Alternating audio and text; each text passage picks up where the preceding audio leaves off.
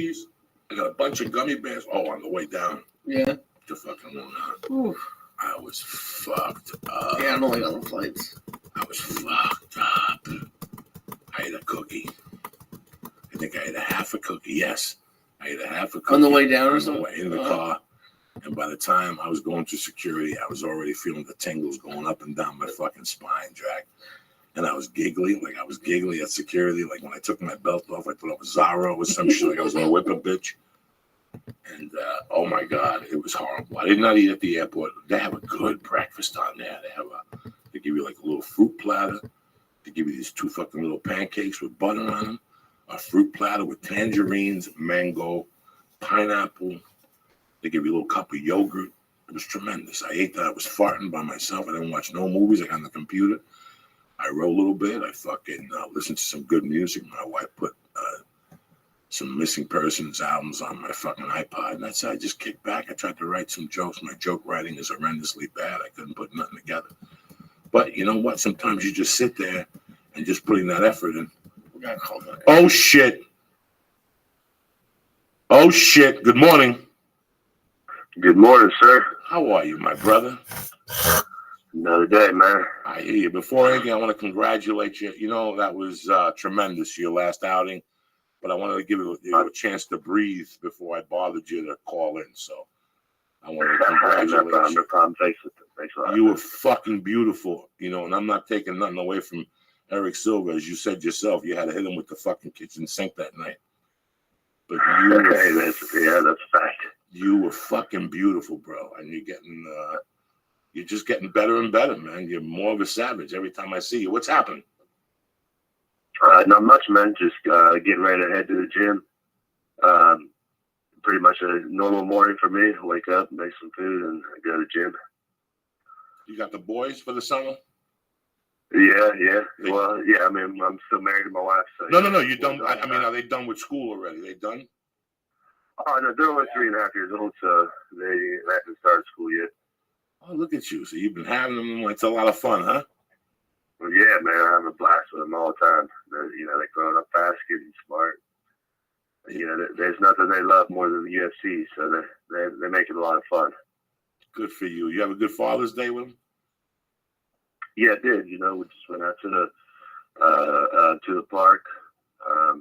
We just grilled some food and some good healthy meat, and just sat out there and hiked some trails and stuff, and had a good time with the family.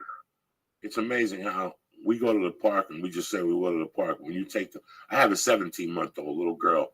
When I take her to the park, she just loses her fucking mind. It's she touches things that aren't hers. She picks up scooters. She's chasing fucking squirrels. The other squirrel was eyeballing us yesterday. I thought he was going to bite us. It really is. You forget about all the simple pleasures until you have a child again. It really breaks it down for you, And I see how you. Dude, that's awesome. That's why I like living out in the country, to keep all those simple pleasures part of my life all the time. No, I've seen videos of you with your boys, and after the last fight, you brought them up there. You're very tight. You're doing a good thing with them. You're just taking them into the rugged world, my friend. I know that. I think that was the first time anybody's ever. I've never seen kids in octagon before after a fight. Have you? I've never seen this. I think it might have been the first time. I thought you brought the whole family up, right? You brought the wife in there too, the mother-in-law. You don't give a fuck.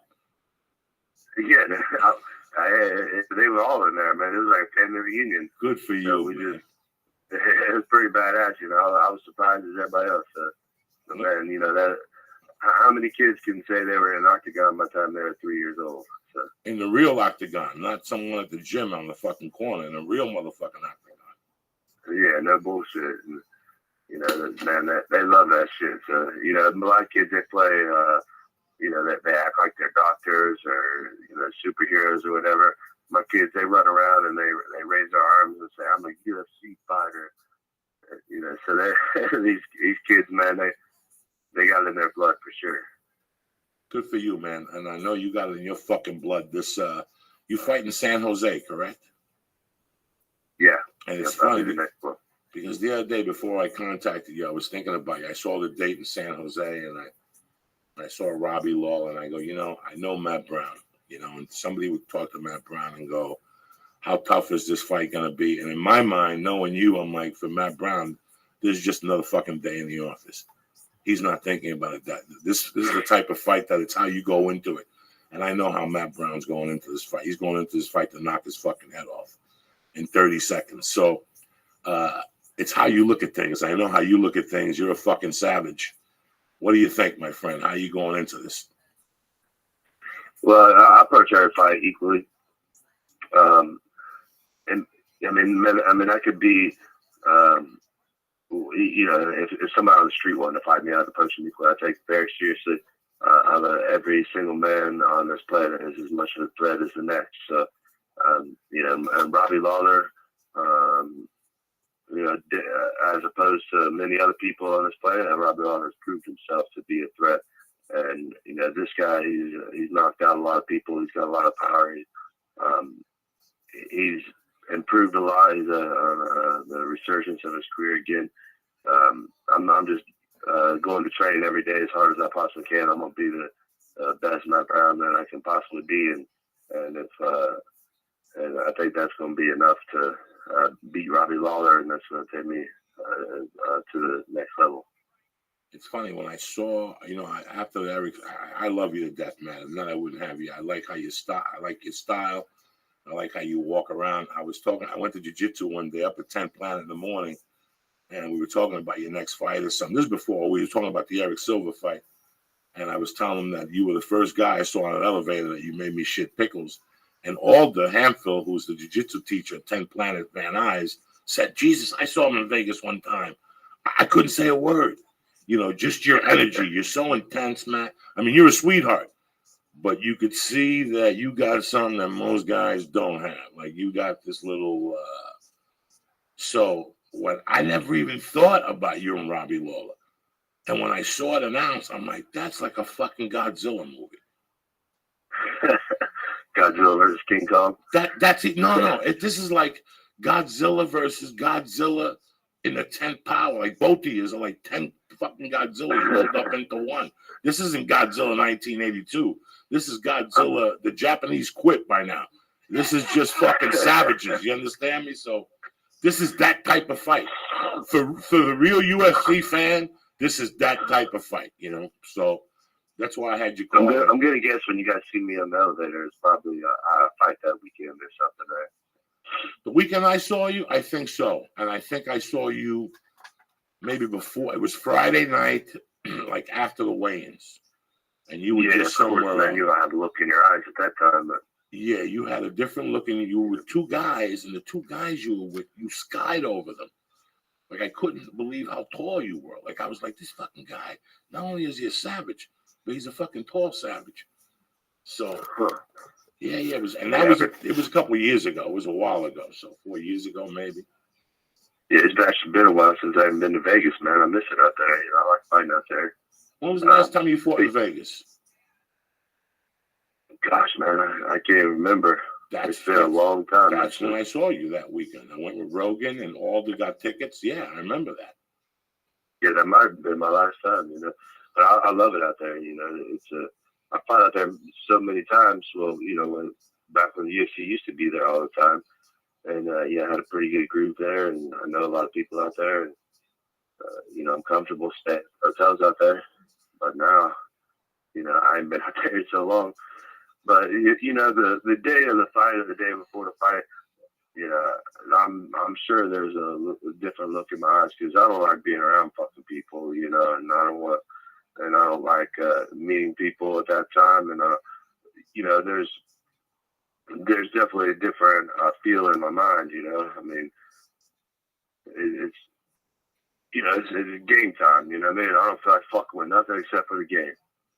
And I'm just ready to go out there and do that. So, I'm sure you probably see different looks on that day than you would on any other day. No, Matt Brown, listen, it's so weird. Like, I did comedy for a long time, and I putzed along. And now people come to see me, and they pay money. It's so weird that for years before a show, I would hook up with Matt Brown and actually go to dinner with you and talk shit with you. And then I get to the show, Matt Brown, and I fucking bomb on stage. Because I just talked to Matt Brown for a fucking hour and a half. and I eat food, and I'm before a comedy show now, like 3 hours before, I don't want to see nobody. I go to the gym downstairs, I'll do the elliptical, whatever the fuck I'm doing that week. I'll come upstairs, I'll wash my pussy. I don't even eat dinner. I just get a cup of coffee, and I sit there, and I get my notebook, and that's all I want to do for 3 hours. It's just sometimes I do it balls ass naked. I just sit there with a dirty ass and write jokes, and the TV's on. But it's my own world. You know, Matt, it's your own world. I don't know how it is in comedy. I assume it's probably pretty similar. Like, you probably get pretty nervous, right? I mean, you have to. If you don't get nervous, you're not real. You got to get nervous. You got to get something that's got to be going through you. I guess it's the same as fighting, you know. And I tell people, you know, a lot of people I don't think will admit this, but you know, right now I'm 6 weeks out from fighting Robbie Lawler, and I'll tell people right now I'm already scared of this fucking guy.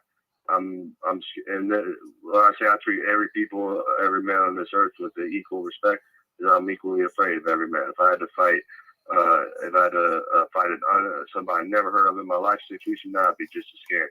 And every day I live scared, and that's what makes me get up and go to the gym a little earlier than everybody else, is because I'm scared I ain't gonna be as in good a shape as I should be. When I eat better food than all the people around me, it's because I'm scared I'm not gonna be as healthy and nutritious as I should be. And the reason that I work out a little bit harder than everybody else is I'm scared that I'm not gonna be the best. And then so all this fear is what motivates you to be a better, stronger person. And then I get in that ring or the cage, and then I'm not scared no more. When does the fear end? That's when I can release it and not be scared. When does the fear turn into focus? When does it for you? Like, when does that fear switch? After the bell gets rung, after you touch it with the octagon with your foot the first time? There's some time in between the warm up and the bell. Sometime in there. I don't think for me at least, there's not a specific time. It's not the same every time. It changes every time. And for me, one of the hardest things that I always struggle with a little bit is I'm a huge music person, and so my walkout song, I've always made it very particular towards what I feel for that fight. Every fight for me has this kind of theme to it and a certain feel and something that makes me, it's kind of hard to explain, but every fight is sort of a little different of a fight for me. I have a little bit of a different motivation. So I try to put some music that makes it the right way for what I'm feeling for this fight. And a lot of times, if I got the right song and I hear that music the right way, the speakers in the right location, whatever, that's when that focus really kicks in.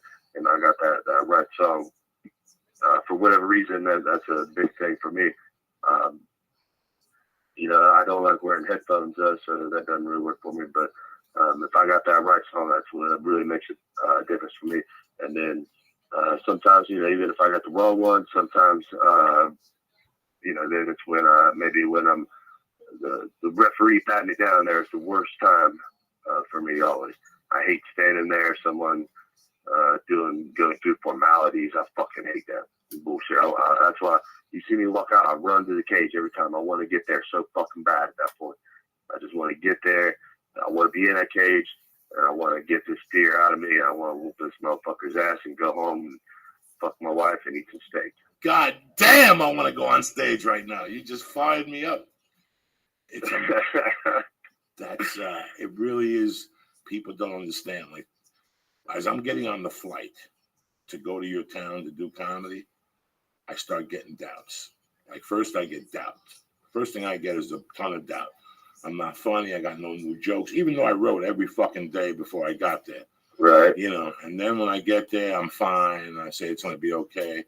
But like 3 hours before the show, I got to piss. 3 hours before the show, I don't feel good. 3 hours. I mean, my body and my mind go through anything that they could to scare the shit out of me. And then at one point, I just start hearing whipping post. Once I hear Whipping Post by the Allman Brothers in my head, you're fucking done. You're fucking done. Like a half hour before I walk down to the hotel, as I'm washing my fucking cock, I'm in the shower, I could hear Whipping Post and I could hear Dwayne Allman's voice or whoever the fuck is singing, and that's it. Your history after that. That fucking does it for you, right? After that, I'm done. Once I get to the comedy club, I can't wait to go on. I got to put up with two guys going up before me, and I love them to death, and they make me laugh. But I'm pacing inside like a fucking animal. And the hotter I get before, like I want people to irritate me before the show. That's my thing. Like I'm looking for people to ask me stupid questions. I'm looking for people to take out and they play with their cell phones in front of me. I'm looking for somebody to pull out hummus in front of me. Something to take me to the next level in anger.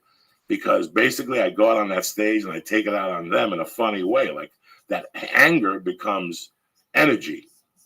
And I turn it into this funny energy. So I want to be a little pissed off before I go on stage, Matt Brown. Not a lot pissed off, just a little tad. Like he stepped on my shoe, he spilled coffee on, like that type of shit. Right. It doesn't really change anything, but for 10 minutes you're like, you're a fucking idiot. You know that? Why you gotta come in here with that Starbucks coffee for? So no, fear is a motivator. Fucking patient. I'm gonna have a hell of a fucking workout today now. That who you talk about a little bit pissed off as what I call putting the radio on the right volume. You know what I mean? If we're driving down the road and I turn that radio all the way to max volume, the speakers get a little bit fuzzy, right? Or they blow the speakers. If I turn that down just a little bit though, then it's loud as a motherfucker and it's clear as a motherfucker. That's why I try to put my volume all the time. Matt Brown, you're a beautiful fucking man. I don't want to take any more of your time. I think I'm going to be in Reno that weekend. If not, I'm going to go up there with Joe and do the show on Friday night and see you do your fucking thing. I'm your number one fan. I wish you all the luck in the world. I love you, Matt. I love what you represent, Matt Brown. I hope you guys make it up there. I know Joe will be there, but I hope you all can make it too. Yeah, I love your heart and your balls and your soul. You're a fucking savage. And I wish you nothing but luck. I know in my heart you got this, my brother, right? And I know you're representing fucking Columbus, Ohio out there, and I'll see you out there at the Funny Bone. So I don't want to take more of your time. Good luck, man, all right? Thank you very much, sir. Thanks for finding me up. I'm going to go bust out a hard-ass workout now. All right, go get him, baby. All right, good luck. Love you, man. Stay black. All right. Yeah. Doug, even UFC fighters get scared. So this is what... I would never think they do. I mean, I guess maybe the first time, but... Fuck. I think about it. When I see them, I go, those guys are going somewhere to punch somebody in the face. Well... And that all sounds great. I'm going to go punch somebody in the face. Especially what he did to Eric Silva. Oh, my God. And Eric Silva took it and gave some back to him. Oof. And... do you think he let his kids watch the fight? They were there. Well, I know they were there at the end, but like... What are you going to do? You going to put them in the hallway with fucking... I mean, can you imagine that? Oh. Getting, dad's getting punched, but it's okay. But it might not be. Who knows? At 3.5, whatever their age is, what are they processing? Fuck. It's fucking amazing. And to calm them down and to... Listen, man, I love when people talk about the truth. This is why I love when he calls in. Yeah, Matt Brown's great. He just broke it down for you people on a Monday morning, man. We're all fucking scared. And that fear turns into something that's so fucking beautiful once you're doing something. Like, you look at Matt Brown and you don't think fear, especially on fight night. Bro, you have to. The day I stopped getting nervous, whether it's a set at Flappers or the Ha Ha Cafe, to a set in front of fucking 2,000 people with Joe Rogan or something, or Long Island, or Columbus, or fucking Santa Fe, New Mexico, wherever the fuck it is, I always want to quit. Quit? I don't quit. Not fucking right there. I mean, as soon as I get to the gig, I'm okay. Okay, so because I was gonna ask, you look pretty. You're not being an asshole, but you look confident before the show. So it's all earlier in the day. No, I'm fearing. I'm just faking it. Okay. I can't lie to you. I'm faking it. Do you think that's kind of important to always have? But you can't like. I don't want to let nobody down. But you can't. I don't want to let nobody down. Yeah. But why would you want to let somebody fucking down? Yeah. I don't want to let these people down. They listen to the podcast. They fucking work hard. They pay. They come down, they smoke dope, they take a fucking pot cookie. I want them to put that, what are you giggling about? You know what I'm saying? I want them to at least get to feel who the fuck I am. Some night you can't be fucking hilarious all the fucking nights, but I want you to leave there going, he's the same guy I listen to on the podcast. He ain't bullshitting me. He ain't fucking no. I want people leaving. I want you to hug me. I want you to take a picture. I don't give a fuck if you buy a t-shirt or fucking patch. You don't buy anything. Just that you show up. That fear, when people say to you, man, thank you for helping me out, that gives me more fear. Like I go home and go, Jesus Christ. 3 people came up to me and said that my comedy helps them out. Now I got it right.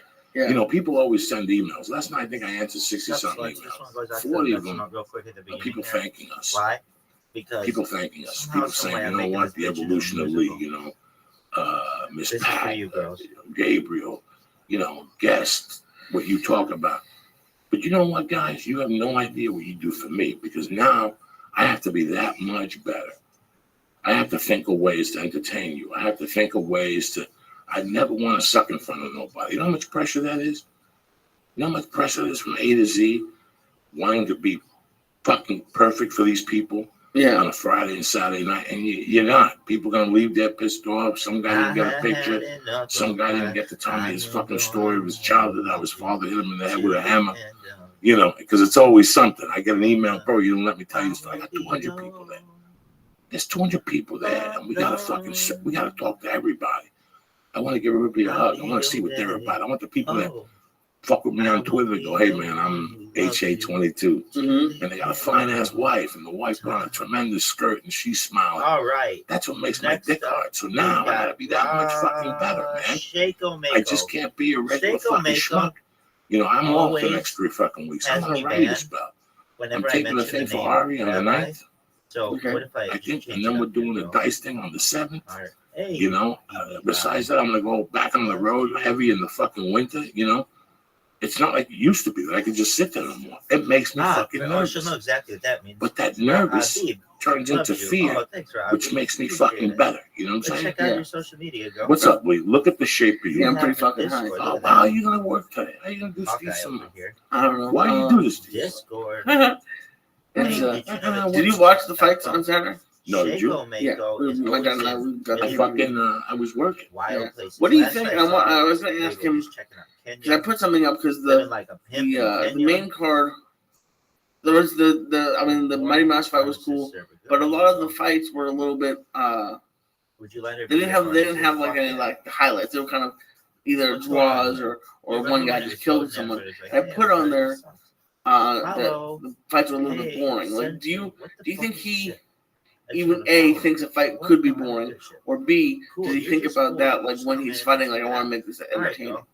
So if you should have asked him. I don't know, I was fucking high. You gotta get it together. Like, what do you think? Like some people were like, yeah, the fights are boring, and some people were like, man, fucking any fight, the fucking. I want to go on stage. I want to go on stage every night. My dream is to go on stage every night, and the first 3 minutes to be very high energy. Okay, what the fuck do you want it to be, girl?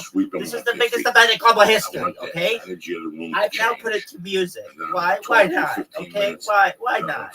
That's what I say. When you say why, I say why not. Okay, go fuck yourself. Stay black. The first 3 minutes, my plan is when I get on stage, I want it to be improvised about the area or about the situation we're in.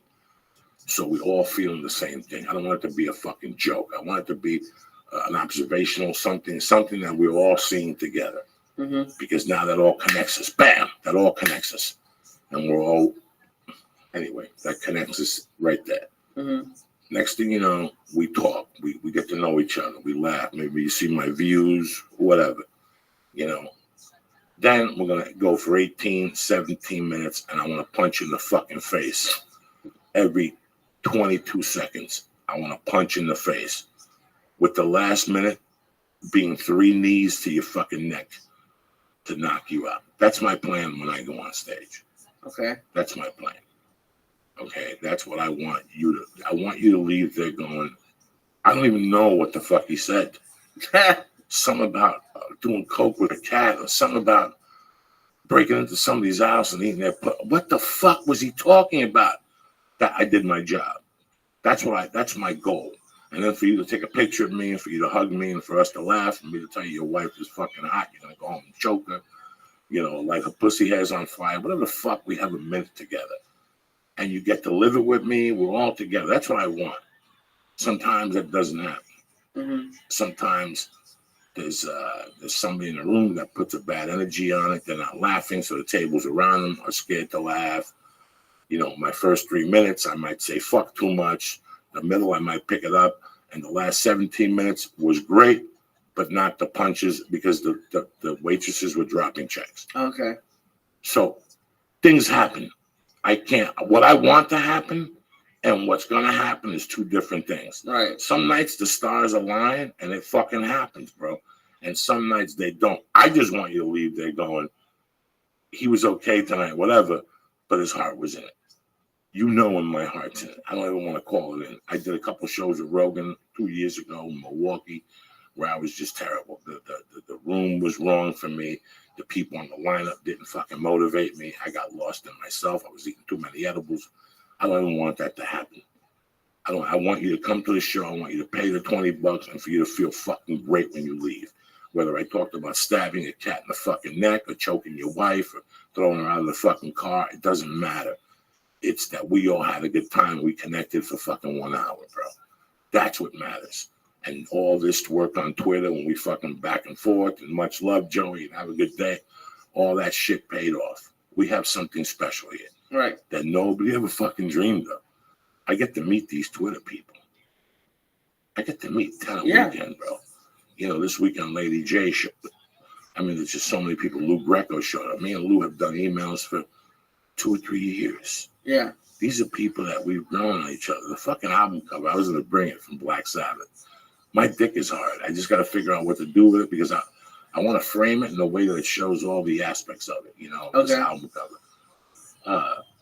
Let me give some shout outs. I'm getting emotional here. You motherfuckers always do this to me. Nick McDonald, I love you, cocksucker. Lady J, thank you for the pens and the little presents for my daughter. She loved it and stuff. She was fucking hitting it. Fred Guy, cocksucker, I love you. Joe Perez. Sexy Carolina up in Long Island. Sexy as a little freak and her boyfriend came to the show. She's beautiful. Who the fuck is this? C and J Ortiz. I love you. A nice little couple. This is the podcast. Nice. I guess he lets her fucking come on her neck while the podcast is on. Lou Greco, what the fuck, cocksucker? Thank you for the album. And Derek Birch, you black motherfucker, loves you more than me. You know what I'm saying? What the fuck? What the fuck? And if I forgot anybody from Long Island that came up to me, you know I love you people. I love you with all my heart. I got so many people asking for shout outs. It's overwhelming. But we try to put everybody together. I got some good fucking stories for you people. But hold on. First of all, on it motherfucking.com, the masters, the makers of Hemp Force Protein, which I had a shake this morning with a little glutamine. It was fucking tremendous with some water. I feel great. I haven't farted. You haven't smoked a fucking wave fart or nothing like that. Yeah. Honor is fucking sensational. I can't say all the good things about it. I got off the plane yesterday. First thing I did was I mixed a little fucking turnaround 180. Look how high you are. A little turnaround 180 with some water. I drank that. Hung out with one. Once Mercy went to sleep, I took a 2-hour nap. Oh, I got to tell you about something. Before I took the fucking nap, I didn't know I was going to nap. And I ate a half a cookie, right? I ate a half of that super strength cookie. And me and my wife were talking. And she goes, Joey, you should take a nap because I'm going to take a nap. I said, she goes, I'm going to take a nap with the baby. What are you going to do? I go, if everybody's going to take a nap, I might as well take a nap. I want to stay up with my wife. Next thing you know, I wake up like at 3:30. Lee, when I got up, I was so high. I spun around like you did that night outside. And I kept thinking of you. I couldn't stop spinning. I couldn't find my other slipper. And I kept spinning around looking for the fucking slipper. And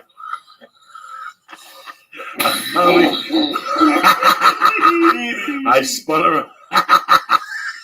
I must have spun around, Lee. And then I almost fell. Looking for my fucking robe. And I had to, my wife's like, what are you going to do now? I go, drink coffee because I'm back to ground zero. I drank a fucking cup of coffee at 3:30 in the afternoon. I had to get back in the shower, wash my pussy, and I came out. But listen, we're talking about Onnit.com. I'm sorry. Yeah. Onnit for all your fucking needs, whether it's the fucking Hemp Force, whether it's the Strong Bone, whether it's the Shroom Tech Sport, or whether you want to get some ropes. I can't get you the 10% discount for the ropes and the working out stuff. Whenever you use the discount code, use church. It's for church, CHURCH. If you're going to use the code, it's only for supplements. So always know that up front. I'm not bullshitting nobody. But listen, they also have a program, on it, stay on it, where they mail you your products once a month. If you don't check with Onnit.com once a week, They add new stuff every week. Every week you see why they're the leader in fucking supplements out there. Like Dolce's fucking pushing them. So many fucking people in the MMA game are pushing them. I mean, you know them for Alpha Brand, but if you have any doubt, they got other shit there that you can take a look at. Go on it.com. Whether it's the Shroom Tech or the sport has helped me dramatically. I love to tell you that I can't feel the difference, but I do. Sometimes when I work out, I just take a baby aspirin just for my heart. But sometimes I take a baby aspirin and 2 fucking Shroom Tech Sports.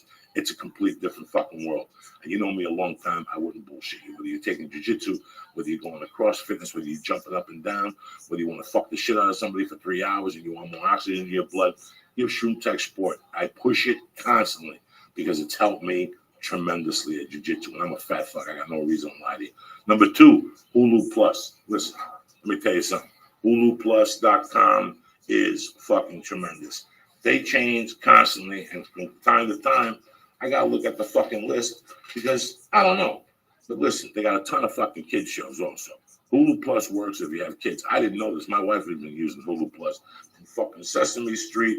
They got a ton of Fraggle Rock. They got a ton of fucking kids shows on there. They got movies. They got TV shows, Modern Family, Daily Show. If you never watch these shows, you can start now and catch up, and you haven't missed the fucking thing. You understand me? Shark Tank, Grimm, the originals, the Vampire Diaries, the Goldbergs, you understand? Sam and Cat, Dragon Ball Z, the fucking old school, Law and Order, Nashville, the Cosby Show, fucking Dirt Rock from the Sun. I mean, I'm not fucking with you people. Give Hulu Plus a try today. Why fuck around? Listen what we're going to do. It's $7.99 a month. But because you're hanging with the church, you get 2 weeks for free on the fucking arm. Free. That's what Hulu.com does. That's what Uncle Joey does for you. Go to joeydiaz.net, get yourself a patch, a t-shirt, a hat. But while you're there, go to the HuluPlus.com box and press what?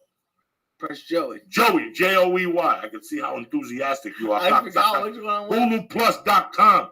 2 weeks for free, $7.99 a month. If you see a commercial on TV, what do they tell you? It's $7.99 a month. Fuck all that shit. Press Joey in the box and get 2 weeks on the arm for fucking free. Number 2, I can't tell you enough. Listen, it's after Father's Day. Why fuck around? If you fucked up yesterday, you want to surprise your father, why give him some stupid fucking tie? What are you going to do? Give him a wallet? You're going to take him out to lunch? Look him up at DollarShaveClub.com. Why fuck around? You don't need no bells and whistles on your razors. Neither does your dad. Who needs a fucking flashlight or a lantern or some fucking squirter for your little asshole? You don't need none of that stuff. Go to fucking DollarShaveClub.com. Why stand online? Why buy fucking junk? Why be a mook and hang out at some fucking pharmacy till midnight because you forgot razors? You don't need that shit. Go to DollarShaveClub.com right now. Right now, today. You can either get the $1, the $6 a month package, or the $9 a month package. $9 a month, you're the top of the line.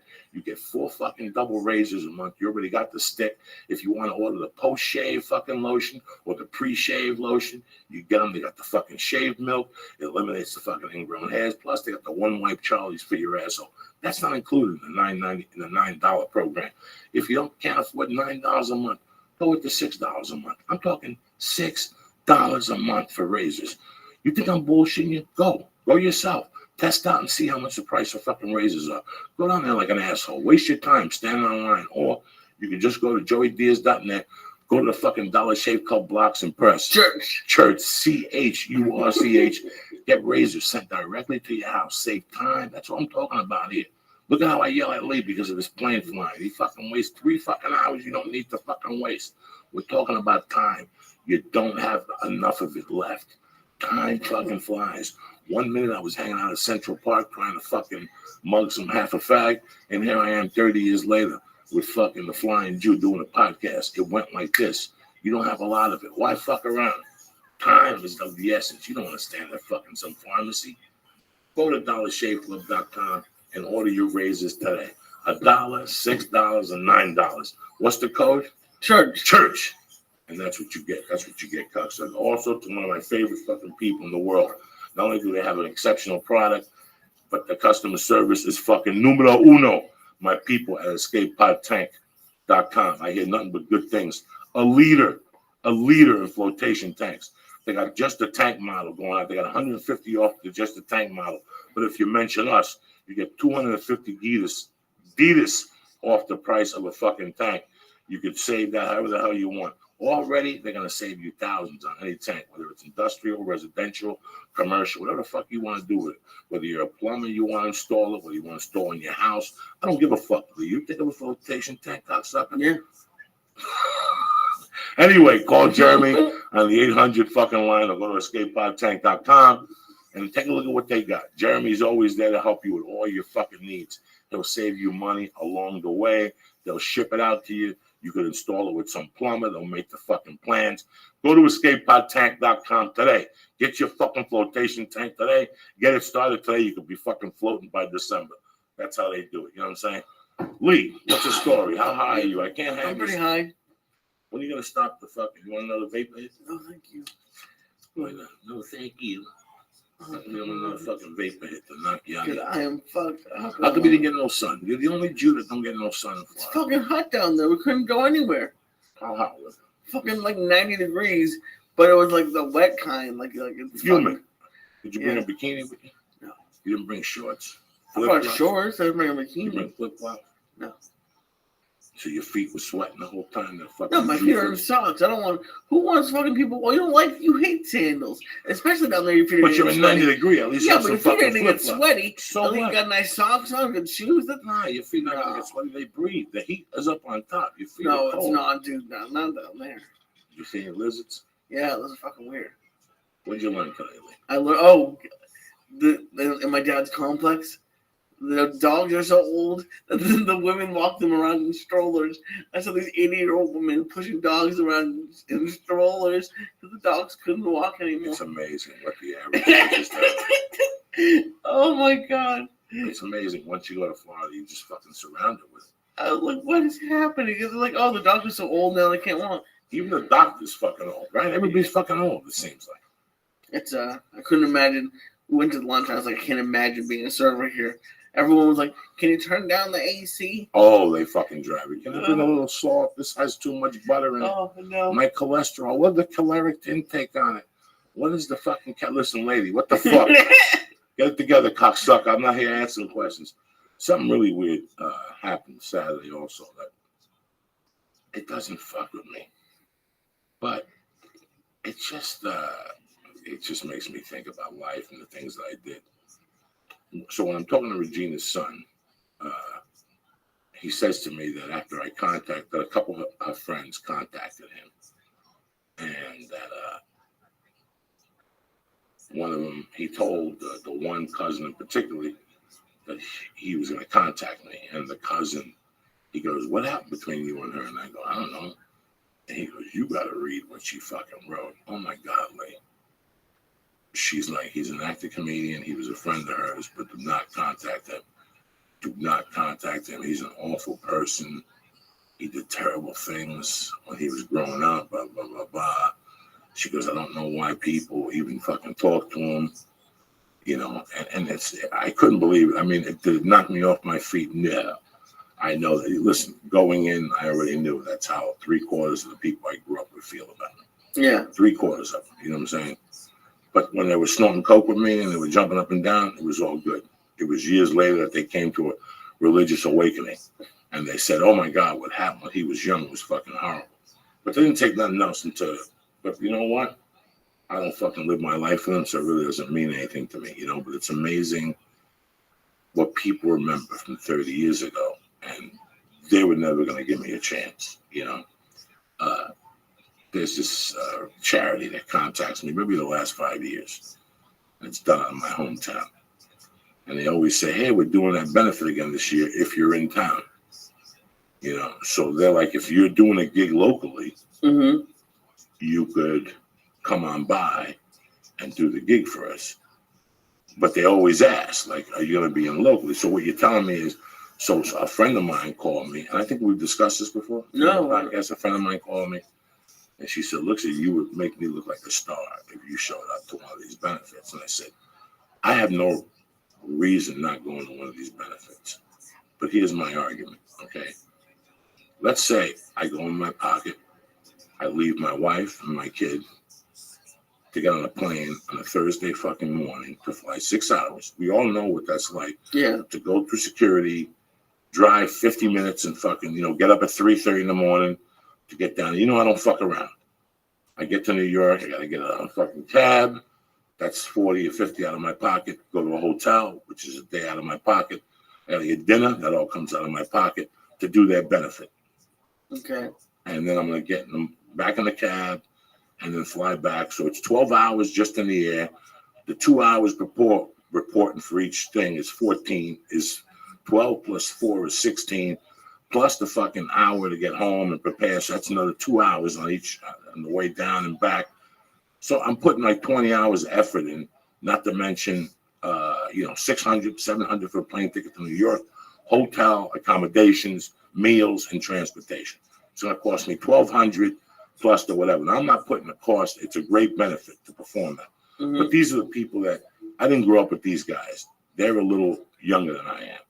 And they just heard these stories. So what you're telling me is if I'm locally, I'm good enough to drop in and do the fucking benefit, but you won't lift a rock to fucking pay me. So I thought about this for a long time because for like 3 years, they've contacted me and they've asked. And I don't mind, but here's my argument. They're going to feel the same way about me after I leave, whether I charge them or I do it for free. Oh, really? Yeah. You understand where I'm coming from? Yeah. It's not going to change. Half the people are going to go there are just to watch me and seethe and figure out what I did.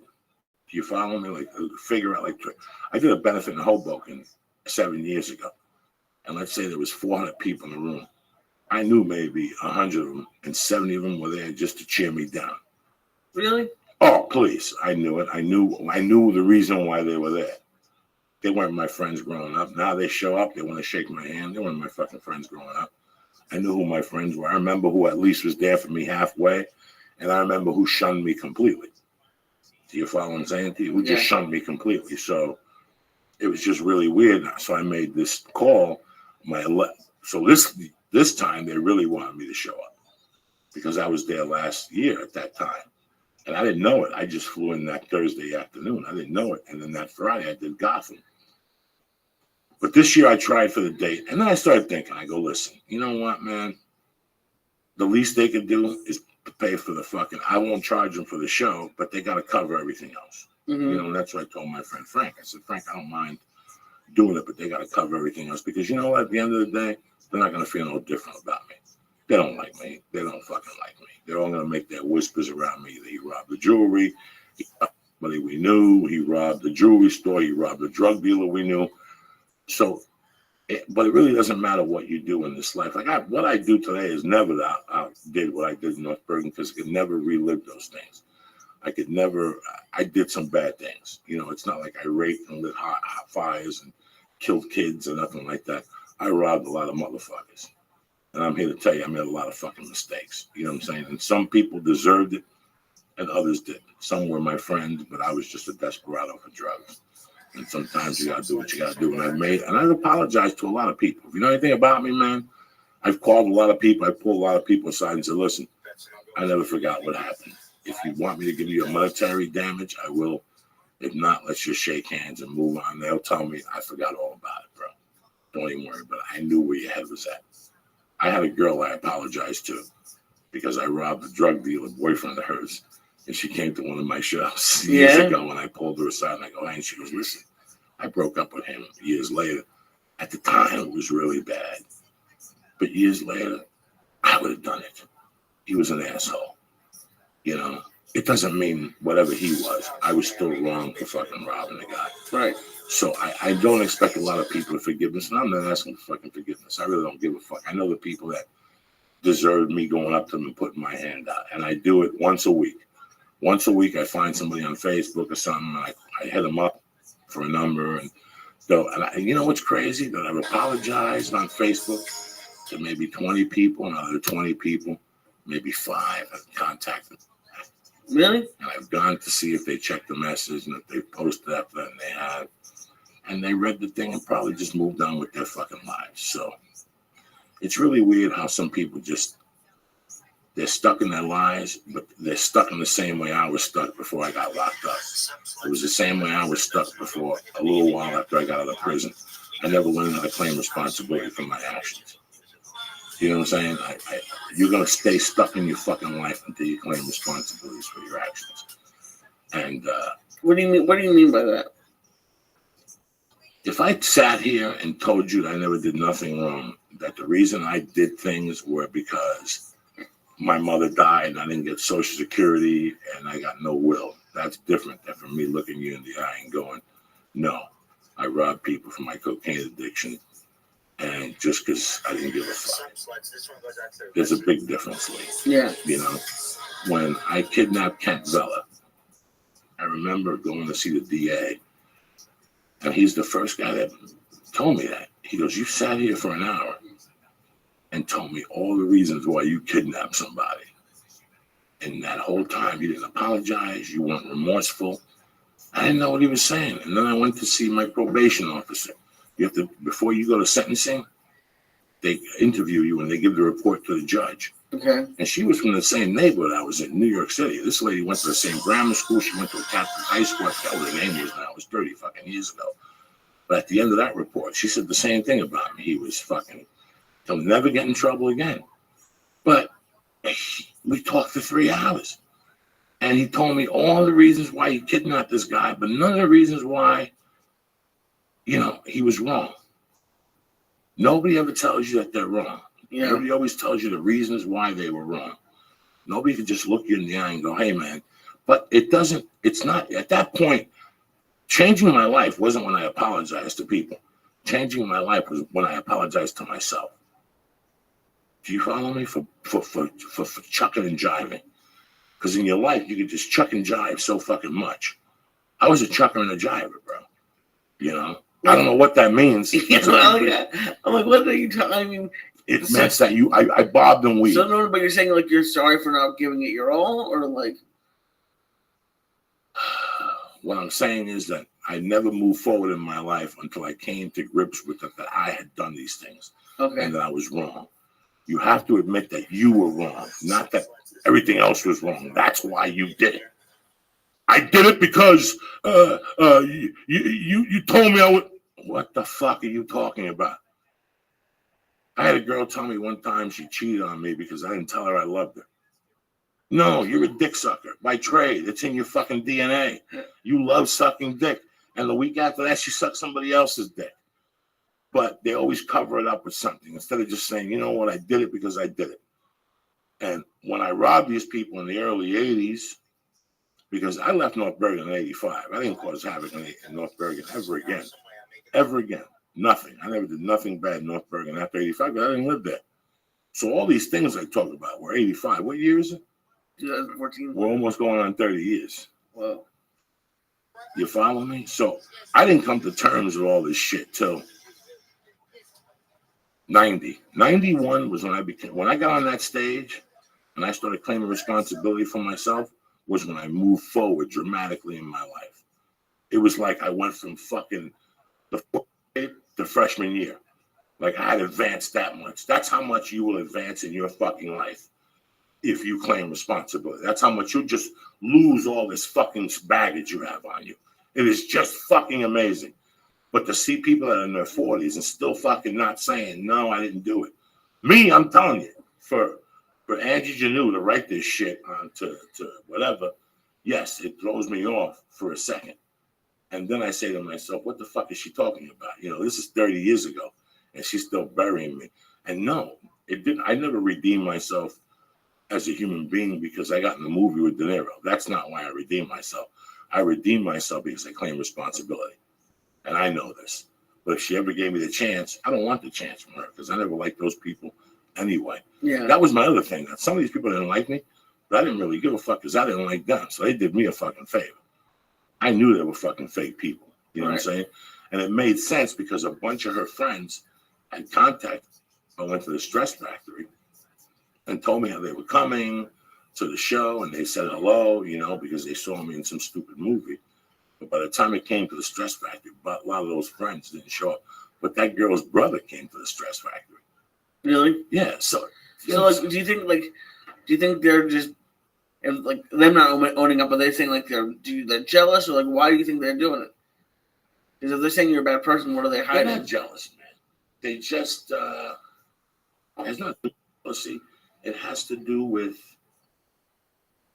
I don't know. It has to do with them not letting it go, or them. I really can't answer that, Lee. I don't know what people's motives are to not let things go or see people from a different light or something like that. Maybe you don't want to see people from a different light. I do the same thing. But listen, man, if you did something 30 years ago in North Bergen, I still talk to you. If you reach out to me, I'll reach out to you. I don't care how bad it was. You know me. I don't give a fuck. That was 30 fucking years ago, my friend. Joey Filato was a fucking nut. That's why you think Joey Filato lives in St. Louis because he wants to live in St. Louis. He pissed off a lot of people too.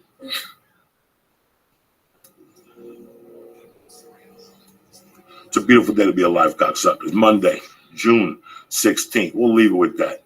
If you're not going to claim responsibility for your fucking actions, you're always going to be stuck. I was one of those people. I was stuck till I was fucking 30 because it was always the world around me. It was never about what I had done. Fuck all that shit.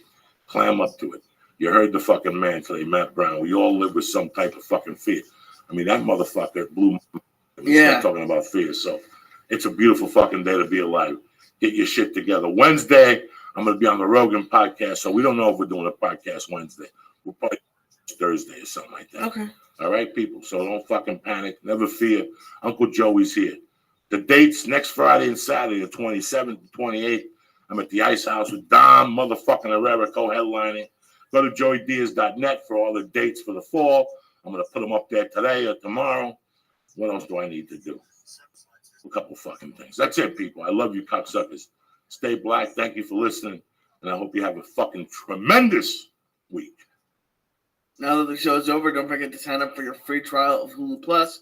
Hulu Plus lets you binge on thousands of hit shows anytime, anywhere on your TV, PC, smartphone, or tablet. Support this podcast and get an extended free trial of Hulu Plus when you go to huluplus.com/Joey or go to joeydiaz.net and click on the Hulu Plus banner. And don't forget to sign up for DollarShaveClub.com. Get high-quality razors sent to your door every month for a fraction of what you pay at retail. Now, go to DollarShaveClub.com/church or just go to joeydiaz.net and click on the Dollar Shave Club banner. And thank you to Tank.com. Go there, mention Joey Diaz, and get $250 off of your.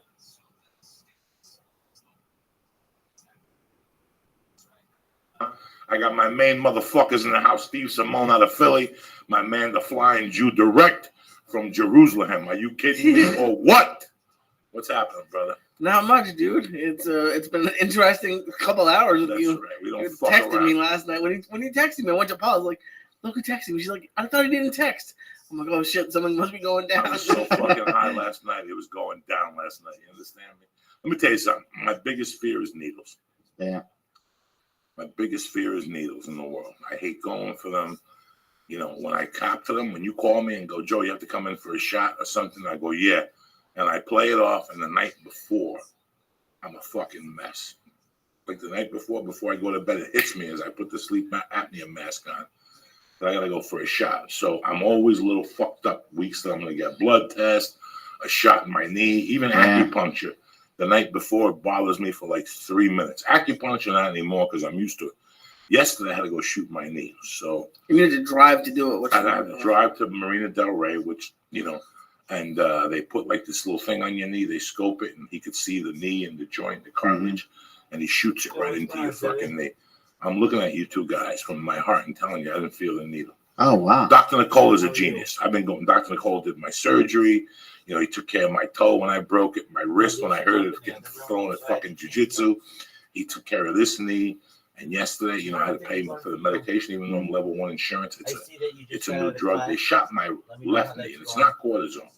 And what my left knee was different because they have to give me 3 different shots every week for 3 different weeks. So I had to drive down there every Monday at 11 o'clock. This was 6 months ago, and it controls the arthritis, and it creates like a seal around your cartilage, and it repairs the cartilage. It helps to repair the cartilage to give you that cushion in the knee.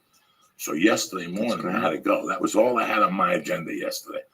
And you know me, dog. I'm a fucking pussy.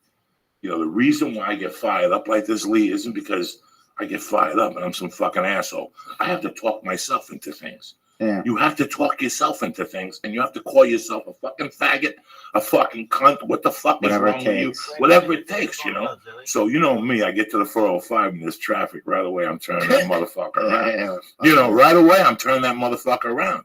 I went by off the 101 Lee, whatever your fucking name is, Steve Simone.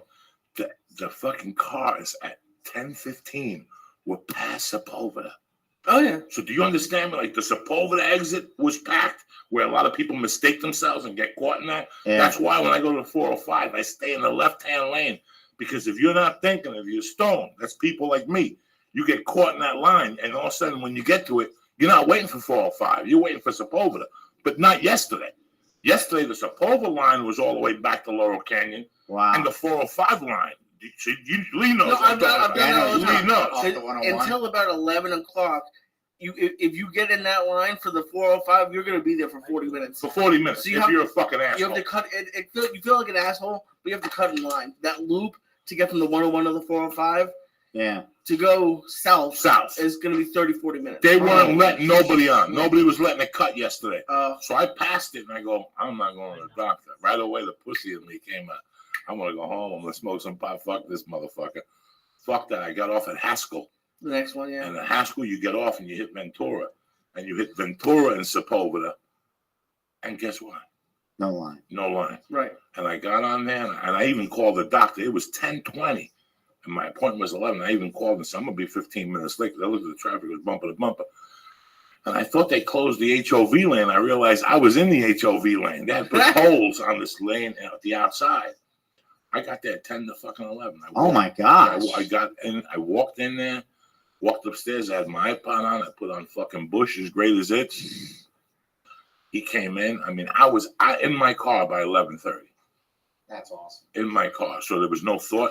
Like usually once I get to the doctor's office, if there's thought about the shot, that even scares the fuck out of me. I get nauseous, I get pale. You go right in the girl, and I want to thank Miranda Lizar. She works for him. And what's funny, because when I first started going to Miranda, to Dr. Nicole, like the first visit, everybody was nice to me. And the second visit, the girl came in, she goes, you know, my uncles fucking love you. And they're like fucking thugs, like they fucking love you, dog. Oh, that's so awesome. She takes care of me and she calls me Uncle Joey because I'm uncles. So like next Friday, they'll be at the ice house. Oh, that's awesome. They'll come up she comes up with her family, the cousins are all yoked up. In fact, while I was there yesterday, like they want to know when you're going to do a jiu-jitsu tournament. You know, is that true that you're fighting Boyo Triste and Metamoris and shit? Like they always bust my That's awesome. So I don't even have to call the office. I just hit her up on Facebook and go, Miranda, I want to come in for my knee, and she'll set it all up. Oh, that's awesome. I thanked her last night. I got to send like a box of Yum Yum donuts or something down there. Yeah. What's up, cocklicker? Nothing. I can already feel this Goomy coming in. So Day fucking 3 of Lee Sayat's workout. I'm very proud of him. I'm trying. He's trying. He knows. He knows. And the went to Florida. The thing you told me was gonna happen. So yeah, I the first day I went early in the day, and I liked it, but it was fucking. I slept the rest of the day. Like I got home. Your body went to shock. Yeah. You did 15 minutes on the epileptic. I was gonna try to watch you and Rogan, and I couldn't do that. I watched a little bit, but I fucking passed out, and I slept probably from then.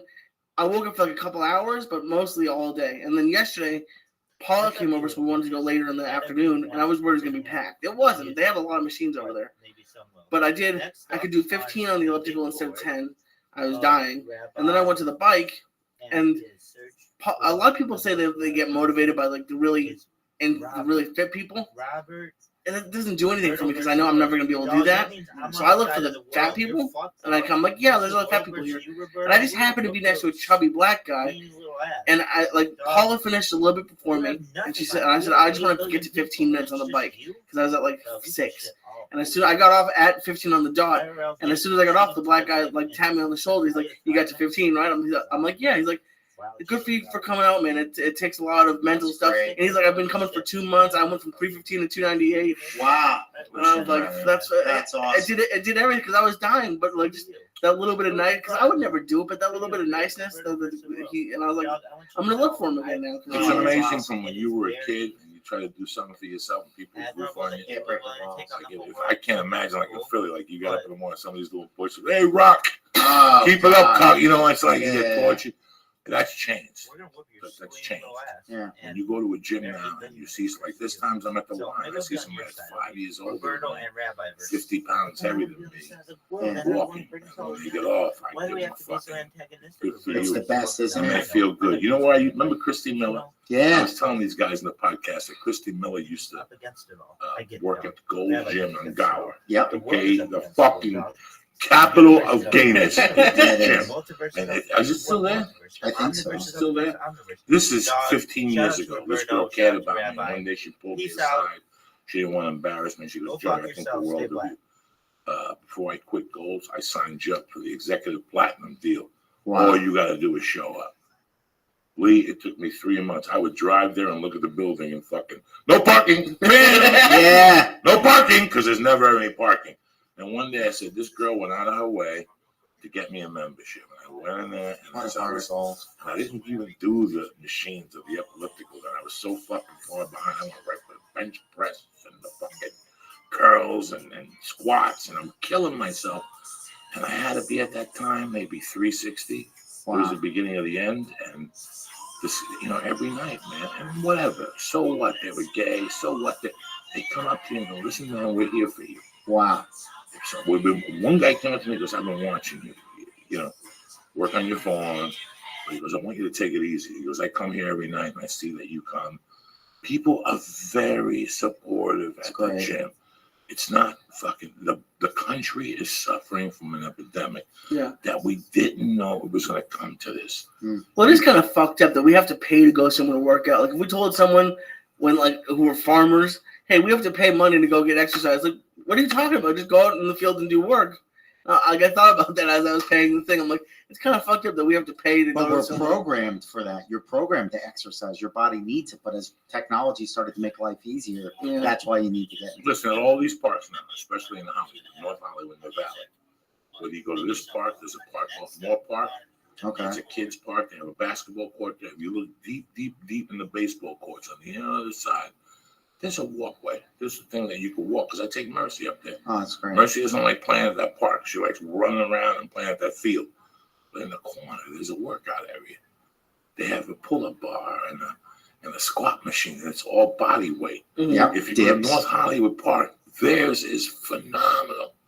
Phenomenal. They have the treadmill without the machine that you're doing it. And your legs better be moving, because there's no controller. Yeah. So you get on that motherfucker and your legs start fucking shaking. You don't know what to do. North Hollywood Park is the greatest secret if you want to lose weight. Like now I'm lazy, but when I first moved here, my wife doesn't get up till 8 or 7, or my wife leaves early in the morning. I would drop her off and park at North Hollywood Park and get super stoned in the fucking car. Super jacked up. And I'd walk 4 times around. You walk around North Hollywood Park 4 times. See what happens to you. See what happens to you. Oh, and that's perfect. But I don't know about for you. For me, I needed to pay to go to the gym, because I'm never gonna go to. Right, Hollywood. you won't go. You're Jewish. Yeah. You pay, now you got to get what's coming to you. You know. And then when they start hitting you for the 60s and the 70s, I told them not to go to like LA Fitness. There's a lot of gyms around here that just rip you off. They make you sign a contract. Dog, it's 2014. We ain't signing no fucking contracts. Right. And I know that it raises your commitment level to some degree, but at the other degree, the gyms don't give a fuck about your commitment. Right. They give a fuck about your money. Mm-hmm. If somebody really cares about you, they care about your health. You follow me? At the Y, you go in there and fill out paperwork that you don't have a job, and they'll give you a scholarship if you could show that you're a fucking worthless sack of shit. Mm-hmm. If you're just a worthless sack of shit and don't want to get a job, it looks like you're walking around the fucking North Hollywood. Yeah. But if not, it looks like I'm telling you, man, people are supportive in these gyms. They're not there to fucking put you down. They're not there giggling at you like they were in high school. And when you see somebody fat and you make eye contact with them, that means the world to them. Yeah. That means the world to them. Yeah. I really want to get this thing going where I like to get like a club of jiu-jitsu guys that are over 40 to get together once a week somewhere in North Hollywood and maybe wrestle out in the fucking North Hollywood Park. That'd be great. Guys over 40, the guys that are my age, I could really no ego, that I could really judge what I'm doing. Because part of the problem when you go to jiu-jitsu now and you're 50, you're rolling around with guys that are 25, and it sucks ass. They got shit that you don't got. I mean, the 25-year gap really sucks. You know, it really fucking makes a difference. So, but no, Lee, I'm proud of you that you made the choice and that you. And I cut Diet Coke out. That's gone. Yeah, wow. Just water. You're 25 years old. And you know what? It's all. I wish I was 25 years old now. Yeah. To tell you how easy it could be because you don't want to do this when you're 40. No. When you're 40, there's gonna come a time you're gonna gain 30 pounds, and you're gonna go. You know what? I already did this. Yeah. I did this, so this is coming right off. Yeah. But right now you're 25. Right now your metabolism, you could fucking eat a cake, and it's gone within 10 minutes. It should be. Well, not mine, but yeah. It should be, because you haven't kicked that motherfucking engine in. You got an engine. Yeah. In the 80s, there was Pennzoil, and Pennzoil's motto was either you could pay me now, or you could pay me later. That stuck with me for my life. Those people that drive around and don't change the oil, and their engine blows up. And they go, what the fuck happened? And that was their motto. Either you could pay me $1.99 now, or you could pay me $800 later. You're going to pay me. So you got to get into exercising. Yeah. You know, and I did it as a child. And when I got into comedy, I sold my soul so deeply into comedy that I go, who needs their fitness? You always need your fitness. Yeah, mind, body, soul. You always need to breathe. You always need that hour for yourself. That hour for yourself is so spectacular. Yeah. My wife left the other day. She came back and I could see that she was a different person. And I go, you got to do this 3 days a week. That fucking lunatic came home the other day with an idea that she was going to go back to work full time. I had to shut her down. Like, are you fucking crazy? You do part time with this human kettlebell, because that's what my daughter is. She's a human fucking kettlebell, dog. Okay? You know, you carry her around all fucking day. You don't need yoga. That's real. You don't need weights. You don't need fucking stretching. So yeah, and I said, well, there's a 6:30 yoga class Tuesday night. I go down there for an hour. You talk to some people. Listen, man, when I talk to you, when was the last time me and you got emotional? We don't. We talk about podcasting or stupid fucking jokes, or Steve Simone and his podcast, or Rick Ramos, or a movie, or hummus. You know, it's really nice to talk to people that just want to talk sometimes. I think I go to jiu-jitsu because I'm going to be a world champion jiu-jitsu guy at 58. No, because I sit with people and I talk to them about shit. It's something that I don't have to go look at Steve, because no matter what Steve and Simone and I talk about, within 6 minutes, we're going to be talking about comedy. Yeah, it's true.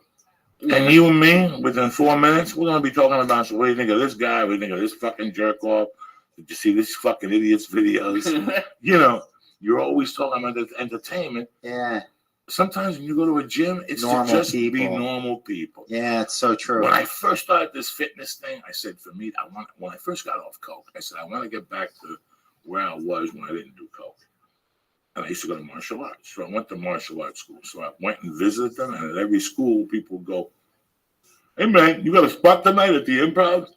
Right away, I don't care how good the school was. I didn't go back. Yeah. Because I didn't want people telling me about comedy. So I went to the school in Vermont with just black people and conga drums doing kung fu. There's black. You would do kung fu with black people? No. They're the most dedicated fucking kung fu students you'll see in your life. They'll get the chopsticks out. They'll take the chicken off the bone with a chopstick. They're fucking savages, black people. And that's what I went. I went down there. It was like 8 black dudes, you know, a Sifu Earl, whatever, white. And I didn't talk about acting for 8 months in there. Somebody said, man, I was watching the Spider-Man 2 with my kid, and I saw, is that you? And then you got to say, yeah, and they'll ask you what you're in. I didn't want to talk about that. Yeah. I just want to be a normal fucking guy, man, you know? You get sick and fucking tired of talking to the same fucking people. No offense to you, it's guys. True. But it's the fucking truth. Like you talk to the pizza guys. It happens to everybody. Like when I used to work in an office and you hang out with them after work, you go to a bar, you think you're going to go to a bar and have like a nice drink. It's always talking about work. The boss sucks. Can you believe they made us do this? And it's just, and it's, it used to kill me. I stopped going out with people from work. Like, I don't want to have the same conversations I have at lunch. What's up with you, my man? You went back to Philly. You came back with no tin of fucking cookies. You're looking out. Yes. Life is beautiful. How was Philadelphia? It was wonderful. We did. I opened up for Run Is Easy at Helium. That club's great. Great. But the air conditioner's working. Because July, those motherfuckers, that dude's Jewish. He hasn't fixed that air conditioning in 20 you know what? years. They taught that. Did it go out when you were there? It's been out for 90 fucking days. That's the story. He's like a fucking Jew landlord. That's the story. Went out. Yeah, every time you get that, you're not going to believe it. Just before you came, the air went out. The air was out last time, too. It's Philadelphia. The building is 5 fucking floors. It's 95% humidity. You need the air conditioner. Yeah, you need the air conditioner of a jet plane, So he don't have it. He's not going to lift a rock for a new unit. Right. It's 55 G's. So that's why I'm going in November this year. Oh, that's perfect. I went in fucking July last year, and it was fucking mind-boggling. Yeah, the East Coast. Three shirts. Three T-shirts. You got to go on stage the second show with a shirt half wet. So I just brought another shirt, Smart. But it's a great city. Loved it. It was so much fun. Run is Easy sold everything out Wednesday through Saturday.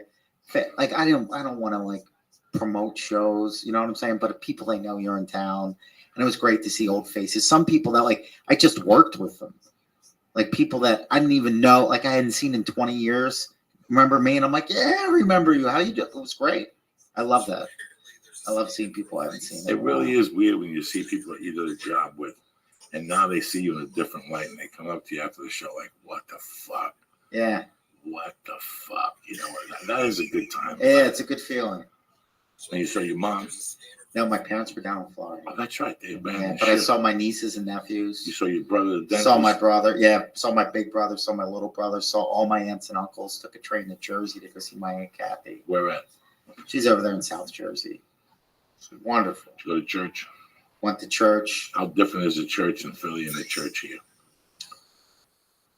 There's a level of commitment that's completely different. Yeah. Here it's a social activity. Yeah. In Philly, they go there because they really want to be there. They really believe in the next fucking step. They really believe in the next step, whatever the step may be, whatever your religion may be. It's so weird when you go to a place here. Any fucking church they have here, it's always some fucking bunch of people talking about cookies afterward and, drinking Starbucks coffee. That's not what church is about, you know what I'm saying? What's up with you, player? Nothing. I have about 10 minutes left. I can feel it. Look at you. What's happening, baby boy? What do you got planned for the weekend? I'm just Paula, and I'm gonna try to go 7 days because I'm like I said, I'm not lifting. I want you to take a rest. I want you to take a rest for 2 days so it makes you motivated to go back on Monday. But I like the elliptical. I haven't done anything. I'm not even sore yet. I know. You think so? Oh, yeah, today we're going to take you on a mission from that. Your training partner today, Steve Simone. It's over for you. We're going from here to Hollywood Park. Did you bring the iPod with the flying Jews jumping up and down? You bring your speakers? More shit over here. Look at you. Oh, dude, I just scroll. I'm going to eat another edible to get you through. We're going to smoke some more vapor pens. It's Friday. It's fucking Friday. You understand me? Who's better than you? Nobody. Who's fucking better than you? I say the word. What's going on with the live CD? What's going on with this double Gonzo CD? July 11th and 12th. I'm headlining La Jolla. Fuck yourself. Okay, what about this date you got in Irvine? Irvine, Sunday night. Well, what the fuck are you? We ain't gonna promote that? Yeah, we got to promote that too. But I'm doing the CD, the 11th and the 12th. CD and there too. Show up with him Sunday and do the CD again. You're gonna do the next 4 days. Yeah, just record everything. Yeah, that's what I'm gonna do. What the fuck is wrong with you? Yeah, I got the H4n. Just plug it right in. That's it. And then the producer's right. This guy's hot. He's released 6 #1 fucking CDs with me. Hash. This is Jew Touch. He's Hash from the Sopranos. If you don't fuck with him, that's a hit. That's a hit. This guy's Hash. I told him I like that name from Hash. That is perfect. You don't understand. Once you're hot, you got to keep going with those people. He got that energy from Gabriel. Where's the blog? You bring the blog today? No. You slip. You see what I'm saying? Slip. How we gonna document you fucking falling down a cliff today? Oh my god. Bad motherfucking. What else you got planned? You going to movies? No, I don't know. I saw that Tom Cruise movie already, and that was okay. Nothing great, but no, I don't. Is there anything out? I don't fucking know. That's just your job. I gotta keep it. You're the youth. You're the youth. You're the fucking young man on the show. You're the one that keeps this fucking shit together. You know what I'm saying? It's Friday. You're the fucking captain navigator on the show. I'm a 50-fucking-year-old man. Right. So what do you got planned this weekend? What I got nothing. I'm gonna fucking rest. What I got planned? I'm an old fucking man. There's no rest, cocksucker. You think that I'm gonna walk? I'm gonna probably leave here, go do some kettlebells. I think they're going swimming. The wife and the baby are going swimming for some fucking class on Friday today. They're very excited. Then I'll probably team up with them, and the baby's going to take a nap, and then I'm going to go write a little comedy today. Okay. I'm going to go write that stuff for Ari. I already got the story for Ari's storyteller. Oh, that's awesome. I'm out of the fucking water. When are you doing that one? September 9th. And I'm probably gonna go. What do you got tonight? Tonight I'm driving down to San Diego. I'm doing the Tipsy Crow. Okay. Who with who? Mel Hall. Look at you. What's a Tipsy Crow? It's a bar down in the Gaslight District. It's got a great little comedy room down in the basement. So it's like one of those speakeasy cool kid bars. But Mal Hall's been running the show there for years. That's what I heard. That's right. And I did it years ago with Jay Larson. Loved it. This is Mal's 30th birthday. It's me. It's Dean Del Rey. It's him. It's going to be great. I love San Diego. Good for you. I might go over by Bob's Coffee House. Oh, the place in do the open mic. Yeah, right? Have you been there lately? I've heard about it. I walked over there with my wife the other day. Very cute. What's his name is there making coffee? It's Damone, right? From Fast Times at Ridgemont High. Yeah, what's his name? Damone. Robert Romanus. Yeah, Bob. Yeah, good guy. I went in there. I met him at auditions years ago. And you know what? Listen, there's people that you see, like if you see Brad Pitt, it's Brad Pitt. Yeah. But there's people like Dennis Farina that you see and you go, fuck Brad Pitt. Yeah, exactly. That's my motherfucker. Yeah, absolutely. You know, when you see Fast Times at Ridgemont High, yeah, you think of Sean Penn. You think of the big black guy. Yeah. The King of Scotland that played football. Yep. But you also think of Damone. Damone stole that movie. Damone stole the movie. The whole movie's Damone. So I went to an audition 3-4 years ago, and there he is. I'm like, oh my fucking God, this guy's still around. Oh, the best. And I one day they said, go to Bob's Coffee Shop. Yeah, where is that? The problem with it's across from the Lemley. Oh, okay. So the problem is parking. They got a pub right next to it. They opened a pub. Have you seen that new pub? There's a little pub there, and they opened up. See, what they're gonna do in North Hollywood is the beautification act. Okay. I guess Obama's sending a couple of Guinnesses over here to fix up North Hollywood from the Federal up, from Lancashire and Magnolia up. They're gonna fucking fix that and put money into. Right, because that's on where? That's by Lemley, correct? By the Federal, right? Yeah. So from Magnolia up. Oh, that's awesome. Now, you know, they got a sausage place over there that I've never been to, like hot dogs and sausages that people rave about. Like if you want bratwurst, if you want... they do Italian sausage? Yeah, everything. Sausage and peppers? Everything. Right down the block from fucking... So there's a pizza place in the corner. Oh, yeah. That place is always packed. I've never been in there. And it's fucking garbage. I'll tell you what, the green spaghetti... The spinach spaghetti with the fucking tomato sauce ain't bad. Okay. The soup, the chicken soup. Like an escarole soup, a wedding soup? Yeah. I don't know. Okay. But the pizza, you want to stab yourself in the fucking neck when it comes. Oh, it's that bad? It's that bad. But everything else isn't, like on a date, they got sangria. Yeah, you're outside there. There's fire pits. You're $80 to eat there? Oh, yeah. They don't fuck around in there. It's $12 for a bowl of soup and a cup of soup. It's fucking, you gotta drop 80 in there. So this is what I'm saying to you. It's one of those places that you leave there and go, I just dropped $60 and I had a fucking sandwich and a soup. Yeah, that drives me crazy. What the fuck? Yeah, that drives me crazy. You know? So that's that place. Then you walk up a little bit and they have like a gym place where you walk in right now, go over there. There's a million girls in there. The windows are fogged up. Oh, yeah, right on the corner. Yeah, the guy's name is Fabio. He's a gay guy named Fabio. And oh my God, when you do a workout with Fabio, your body just go fuck yourself, you fucking sappy bitch. That fucking Fabio doing jumping jacks, suck my dick. And it's steamed up. They got like drop-in classes from 6 to 9. You won't believe it, Lee. The glasses are fogged. And every hot broad is going in there. And, but next to that is the sausage plate. Next to that is the Japanese joint where they jump up and down. Oh, yeah. I read the reviews for that place. That place is crazy. They give you a 2-hour window of when you're going to go eat, and you have to wait outside in line because they don't know when they're going to let you in. Forget it. Keep it. And apparently it's not even that good. The sushi sucks. The entertainment, if you're from fucking the Midwest or something, and if you get high, if you go to the state fair and have a good time, you'll have a good time in this fucking place. It's Japanese people jumping on your tables, and there's hot chicks, but nobody's showing you their pussy. So who gives a fuck? You know what I'm saying? I'm gonna pay $80 to see a bunch of fucking Japanese people jump up and down. Get the fuck out of there. For $3, you could get Godzilla on Netflix. You know what I'm saying? The fuck, and to eat shitty sushi. But if I tell you guys something. What? You know me, I tell you how it is. That's the first place I went to when I came to California. That's the first place. That Japanese spot? that Japanese spot. I went in there with Rod Long and a guy that used to write for Mad TV. I drove down here from Seattle, and that's where they took me. In fact, I stayed somewhere in this neighborhood. In fact, that black writer that took me there goes to the Y. I bump into him at the Y. Oh, that's awesome. Oh, wow. So that's how long he's lived around here. So it's really amazing. Do you like working out high? I feel like it would cause like a panic attack. Tremendous. If you do not do, when you get on the elliptical, do you put your earphones on? Yeah. Wait till you fucking work out high. Takes you to the next fucking level. You go, Joey, what the fuck did you do to me? This is tremendissimo. I guess. And then you'll say to me, because once you get into a song, see what happens when you're on the elliptical, you look at that clock. Yeah, that's what I do. Okay, everybody does, Lee. You're not going to tell me your fucking job. You look at that clock.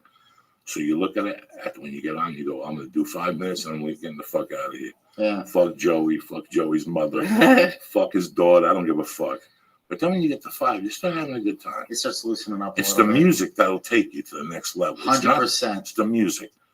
And then a good song comes on, and all of a sudden you go, I'm going to do 10 minutes. And then you say, I'm going to do 12 minutes. I already did 12. Let me do 15.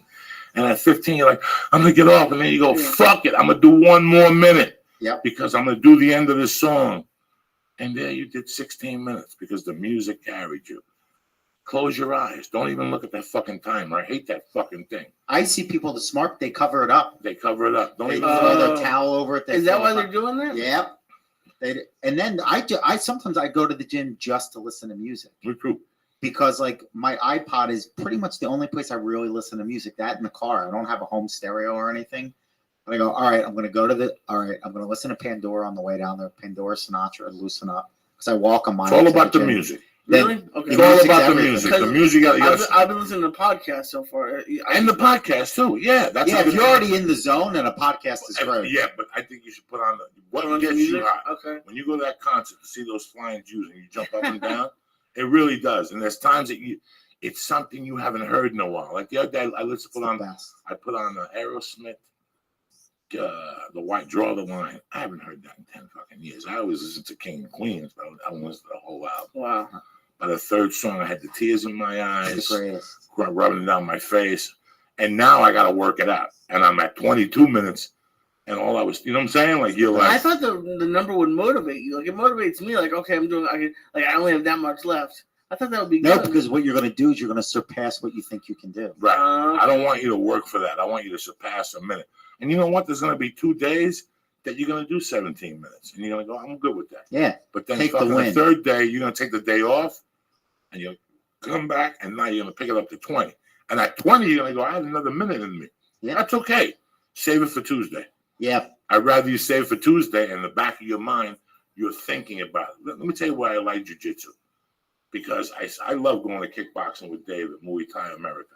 I still drop in there from time to time and talk to him, and I'll do a private with him. Mm-hmm. The problem was I was doing it all my life. If we're going to improve as human beings, you have to keep learning. And you have to keep figuring your mind out. Your mind has to keep spinning, guys. I don't give a fuck if you're a plumber by trade. That's a trade you chose. And I'm happy you chose it. But at night, you got to read a book. Yeah. At night, you got to do a puzzle. You know, bro, if you're just going to sit there in front of the fucking TV, and learn from Discovery. Yeah, I've learned how to make meth from Discovery. I've learned about fucking the Ice and Ages. You learn about history on TV. But it gets to a point that your mind has to become analytical. When I go to jiu-jitsu and I leave jiu-jitsu, after I come home and I have my protein shake and I sit down, I take 2 hits of the vapor and I eat a half an edible, whatever they taught me that night starts running in my mind. Running in your mind. Okay, so I got to push him and hip escape and then grab him, pull him in, hook my legs, cover his arms so he doesn't block the fucking base. Because if he does this, your flip ain't going to work. That's it. You got to sweep his arm and flip him over. That will go over and over in your mind. You learn something. That's fascinating. It's like a child. It's like my wife says, when you play with Mercy, when she goes to bed, she processes all that shit. That's so cute. And then one day she'll come on and go, sit. You got to stop saying shit. She's saying, dit, dit, dit. And that's because you say shit. Okay, because it goes into a memory bank, and now you do it. What do they call that when you do jiu-jitsu? Muscle memory. Yeah. That's why you keep doing it. You keep doing it 10 times. So then you're not even thinking, You're not even thinking about it. You know that when that body weight leans on you, as soon as that timing, bam, that's it. You got this guy. That's why I always want you to stay analytically. Okay, you don't have the 60 a month to join jiu-jitsu.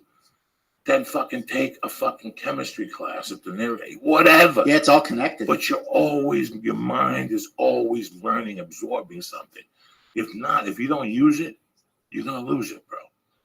Carmine Balzano, 2009. Isn't he said that to us? Yeah. Why don't you retire, Carmine? You have 10 buildings, you have $10 million in the bank. And he was hutched over and he goes, because once you stop using it, you lose it. And we don't have time to bleed. We don't have fucking time to bleed. That's why every 90 days I switch workouts. I keep doing that workout. Great. But you got to keep switching because your body gets accustomed. That's so true. In a month, when you're doing an hour on the elliptical, yeah. Now you've been doing an hour, and you're like, all I need to do is an hour. And all of a sudden, you'll look at me one day and go, dog, I stopped losing weight. Really? Yeah, because you're doing an hour on the elliptical. So you're going to find an elliptical, you're going to lift weights, you're going to walk, and then you're going to find something in a year. Got it. Karate, whether it's just basic karate, go over there with, what's his name? Who hangs out with Doug Benson? My buddy, nice kid. Oh. He's into Palm strike guy, right? He's into Grant. Yeah, Graham. Graham is signed up for Japanese sword fighting. Oh, now you go, Graham. Get it together. What are you gonna do? Whip your sword out in Compton? I'll shoot you in the head 10 times. Right. It doesn't matter. He's making his mind think. Yeah. He's making his mind think. Those Japanese did that to do something else. That was the bridge to do something else. For us to have a successful podcast, I need for you to take your mind away from this shit. Take your mind away from Paula. Take your mind away from the Boston Red Sox. All that nonsense, because that's all it is at the end of the day, and get into yourself. And you'll see how much stronger you get as an individual. And with me, I hate to say it was weed and walking. I'd smoke a joint and walk. Let me tell you something. You smoke a joint and walk, you learn about yourself. Because 1 minute you smoke that joint, you put your iPod on, and you start over here on Lancashire and fucking Magnolia, and next thing you know, you're on Lancashire and Victory, and it's 90 degrees, and you got to walk back. You got to walk back, and now you're like, all right, I'm going to put the other side of the cassette on. That's how bro, when I was skinny, it's because I walked around New York City. It's not because my friends drove me everywhere. Yeah. It's because I put that. So you're evolving, Lee. Everything, and eventually, if you watch The Mechanic in 1973, Charles Bronson was a hitman. He used a gun. Yeah. But you know what kept him sharp? Karate. He was a karate dude. And he'd be in there with other 80-year-old men. Because all those little forms, learning something keeps you sharp. David Patrick Kelly, Warriors. Yeah. Come out to play. Yeah. He goes, the reason why I'm such a good actor is because I got a karate. I've gone to the same guy. And, you know, people are going to tell you, well, Lee, martial arts don't work. But that's fine. They don't have to work. You're not going to be a fighter. Right. You're going the same reason you went to college. College didn't do shit for you. What did it cost you?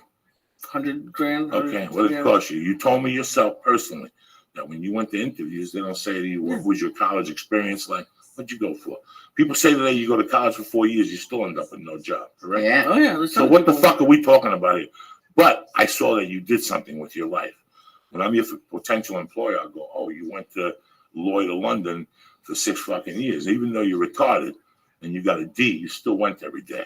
Yeah. That's what they go for. Same thing with martial arts. You say to yourself, you know what, on Monday and Wednesday, Monday morning when you wake up and the podcast machine breaks and Paula tells you forgot fucking bagels and your mom calls you and says that she's lonely, you're a bad son because you haven't come to visit her, and your father calls you from Florida and says, what the fuck, Lee? You're a bad son. I'm over here dying. At the end of that, you could take your car, take your little fucking karate gi on, take your phone, put it in your car, go into karate, learn a move. And a half hour into it, all that anger and all that confusion, it's gone. And you'll say, fuck Joe Diaz in this podcast, fuck my mother, fuck Paula, fuck Terry, and fuck my father. I'm learning how to throw a kick. Yeah. I just learned how to throw a kick. Right. It's so fucking interesting. When I first met Steve Simone used to torture me by going to the gym, him and Dice. Yeah. Yep. I remember when you joined the Hollywood gym too. The boxing gym there. Yeah, that's right. He used to let me in. He was the front desk clerk. Yeah. Oh, really? Go ahead. Yeah. And I would go in at night because I was embarrassed for people to see me in the daytime. Lee, we all have the same. Everybody. fears. It sucks because I'm like, I was talking to the bigger guy at the gym. I was like, I've lost weight 1,000 times. If I really thought about it and wrote down how much weight I've lost, it would kill me. But the problem is like keeping it off. And like I'm just realizing like there's no like quick, like you can't lose it. That's a lifestyle. In like a month, and it kills me because I want it to be easy. Like I want by like my birthday in a month to have lost 800 pounds, but it's like. Ugh. Do you know my buddy back in Philly told me that owns the best gym? It's called the Iron Sport Gym. He says he hates when people come into the gym and they're looking around and they're like, "Well, I don't want to get too big." And he's like, "Don't worry about it. It's not going to happen." You know, and he was like, if it's easy to be big and strong, everybody would be big and strong. If it was easy to be in great shape, everybody would choose to do it. You just put the effort in, and there's that sense of community in every gym. And Lee, the guys that know the most are usually the nicest guys in the gym. Oh no, everyone's been nice. It's just I want it because it's not hard, but it takes work for me to work out and eat well. So it's like everyone wants it to be like if I could be done in 2 weeks, that'd be great. That's why the juicing thing, I did it, and I've done everything. I've done Atkins, I've done Nutrisystem. Yeah, it's a lifestyle. Everyone wants it quick. When you fall, let me tell you something. Not right now, Lee, but in 6 months, one day, you're gonna have to meet Paul at 8:00. But the inside of you has to go to that gym. And right now, it's not gonna. Right now, it's not gonna hit you, but it hits me from time to time. Because you get pissed off. It's like anything else in life. One day you're going to be doing a bent over row or a fucking high pull, or you're going to be on your 48th minute, and you're going to go, I worked this fucking hard in here, and now I'm about to go home and eat a fucking cheeseburger. That shit's coming to an end. Yes. See, it all works together. That's right. That's what I did yesterday. Your mind will work together. I just worked out. Now you're paying your bills. Now you're paying for this weight. Now you're seeing the receipt. Now you're saying that when they eat Chips Ahoy on TV, it ain't a fucking party. Yeah. It ain't a fucking party. When they're popping Chips Ahoys and shit. That commercial. No, dog, it ain't a fucking party. Yeah. This is the party. Now you'll think twice. Now listen, I love Weight Watchers. I wish that I would be one of those guys that could eat chia seeds and I could eat egg whites with spinach leaves and a taste of nutmeg. You know, I love my Dolce. I love the beginning. Dolce's workout. He has great spaghetti. He has a great tuna recipe with the fucking with the avocado instead of mayonnaise. Oh wow! He's got a lot of great recipes, but they don't sell those at a restaurant 3 days a week when I travel. Right. Well, the exercise that we're now, Josh Wolf, God bless his soul, he said go to my Fit Foods. My Fit Foods. They're tremendous. You sit with a nutritionist. And it's $8 to $9 a meal, which is what you pay for anywhere, and you eat the My Fit Foods. The problem with that is guys like you and me, we're going to do a New Jersey tour. We're going to go to San Francisco. What are you going to do when you're going to take My Fit Food on the fucking plane? You open My Fit Food on the plane, Lee, I will beat you to death and tell them you're a fucking future terrorist and to throw you off the fucking plane, that you have Israeli ties to the Taliban. Did your family almost make you? Did they try to give you food for the plane? Yeah. Dude, but yeah. What they give you? But this what I did. They didn't give you a tuna sandwich, correct? No. No, what they Dude, I had homemade meatballs. I had a homemade menegut. I had. That's what you open up on a plane, and people look at you and go, "That smells tremendous." We had the roast pork, even homemade cheesesteaks. It was great. Oh, everything. They make homemade cheesesteaks? Yeah, because my brother's mother-in-law is straight off the boat from Naples. The best. Now, can you eat red meat? Because I thought about this last night because I went to the Mediterranean place and I got chicken. Because can I have grilled steak? Is red meat okay? White. Yeah, but you gotta eat fucking 6 ounces. You know what I was just gonna say? What saved me my last trip home was portion control. Portion control. How many ounces of meat should you have? I didn't overdo it. Like I gotta be. I used to The kill. size of your hand. Yeah. I used to kill a whole pizza. Oh yeah. But now it's just 2 slices. You can do just 2 slices. Yeah. Oh, It's the size of your hand. Weight Watchers. Weight Watchers is very good because it's portion control. Yep. It's a county jail diet. That's what I call it. It's a county jail diet.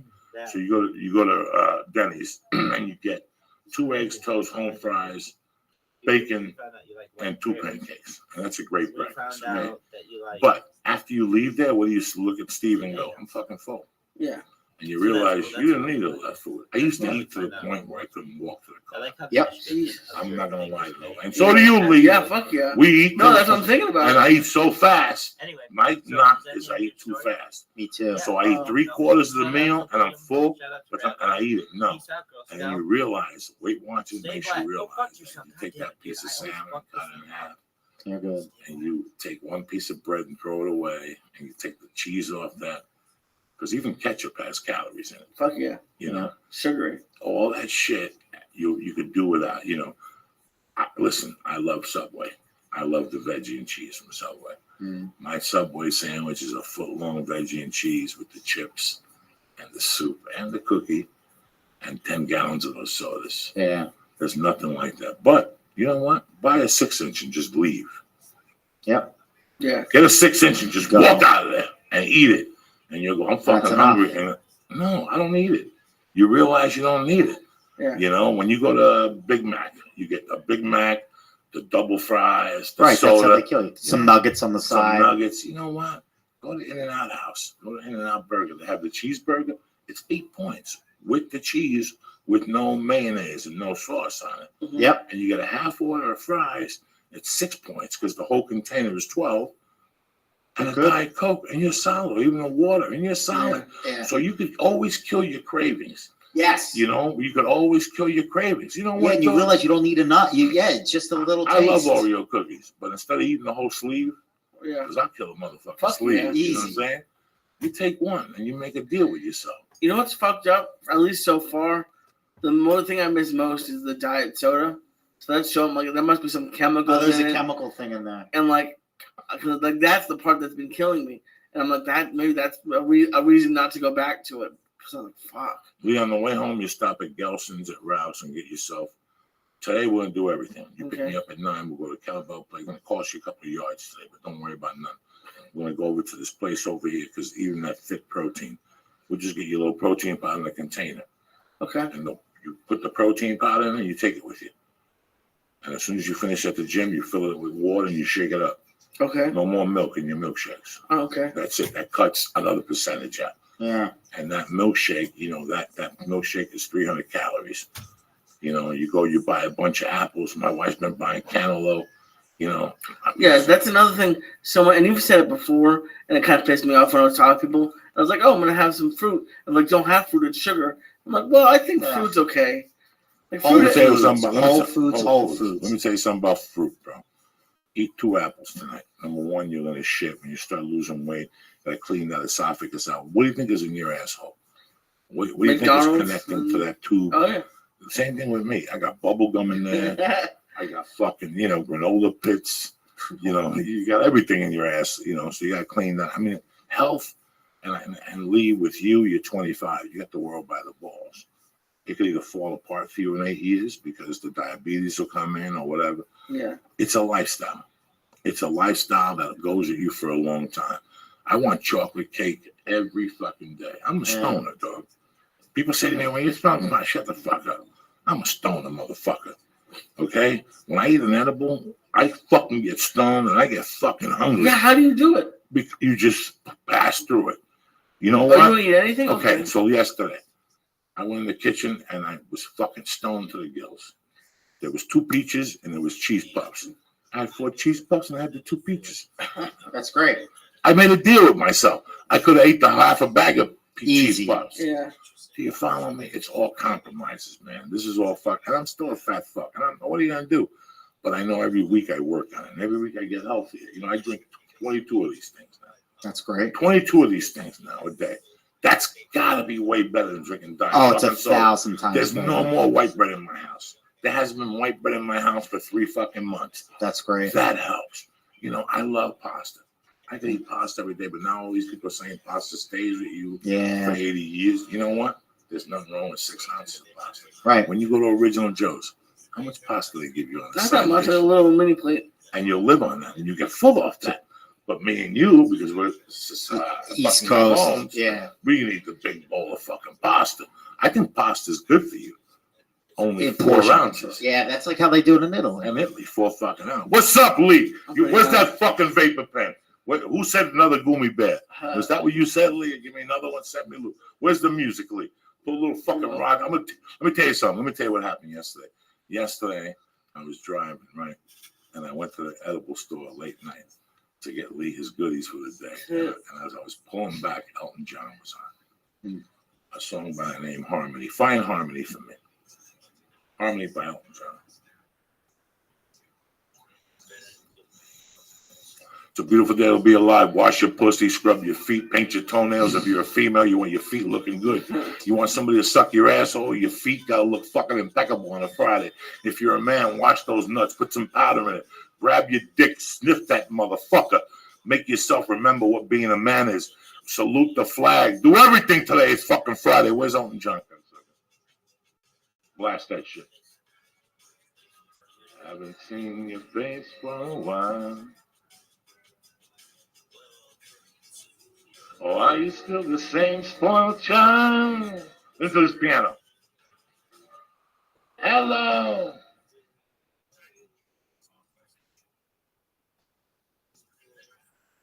Am I the only man you ever had? Are you kidding me, Doug?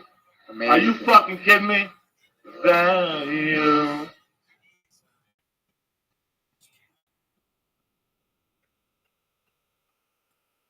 Harmony and me. Are you fucking kidding me? Let me tell you something about this fucking fruitcake. He came out with a fucking, when I was growing up, this guy came out with a new song every 6 weeks.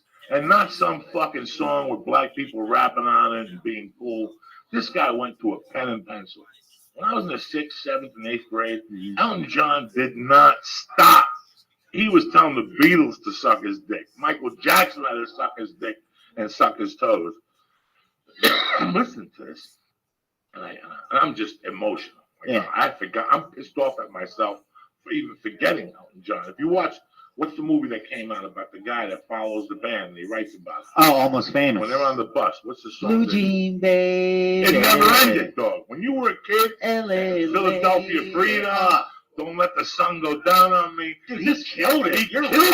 He killed it every fucking 6 weeks. And you're sitting there. So as I pull up, I'm singing this in the car. I got tears in my eyes. And the 2 transvestites are in front of the house mowing the lawn. I swear to God, this went down last night. And I open the window and they're like looking at me all weird. And I go, that's right, motherfuckers. At one time, Elton John ruled the fucking world. And I closed the windows and I got up and I started singing fucking Elton John in the middle of the street. Harmony and me, a really good company. And also the lady came out to see that I was yelling about it. I looked at her and I go, that's right. But she's an older fuck too. Yeah. I go, nobody remembers when Elton John ruled the world. And she looked at me, she was drinking a beer. She goes, let's have a drink to Elton John. What time of the night was it? 7:30, because the weed store closes at 8. This is when I talk to you. Oh, that's so great. And I goes, Lee's going down tomorrow. It's Black Friday for Lee. And I saw the gay guys. Then I went upstairs and I put some Elton John on. And when I was playing Elton John, I saw a Rod Stewart song. The name of the album was Blondes Had More Fun. And I put it on and I couldn't fucking, guys, in the fucking 70s, let's just pretend you had the Stones, the Who, and Led Zeppelin. They're all fighting amongst each other. Yeah. Now you got this fucking fruitcake, Elton John dropping bombs on your moms, fuck Carl Rounds. You got black music, OJs, you got all this music. Marvin Gaye. And you got Marvin Gaye, I don't even remember. And then you got this fucking guy named Rod Stewart who was competing with the Stones, banging them out. I saw this video and I remembered how good this song was. Hit it, Lee. This is off the album, not Footloose and Fancy Free, but a different one. Hit it, Lee. You're Insane. What is it? No, the name of the song is You're Insane. Listen to this motherfucker. What? Hit it, Lee. It's Friday. Watch that muffler. Hit that motherfucker. Yeah, it's Footloose and Fancy Free. Footloose and Fancy Free. Carmine Apiece on the drums. The little Chinese bass guy.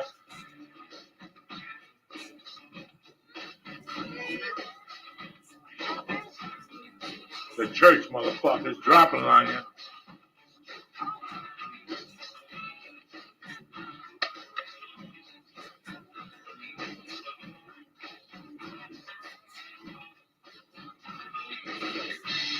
What? What?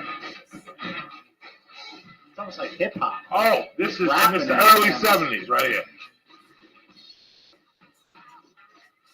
down Sunset Strip, and in the back seat, a big black whip. All around your face. What is in bad taste? Baby, but I think you're cute, but there's no substitute for love. Hillary, kick this motherfucker, Lee. Are you kidding me or what? That's how we do it on the church. Music dropping. Nobody's even remembers fucking Rod Stewart, but I'm telling you, just that. You're in my heart. You're in my soul. Oh, yeah. That dog, I'm telling you guys are looking at me going, Joey, you're dropping this fucking black and white music on me. Listen, you can't move forward unless you listen to this shit. You can't fucking be a black belt in jiu-jitsu if you don't know the proper fucking hip escapes and the proper arm bars. Same thing when it comes to music. I'm dropping the building blocks on you motherfuckers. You smoke a joint, you sit back and you listen to this shit and get back to me. You understand me? I listen to some crazy shit. Put on Mary J. Blige Without You. Listen to this black motherfucker sing. Because she's from the same thing as Biggie and all that shit. Yeah. When you hear Biggie rapping and he's rapping knowledge on you, that's fine. But when you hear a fucking woman do it, I was listening to this shit all week. You motherfuckers think I'm fucking around. I'm trying to find the best fucking music so you guys would go, Joey, why did I jump out the window last night? Why am I walking around in a wheelchair today after you played this fucking music for me? Lee, what happened? It's in. Well, hold on. Mary J. Blige Lee, killed it. that's What's it. the 411? That album. You want to do was another fucking Goomy? Nothing. You're looking high. See? You're resisting. I'm looking high. Don't worry. Listen to this bitch. Oh, shit. She just drops it on you, dog, like fucking Miss Pat.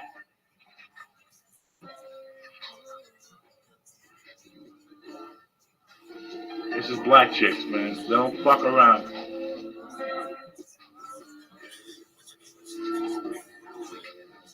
A little something for Tracy Morgan, recovering baby. Bad motherfucker.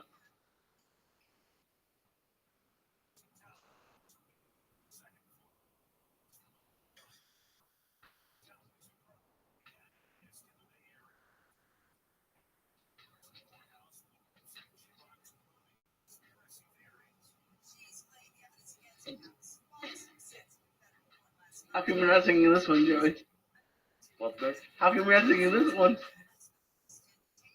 Listen to this bitch.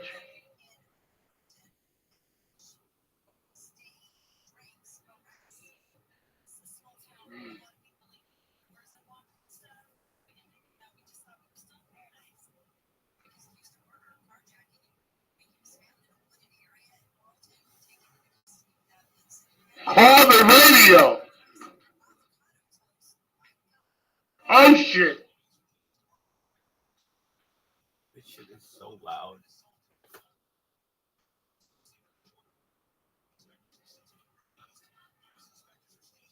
God damn, Mary J. Blige.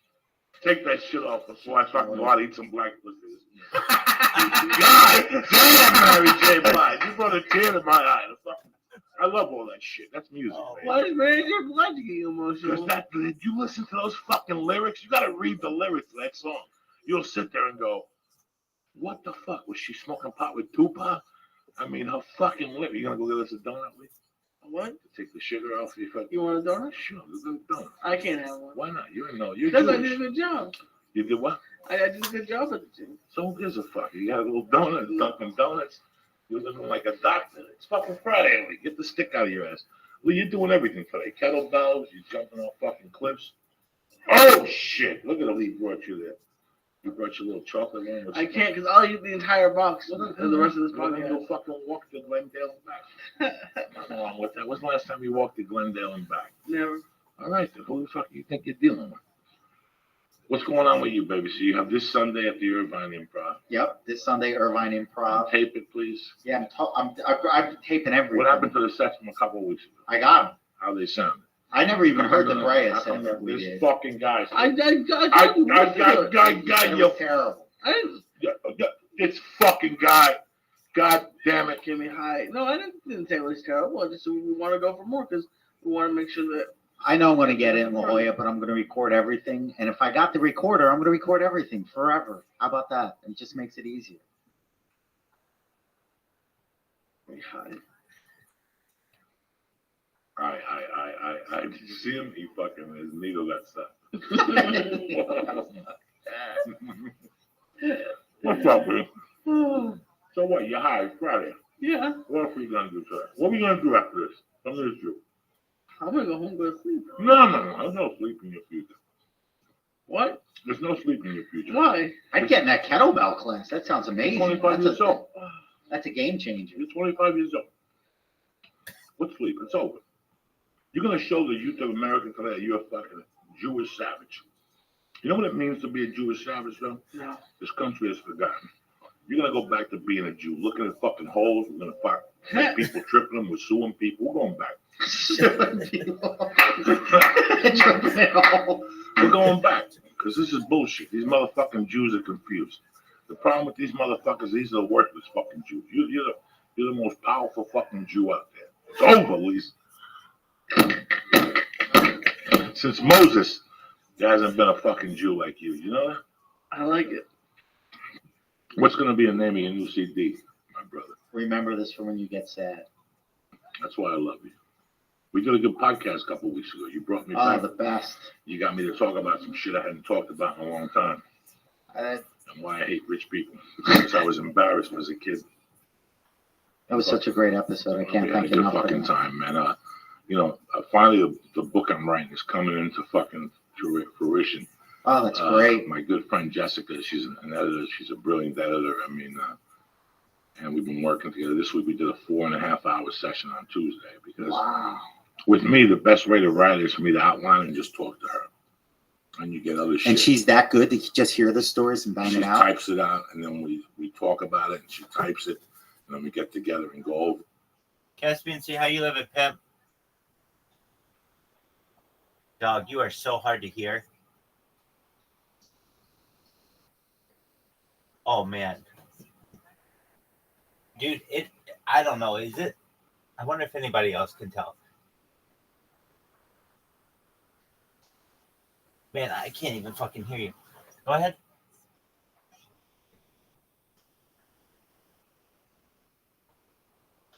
No, let me make sure your volume is up all the way and everything. Yeah, you're at 200%. Let me make sure you're at 200%. No. Oh, good. Okay, you're only. Oh, now you're at 200%. Talk now. No, not even close.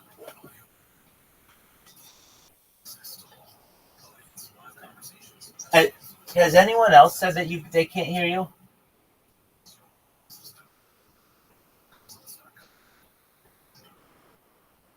Yeah, I can, but let me shut my phone down and I'll be back. Dude, you've been awesome on that. It's amazing sound there. Okay.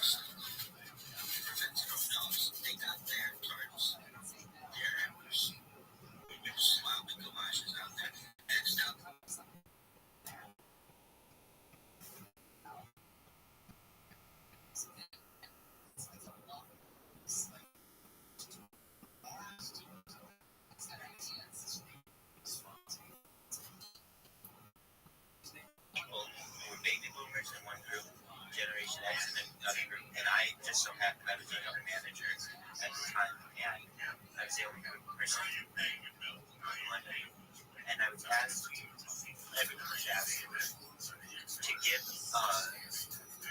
saying for their generation, like a generational motto. And I had heard other people had given the motto Google it as the millennials. But that's not what I chose, since I was the only person who had to choose anything in my group. I got to choose that it was I think it was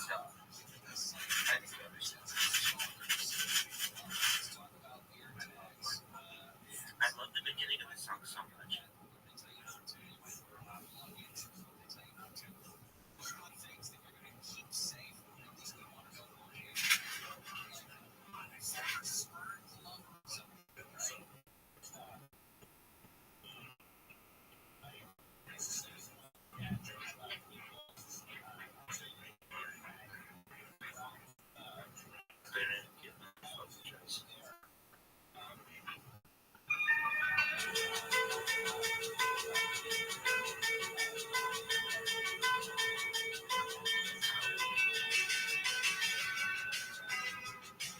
This song is so fucking tight. It's just amazing. It's just everybody was it's beautiful. And look at it. It's great. Welcome to your life. There's no time.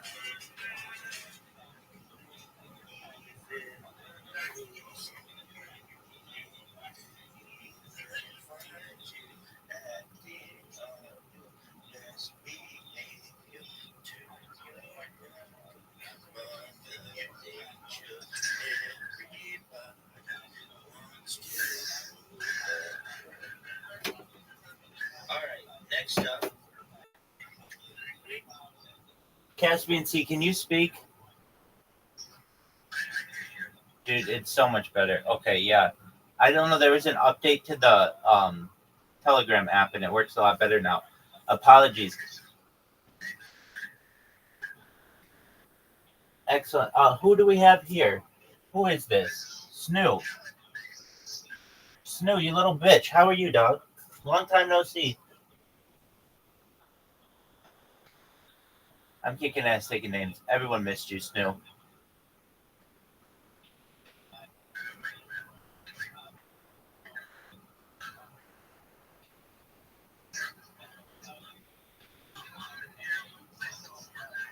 Hell yeah, dog. Please do.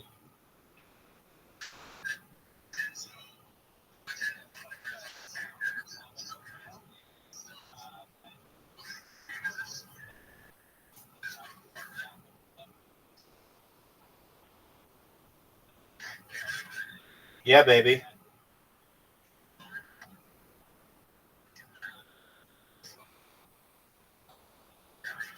Yo.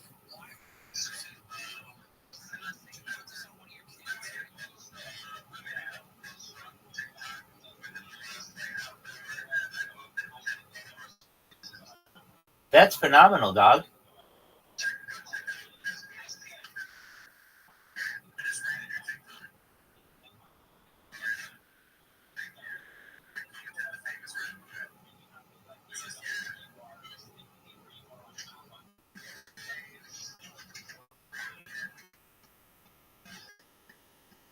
Dog, who just said that? Wait, you got your TTS. Wow, you're kicking ass. Was that Cat Lover that said something? Hey, Cat Lover, look at on TikTok, Super Rothschild. I do shout outs to every creator on Kick. And look at the ones that I've most recently done because I've been singing in them. They're very musical. Only recently, though. All the other ones are just me ripping into motherfuckers. All right, Caspian C. I'm looking for you on TikTok. Caspian C _.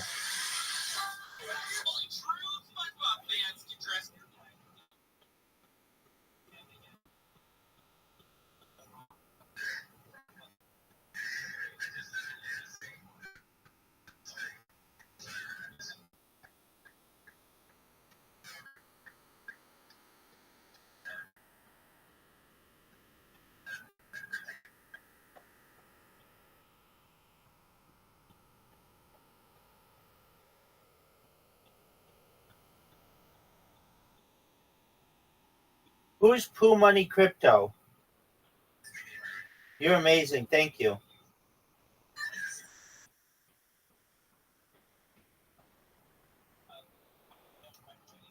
Caspian C, I like your little avatar. Oh, you're not Caspian C _. You're Caspian Seer, dude.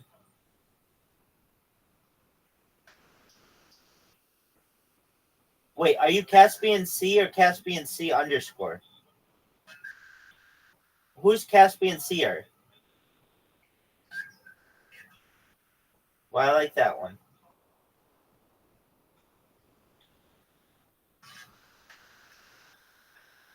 You good.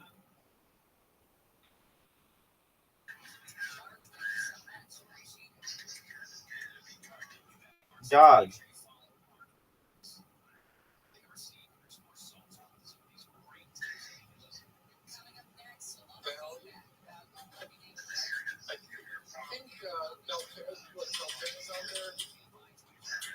That's fantasy. Says, we got the Rabbi here chilling. Otherwise, that's fantasy says, spot your rack, spot your rack, spot your rack.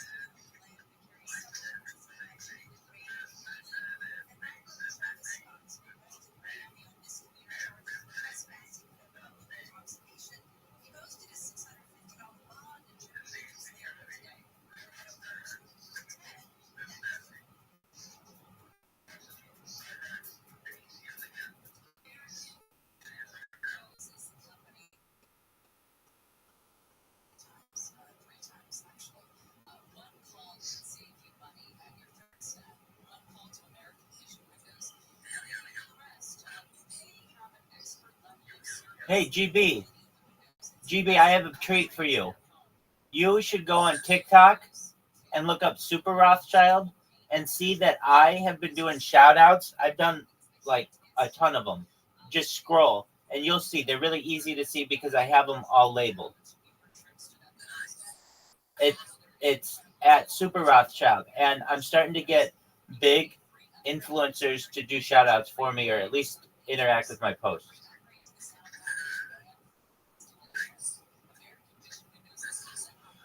I agree. So it's Super Rothschild on TikTok. It's like my last name, but with the word super in front of it.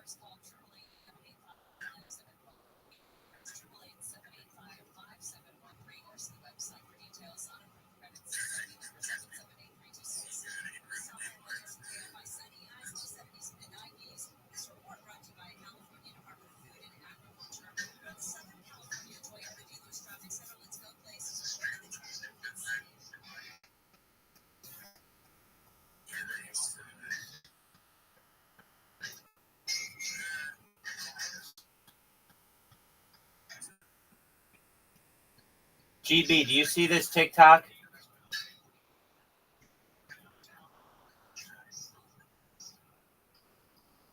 GB, do you see this TikTok?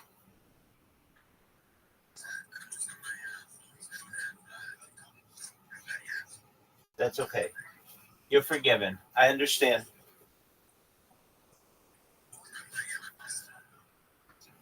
Well, check it out. It's the biggest thing in global history.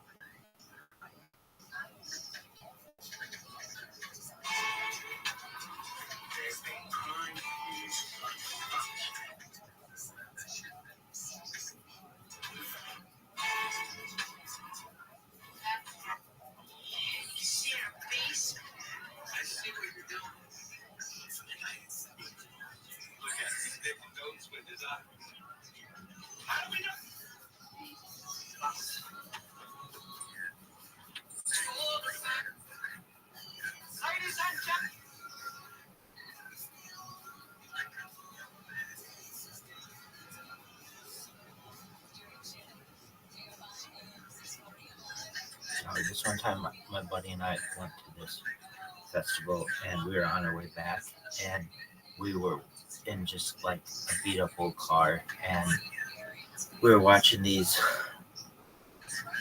headlights pass us, and we started talking about chicks and like the woman we wanted to marry. And so we had this idea that like there was just some girl out there for everyone, and that basically there's like this feeling you get when you're driving back from an event with that person in your car, and you just love them and you appreciate having them there.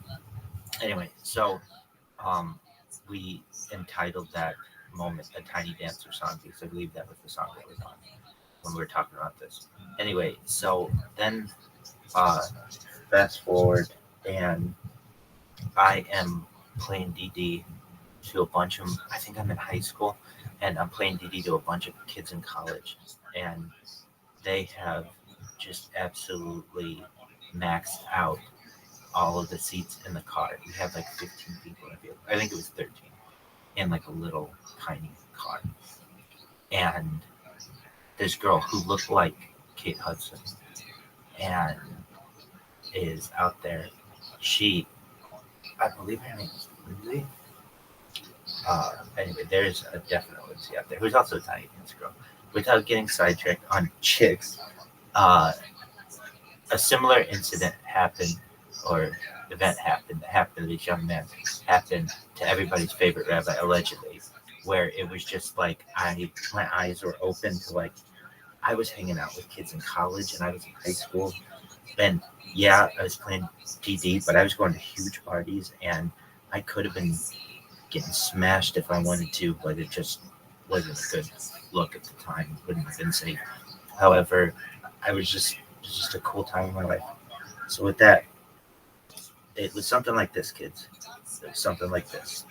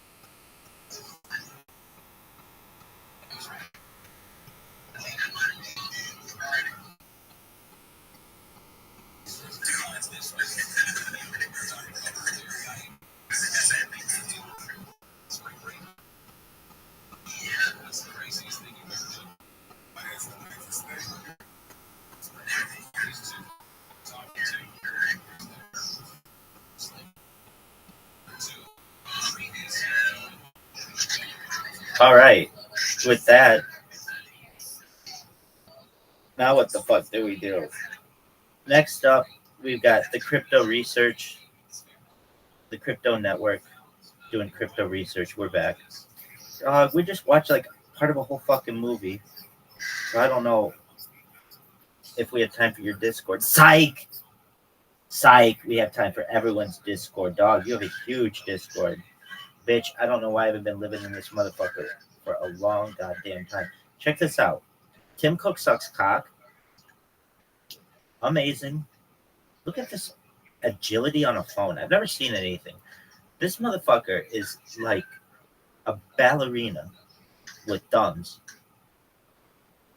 With their thumbs. You know what I mean. What has 2 thumbs and is amazing with the phone? This guy. Hey, Crypto Network, join the server. Huh? Do I just have to do this? Boom. Everything opens up. Amazing. Crypto Network. Cool stuff. I don't know if you know about the coin for which I am a spokesperson, volunteer. This is Harry Potter Bible Sonic 10. You know, check it out. Feature it if you can. Shout out to the Crypto Network. Shout out to Kick. Shout out to Rabbi Rothschild. Shout out to everybody's tiny dancer person out there. Stay blessed. Go fuck yourself.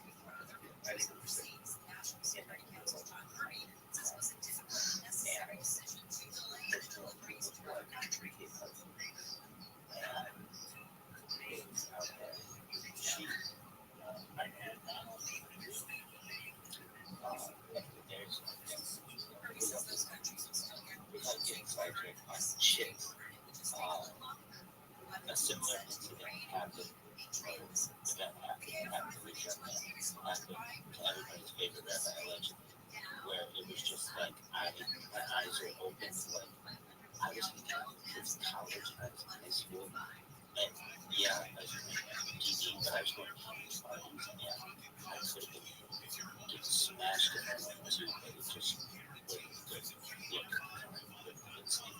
However, I was just a cool guy. So with that, it was something like this, kid. It was something like this. Ladies and gentlemen, the evening is over. We hope you all enjoyed yourselves, and we'll see you all again in 1974. Good evening!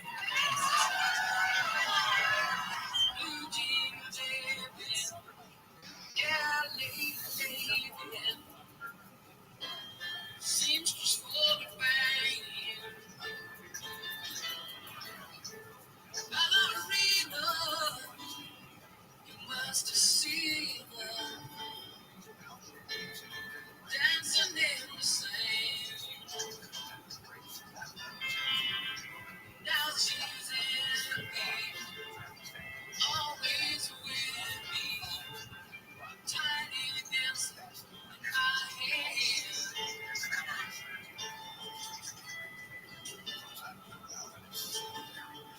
Jesus free, out in the street, and then tickets off the door. Turning back, she just laughs. Oh, God, it's all that.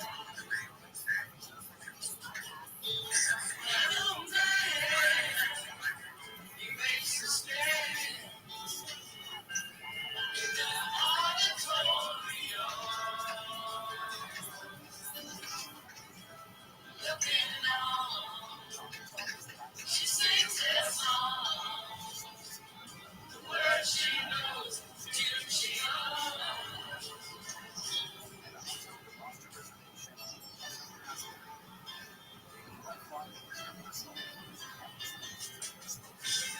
All because you're tired of dancing.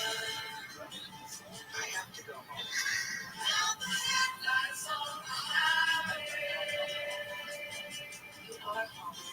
Baby, darling, she's a lady. All right, with that, now what the fuck do we do? Next up, we got the crypto research, the crypto network. Crypto research, we're back. We just watched like part of a I love it. movie. Like I said, I love Joshua Jake, and I love everything that he does. Psych. Yes, everyone's Discord, dog. You're a huge Discord. Bitch, I don't know why we've been living in this motherfucker for a long goddamn time. Check this out.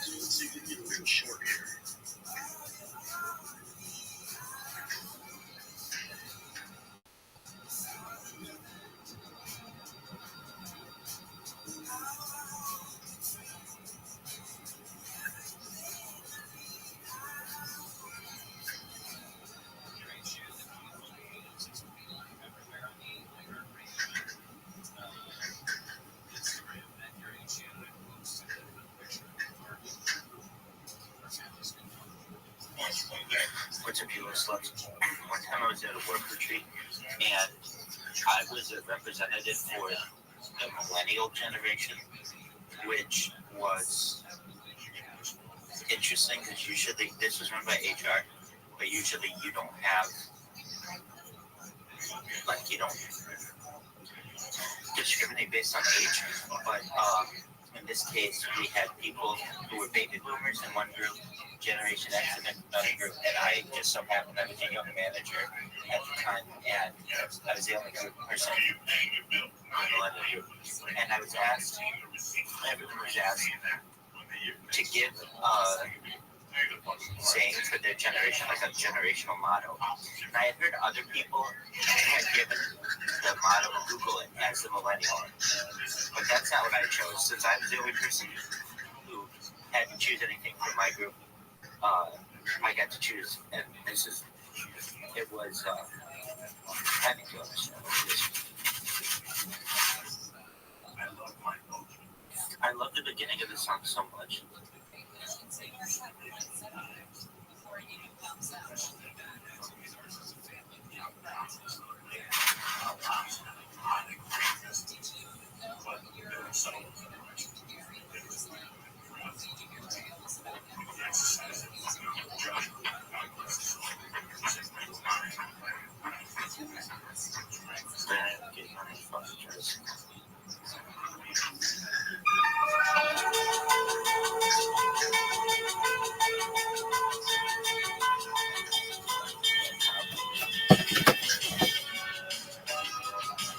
This song is so fucking tight.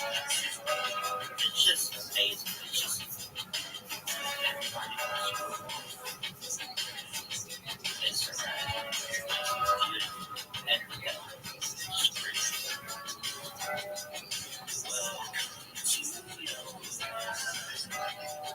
there's no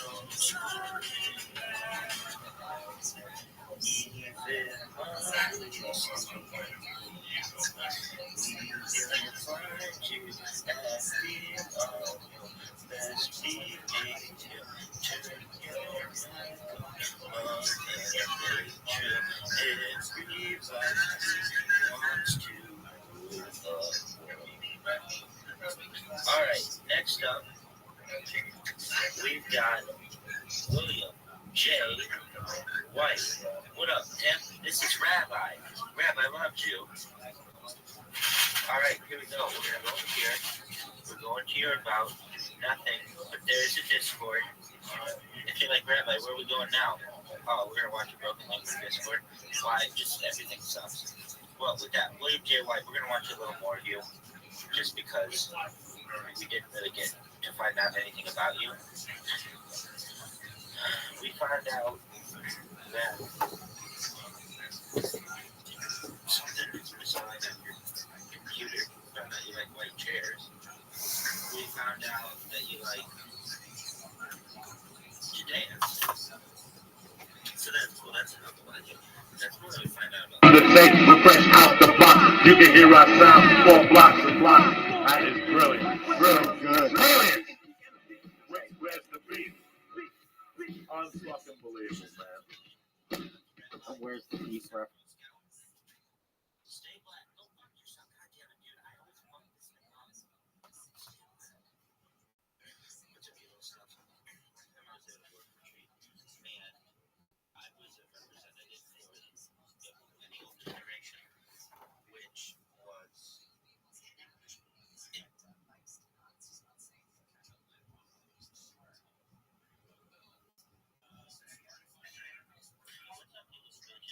not everyone is going to have music.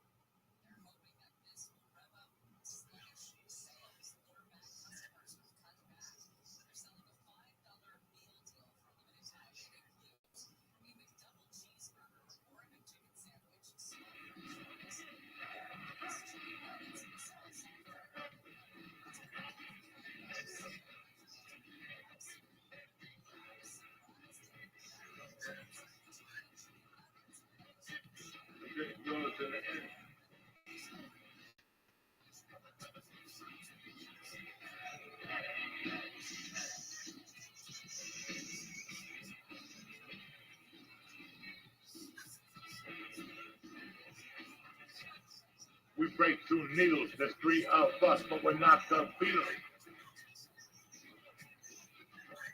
And you can find DMC. And keep it moving.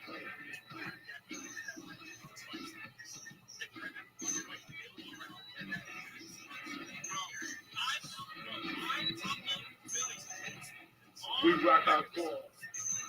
I'm DMC out the door. To us trap. And rock your knot. Give it all. We got 2 BMCs. We got what it takes. Let the poppers pop and the breakers break. Are you fucking kidding me? Good. Are you fucking kidding me? We're passing our time to sucker MC because they don't make no songs like these. Please. Are you fucking kidding me?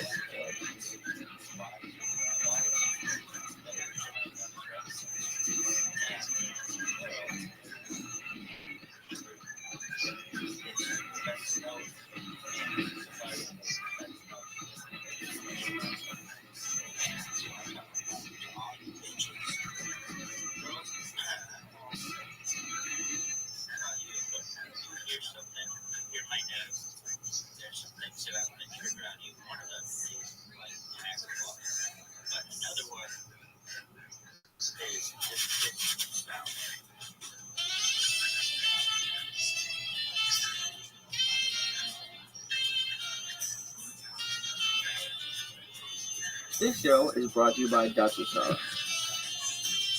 Go to dsgear.com and check out their extremely high quality functional gear made with hemp textiles. They have bags, V's, rash guards, and much, much more, including the famous fanny pack. It's dsgear.com and use code word Joey to get 5% off. The show is also brought to you by Onnit.com.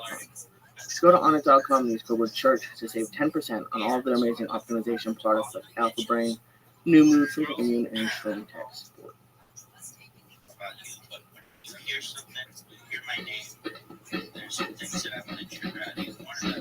Kick that mule, Lee. Kick it, mule, Lee. Kick it. I want you to blow my fucking speakers right out. It's fucking Sunday night, a.k.a. Monday morning, bitches.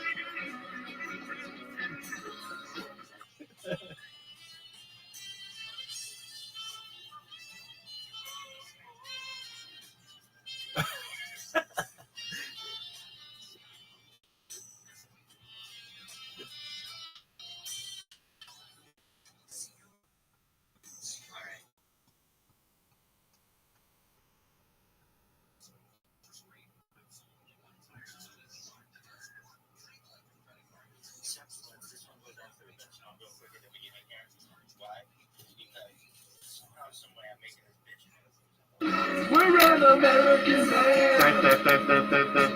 We're an American man. We're coming to your town. We'll help you party it down. We're an American man. Let's go to Omaha, Joey. Fuck yeah.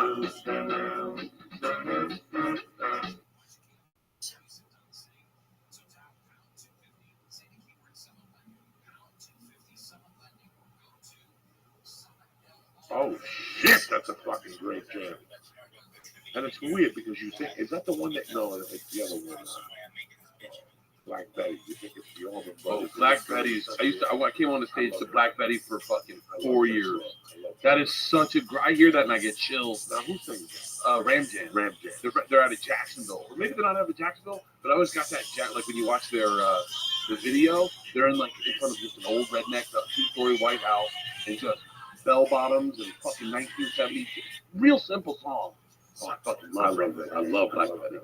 What's going on, Bert Price? I am so good. I'm so happy to be here. Now, how long have you been home for? You've been home for a fucking while. Yeah, I'll be home for a little longer too now that they canceled that tour. Now, how many weeks were you on it? I was just doing 2, but I pulled out. You know, I don't do, because we talked about this, but I don't do as much on the road because of the girls. And so I pulled the 2 weeks I was working, and I filled them up with that tour.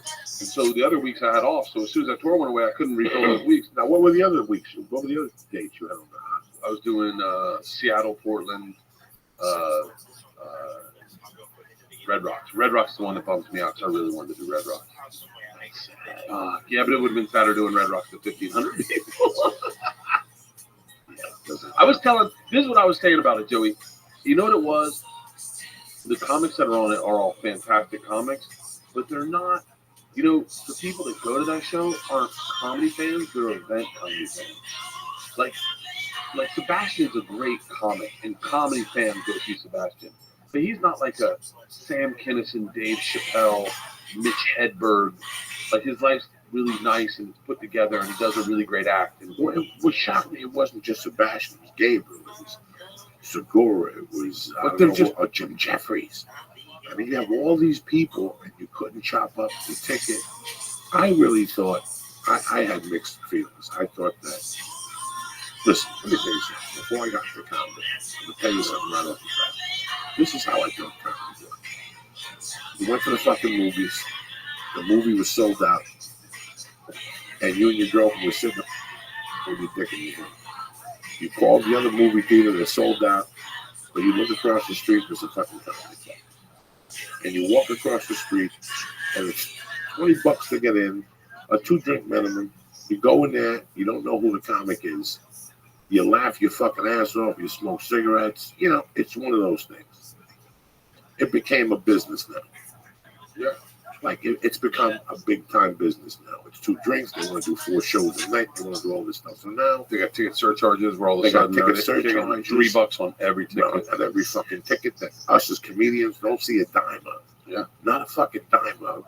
And now you have the ticket. The tour was successful the last couple of years, but it also had Chappelle and Flight of the Conchords. It was events. It was like events. Pearl Jam. They had like Flight of the Conchords and Louie and Amy and but not one time. Do you want me to tell you something? Not one time did I doubt the comics that were on the tour. This year? I did none of them. All of them. Just Gabriel and listen, Sebastian did 7 nights at the fucking theater in New York. That's theater with the fucking Allman Brothers playing a role. Bill Burr did over 19 fucking sellouts in Boston. Yeah. Gabriel, Jesus fucking Christ. Where doesn't he fucking Dubai? The Prince flies him in. These are great comics in their own way. They talk for $100 and something. Lee said he went online for the $30 tickets, and they were 2 miles away. You had to have binoculars and another binocular for the fucking binoculars. Yeah. You know what I'm saying? So, it's what I've been talking about. But I got a problem now. Now, I talked to Tommy Easter. Okay. And he said he went to the Dodger game the other day for $18. Right, yeah. Now, how the fuck? People tell me at $200 the fucking seats. How does Tommy Easter go for $18 fucking dollars? Well, it's the Game Time app, and there's other ones like it, but that's all it is. It was just. I mean, he sat in hell. He said, yeah, he's in hell. Do you know they have a medical marijuana smoking section? No, they don't. No, there's no way. That's what he told me. I'll call him right now.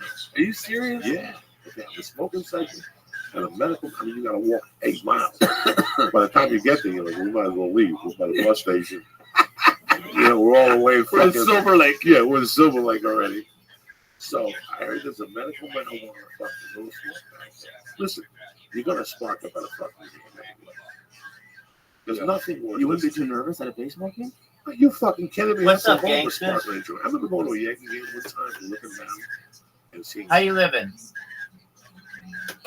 I stream my life 24/7, 365 for world peace. I've been doing so for more than 3 years. Things that we talk about that are interesting on this chat are mind uploading technology, life extension technology, time travel, the ability to travel faster than light, advanced propulsion, antimatter, anti-gravity, aliens. We also discuss alien disclosure. You name it, we discuss it.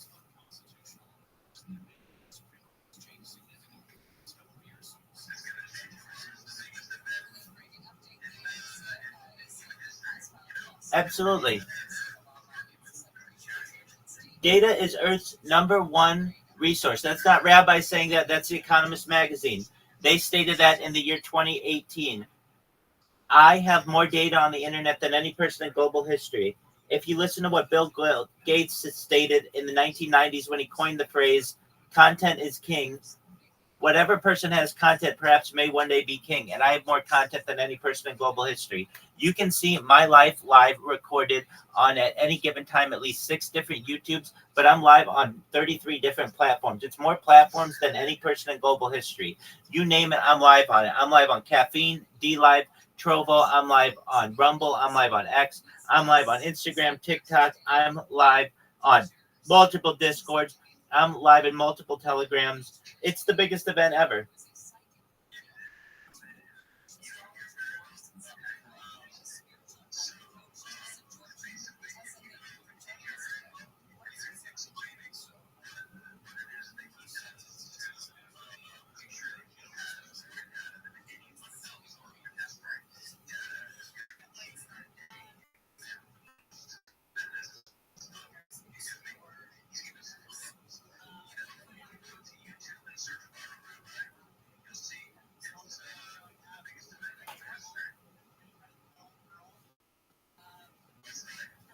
Absolutely, you nailed it, Caspian Sea. Bravo.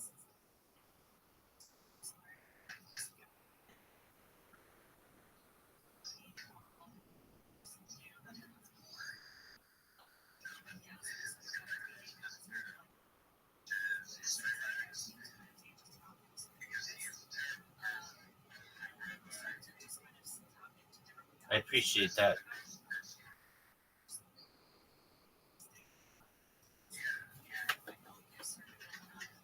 Yeah, because now I got Thursday, Friday, Saturday. The long drive is Atlanta. Then they called us to say Atlanta was going down. And we're like, what the fuck? And that night I was at the Ice House. I was still going to do a Ice House. I'm embarrassed for Gabriel. Because Gabriel still went to Fort Lauderdale. Okay? And still showed us the world at $50 per ticket. Okay, so don't fucking tell me. These motherfuckers looked at that. Because where do you go see Gabriel by yourself? No, you take your wife. That's the yardstick. That's a fucking yardstick. The same yardstick you were going to use. But whatever. The yardstick was there. I think that when they called, the service fees were high.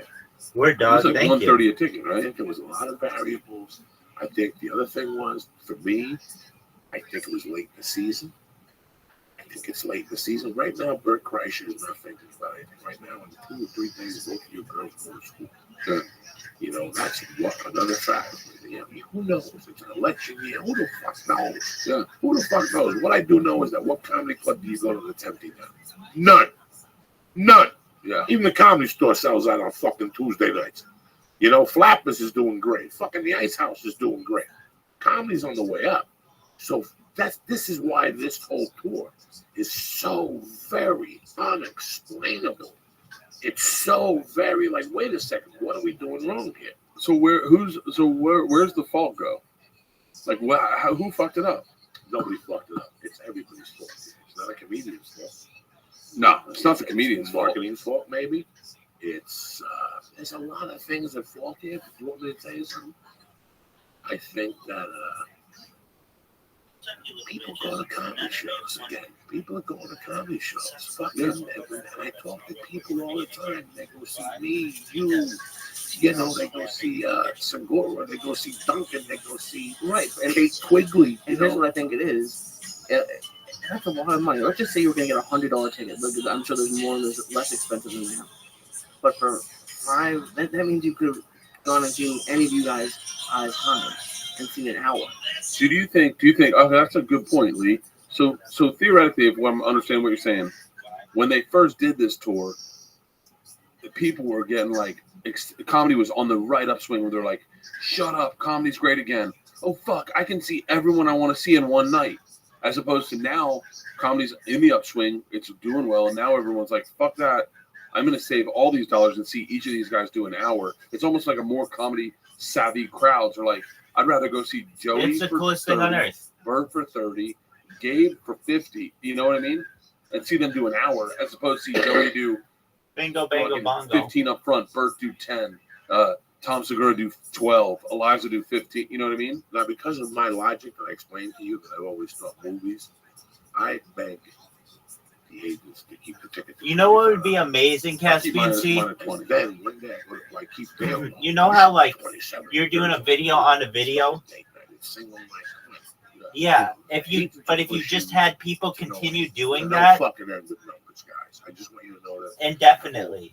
Basically, like it would keep getting smaller and smaller and smaller, but you could keep doing zoom ins, and it would be like this continuous thing. I bet one day we'll be able to organize something like that. It's like Hands Across America, but the virtual version. $15 if you can, 22. But then I find out a week later this is $8 service charge. Yeah. $2 if you will call the tickets. It's a fucking nightmare. You know, you never stop getting fucked. You know, the thing that hurt me the most, I have these plane tickets I got. They all had a cancellation fee. $150, $200. I called 3 fucking different times. And they gave me 2 breaks. Eventually I knew they were going to say, Joe, you got to charge us. Southwest, they don't give a fuck. Yeah, I was taking Southwest from Tampa to Atlanta. Yeah, I just said, we'll provide you that. Virgin made me open up a bank account, a Sky Bank, and put my money in there. I got a year to use it. It's fucking bullshit. But anyway, wait, besides that, what's going on, Lisa? You got a beautiful weekend. Yeah. In San Diego, you went to see Lee had a little problem. Lee had a little fucking problem this week that I didn't think about till you said something, and it made a lot of sense because it happens to everybody in this room. Right. Couldn't get it up. Oh, well, that happened before, but that wasn't this weekend. Well, what is the problem? Well, I went to, my girlfriend got us tickets. I like this EDM band. And I started seeing them when I was 18.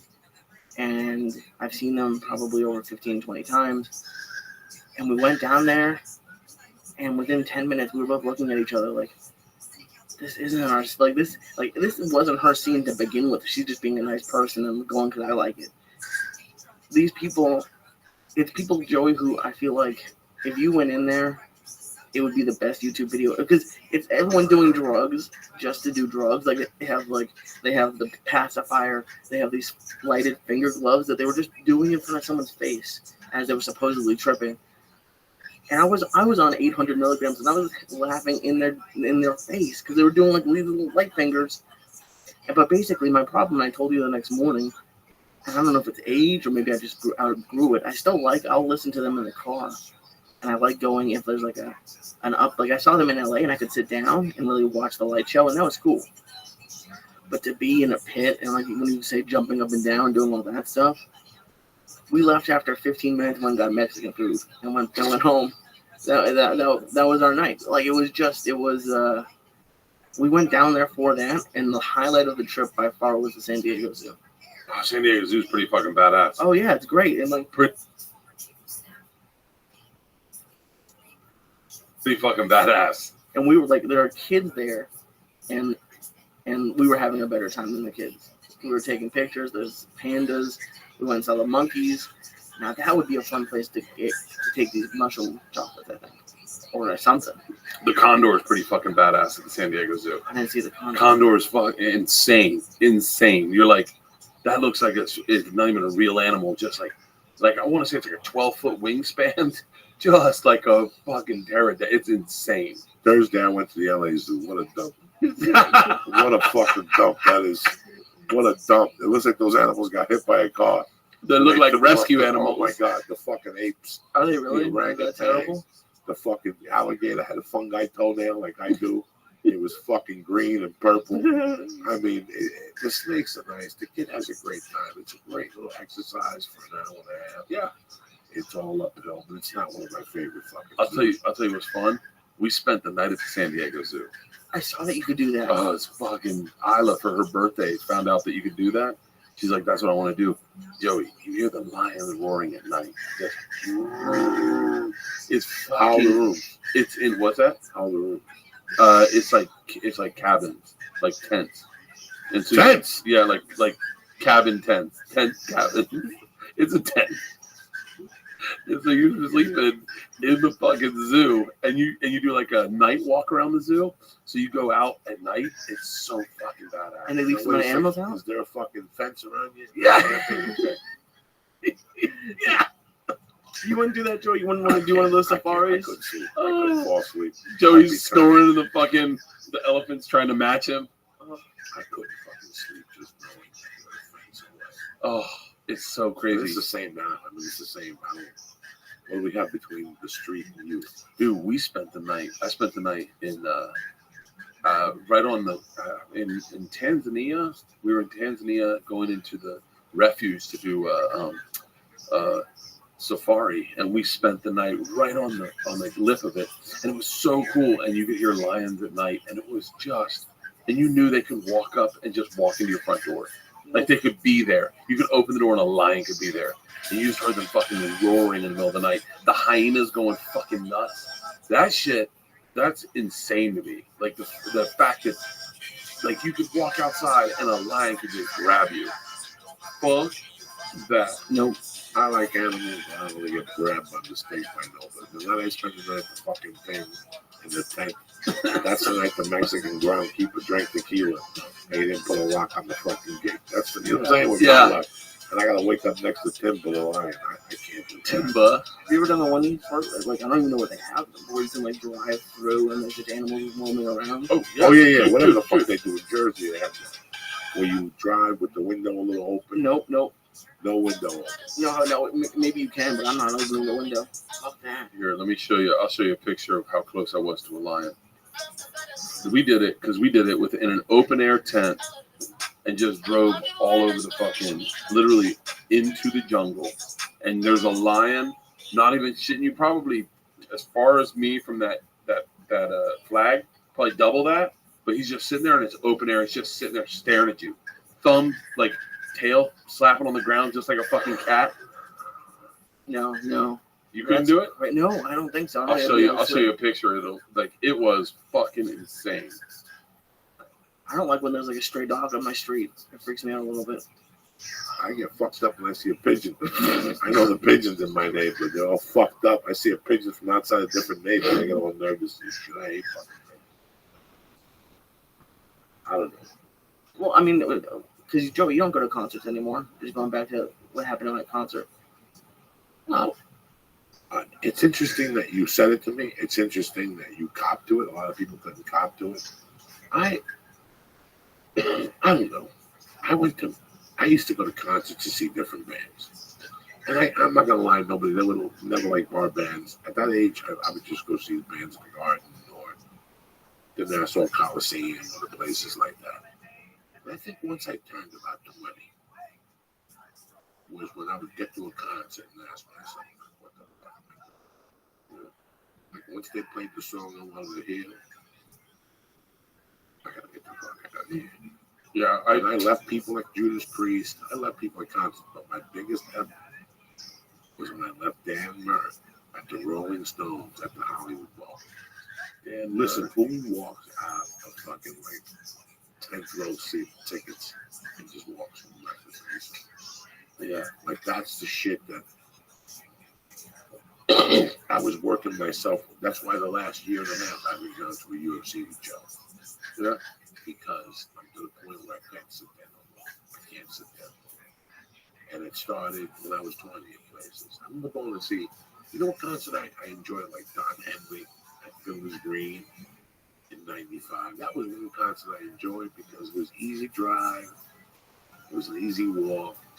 But now it seems like they just put too much fucking drama. Well, you always say something to me every time I'm going anywhere. You just told me to download the album and to have a joint. You're like, why are you even gonna go down there? You said it to me. I went to the Rams game, and he goes, "The fuck you go to the Rams game?" And there was a fight that night. Yeah, there was a fight. You know, you take your wife. What if they took the girls? Yeah. We got season tickets. Yeah, you're another one that's half retarded. How are you gonna get season tickets to go down there to get beat up? It was fucking crazy. It was the band down there. Everyone was speaking Spanish behind us. It's these sporting events now, and they're all one of them is gonna end bad. That's the thing that you know is happening. Like you sit there and go, when is something gonna go down at one of these fucking things? You could feel it. You could feel it going on behind us. Like the energy was like man energy, and it was like third quarter, and I was like, let's get the fuck out. I was like, it's a night game. The day games will be better. This is a night game. It's a preseason night game, so it's all the riffraff. And the guys behind us were talking shit in Spanish, and I could understand a little bit what they were saying. And I was like, man, if this was English, literally Leanne would be turned around going, shut the fuck up. And then they were sitting in these other guys' seats, and the other guys came and finally pulled the card, and they were like, listen, you need to get the fuck up. You're sitting in our seats, and the guy was like, "Are we gonna do this?" And I was like, "All right, let's go. What the fuck are we doing?" Listen, man, I went to 7-Eleven the other night. I'm sitting there minding my business. There's this guy who gets whatever cigarettes, Newports. He's Mexican. He's got a rated tattoo on his arm.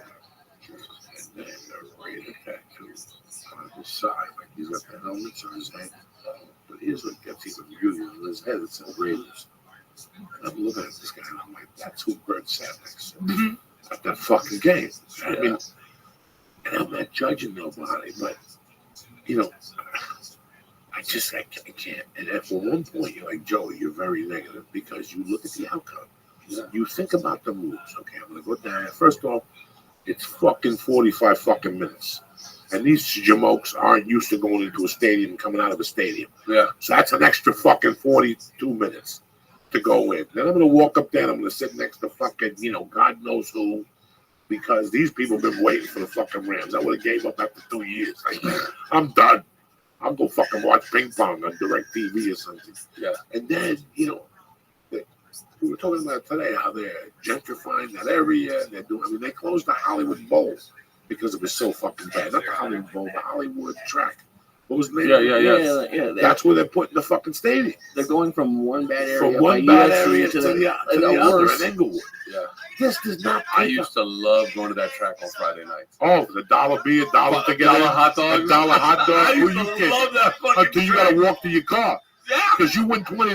That's the longest walk ever. You cannot celebrate your wins. Dog, those are some angry black people in that walk outside. They just stare at you. Lee, you would die. I went to the casino once. How bad was They have a weird thing in California where you can bet if the dealer's gonna bust, and people will come in and place a bet on that if they don't have enough money to place a bet on a hand. So this dude came by, and I'm used to playing in Vegas where that bet doesn't exist, and this black dude just comes in, places the bet down, and he's like, "That's my bet." I'm like, "Okay." And then I was playing 2 hands because I'm crazy. One hand lost and one hand won or something. And he switched. He tried to switch it, and he tried to get mad at me and take the money. I was like, okay, this is my clue to leave. Like I parked when I got there. There's like a valet parking and there's like a free parking. I parked myself in the valet spot because I just knew. Like I was already. That's where Paula is from. That's the girl I'm dating. She lives behind it. So I was down there once a week. It's not a great place. Like I don't know where these people who are gonna go park down there and then stroll for a late night after the game. It's not gonna be good. You can't look. The truth is, if you want to see a Rams game, you better go now. You're not gonna be able to afford the new stadium. New stadium, the seats licensing is gonna be $50,000 a seat. So you're never gonna afford to be able to get season tickets ever again. So I was like, you know what? Fuck it. This is the one time I'll ever say I was a season ticket holder to anything ever in my fucking life. It was really cheap, good seats, and I was like, fuck it, we'll do it. And then immediately I was like, I should have gotten 2 tickets. The girls will never want to go to another fucking game. And then in my head I was like, but this new seat licensing thing is going to be $50,000 per seat, and it'll be an ownership of that seat. Every that year? won't even, no, one-time payment. Okay. So it's like buying a house. You're buying property. You're buying that property, and you will own the right to that seat in perpetuity. And then you can sell the right to your seat to somebody. Or you can just get the fucking ticket. By the way, that doesn't even count that's not even season tickets. You got to buy season tickets on top of the seat licensing. It's a fucking nightmare. So, whatever. It's like an investment. It's an investment, but you got to be rich as fuck to do. I mean, like, I'll tell you. It's the stock market. The seats. What you do is you buy the rights to the fucking seat, and you buy season tickets. You can sell them at each time it's the fucking rates out. They don't give a fuck if you pay them. Well, that's the thing is like, you look at like Denver when they did it seemed ridiculous, and then now my buddy Paul is like, man, I really, really wish I had just gotten a loan and done it because they'd be invaluable. It's like you can't. There's a long list to get assisted. They go to the Super Bowl. You got Irish fucking tuition. Yeah, that's the reality. That's the reality. For some dummy will go, well, we're tickets now. Yeah. Some celebrity on a TV show don't know no better. Never been to a fucking sporting event. Doesn't know they're gonna ask them for 1,000 pictures and shit. They'll buy one of those fucking things. And then you do it. I don't know, guys. I grew up in Shea Stadium. I grew up in Madison Square Garden watching your game, and I have The last Laker game I went to, I paid for the fucking tickets just to go. Like, I paid something, but I felt ripped off. I just felt violated. You know, I used to go see great Knicks games for $15, $22. Yeah, you know, now I'm paying $180. You know, and it's not about the fucking digits. It's the principle. It's the fucking principle. My friend here goes to Disneyland. They have that scale. Somebody was telling me they have some scale at Disneyland. You know? Is this true? Oh, like a sliding scale for payment. Like, there's some days where it's more, and there's some days that it's less or something. It took $100 or something. That was a while ago. I heard $100, yeah. $100 on a scale? No, like $100 to the get. The day he went, it was like one of the high days, so it was like $100-something. Oh, so it's like a perfect day to go, and they jack up the prices. They jack up the prices because they know they can. Yeah, there's something weird at Disneyland. Like they have last week of summer. It is fucking slam packed. Really. Everyone wants one last trip to Disney. Come on, a lot. We've done a bunch. We've done a bunch. We got season passes to Knott's Berry Farm, which is I think better in my opinion. It doesn't have the like fanfare that Disney has. Like Disney has a little bit of a story and backstory, and if you've seen those, you meet the princesses. For a little girl, it's ultimate, but the girls are at an age now where they just want to ride the rides, and the rides at Knott's Berry Farm are so much better, and they serve food. I think Disney does too, but they serve food, and the food is fucking good. The fried chicken is the best fried chicken you've ever had. They've got these Knott's Berry. I mean, the food is fucking phenomenal at Knott's Berry Farm. Really, and the rides are awesome, especially for little kids. They got like a whole section of rides for little kids, but you couldn't even do all the rides. Yeah. How old is he? How old is he? Yeah. The Georgia asked tonight.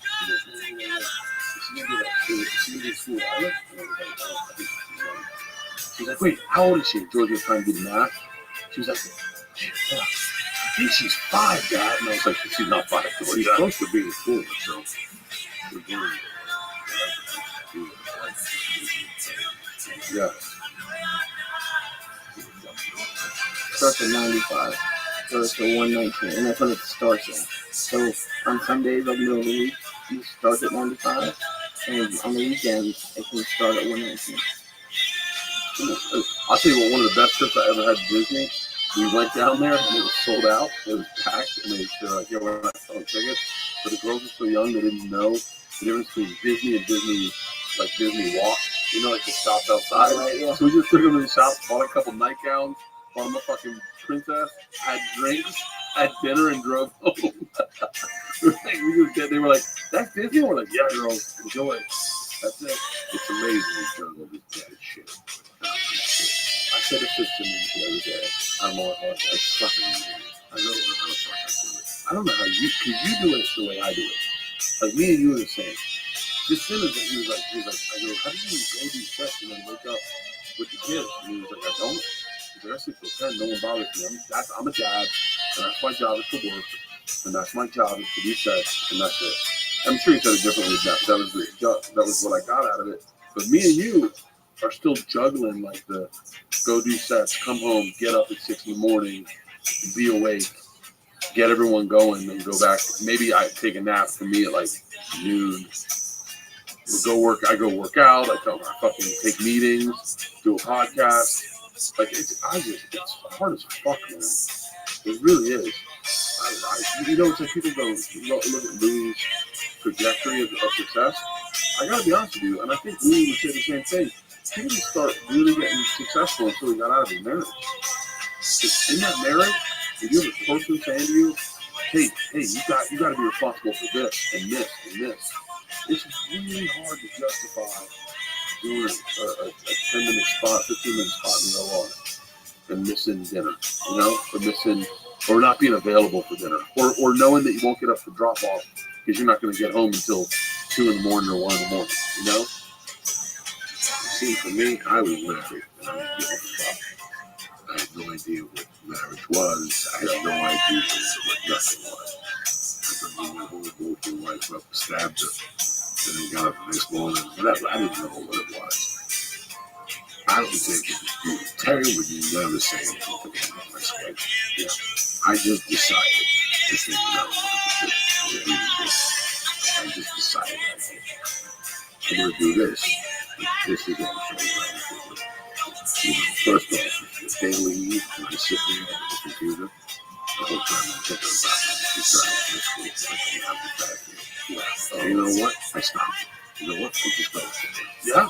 I get up at that and I go with it. And me and my wife go have coffee for 20 minutes somewhere. We talk about our day. She splits, I split. And that's the beginning of my fucking day. Yeah. I think it's really important. I lived in this town for 14 years before Mercy came. I took every fucking stupid jerk-off meeting. I've taken every fucking call. I did everything. One day, you start deciding what's important and what's not important. Well, I have a YouTube project I want to talk to you about. Yeah, sorry, brother. We can make millions on the penny program. That's great. It's not going to fucking happen in my world. Yeah. When do we shoot? We shoot in Calabasas Mondays. It's not going to happen unless you shoot North Hollywood. It ain't going to happen. Yeah. Like, one day, it just snapped on me. You know, Lee and I were doing the podcast in his house, and there was a run I had on the road, which was 8 weeks, and then 2 off, and another 6. I remember that one, yeah. Okay, I made some money, but the numbers went down the podcast. I gained 30 pounds because of the lack of sleep. You gain weight. Even if you stick to your diet, what the fuck's going on? I haven't destroyed the M&M's in the hotel room, and I gained 3 fucking pounds, you know? And I figured out, and I was still putting the time at home. And it was really fucking killing me. Like, I have this thing. If I'm going, I'm picking her up, I'm dropping her off. Unless, of course, you have an envelope. Yeah, if you have an envelope at 4:30, what that means an audition, that means anything of that. But if I'm in an envelope, you're not going to see me. You're not going to see me at 5:30. People are furious at me because I won't do the podcast. But they have a reasonable podcast. They want to take the 5 o'clock in Culver City. I wish I could say no to those. In traffic. No, I have to. I say yes and then forget I said yes, and then they call up and they're like, so we tape in Venice at 7. And I'm like, no. I got to leave at 5. No, I got the girl. I got the girls. I got the dinner with my family is more important than any fucking podcast. Yeah. You know, that's how I have to look at it. That's how I have to look at this shit. If not, I'm going to go on the road and make any money. So I'm losing. And what's the sense of fucking doing it? No. So now I'm trying to go 2 on and 2 off. You know, Thursday, do you think I really want to go to LA fucking Zoo? No. Or I had 2 options: go to the LA Zoo, meet the rider, or go to Jiu-Jitsu. I had already been to Jiu-Jitsu twice, and they fucking killed me in the advanced class. I couldn't even walk. I went to the zoo. Yeah, everybody was happy. What did we do after the zoo? We went to Boston Market. I became one of those women that puke after they eat. Bulimic. That's what I am. Every time I hang out with my daughter, because she wants to go to Boston Market. So I got a bulimic, that fucking turkey. And the food's getting worse and worse. They had chicken cutlets, the worst things I ever tasted in my life. Yeah. Now they had something last week that I tried. What the fuck did I eat last week? That wasn't bad. It doesn't get me sick, the food. So you don't really, but my daughter likes the mac and cheese from there. So if we're on that side of town, she says mac and cheese, and me and my wife, everybody's like, oh, Jesus fucking Christ. She knows the size of town? Yes. She'll know me like, yeah. Okay. God, there's a Kenny Rogers over here. Kenny Rogers. I do remember Kenny Rogers. I used to go there all the time. On Highland? Yeah, I used to live right by Highland. That was the filthiest fucking place. Kenny Rogers. And every time you went to Kenny Rogers, you felt worse and worse about your life. It was down the block from, what's the diner? Right there on Highland. I don't know the diner. What Kenny Rogers are you talking about? No. Oh, I know the diner you're talking about. The one there's like that old schooly one. On Highland. On Highland and Sunset. No, Highland is Hollywood. Right by the Wax Museum. Yes. But the fucking... Dude, I've been to that. Is it Mel's? I've been to that diner. We've had lunch there before. I've had lunch there one time. But I think it's Mel's, isn't it? It's Mel's. In the middle of that block was the Kenny Rogers roast. And I'm going to go there before lunch one day. Yeah. And the people who were working. It's one of those things that I put the order in, and right away I looked behind the kitchen. I'm like, I wonder if I can get my money back. It was too late. This thing was fucking disgusting. It was just disgusting. I put in an order, and I guess the guy had a scab on his face. Oh no! And he was itching his face, and all of a sudden I put my order in, and he's bleeding. like, hey man, you're bleeding, and he was like, huh? Like you can't see that you're bleeding on your face, and he's just like, I go, you're bleeding. Can you go clean yourself up? Yeah, Kenny Rogers is fucking beast. Oh my god, that was disgusting.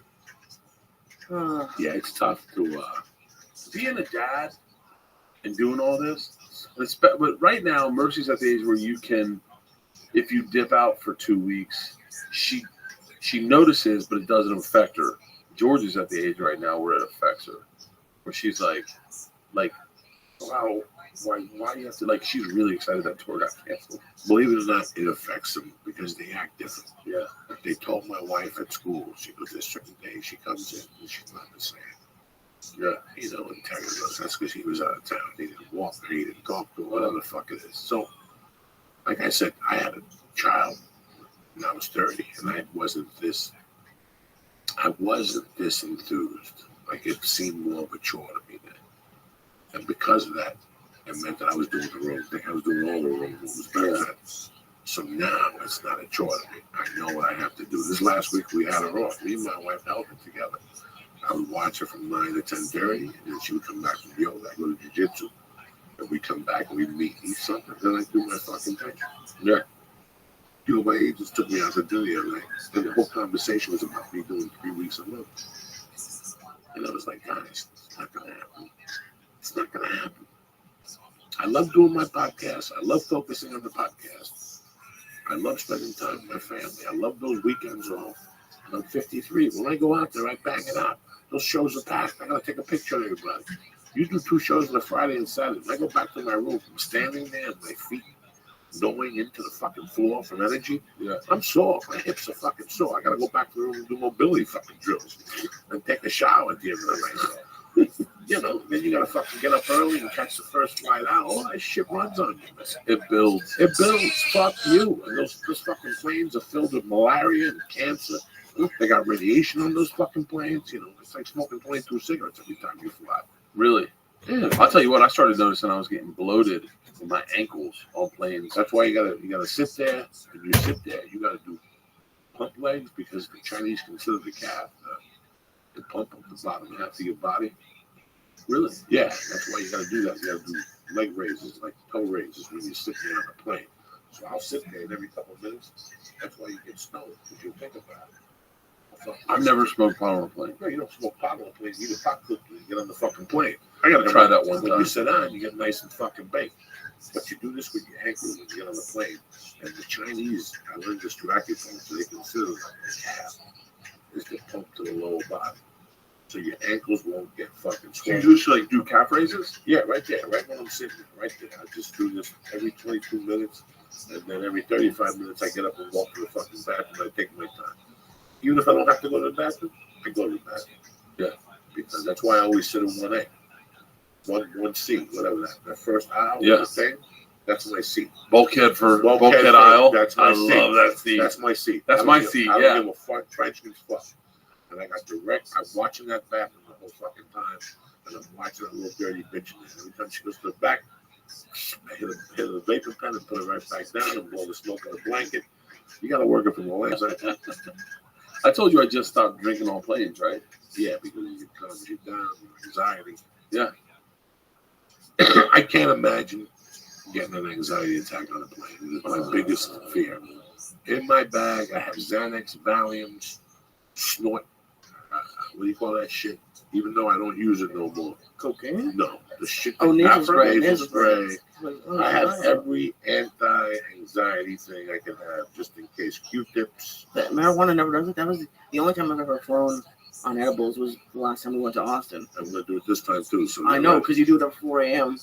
But it's just, that was the only time, and it wasn't real anxiety. But my heartbeat just started going, and you can't. I don't like getting up and moving on planes. So like, especially as a bigger dude, and I was big when I. How much weight have you lost? About 90 pounds. That's fucking insane, Lee. Thank you, man. That's so good. You look fantastic. I'm trying. It's my diet hasn't been as good, but I've been working out. So it's. I mean, you work out a lot. You look pretty good. I'm the skinniest I've been in a long time, but I'm still fucking fat. So it's a tough journey. Yeah. It's a tough journey after a certain age. And you add that to the mix. You know, you want to take care of yourself. You know, there's not a lot of comedians like 20 years ago. There's not many comics that you hear weekend things anymore. You know, you hear Rick Rice and then he got fucked up in Pittsburgh and used on the second show. That doesn't exist in our business. No, it used to be all the time. All the fucking time between Mitch Hedberg and Pablo. Geraldo. I remember Geraldo in Hartford. They were like, I was like, oh, Geraldo was just here, and they were like, yeah, it was bad. He took too much Xanax, and he had to lay on the floor and did his set laying on his back on the floor because the room was spinning. I did that in Beaumont. Really? Yeah. Wait, tell me that story. You know what the most outstanding thing from the story is? What? That at 4 o'clock Saturday night, I called Slade Ham's brother. He was a wigger. He was a rapper at the time. This is 2005. The Longest Yard just came out. I'm in Beaumont, Texas. I told the story on Mark Maron. It was not the Mark Maron podcast, the TV show. It was not alive or not a scripted thing. That was a personal story that I went. The guy picked me up. I got in the car and I go, and I'm fucking lit. I had 30 Valiums, 30 10 milligram Valiums in 3 days. Drinking Jägermeister. Ask Josh. Next time you get Josh Wolf, ask Josh Wolf. But Josh Wolf, tell me the story about Joey Diaz in Beaumont, Texas. They know about Thursday. I went down there, but anyway, I went to buy coke, and they were neo-Nazis. I'm talking, it's behind Beaumont, Texas, a neighborhood behind Beaumont, Texas, that's a little bit on the rough end. And I went down there, and Slade told me, his brother goes, listen, before we go in there, I just want you to know they ain't friendly with fucking people. And you're scared. I said, listen, you see, there's $400 bills here. Everybody loves $400 bills. I don't give a fuck who you hate. Yeah. And I went in there, and they talked to me. They even asked me nationality. I was Cuban. I was chewing out my fucking mind. I couldn't even talk. Yeah. The values had me going. I was talking like that. It was horrible. That was the last memory of that weekend. Really? And then you had to do a show that night? I did the show Thursday, Friday, and Saturday. I flew in Thursday, and the kid was supposed to have the blow for me because I got no blow. Well, what can you get? What can you do? And he goes, I can get value. He told me, and I gave him whatever the price was. And he goes, it's 30. I go, fine, just bring me 30, whatever I don't need, I'll bring him back to my friend in LA. I had a friend in Hollywood that he found. He said, I'll bring him back for him. Yeah. I started popping. First night, like I ate 1 and 2. Then I went to the fucking bar and I drank a little bit. I didn't get coked up the first night. Went back to the hotel, got up, did some radio. You know, went back to the room, felt okay. Felt good. Yeah, popped another one to sleep at 3. Your nerves feel good. That's the crazy thing about those. Slept till about 6, got up and was a little groggy. Had some coffee, had a couple of fucking Camel Lights. You know, had some fucking Papados and went to the show. And at the show, I started popping. Once I knew the coke was coming, I started popping on Friday night. Popping. They were in a little brown bag, so I wouldn't count them. I would just pop them like fucking Tic Tacs. Friday night, I was gone. I must have gone to bed at 1. I slept till 3:30 the next afternoon. One of those things, you just wake up, your stomach's empty. You're fucked up. Like you need coffee, more coffee, a shower, another shower. You got to jerk off. You got to go for a walk, take another nap. It was one of those days, man, 2 shows. And again, I went in the bag and took the hands, put it in my pocket, and the coke came. And then we did the first show. The first show, people said to me, Jägermeister, Beaumont, Texas. This was a great little comedy room that was owned by 2 guys. And one guy robbed the other one. And the guy hit him in the head with a bamboo thing. And that was the end of that fucking tune. Sure. Tremendous. Sure. It was first owned by 2 black people. They were very successful. Black couple with kids had a theater in Beaumont. The kid was his bartender. And they quit the business. The kid that was the bartender opened up his own club. He's still used. He's a great kid, Slade Ham. So this Saturday night, I'm at the club. I got the package. I'm not hitting it. I'm on stage still. So I wouldn't do coke on stage or before. I would do coke afterwards. Yeah. So I do the first show and I'm fucking because that Valiums I took Thursday and those ones I took Friday, they're still in your system. Oh, they don't go anywhere. Percolating like a motherfucker. Holding on to fat cells. Holding on to fat cells. And every time you hit a joint, you get even more fucked up. It ignites one of those fat cells. Every time you have a cocktail, it just pulls them out of the fat cells. Pulls them out of the fat cells. So if you eat a 10 milligram Valium, your fat takes half of it. 5 milligrams gets released in your bloodstream. The other 5 go in your fucking fat. They just get stored and stored. And here you are doing gin and tonics. You don't even need Cosby to show up. Nature works itself here. After 3 nights of eating Xanax, chicks will tell you they black out. I know tons of chicks who eat those Adderall and all that shit. They black out when they fucking drink. Yeah. That shit adds to it. So don't think that. So here I am, 400 pounds, sweating profusely on stage. I'm so happy. The first show I gotta lay down. They're sending shots. I'm drinking 16 shots on stage. I'm 400 fucking pounds. I already got the 8 ball. It's fucking beige. It's beige. It's beige. This coke was right from the cartel. Right from the cartel. It's right beige. Oh my God, it was beige. And it smelled through the paper.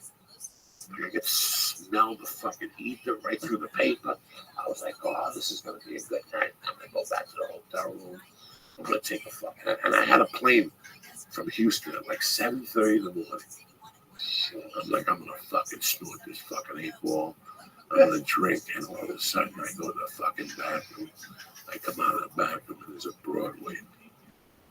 And she's like, you want to come? I wanted a Coke. And I got the Coke in my pocket. But she's got some. And she was like, what do you want to do? Do you have a car? She goes, my husband's here. Let's go to the women's bathroom. So we go to the women's bathroom. We do a few bumps in the women's bathroom. She leaves. And next thing you know, I fucking pass out. I get up. The Coke is still there. My money's still there. The phone's ringing. I can't fucking even, I can't move. It was horrible. I definitely OD'd.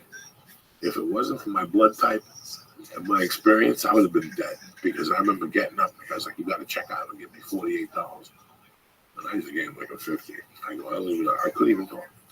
I went back to bed, got up at 8, puked, went back to bed. I finally got up Monday and called my wife. Like I finally called Terry like Monday. I'm like, Terry, you're not going to believe this. I'm fucked up. Yeah. And I stayed in that hotel room until Tuesday. And I had my friend come and get me and take me to this fucking thing.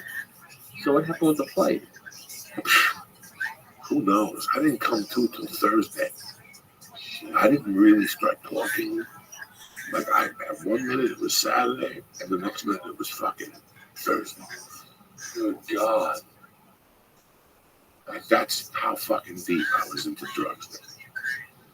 But I was fucking sick till Thursday. You know what? It took me years to eat another sleeping pill after that. It was those bars. Those Zan bars? Those Zan bars, those are fucking bad, Jack. Oh, dude. I had a friend addicted to those, and they wouldn't even take him in rehab. What? Because I guess you gotta, like, benzos are the hardest to detox off of. They're real dangerous. I used to take a ton of benzos. What are benzos? That's the classification for Xanax and Valium. Is a benzodiazepine or whatever. And so, but they're really dangerous to come off of. Because you can, I guess you can have a stroke if you're overdosing, your body's dependent on them. It's really hard. But I had a buddy that wouldn't even take him into rehab. They denied him rehab. They're like, tell him to get off benzos first. Yeah, that was rough. What is that you're burning? I'm trying to burn this off so when I stick it into the pipe, it doesn't stick and attract all the other shit. You see, it goes nice and easy, like a knife with butter. Yeah. You want your bong? You want a bong or you want to sit there like Johnny the Most? Yeah, fucking bong. This is the pure kush. Bloods and Roses. That place over on Ventura. Wait, do you not go into the other spot anymore? I go to Perennial, but I got to mix it up. I've been going to Perennial for the last year. It's all the same growers. So you get used to their whole mix after a while, you know? So I said, let me try something else. Josh Wolf goes to Blood and Roses. Let me go up there and see what it's about. Very nice people. Very nice people. Very knowledgeable. You know, very, they explain everything. In fact, they explain too much. Like they tell you too much. I don't want to know this much. Just give me the shit that killed Lucifer, and I'll be out my way. They want to talk to you about histories and the cannabis, you know. Yeah. But they're very nice fucking people. They're very nice people. They're always knowledgeable. So I bought some Sonic Boom, some Pure Kush, and I said the sativa I got was fucking really good. Now, do you notice the difference between sativas and indigos? Yes. You do? Oh, yeah, there's a huge difference. I could smell the difference. Really? Smelling the sativa, the indica, and I could also when I get high, I like sativas that get me fucking stoned. Yeah, I don't want to smoke a sativa that dicks with me, and then everybody else is like, "Did you feel the body?" Listen, I don't want to body how I kick myself in the stomach. You know what I'm saying? And release fucking my adrenals. Yeah, what's going on over there, D? Yeah, but it's Bert, I had actually a question for you. You seem like a very extroverted person. Yeah. But I listen to your podcast, and you always talk a lot about like feeling nervous or anxious or like worrying about what people think. Yeah. And that's my world. Like really? That's like I was thinking about it. If we went to high school together, I would have hated you, but wanted to be you. No, you would. Like, me and you would have gotten along really well. You think so? Like in my head, you seem like a party or like a cool guy, and I just wasn't. It always surprises me, or it used to surprise me a lot, when people who seem to be extroverted and love being the life of the party are going through some of the same issues. Yeah. You know, it's so funny. I don't. I've really been regretting it, my honesty, because I've shared way too much on my podcast. Like, people know everything about me, and I started going like, oh, I should have played this cool, like you know, like, and just told everyone I was cool and I was a badass and I don't fucking have anxiety attacks on planes and I don't drink boxes of wine and whatever the fuck secrets I should have kept. But yeah, man, I got diagnosed with social anxiety disorder when I first moved to LA. Some doctor told me I had it, and I was like, "You're out of your fucking mind. I'm a comedian." And he goes, "Okay," and I just left. And then I realized, oh yeah, I don't like, one of the things that drives me nuts is like going to like the improv and I don't know people's names and just I get like embarrassed. I don't know their names and they know me, and then going like, hey, like it. And I don't like answering my phone. I don't like checking my messages. Like it's like I'm kind of a neurotic regular. Like Joey knows. Like half the times I do spots, Joey knows this for a fact, is because Joey calls me and goes, "You're coming with me. Let's go," and he just picks me up and we go to a spot. Like I have a hard time calling him for avails. Like just that phone call gives me anxiety. Oh yeah, I can imagine. I used to love, not like a lot of times you'll hear people be like, "Oh, I love when people cancel plans." I used to love when people wouldn't answer the phone. Like if I would call them to like, "Oh, maybe we should do something." If I call them and they don't answer the phone, oh great. I used to get, but it's weird because I would get bummed about it in high school. Like I'd be bummed, like, "Oh, everyone else is out," but I would never like call someone and talk to them. No. If I wasn't at the movies or at my best friend's house, like the one friend I had, there's no chance of me going. I flew into South Africa one night, and I was supposed to meet up with my whole crew, and their flights got postponed, so they weren't coming in until like 24 hours later. And I literally was like, "Oh, I'm locking down in this hotel room hard fucking core." Oh, I loved it. I remember I woke up, I had nothing to do all day, and we had little pools out by our we had little suites that had pools that overlooked the ocean, and I got out of my pool and then came back and watched a movie and fucking had a glass of wine. It's the fucking best. I love it. My wife calls it cave time. She's like, every man needs cave time, where like you go in and you don't fucking talk to anybody and you just disappear inside you and you get small. I love that feeling. I feel that becoming a comedian gave me social anxiety the last 12 years. So that's crazy because I really believe I've lived with social anxiety forever. I can't believe that. Even when I was creeping, and I was a creepy dude and robbing people, and I'd have to walk into that bar. Right. And 3 people would say, "That motherfucker Rob, that drug dealer." I wouldn't get anxiety. I would look at them like, who gives a fuck? Obviously not doing nothing. Like in my mind, I would give them that type of look. I didn't get social anxiety like I get now. I think the comedy over the years gave it to me. Yeah, I flipped the switch too much. It was too much. Somewhere you get overstimulated one night and you just don't come back. One of the roughest things for me is for me to go on the road, of my behavior on the road now. It's sort of very Jack Nicholson in fucking that movie where he's just a fucking nut. What up, him? The other one when he's a nut. What is it? No, he's a fucking writer, and he's with Helen Hunt, and he washes his hands, and he doesn't have friends. Yeah. He's racist, and he's fucking whatever. Well, not that I'm racist. I'm just saying that when I travel now, because of my situation, okay, if I was single when I traveled now, I would be a completely different person. Yeah. And a couple of extremes. I wouldn't mean that I would still drink and do blow. I'm just saying that I would now, because of the situation we're in, when we are alone, I miss those two girls. I miss my wife and daughter. But when we call and they're at the thing and they're playing at the house and you're in your hotel room and you're just relaxing, and the only thing you have on your mind, whether it's to get the steak or the chicken Florentine from room service, because you're not even leaving the fucking room. Like you've already known. Like, I'm not leaving this fucking room. I will not leave that room until the next morning. I will not leave that room at all. Okay, I will not leave that room at all. And people really don't understand that since we have so much activity, when we go on the road now, it's my peace. Yeah. I don't want to go to dinner. I don't want to go to the movies. Mm-hmm. I don't want to meet you nowhere. I don't want to go. You're not going to see me at a fucking bar. The only place you're going to see me is at the hotel gym. Yeah. And at the fucking hotel, whatever's downstairs or whatever's down the block. I love these people calling me. This is a fantastic Cuban restaurant. How close is it to the hotel? 28 bucks. It's not happening. Dude, people tell me, not happening. People tell me we get done the show and they're like, Bert, come out with us. I go, where you? Unless it's the bar next door to the hotel or next door to the club I'm at, I'm not getting in a car and driving to downtown Pittsburgh. No. Why doesn't mine have I got stuck in Omaha. No, I got stuck in Des Moines for like 2 days because of weather. And man, it was beautiful. The girls weren't home; they were on the road. So I was just flying. They were like in Tampa or something. And I got up. And they called me and they said, "Your flight's been postponed. We're trying to get you on a flight tomorrow, but all flights today have been canceled. And we're having a hard time. We may not be able to get you out until Wednesday." And this is fucking Monday morning. And I go, "You know what? Don't worry about it."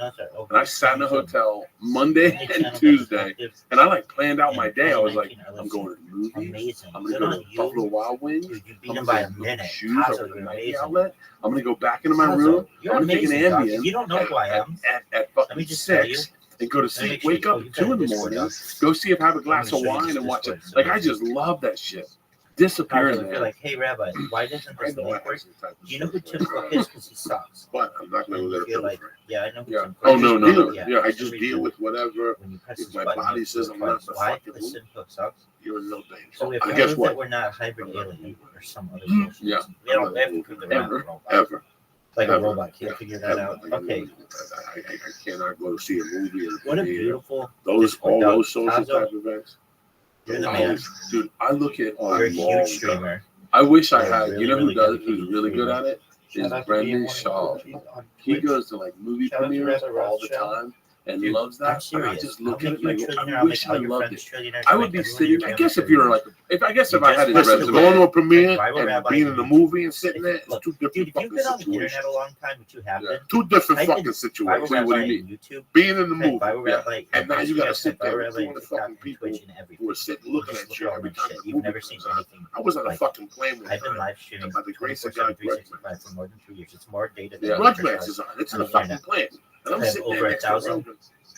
TikTok accounts, over 2,100 Twitter accounts, over 5,000 TikToks. Biggest thing in global history.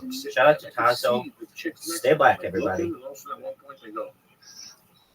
And I'm like I didn't even know what the fuck to do. When you go to a premiere and you have to sit there and look at your shitty fucking movie and make believe it's funny, and the people behind you are laughing at your jokes because they know you're sitting there, kind of fucking disgusting. I'll tell you what, but the best was De Niro and Grudge Match premiere. Out cold. Slept? Out cold. Are you serious? The movie started, his head tipped back, and next thing you know, I saw his mouth open up like the fat dude in Seven. Remember when they found the fat dude? His mouth opened up. It was like that. And he fucking slept throughout the whole movie. When the movie got up, he was tip-top Magoo. He was shaking hands and taking pictures like he enjoyed the fucking movie. Shut up. And listen, who wants to sit and watch? That's the whole thing. I don't want to go into a premiere, listen.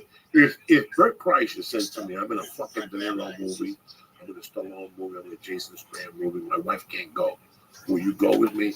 I would go with you because I know where you're going to go through. Yeah. And I can calm you down while you're there a little bit. I know exactly what to do. I get up. I get up. Yeah. I act like Lee acted at that fucking gas station. You said you acted weird with Paula. Like, here I am sitting at the premiere of The Longest Yard, and next to me is Cameron Crowe, the guy from Gladiator. No. Yeah, that's Russell Crowe. Russell Crowe's the name it is, okay? And I'm sitting behind the producers of The Longest Yard. This is how retarded I am. I'm sitting there like this, and Mr. Terry goes, look to your left. And I look to my left, and it's Russell Crowe, and I go, holy shit. But the best thing, he had just shot Cinderella Man. Oh, yeah. Cinderella Man is about a movie about a guy in my neighborhood. Yeah. We all grew up, we used to shovel his fucking driveway. Give us dollars in the winter. Yeah. Whatever that guy's name was. And he had the jacket on that said Cinderella Man, North Bergen, New Jersey, and something else. And I look over and go, hey man, that movie you did about whatever the fucking guy's name is. Iceman. No, the one about the fucking boxer. Yeah, the one about the boxer. Fucking Roy or Hudson, Henry Hudson Park. No, the fuck is it? What was it, Lee? What is your Cinderella Man? Type in Cinderella. Yeah, Man. Type in the name of Hudson. Hudson. What the fuck is it? Jesus Christ, I'm getting old. Not Cinderella. There you go. That's it. Yeah, Cinderella Man. What's the name of the fucking star? James Braddock. Braddock Park is a park in my hometown in North Bergen because he lived by that. Yeah. So when I saw the jacket, I go, hey man, that fucking movie you did, that's going to be the movie of the year. And the producers of my movie are sitting in front of me. And they all turn around like, what the fuck did you just say? Yeah. And I was like, nah, dog, it's about a guy from where I grew up. I grew up with all his grandkids. I'm not kidding you. Two of them were cops. They all lived there. Who gives a fuck? That's what they. Okay, that's the difference between you. I don't know if you have social anxiety as much as you don't fuck around with idiots. Well, no, that's how you're real. That's how I take care of my anxiety. Yeah, by acting completely out of the box. Everybody knows I would never say two words to that fucking Russell Crowe or anybody else of that stature. Yeah, I would sit there and watch the movie. If he said something to me, then I'd say something to him. Yeah, I would never tap him on the shoulder and go, I love Gladiator. Can I take a picture? I wouldn't do that to the poor guy. The guy's trying to sit there and enjoy a fucking movie. Yeah. But that's what I said to him. And I remember I did that so I wouldn't get that anxiety. But the thing that broke me out of that was one night I just happened to turn Letterman on. And Fucko was on there. Who? The guy who thinks he's 20, but he's really 90. Doug Stanhope hangs out with him. Johnny Depp is on there. And he's talking about that. Letterman's like, so this movie you just did, how does it look? Yeah, another bracelets and eye makeup. You're fucking 55, though. Leave it alone. You're not kidding nobody. I love that he said Fucko, and we tried to guess it. Yeah, he shows up in Fucko's on there. He shows up in Maryland Branson bands with bracelets on and T-shirt. But you know what, bro? He's not a bad guitarist. I gotta give you that much. Johnny Depp is across the board a fucking great actor. Oh no, he's tremendous. Yeah, he's an amazing actor. Did I fucking say it was a bad actor? No. Fucko. You started calling him Fucko. Fucko. Well, I don't know the guy, but he's a nice guy. You know, Fucko. He'd understand. It's a game Joey has, just figuring out what. That should be a game show. Joey describes celebrities, and you go, Fucko. He thinks he's 20, but he's really 50. So what we talking about? I don't know. Oh, you saw him on Letterman. I saw him on Letterman. He was talking about. Letterman said to him, when you shoot your fucking movies, do you watch them? He goes, I don't watch dick. And Letterman goes, wait a second, what are you talking about? You don't watch dailies? He goes, listen, I don't watch dick. And Letterman goes, but you're, what's his name? Johnny Depp. And he goes, listen, I don't want to see me, and I don't want to hear my fucking voice. He didn't say fucking, but he meant to like. And right there, I gained confidence because that's what I have. Yeah. As soon as I hear my voice, I gotta go. I'll do a minute and a half. Not even. 1 minute is all I need to do is hear your voice, especially when somebody else is in the room. That's even more embarrassing when somebody else is in the fucking room. Wow. So he said, he goes, I don't watch nothing because it tears me apart. He goes, I shoot it and I go. Yeah. So I knew there wasn't something wrong with me. I knew that somebody else suffered from this shit. I just don't like it. I went to premieres and they were fun, but they were for shit I shot, which really puts a little fucking pressure on you. You know what I'm saying? And then, like for Spider-Man 2, they were asking me to do other write things. And I said, no, I couldn't handle it. I want to fucking see the movie. What am I going to go? They believe like I'm the star of the fucking movie for. Yeah. So I went to the cast and crew, and then I went to the regular premiere. But they were like, you want to go to the New York premiere or whatever, because Oprah liked that scene. Yeah. And I was like, fuck, I'm too embarrassed to fucking do that shit. So I didn't go to that one. I went to Grudge Match because it was De Niro. I had to go out of respect for him. Yeah. Fuck Stallone. Fuck everybody else. I had to go for him. And I went to the Longest Yard. And that was just embarrassing. Why? Because I was 400 pounds. I couldn't fit in a tuxedo, so I had to wear a warm-up suit given to me by Big Daddy. You know, the whole night I was there, I wanted to snort. But I couldn't, and everything was there. Like, everything was there. Yeah. Free booze, champagne, pills, narcotics, steroids. I could have done whatever I wanted tonight. So why didn't you? Because I didn't want to show Adam that he put me in this fucking movie, you know. I didn't want him to even see a dab of me under the fucking influence. But there'd be other people there, and they were waiting for me to do that. You know what I'm saying? Yeah. They knew they were suspect that I was a junkie, but they had never seen it with their own eyes. This is what they're expecting. This is your channel. Everybody's going there going, I wonder what the fuck is he going to be doing blow tonight? So I can't do blow. I would always keep him tricked. And then somebody would say, so he's a junkie. Well, he was at the premiere. He wasn't even drinking. And he seemed okay to me. You know what I'm saying? So it's when they expect you and you don't get fucking high, that's the whole trick of it. So I would get high. You don't want them to have the ammunition to say, no, you should have seen him.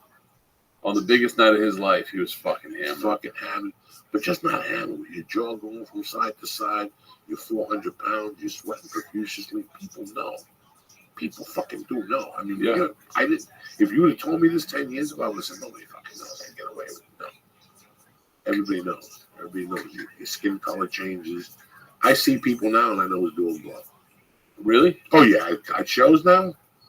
Now I see them and I know they're doing blow by two ways. Their actions and the color of their skin. Because I recognize it from the color of my fucking skin. It was Tony Bennett, I think.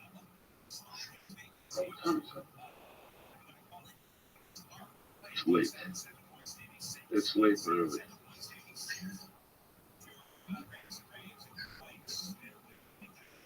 Do you put this in the... I like this.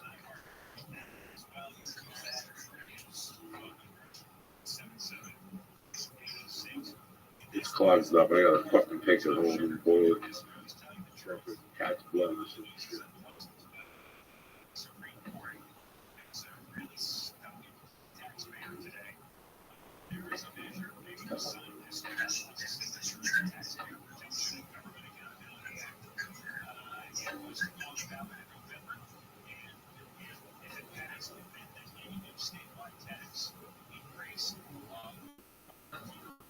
How you doing, Bert? Doing good.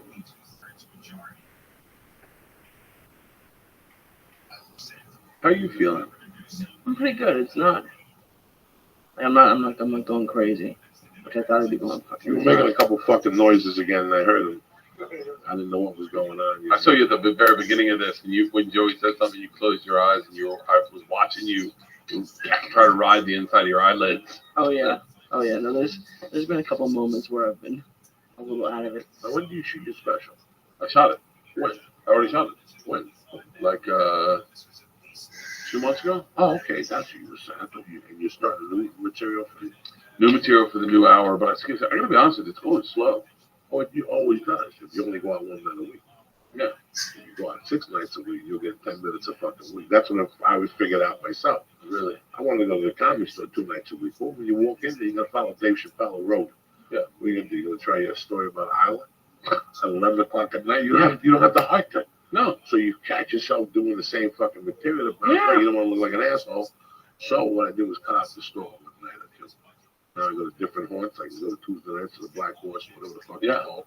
And you do 30 minutes, 20 minutes. It's something different. I don't have to feel like fucking you told CAA's in the fucking room or whatever. I don't need that aggravation. You told a joke the other night. I don't even know if it was you meant to tell it, but I had written a joke similar to it on Saturday, but my joke was so much weaker than your joke. And as soon as I heard it come out of your mouth, I was like, fuck. I was like, son of a bitch, man, I need to get on stage more. Because you just riffed it. I don't even know if you would even remember it. But as soon as I heard it, I went, motherfucker, I gotta fucking I'm gonna fucking hustle. I want to start doing the ha-ha more again too. If I tell you something, yeah, the ha-ha's where I got the best of. Yeah. You tell how you want to close the show for the week. Yeah. Tell how I'll close both fucking shows. Basically, but more importantly, I'll close the late show. Let me do 2 spots somewhere else. I like the ha-ha energy. Yeah, if you go, and I like the ha-ha on Wednesday nights. It's a great place. It's a great place to work. That's Jack Jr.'s night. That's Jack Jr. Right now, I'm to the point in my life that I can't do something for 6 weeks. Like right now, if somebody came to me and said, Joey, we have a sitcom, it's going to be 11 weeks. Okay, 11 episodes. How many episodes am I doing? 8. I do 5. Like, you follow me up to that point? Because I know. You get to an age and you know. Yeah. They come to you with all this shit and money and you're like, let me tell you something. Listen, I appreciate this and I appreciate that and I appreciate this, but I can't cover that spread. Yeah. If I had to do the whole outboard tour, that's tough. Yeah. That's tough. Waking up in fucking West Palm and I got to take a plane to Tampa, then waking up again and taking an 8-hour car ride. That's tough for 3 or 4 weeks in a row. You earn your fucking Guinness. I was dreading that shit. You know why? Because I can't do that. I can't do that. I can basically go into a comedy club Thursday through Sunday mornings. You got 5 good shows out there. If I go on the road for 3 weeks in a row, I feel bad those 3rd weeks because I become a robot. I really don't want to do it. Yeah, I really don't want to do it. I do it because they trick me. They switch the week. They'll give you an extra $500. And you're like against yourself, and when you're there, you're burnt out. Yeah, I could do 2 on, 2 off all day long. I can do 3. I can do 3 in a row. 2 on, 1 off's great. 2 on, 1 off? Yeah. I can do 2 on, 1 off. 2 on, 1 off. 2 on, 2 off right now at this point. I like 2 on. It's fucking tough. I'm doing 3 in like right when what is it? September? What are we in? August, right September, now. October. In October, I start back up again. Like I'm off. I do 1 date, I think, in very beginning of September. September 9th, 10th, 11th, I'm in Toledo. And then I'm off and then I go on Cowhead's cruise for a week. And then I start up hard in October. I do 3 on, 1 off. I can't believe you already have New Year's. Yeah. Jesus, you're a bad motherfucker. No. You know what it is? I don't know. I'll tell you off air. It's not. I'll tell you off air. So you do have New Year's? Yeah. Okay, yeah, but I don't have it New Year's. Nobody's even offered me a fucking New Year's. Really? But you know what, man? If you come to me with New Year's, I'll tell you again, I think I'll turn it down. I think my agent already put that buzz. I told him the truth. I want the ice house, the back room at 8 o'clock. I got offered New Year's originally, real early, but it was just a conversation with Grossman. And he just talking about it. He's like, hey, you want to do New Year's? We were in the same room together. And I was like, yeah. And the only reason it took off is that he offered me, I thought, pretty solid money. But someone said they'd get me more money. And they were like, let's see if we can get you more money. I told Grossman, I said, I'm going to see if I can get more money. And he was like, that's fine. And I got more money, but it was a lot. I mean, it was like I want to say it was like 2 months ago that I got New Year's. But it was all based on Mark Grossman just saying, hey, do you want to do New Year's? In I think it was in Philly. So, but I'm a good New Year's act 'cause I drink. So I think some clubs are like, let's grab him for New Year's now, real early, at a low price, before he's got a New Year's booked. So it's really crazy how when you drink on stage, or beer sales or alcohol sales, like 50% more through the and it kills me that I'll do a shot or two from time to time, but I can't put them down like you don't want. Oh, I put them down. You go to Texas and you start toasting them, they'll do 1 for 1. I'm doing, dude. I just started working in Texas again. I'll do it next year. San Antonio. I've never done it before. You ever done San Antonio? 17 years ago. LOL. This was a different one. This was the river, the center, the mall. Yeah, I'm doing San Antonio for the first time. I'm excited too because our podcast numbers are big in Texas. Like, I imagine we probably have the same podcast demographics, like Ohio. You don't go to Houston or Dallas? Never. I used to go to Dallas a bunch, and I got 1 complaint, and they stopped bringing me in. I take that back. That's inaccurate. I did get a complaint, and I don't think I did it the next year. but they've given me offers and I've canceled on them. So, and my guy in Texas was Trey, and then I think he got fired. Yeah, he got fired. But that was the guy. I love Trey. I thought he was great. And then in Houston, I used to do Laugh Stop with Pete Pirelli. You remember him? Yeah, he just texted me the other day. He got a new wife. Pete was one of the best comedy club owners I ever worked for, dude, towards the end of my cocaine reign. He had the best club in the world. And Pete, and the guy who had it before him, it was also a big drug, that alcohol club. When you went to Houston for 5 days, oh my God, yeah, you were gonna come back fucking. See if you can see Joey Diaz's cold case from 2000. If somebody put it up online, I want to show you what I look like. Really, after being in Houston for 2 weeks, dude, between the sugar and the Jägermeister, the fucking 2 eggs with French fries and toast at the Greek place, Yeah. and the fucking the kolaches and the fucking this and that and this and that. Listen, it's a goddamn shame. It's a fucking shame. That club, that was probably, I did more drugs at that fucking club than any club ever. And then Pete Pirelli took it over. And Pete used to let me stay at his partner's house. They said, you can stay at the hotel, I gotta come get you. Or you can stay in the condos where he lived with his wife and his parrot. Across. I used to stay across the hallway. He was a big video gamer. Oh my God. And they fucking see me the next day and go, did you call pizza last night? No, night. And I go, no, why? And they go, oh, we heard cars. That's my drug dealer. I would never tell them, You hadn't run it. Watch how big I was. This is 2000? 2 weeks. Straight. Got a license. 2 weeks after fucking being in Houston. This is what I would look like. Swollen from the salt. This 2000? 2002, 2003, maybe. Find out about that search warrant for Mr. Ridley's backside. I'll never forget that morning, and my girlfriend at the time picking me up going, Joey, you gained like 20 pounds.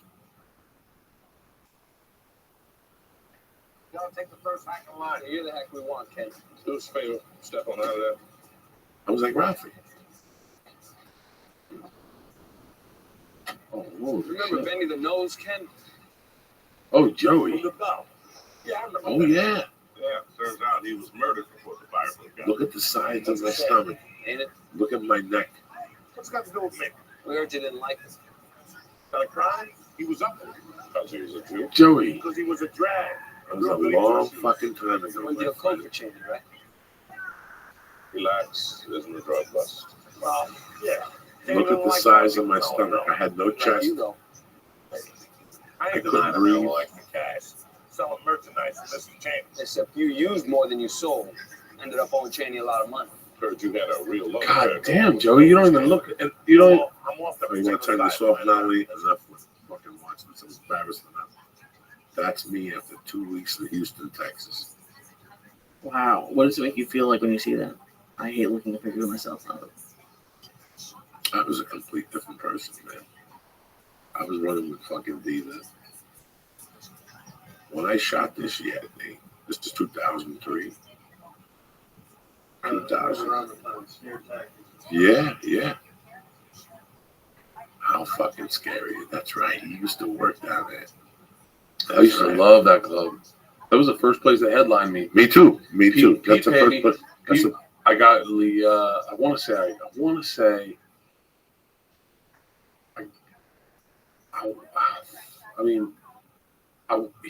I came in. Dane Cook was supposed to do a date, and he backed out at the last minute. And they plugged me in, and I went in and I had a good time, but I drank a lot. And I remember Pete saying, "Your numbers weren't good, but my bar sales were the same." So he's like, "I'll have you back." And then he said, "You just had a baby. This is 2004. He's like, I'll bring you in for Thanksgiving. I'll pay you $3,000, which, by the way, for people not knowing anything about comedy, if you for your second time headlining the make $3,000 is ridiculous. And he said, I'll put you up. You can bring the baby down. It was Thanksgiving, George's first Thanksgiving. We stayed in a hotel room, and we got Thanksgiving delivered to our room for free. It was part of the package. And dude, we ate 3 Thanksgiving meals that day. It was one of my favorite weekends on the road ever. I walked away with $3,000, and I was like, we're fucking rich. But yeah, Pete was good to me. He was really good to me. Really good to and, me. And really we drank hard. I still talk to Pete. I texted him the other day. I talk to Pete once a month out of respect. Pete's wife used to work for Pepsi. So she got divorced. They got divorced. They got divorced. This is how close I was with Pete and his ex-wife. They got divorced, and she called me the one time Pete brought me in and picked me up with her friend and took me to dinner by themselves to tell me that they were getting divorced. And I was like, oh, fuck. She was like, listen, I still want to be friends with you. I bought Georgia some presents. And I gave me presents for Georgia, and I went. Pete was like, it's all cool. I heard you guys went to dinner. Like, I mean, that was really fun. And I'm working with Bob Bickerstaff, Jerry Rocha. First time I worked with Jerry Rocha was at one of those. I talked to his wife the first time and taking a picture of her ass with a thumb on at the Houston Livestock. I tormented Pete's wife so much. I kept saying, listen, I got to take a picture of your ass. And finally she turned around and started taking them off. My face got pale because now Pete would know. Yeah. And Pete knew. He didn't say nothing. He just giggled about it. But she got a great ass. I remember I worked with Kathy Griffin one time there. And so, I was headlining. She must have come in on a Wednesday. Pete's like, come in Wednesday, feature with Kathy, and then you do Thursday, Friday, Saturday, Sunday. I was like, okay. So I come with Kathy. It's sold out. And it's all gay dudes. It's not a woman in the room. It's all gay dudes. And I was very young in comedy. And I don't know. You get you're like, I'll go up. I'll do a gay joke. Or I'll break the ice. I just walked up on stage and I was like, what's up, faggots? And it went, and Kathy pulled me aside. She's like, why would you say that? And I was like, I don't know. I was trying to say something cooler. I was trying to let them know that I was cool, but I wasn't going to take shit.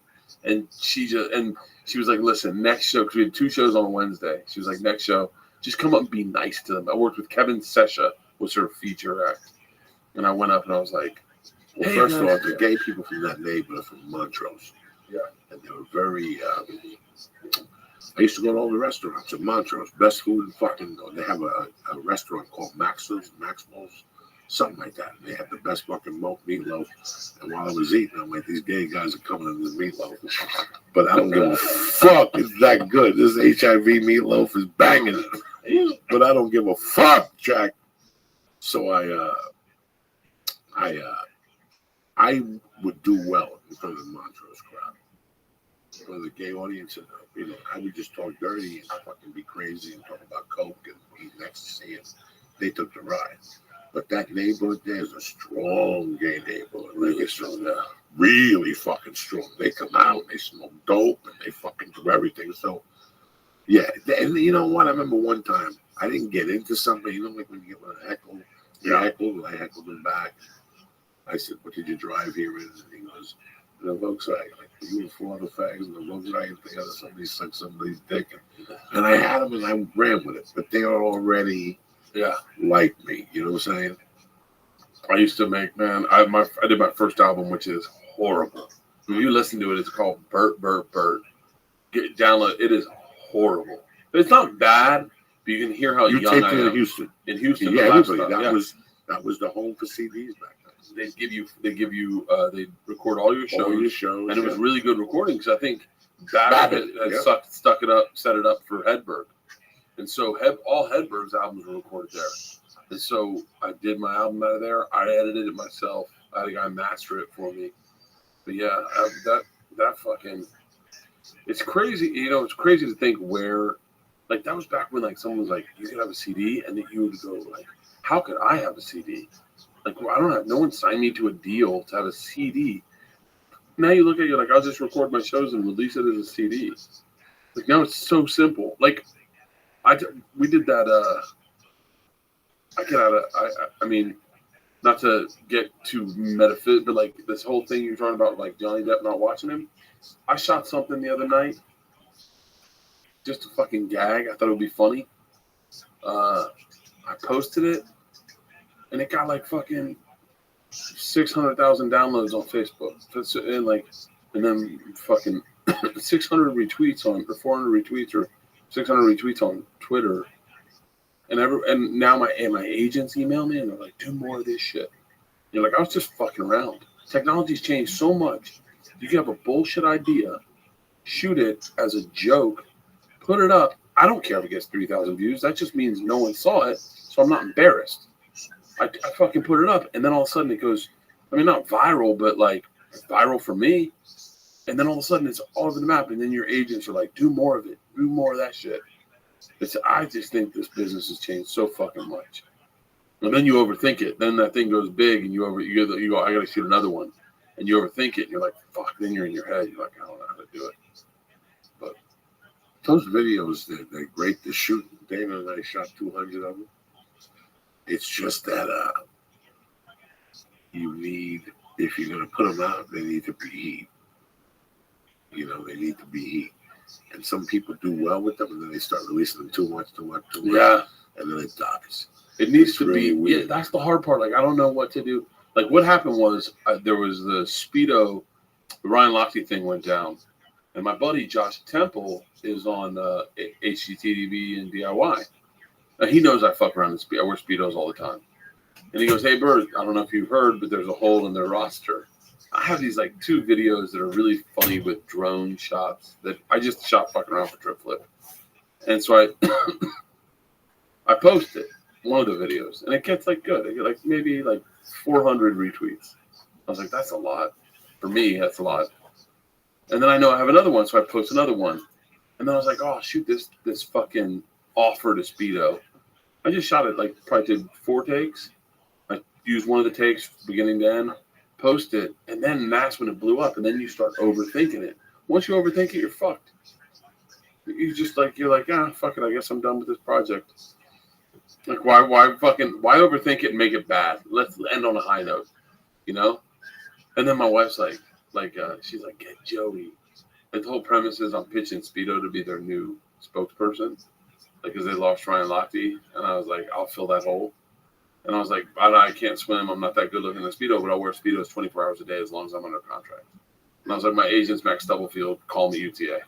And then Leanne goes, what you got to do is you got to do one where Joey is your agent, Max Stubblefield. He just does it and fucking blows up. He's like, listen, cocksuckers, you signed this motherfucker. Like, does a Joey rant, and you just stand there in a Speedo in your hero pose. And Joey's just like the Puff Daddy, like, this motherfucker, look at him, look at his stomach. Like, just a rant. And I was like, yeah, but then you start going like, yeah, but then, I don't know.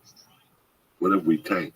Yeah, right. We look like 2 fucking idiots. We might as well get a fucking jersey and go to a game. Right. If the team loses, we gotta get on the train. Like, you just go and drive home on the train with that loser shirt on and shit. Why not just do a podcast? What we like doing? Yeah, do that. It's Lee, can you pull up my Speedo offer? Oh yeah, I saw it the other day. Yeah. I didn't think you were talking. I didn't know what the fuck you were talking about at first. And you said that. I thought you had shot something with the girls. No. It's just don't pull it. You don't need to pull it up. Okay. Let me give some fucking shout outs here. Are we wrapping this up? Couple minutes. You can drink another one. Open that motherfucker up. Lee's ready to drink. Lee, how's those chocolate mushrooms treat you? What do you think, dog? Talk to me. They're pretty good. I mean, you want another bite? Absolutely. Let's do it. Let's go see the devil. Why not? You're as tough. Let's finish this motherfucker. Once and for fucking monkey. It's Sunday night. I gotta make something together. That's the only way it's good for me. That's how I ate it. That thing tastes like fucking. The mushroom chocolate tastes a little funky. I just swallowed it with water. It didn't taste good. Huh? It didn't taste good. I just swallowed it with water. Fuck yeah. But it's got some kick to it. It's got some fucking kick to it. I don't know what the fuck Bert's talking about. But it's got some kick to it. Before I was looking at you, Bert, and you were starting to look like your father. I'm like, holy shit. But I see you over there making funny noises and sweating. Yeah, I'm sweating. I've been sweating a lot lately. I just started drinking again. How long were you sober for? No, not long, like 3 weeks. Your body going to shot. Yeah, kind of. My body was like, I think it was like, hey, are we gonna party, man? Like, we have nothing to look forward to. Let's fucking get down. So did you get like that? Because I survived on like fast food and shit. I'm sweating up. Really want to touch it, do you? Not really. Are you eating that whole thing? Yeah, I'm eating the whole thing. But so like, it always used to surprise me when people would be like, "Oh, I went to McDonald's and I feel like shit." I would go there once a day. Oh no, I'm the exact opposite. So no, but when it was so alcohol does make you feel like shit? No, not at all. Like when I did I did a podcast with Christina Pajinski, and I talked about it. So it's not like I'm telling a secret, but I don't want to tell it more than I have to. But like, what happened is I kind of quit drinking, and I felt healthy, but I just wasn't like cheery. I didn't like. I was just like, I don't know. I got home and I was like, time to go to bed, everybody. And then we go to bed at 8, and I'd wake up at 6. I'd be like, okay, I'm up. Coffee, and like it just didn't turn a corner. What are you laughing at? He's laughing at me because he's watching me struggle trying to take this. I'm telling you, Lee, eat it with this mint chocolate. It goes down a lot easier. I did it in one shot. You do everything in one shot though. Because it's less painful. You put too much pain, you get all psyched. Go for it, Lee. Go, Lee. I'm telling you, you should eat it with a piece of fucking. See, it tastes like you're eating it like a pterodactyl. Yep, it's good.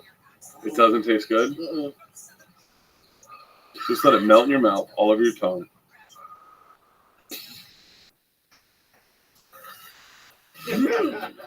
Have some of that chocolate with it, Lee. I'm telling you, Lee, this is the way to do it.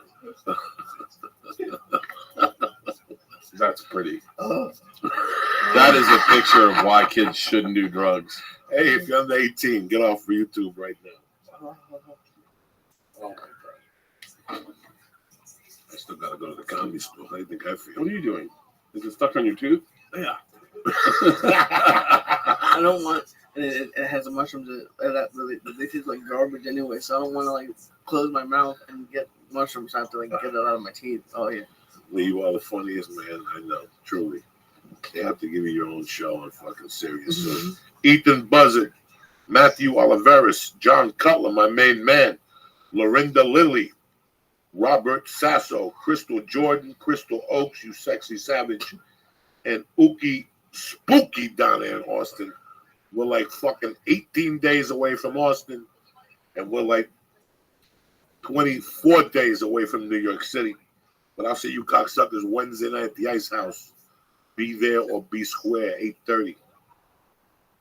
What else is going on with you? Sorry about that. I got a little emotional. That mushroom made me take off there. I love this shit. That was great. What? That's a little piece of mushroom. I got nice and giggly before. Mushrooms are weird. Like, honestly, if you are a person who doesn't like edibles, mushrooms, obviously I haven't taken like a huge dose, so I can't speak from that. But if you're gonna take a little mushroom or a little edible, take mushrooms. It's lighter. Like it is lighter. The edibles, I think, are more like I feel them in my tits and asshole. Like mushrooms are more like, hey, they're shadow people. Yeah. You know, like I always enjoyed. I don't like mushrooms at night. I'd rather mushrooms during the day.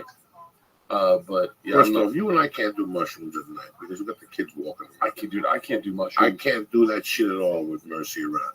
I can catch the tail end of a pot cookie, and Mercy's going to bed or something like that. I get anxiety when she jumps on me or something. But besides that, I could never do anything like that around her. I would have a heart attack. Oh, I can't do. I would have a heart attack. I'm gonna have to stop smoking soon. I'll figure something different out. Really? Now that I have the back room, I could stash it. I'm thinking of getting the safe, so she can't get the gummies. She can't get nothing. Stash it. And I'm trying to figure out. She knows I'm going outside to smoke. She knows? She looks at my She doesn't know what it is. No, but she looks at my hand when I walk back in. And she does in a Diaz manner. So I know the look. You know what I'm saying? You know the look. She could be watching TV up close. As soon as I come in, she'll just go like that. And look at my hand and look at me and look back at the TV. She doesn't say nothing. But she don't need. A wink is as good as a nod to a blind horse. You understand? Yeah. I know because I knew. Yeah. That's how when I used to go to my mother's bar, that's how it started. Mom, why were 3 guys at one time going to the bathroom? And then she would tell them the next day, guys, be careful around him. Because he's a little cop.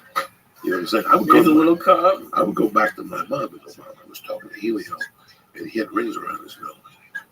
And my mom would go, no, he had a booger or something. The next day I would hear my mom, hey, tell Evie not to fucking do blow in front of Coco. Because he watches, he's like a little fucking cop. Oh, in those days, I used to be a torture chamber. I didn't like number one I liked as a kid, not to smoke, but I liked it because my favorite person in the world, that was his only vice. And he had nobody had a better time smoking pot than the guy who baptized me in the church. Nobody. I've never seen anything like that. If I had a videotape of him rolling, smoking it, and then his attitude 10 minutes later, everybody would smoke pot. I never saw anything like that. He's the main reason that I thought in my head it was okay to smoke pot because he wasn't a boozer. He sold drugs, I think. I was too young. But right after my dad died, he picked me up every Saturday and take me to the movies or the amusement park. He was a real godfather. I mean, he was committed to it. Yeah. And then he would go on these little prison things. And my mom would tell me he was in California and Miami. They would get out and start the same relationship again for 2 or 3 years. But when I was about 5 or 6, he would take me to all those James Bond movies. Her Majesty's Secret Service. And really? Fucking Mr. Fuji died.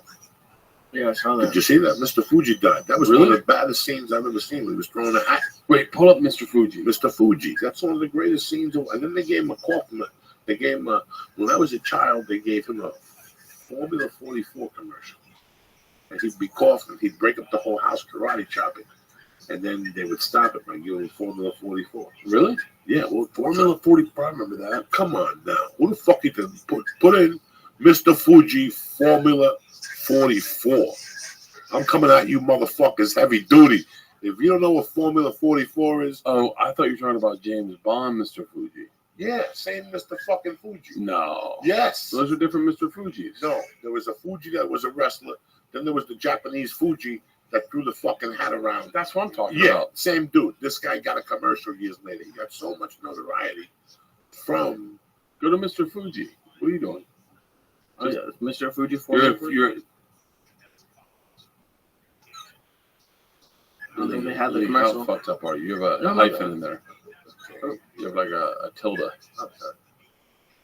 Oh, it's a comma. I just put the comma on. There you go. Put a hyphen in now. Mr. Fuji? Mr. Fuji. I don't think they have the commercial. No. Yeah, there's a scene. Show me that. Show me something of Mr. Fuji. Mr. Fuji, James Bond, Goldfinger. Yeah, that's it. Goldfinger. Why you put a comma in there? That's how you do it. No, you don't. Okay. And start from scratch. Give everything a capital. You see that, Mister? Give that a capital over there. And then you go to college for 4 fucking years. Come on, all right, Mister.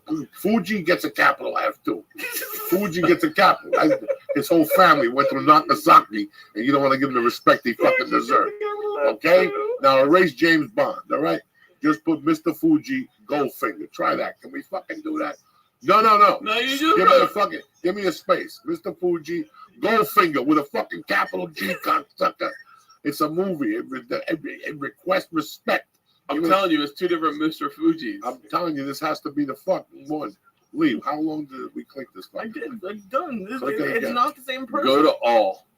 All right, you motherfuckers are confusing me. I get all fucked up. Professor. This is who you're thinking of. Odd Job. Sorry, not.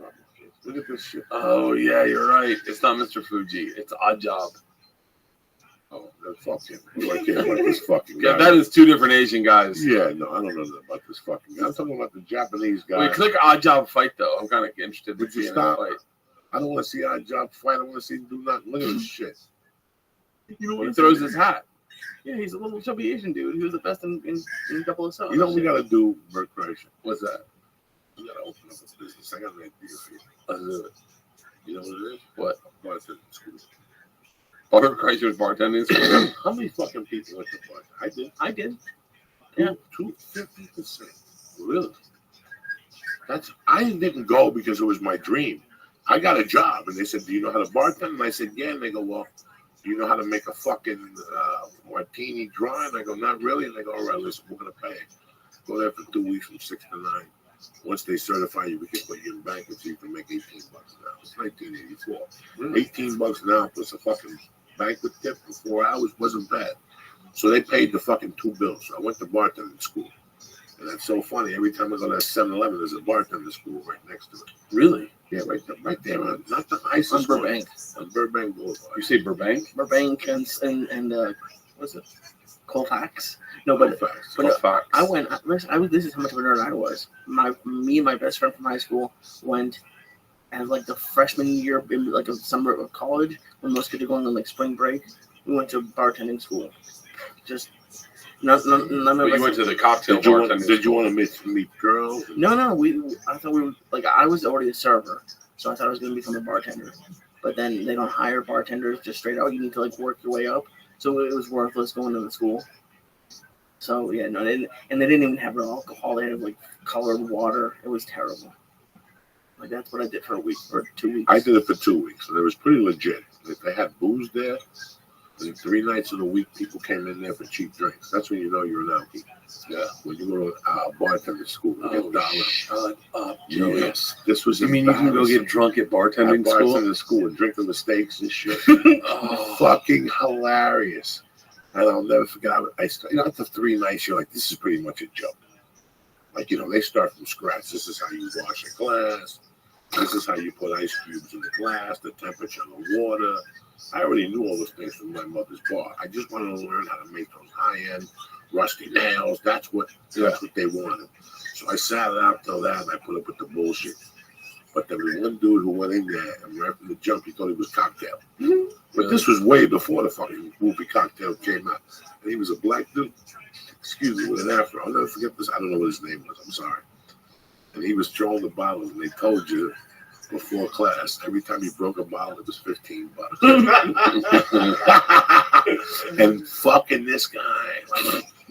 So what they would do is from 6 to 9, you would go in there, and creepy people, would go in there and drink at this bartending school. How great is that? Oh my God, they were creepy as fuck. And they were drunk already, and they would just get like Alabama Slammers for $1 or Cuba Libre Greyhounds for $1 and shit like that, But I'll never forget this black dude one night started throwing bottles up, and he had 3 of them, and all 3 of them broke. And I'll never forget that. That's $45. It don't look like you're getting your diploma. Because you needed to get your diploma on Friday. And it was a violation if you got like 3 violations. He got 3 violations all in one shot. But here's the funny thing. So I went to one of the better ones. So at this place, the one guarantee they made you was a lifetime placement. American Bartending Institute. So I go to San Francisco now. I went to this bartender school February of '83.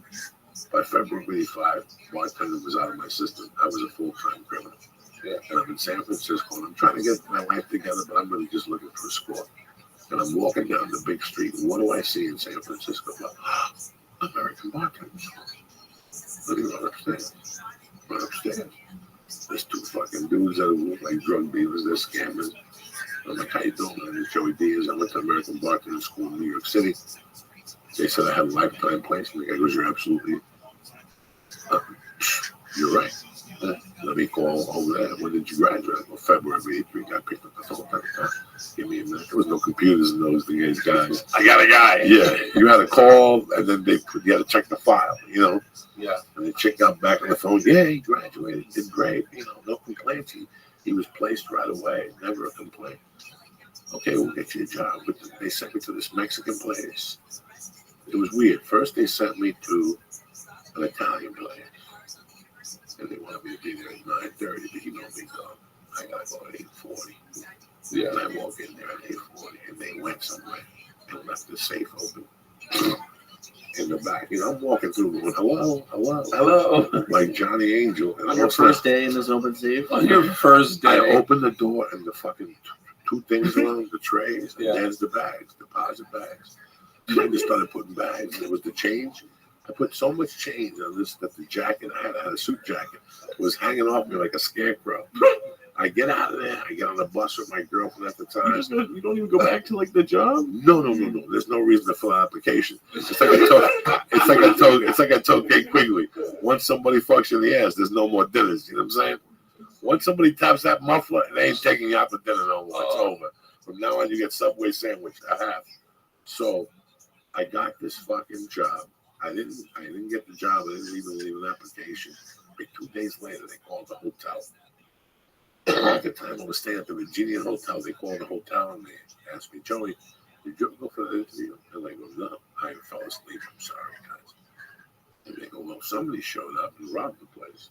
Are you sure it wasn't you? And I go, no, it wasn't me. And they go, yeah, nobody seen the guy. He was like a fucking ghost. So I was double checking that you know, it was fucking crazy. Yeah, like you're gonna go, yeah, that was me. Oh, it was hysterical. Yeah. And then they sent me for another job at a Mexican place. And 2 guys had to interview me. But the second guy came over and goes, is that really your name, Jose Diaz? You really from Cuba? Yeah, I'm away. He asked me 10 questions. My name is Jose Diaz. Not from Camagüey, Cuba. So we sat there for 2 hours. He bought me lunch. Really? We were related in some sort of crazy fucking way. Shut up. Like second cousins. He called Cuba on the spot. Like he was like, we'll get to the bottom of this right now. We looked a little the same. Like we were cousins or something like that. We were in the same fucking town. So he got me a job at a place called Rocket Roberts on Haight-Ashbury. He goes, I can't hire you here. If you want to wait a month, I'll give you a full-time job.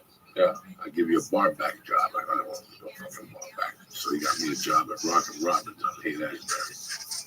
That's been closed. You don't know. It was a great little bar over there. Wow. I thought he was a Red Robin at first. Fuck no. This place had all Cadillac on the wall. The front ends of Cadillacs. Yeah. And the DJ would put certain music on, the Cadillac lights would go on, and fucking tourists would go crazy. Long fucking time ago. I was a doorman on Mondays and a bartender on Thursdays. What states have you lived in? New Jersey, Aspen, Colorado, Boulder, Colorado, Seattle, Washington, Los Angeles, California. That's it? That's it. Never lived there. Went on the road there. Yeah, I guess I haven't lived that many places. I guess not. I've lived in Tampa, Tallahassee, New York, LA. That's it. How you feeling, Lee? You getting spots? Oh, yeah. I can tell you getting all spotty and shit. How you feeling? You're rocking back and forth? I'm good. I can't tell if I'm hot or if I'm really high. You want to put some music on? Absolutely. Like Pink Floyd and rock this motherfucker out, Lisa. You had a nice time this weekend. So this was a birthday gift. Yeah, this was You had a nice little time together. I could tell that you came back refurbished, looking your head shaved. You're ready to rock this week. It was we have a good time just being together. It's I was single for like 3 or 4 years, I think, in between college and coming out, and like, I had a terrible girlfriend who was just like the worst. And not everything. Like I'm not gonna say everything's perfect. Like nothing's ever perfect, but like you and I were talking. This is as perfect as it's gonna be. As it's gonna be. Yeah, and then, this is nobody's fucking perfect. Really. No. Nobody meets on Match.com. No one's perfect, and everybody lasts the fucking ever. That's a. And you were saying to me like, don't leave early on Thursday. Oh, I forgot. And I was like, well, you know what, man? How long did it take you? 3 hours. 3.5 hours. 4 hours. Yeah. So yeah. But you know what? We have fun. Like, what else? Like I was thinking about it. Like, yeah, I could have done a little bit. I could have sent a couple emails, but it made her happy, and we had fun listening to music. It's. You say I love you. Oh yeah, it's been over 3 years, so that's. Are you gonna get her pregnant? Let's hope not for a while. That's, Why? How old are you? 28. Oh, you're a baby. How old is she? She's 26. Oh yeah. Yeah, no. She. I'm trying to talk to him from a living standpoint. Like I do it. I did a mental survey. Yeah. You know, we as men, you talk to other guys. You talk not to me, but you talk to the guys you went to high school with. Maybe one of them married a cheerleader. You know how it is. You take a mental fucking survey.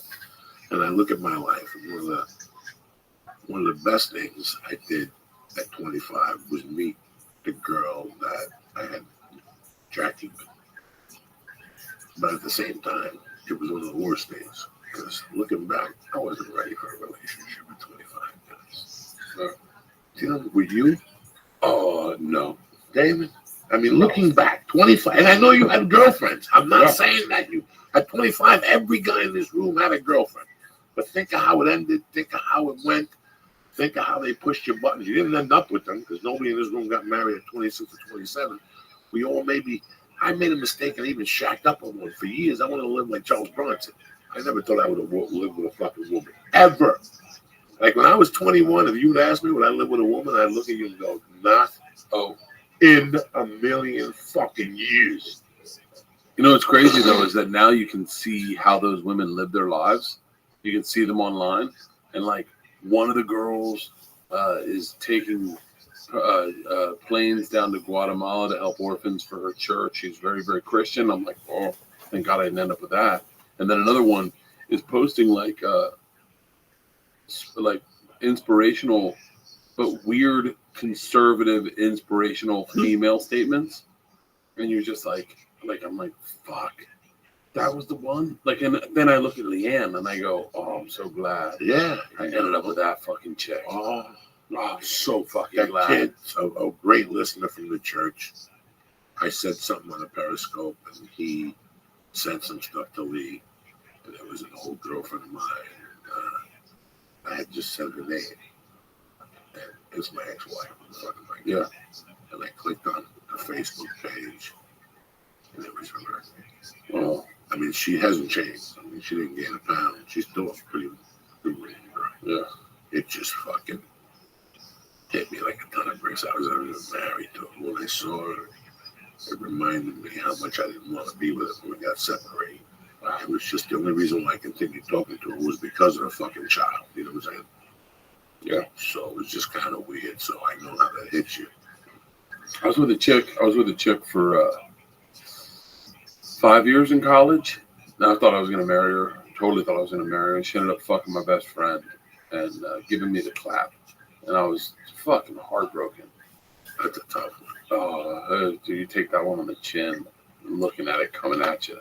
That's 5 years of drinking, trying to figure out what the fuck you did. Or 20.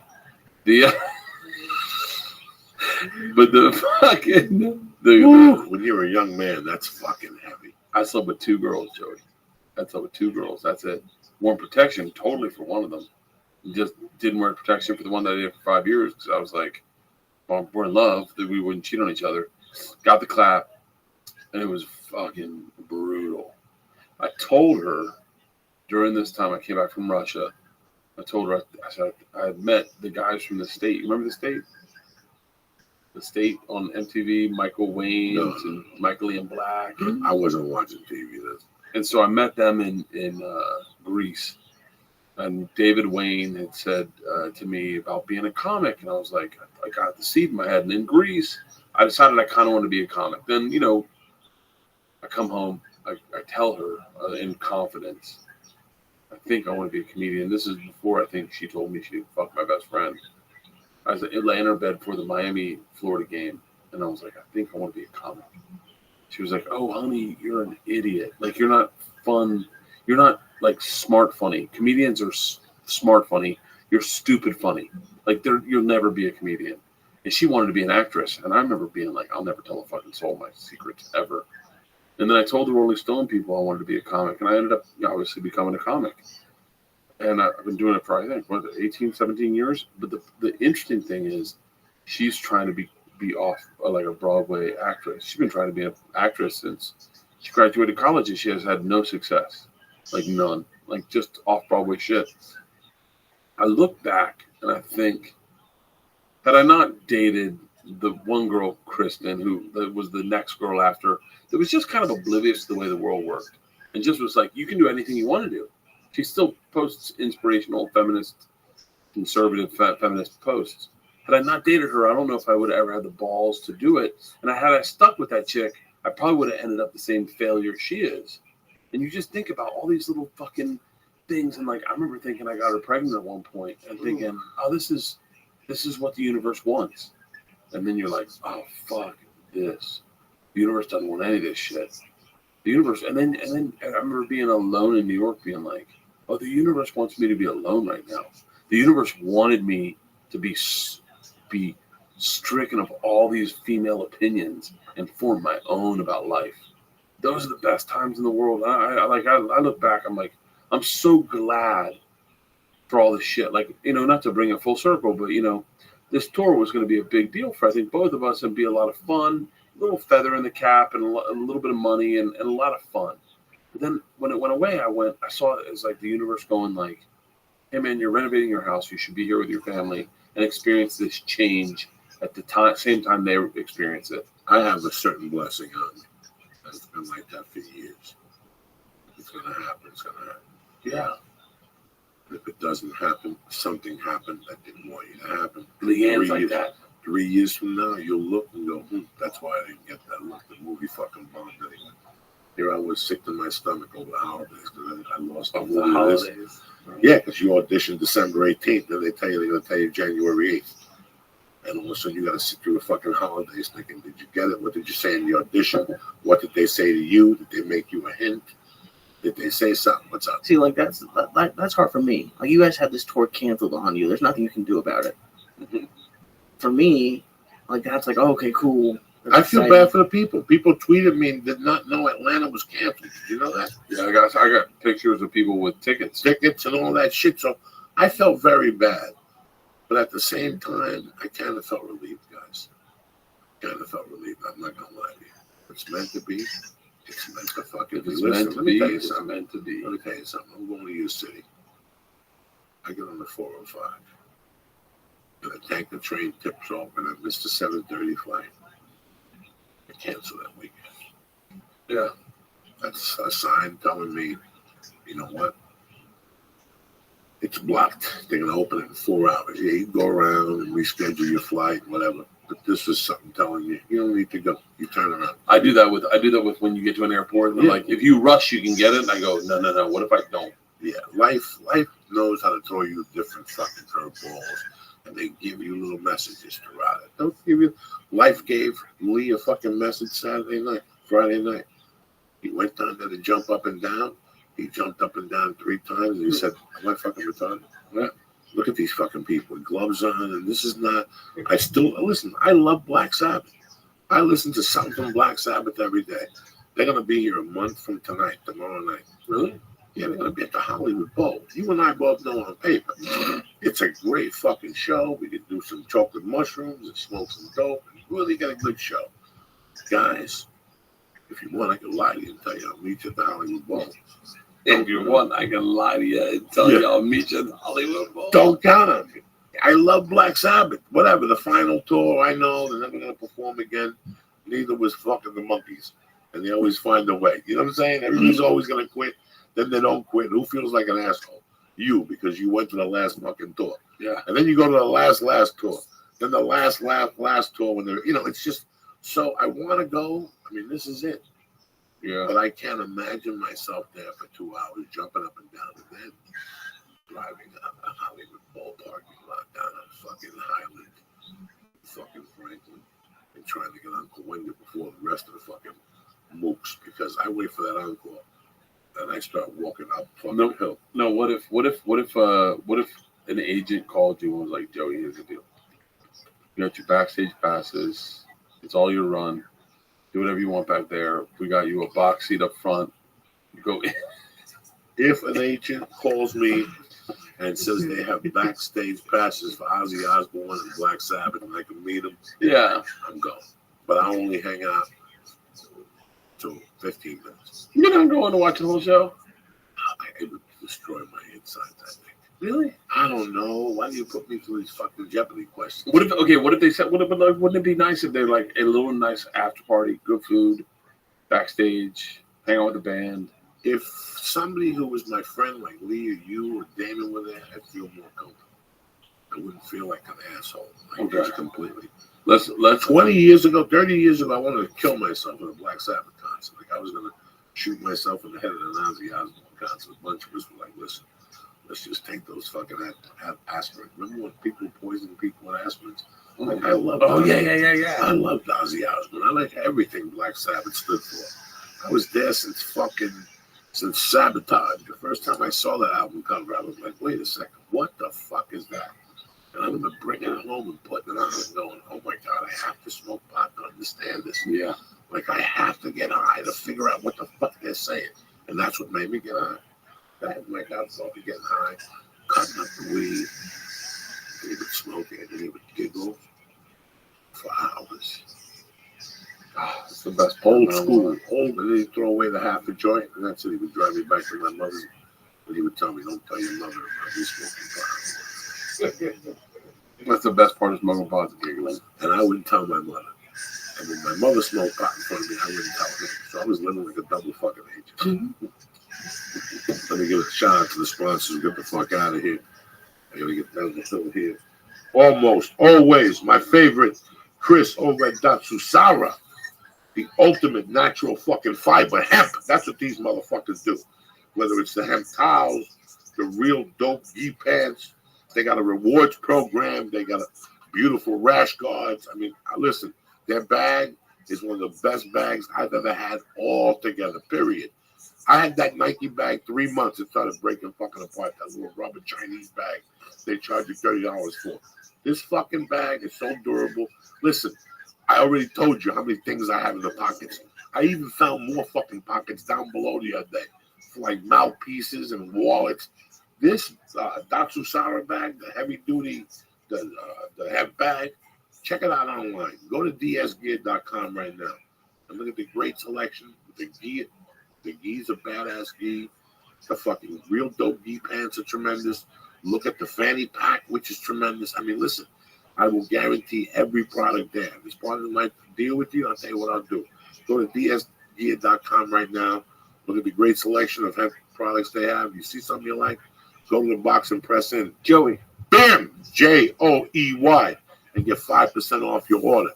I love Datsusara, all right? So do me a favor. Go to dsgear.com and take a look at that great selection of hemp products. You see something you like, again, what do they press, Lee? Joey. Boom. Number 2, honor.com. Baddest motherfuckers ever. You want to do something healthy for yourself? Get a jar of the motherfucking mixed greens. The first 2 dumps you take, you see your soul. You understand me? That's how healthy fucking Honor is. You got the Alpha Brain. You got the Shroom Tech. You got the Hemp Force Protein Shake. I mean, listen, it never fucking ends. Do me a favor. I can't do any deals for you on the kettlebells, the bars. But as far as supplements, I got you, bitches.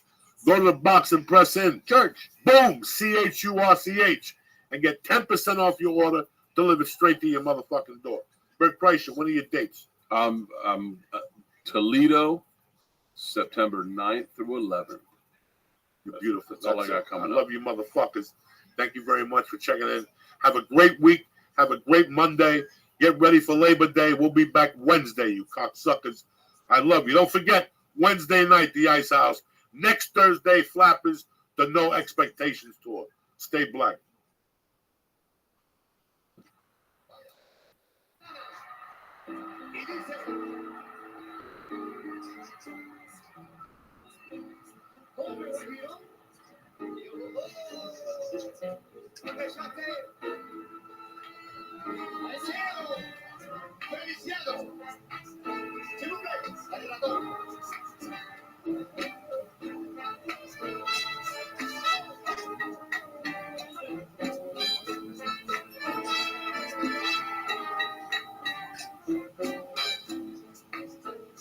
El gato se está quejando que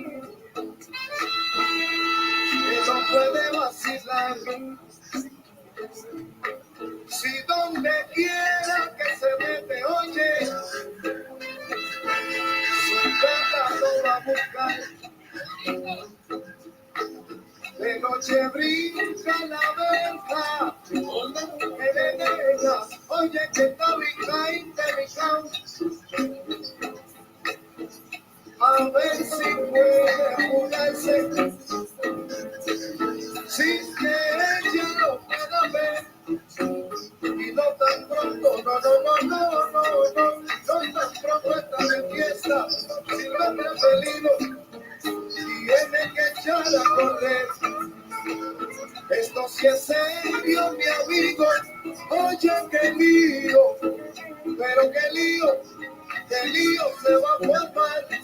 El que a su gata le cuenta, que el que a su su gata le dice, es la gata que un ratón.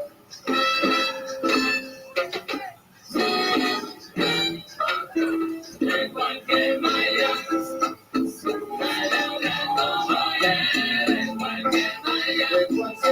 si sale, pero sale un ratón. De cualquier manera, oye, que no lo sabe, que no lo dice, que no lo puede. De cualquier manera, ayúdame, mamá mía, ahora, que ya estamos en la sazón. Santana, por mí, Besamí, Jorge, Santana.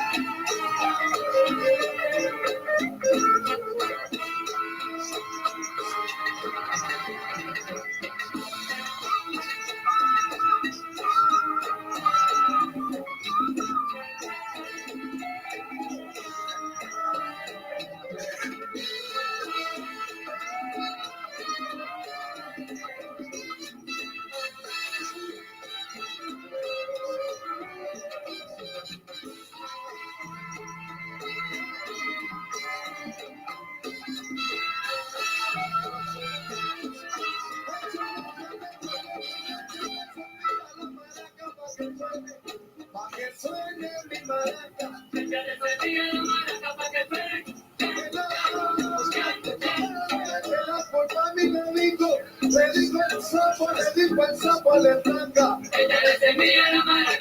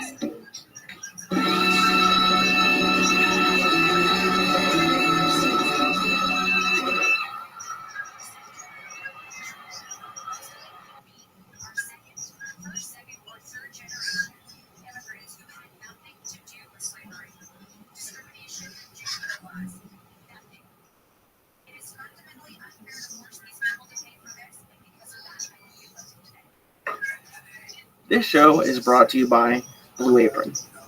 Check out this week's menu and get your first 3 meals for free with Blue Apron.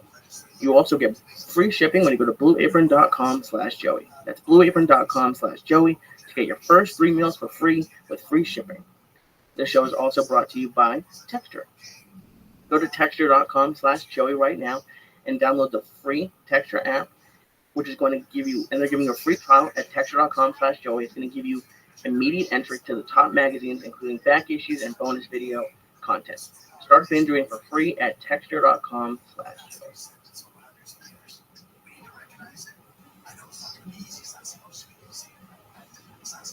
Oh shit. When we start with Spanish music, it's gonna be fucking dangerous. A little song from Narcos that we've been playing for fucking 3 years on this thing, only the live version. This is when Chael was solo on his own music, but he was still on the Fania label. But who gives a fuck? It's the church of what's happening now, bitch. It's going into you smooth. September 4th. Kick that lead. Kick that lead.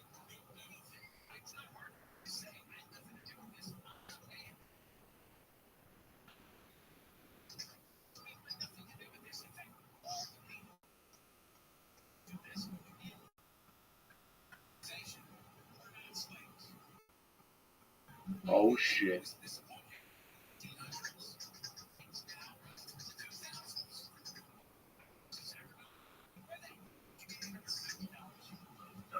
Down. Oh shit. When we go into something like that smooth, it's all over for you motherfuckers. Greetings, happy Labor Day.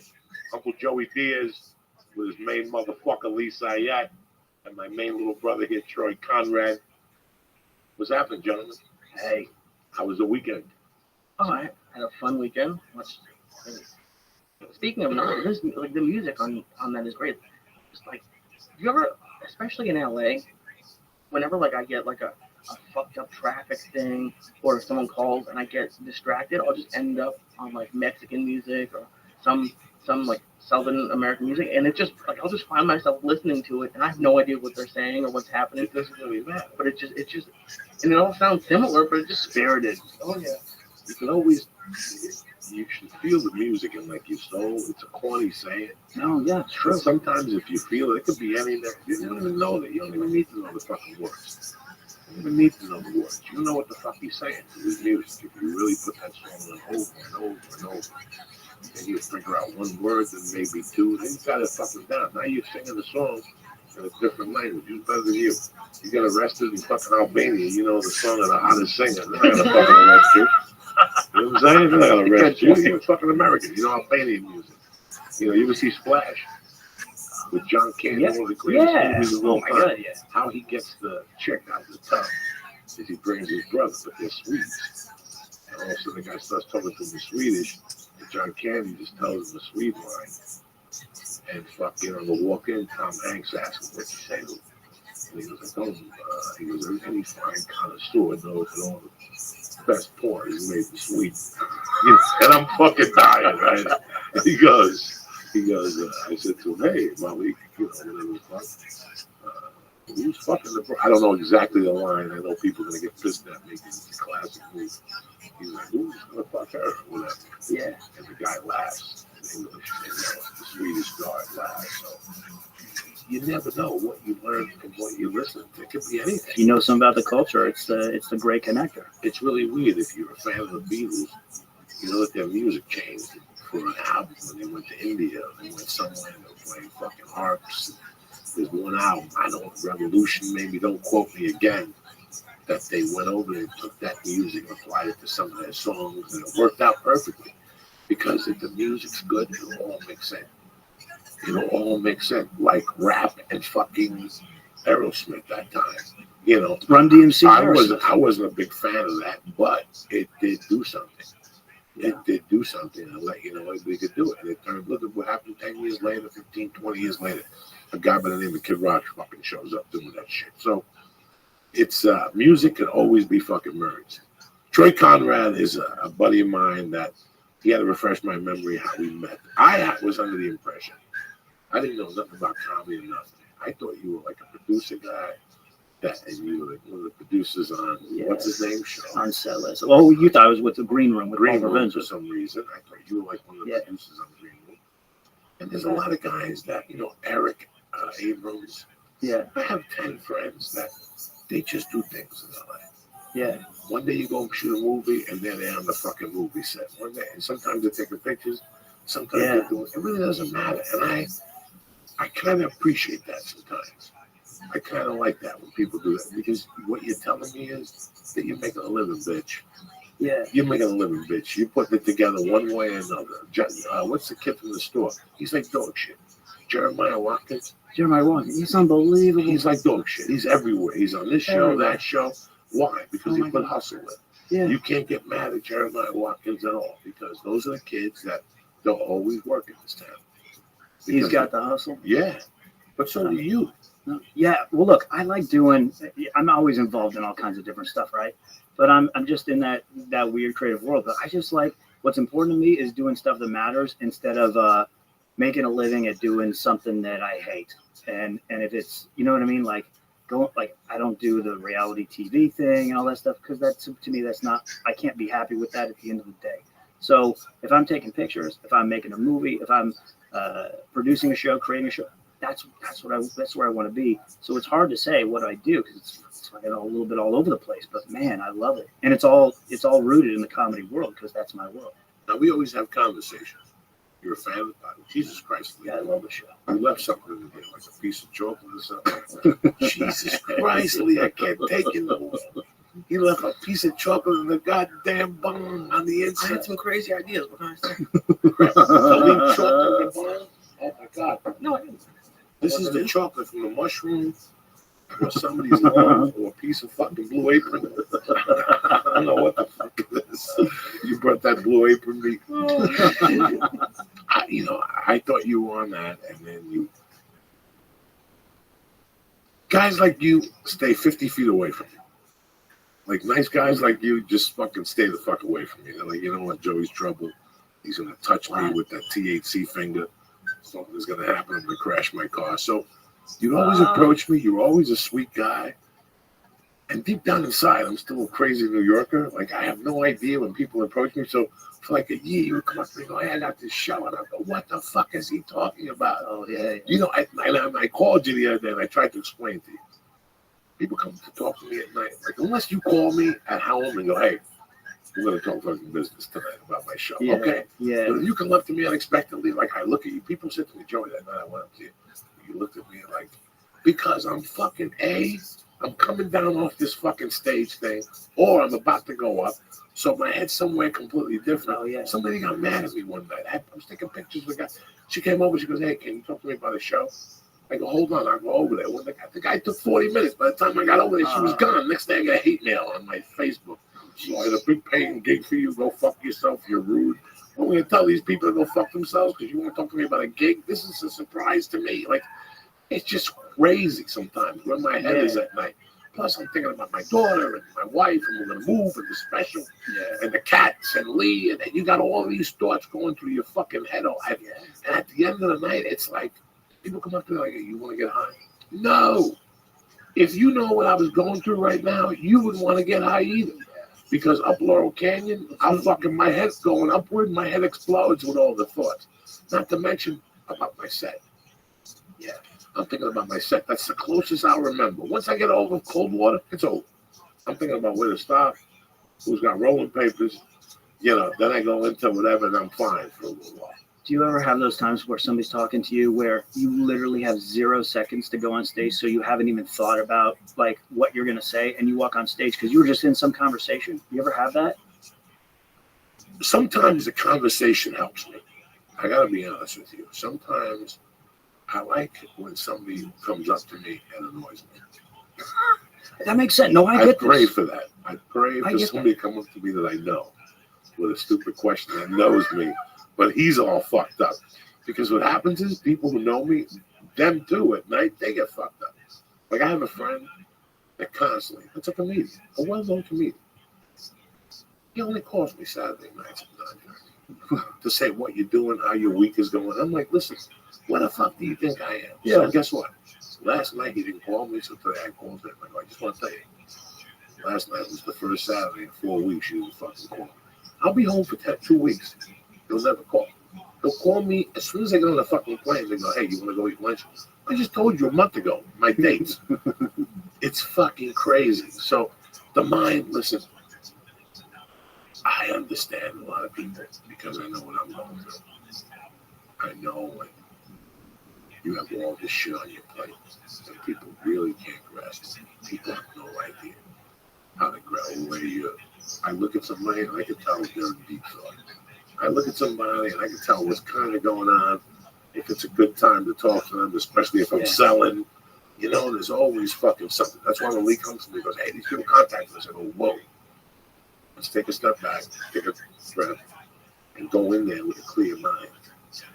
I've noticed in dealing, like starting my own business and then just in dealing with people who are working by themselves, and I did it a lot when I was really new at it, is they try to oversell sometimes. So they get really excited.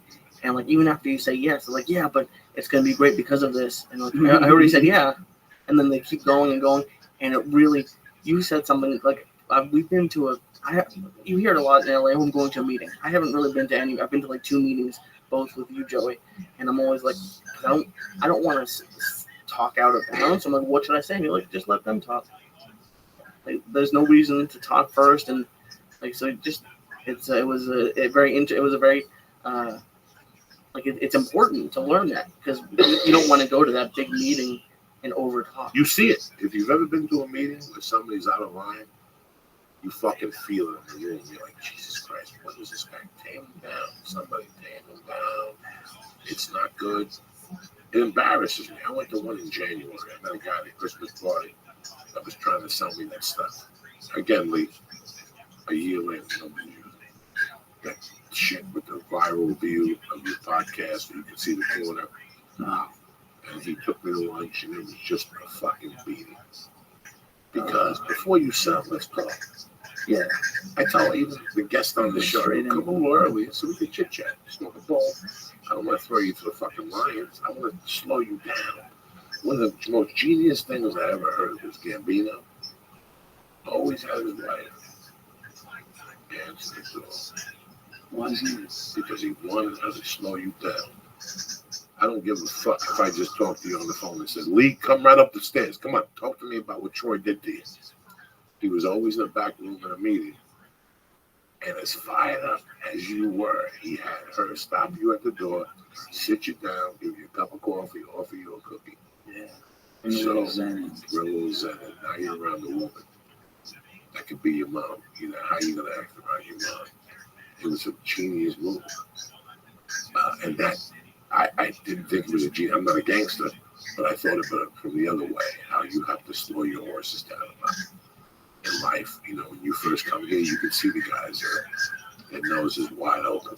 Not that they're doing drugs, but they want to be a part of everything, you know, and they want to be like, I want to be on that show. 3 Arts is going to be there. I got to be there. I got to show 3 Arts how funny I am. And it's kind of, I got to be honest with you, I was part of that. You know, I was a young comic. I wasn't young. I've always been a dinosaur. But I know what it's like to be in this town and be overly aggressive. You know, a lot of those roles I got them in my own because I was sending my own paperwork, called the casting office. That's unheard of. That's unheard of. But I didn't give a fuck. I'm trying to sell a job. I'm trying to pay the bills. Troy, you said something very interesting when you first started. You said you didn't want to do reality TV. And I know there's a lot of people in LA listening, and even New York. Like when I first came out here, I was very lucky and very happy to have had a job, but my job was in reality. And it's just so easy to get because that's all. It's a big part of the industry. All they have out here. And like I've never once worked on like a scripted show or anything like that. And now it's a movie, and that's just so hard to get that you get in this little rhythm of reality shows. And then 20 years later, you've edited 20 years, but it's all reality shows. So it's sort of like the nose wide open thing. You should come here and maybe not take the first job. Well, no, but you get a good start that way, you know? I mean, they're all stepping stones. Yeah. Those jobs are all stepping stones to film And television, you know, somewhere along the line, some guys in the company go, "Psst, I just got a show as a producer. You have an assistant." Is it reality? No, it's fucking CBS. It's a show with Kevin James and Marlo O'Hara, whatever the fuck. And you're gonna be my producer assistant.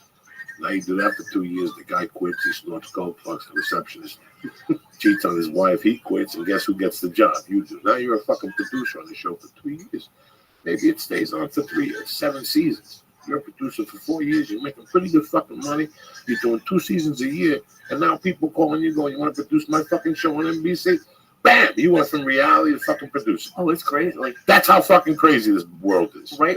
As soon as I finished, I was about to make the move to just doing this full time, I went to the meeting at the editors union because I had amassed enough hours, and for my position, which wasn't great, it's an assistant editor, I was gonna make $2,000 a week on a union TV show.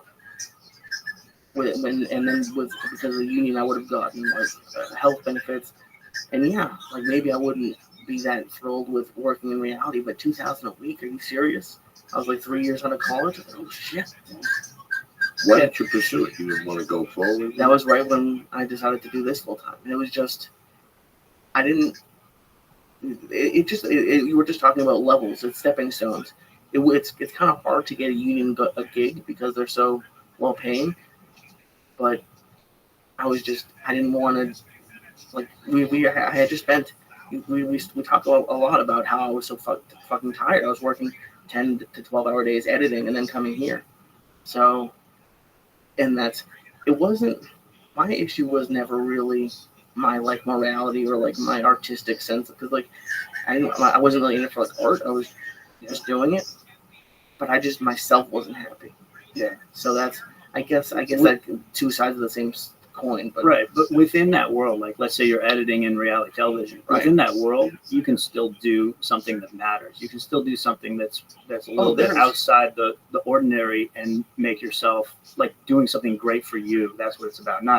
I don't mean it in an artistic sense. I mean just something that makes you happy. That's maybe contributes in a way to that show that the producers go, "Oh, that's fucking amazing. We didn't even think of it this way. That's a really great editor." Editors control everything. Editors are the ones who make the movies, make the shows. Oh yeah. And then I'm not trying to bash on people in that industry. That's some of the smartest people. My first boss ever, Vin DeBona, essentially created YouTube. He created America's Funniest Home Videos in 1988. There's something like 20. This is probably 26 or 27 seasons. They have shows all over the world. He's a genius. I'm just saying, for me, I wasn't happy working in reality. And this has been, what's better than doing this and getting paid? Oh my God. Yes, what this show does for people, it's amazing how much it affects people. You just look at the comments that people make and the way it changes. How many emails you guys get that tell people, this is fucking incredible, it changed my life, Well, I always thought the truth helps people. I always knew that I had this truth that I hadn't said to anybody. Just talking about what happened in your life and somebody hearing it, that happened to, they giggle. They go, "Jesus Christ, I don't feel that bad. It's just not me anymore." It's just so weird how this podcast has grown. And, people that contact me and the different emails I get. Today I answered 30 emails. And the emails are usually about the core of the show, which is being scared and still going for it. Because being scared and not going for it, you're not going to get nowhere in your fucking life. With the drugs, how that affected us. You and I, we were all talking about drugs for 20 minutes at the beginning of the show, which is a really interesting conversation about how drugs evolve in your life. And I didn't know about that till cocaine. How after 7 years, the drug goes from being a social drug to probably my 7th year, it became a antisocial drug, which just instead of having 15 people in the room, I got it down to maybe 3. And by 1994, I had it down to nobody. And I would have a party by myself and get drunk and talking to the mirror like Denzel and Man on Fire. And wave a gun around and act like a fucking moron. And I saw the evolution of it. I saw how it made me antisocial. I'm usually a person that likes it. He's talking shit with somebody in the park. It's a call, whether it's three males or whatever the fuck, you know. But I saw how that, and I'm seeing it now with weed. Sometimes it kicks off. It used to be the edibles when I went to jiu-jitsu. I stopped all that. And sometimes edibles, when you take that extra step, the extra 200 milligrams for us, like in San Jose that time, that was 500 milligrams, and I ate 3/4 We laugh at of that it. now. And I'll never forget that. My body started changing right there. And I had to ask the manager, I go in the kitchen, take a plate of something. I go, because I'm going to fucking, it's going to go. I got to eat something to stop this animal from growing. But now I'm starting to get anxiety. I was telling you that last Saturday I had anxiety. I had to follow, just one of the regular guys at the store. It wasn't like I had to follow fucking Eddie Murphy or Richard Pryor. And I got this dose of anxiety. I had to follow. The worst was Megan Mooney that night. That was the fucking worst. Morgan Murphy. That was the worst. Where I was sitting in Mitzi's chair, fucking dying, it was just terrible. Yeah, does it, once you get on stage, is it still with you or it's gone? No, it's gone. Yeah. But that's it. I look at the anxiety before I go on stage as fear. Yeah. And fear is healthy. Yeah, it's always, fear is healthy. Yeah. It's healthy to feel fear. I totally think so. Very healthy, especially when you're in that. You're putting yourself in the arena. Any position. When you go cross train, I'll look at Lee and go, Lee, today we're going to do 400 pounds. Throw it up in the air, run under it 10 times, then catch it. You don't look at me and go, Joe, are you fucking kidding me? I got to take that fear from you.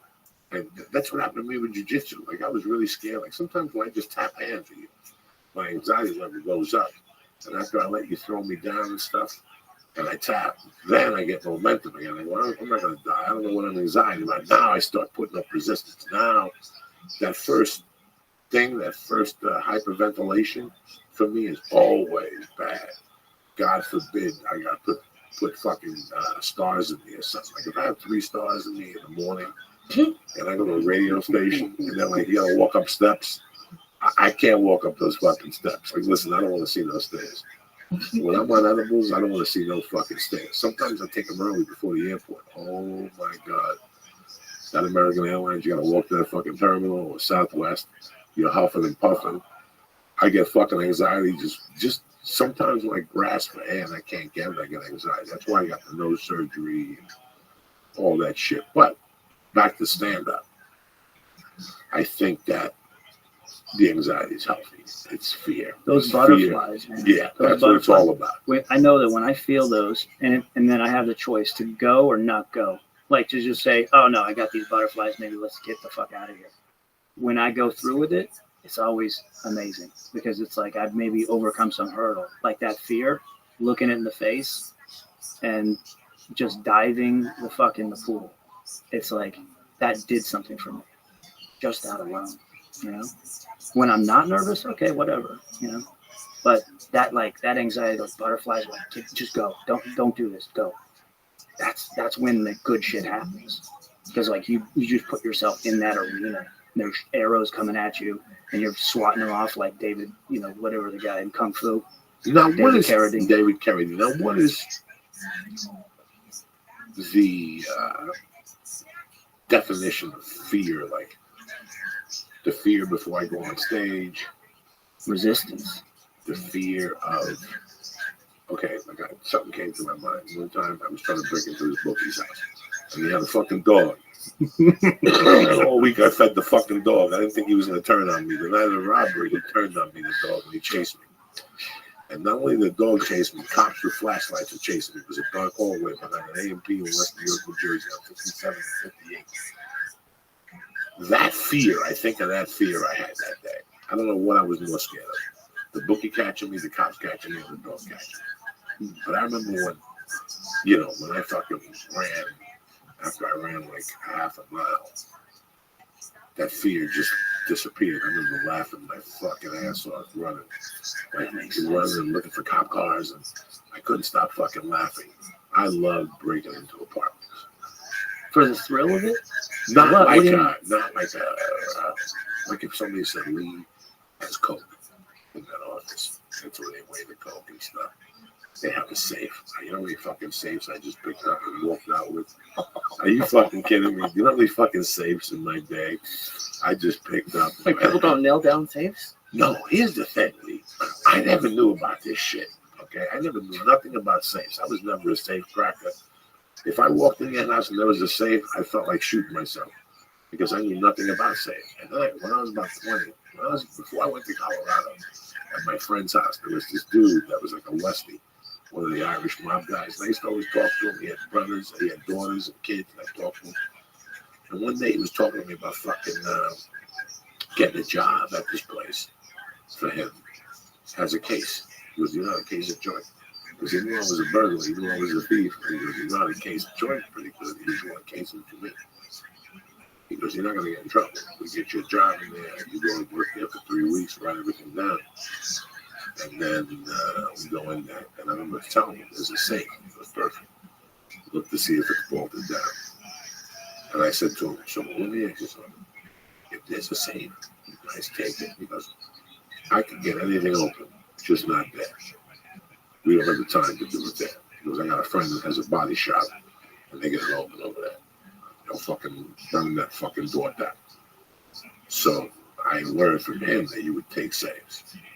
Then in '83, I burglarized on Christmas Eve. I burglarized the family mall at the Snowmass Village fucking resort up there. Christmas Eve, Christmas Day, if you woke up in Aspen and said, "Snowmass Village Mall burglarized Christmas Eve," it was me on a drunk rage. In those days, I used to drink Southern Comfort. No, I was done with Southern Comfort. There was something else creepy I was drinking. I was drinking like a Wild Turkey, like something like that with orange juice. And I would get 3 of them in me, and I'd go back to thieving. I felt like thieving. I would get drunk and become a thief. And I remember one night I was like, "Fuck this shit." And I first went and broke into this one place and took like 800 out of there. And I kicked this other door down and took like, I picked up the cash register and took that home. Then I went back up there and I broke into this money. This place was, you know, those malls, they have everything, towels, goggles, suntan lotion. It's ski season now, so they had fucking hats, goggles, gloves, scarves, you know, shit like that. And the door, it was one of those doors where all you had to do was put your 2 hands on it. It was 1983, guys. All you had to do was put your hands on it. I just broke the bolt with my bare hands. Like it went pop. It opened up. I closed it and I took a walk to see if the alarm went off, the silent alarm. I waited 20 minutes, no silent alarm. I walked back. I fucking ran in there. All the registers had that regular shit in there, $10 in singles. So you took a walk outside of the mall after you opened the door? Right. Jesus Christ. Because I wanted to see if the cops were coming. I could see the cops coming at me like narcos. I had a lookout. I was a lookout. I could always see, because cops won't put the siren on, but they always put the lights on. So I would look for the fucking lights, Lee, and if I saw the lights, I'd get the fuck out of there. You know, I knew that place. I could run around this building and through this building. There was no cameras in those days. You know, now you can't do that. The fucking satellite picks you up. All you need is 72 hours, and they'll get a satellite that was in that area to photograph that thing, and you're dead. You're dead. So I went back in there. I went there, like 3 registers where people could check out, you know, postcards and shit. You know, 10 singles, a roll of nickels. And I went to the back. I kicked the fucking door down in my trunk, and there it was. The fucking safe was right there. One of those skinny safes with the combination at the top. How much does that thing weigh?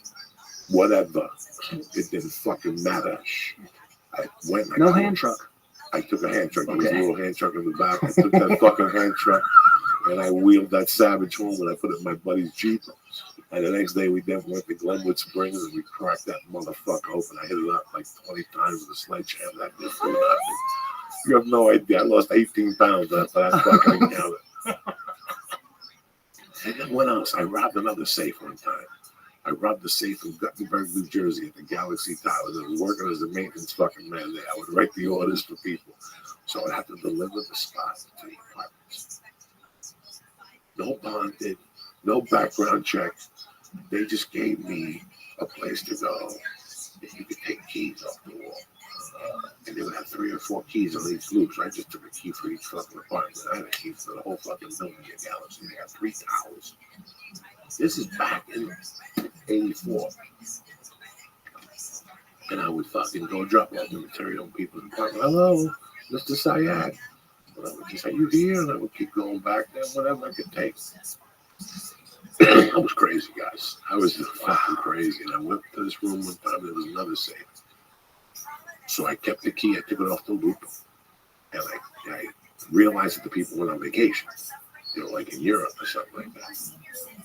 So Friday night, I got fucked up with my friend. I told him to wait downstairs. I just walked up like I owned the building, though. Took the safe, carried it downstairs like a fucking, put like a blanket on top of it. Yeah. Like you work, like you were just running a delivery, like you're the guy that does it. One person saw me. I put it in the car, and again, I had to take it to fucking Seacock, get some light on fire, and then have like a string of pearls, and I got like the small 2000. And then the biggest one that's known is me and Josh Wolf. That time, he'll tell you, that was the heaviest safe ever. He'll tell you.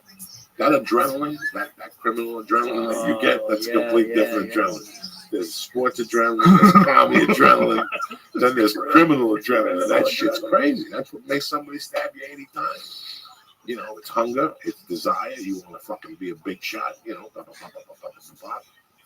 And he said there was going to be 50 grand in there from the Boston Red Sox, the Yankees, Seattle Mariners series. Yankees Mariners. This is back in 97, 8. He's like, yeah, there's going to be fucking 30 grand cash from all the people who buy beers at the bar. He was going to be out of town, so we got this other guy that was me. I had to look outside. You know, when he was parked outside, a cop pulled next to him. Like just to pull next to him, like to get coffee. And there's this guy waiting. I'll never forget this. I looked out and I saw him next to the cop. And I thought he was dead. And something made me wait 5 minutes. And the cop pulled away. And then he pulled the car in front of the back door and I carried the safe. That safe had at that time weighed, I don't know. And I fucking didn't pick it up. I just pulled it and rolled it on the carpet. You could hear the floor go, bah, bah, bah, bah, bah. Then there were stairs. I just threw it down the fucking stairs. And it just busted the stairs. I jumped after it. I grabbed it. And then there was another set of concrete stairs. Bah, bah, bah. I fucking take that and I fucking carry it to the door. I'm sweating. My hands are cut. I'm bleeding. You know, my heart's pumping. I'm drenched in sweat. You're drenched in that criminal adrenaline. That shit makes you fucking sweat everywhere. I pulled that motherfucker out. Frankie, whatever his name was, pulled up. We popped his trunk. We both fucking, we couldn't pick, I mean, it was horrific. We picked it up to the bumper. We gotta get out of here. The cops are gonna go. We just flipped it in. The fucking car sank. It was like a low rider. We fucking took it over the bridge. Took it to where I lived there. We fucking cracked it. I go to open the fucking thing, and there's a bag filled with change. $600. Now we gotta take the fucking safe and dump it. Wipe the fingerprints, chlorine in the river. So we dumped it in the fucking river. Done. You just threw it down, like no one came out and was like, hey, everything okay? That Sunday night, 1 in the morning. It still sounds like like a bomb. It was a business building. You have no fucking idea. Doesn't that level of adrenaline make you feel alive, though? Like, I was addicted to it. Yeah. I was addicted to it. Yeah. I was a professional piece of shit. I was addicted to it. I could put a suit on and go into a building in case of fucking building. I just opened this door. Louis. No, there's no Louis in here. I knew there was no Louis in here. I just came in here to see who was in here and what was in here. And what were you guys doing in there?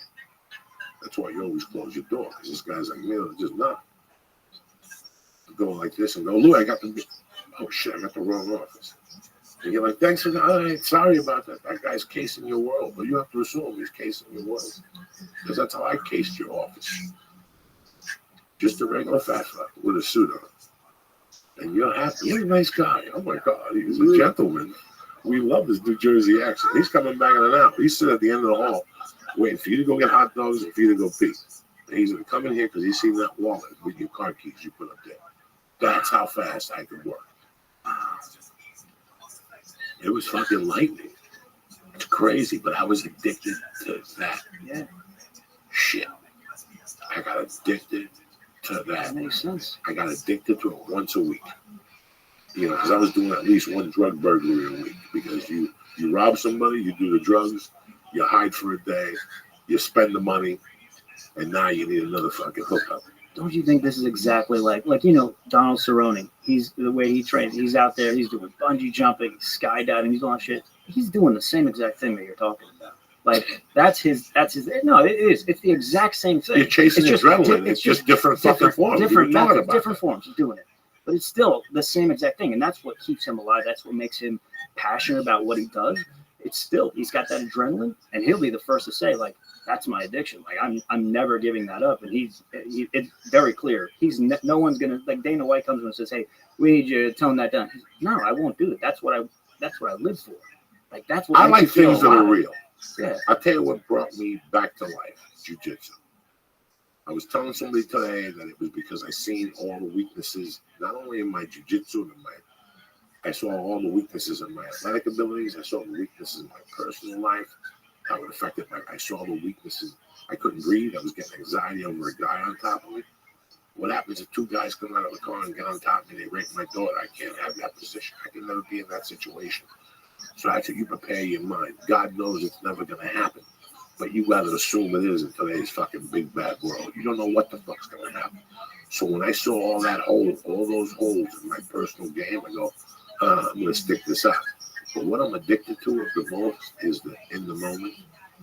And I love my heart beating. I love one of my favorite scenes in any movie because the director or whoever thought about it was so brilliant was Godfather before Michael shoots the two guys in the restaurant. The train is stopping. You hear trains screeching. You hear them stopping to pick people up. If you've ever done anything bad in your life, there's a point of the adrenaline that your ears start ringing. You have no fucking idea when your ears start ringing. When you're doing something and you're deaf from the adrenaline, that's a complete different world. When I robbed that jewelry store with Marble at that time, when I was running up the corner, I was looking at grand larceny. You know, I'm looking at theft. I'm looking at 1,000 things. I'm looking basically at 12 and a half fucking years. Or maybe 8 years with good behavior. But I'm looking at time. My ears were ringing when I was running. Once I got around that corner and those chains were all over the floor and stuff, and I was picking them up, I was the king of the world. That adrenaline fear should have made me get in that car and drive away. But I was till today. When I asked that fucking moron, where's the jewelry? And he goes, it fell. And I go, are you fucking kidding me? And you just walked up here with this? And I went and picked up those chains. By this point, everybody was out in the street going, hey, stop those kids. Listen, a bullet wasn't going to stop me right there. Nothing was going to. I picked up those little chains, threw them in the back of the car, got in that back seat, and we took the fuck off. We hit it right. We hit 68th Street, whatever the fuck it was. And all of a sudden, I liked the trunk because we were going to put the jewelry in the trunk.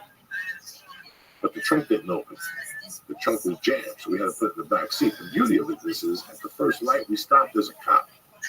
And the trunk opens up as the cop is passing by. The cop never noticed it, and we fucking got the jewelry off. But that fear I had running around that fucking hill, when I got in trouble in Boulder, I kidnapped Bella. While Bella was in the apartment, when him and the biker were there, that Tidwell moron were arguing, and I left him there. When I walked into that house, that was the best adrenaline I ever had in my life. Because there was a guy that opened the door for you, a door guy dressed in an outfit in front of his building. Now, I had just been there an hour before to pick the victim up and to take him to a location.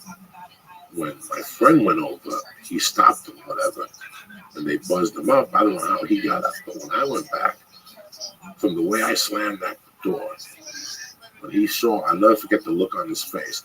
My body language, the adrenaline was coming out of my fucking ears because he didn't even say good afternoon. He didn't open the door for me. I just walked in that fucking building. I got in the elevator that went upstairs, and I basically walked to the door and kicked it in. My ears were on fire. I mean, my body was just hot. That's a fucking great feeling when you're on fucking fire. And I kicked the door in, and they had like a ceiling, and I just jumped up and pulled it down. I pulled the whole fucking, you know, those drop tile ceilings. Yeah. Like if the coat was one of those tiles. I knew the tile. Guess what? I didn't have time. I just jumped up like a gorilla that I am and pulled it down. And the thing just came. It was like 9/11. You ever see those things hanging? That's how the roof was. Like the basement of Tower 4, whatever the fuck it was. There was beams hanging, dust everywhere. When I walked out, I had dust all over my face, my shirt. I had ripped that fucking ceiling down. I fucking picked up that coke and I went in the car. You have no idea how I felt. By the time I got out, I was already that clear because it's so funny. Really, how you feeling, though? I'm feeling fine. You ready for another star? Sure, but I'm just like, how did you only get caught once? You're tearing down buildings, you're kicking down doors. You're doing 9/11s. You're adrenaline. Yeah. Will take you to places you can't think. You can't think logically, but here's the beauty of it that I've always thought about. Okay, so I parked the car facing whatever the fuck, this direction. But when I got the car to my right, but when I got in the car, I noticed that there was a newspaper thing. And already my head was clear. Because when I pulled out of that thing, I crossed over right onto 19th and Canyon Boulevard. That's where the halfway house is. How much of a sign is that? And I went in, I ripped apart the 2 kilos, and I took like a fucking handful of coke out and put it in like a newspaper that I had in the car. That's how much of a primitive guy I was. I took the 2 fucking packages and I put them under a newspaper thing. So I wouldn't have them on me. You follow me? One of those newspaper dispensers or whatever it's called in the street. Yeah. Not a dispenser, but those little stands you get your free paper. Well, those the quarter paper. I put it under there because I didn't want it on me if the cops pulled me over. And that fucking guy at the door didn't even look at me on the way out. Didn't say thank you for coming, thank you for shopping here. Nothing. Zero respect right now. Now, well, you do something like that with that level of adrenaline, you go home. How long before you can sleep? Because that shit stays in your system. I wasn't going to sleep that night. I had a handful of coke. Oh, between the adrenaline and the blows, it was. They call it adrenaline dump. Is that what it's called? Yeah. When it's you get it all out, and then it just brings you down. But coke would bring you right back. Yeah. So the adrenaline dump is when you get it all out. It's just like and then you get home and it starts to wear off, and it's like really goes really low. Right. That's when the soreness comes in. Yeah. That's when you realize, fuck, I dropped the glove in front of Kato. Because you don't notice the glove when there's adrenaline. That's why that happened. Yeah. That's why the knife slips. Yeah. Cut your fingers. Yeah. You know, when I was running from the cops in that door, I ripped my hand open. I got caught on the barbed wire. I had to untake the glove from my skin. No, that bean guy. You have no idea. In today's modern world, I would have passed out, but the adrenaline, right, kept me going. I didn't even think of my hand bleed. No fainting. In fact, I went home and left the glove on. I said, wife up, let me go to the bar with the glove on. The glove was filled with blood. Oh, Jesus. I would squeeze it and blood would come out of the glove and shit. Oh, my God. Jesus. Oh, shit. Another drink, though. Fuck it. Couple cocktails, couple Valiums. I went home like a soldier. The next day, I went to the hospital because I knew they couldn't stitch me up. Because after 12 hours, they can't stitch you up. So they could just... So I went 12 hours later. They cleaned it out with the fucking good stuff.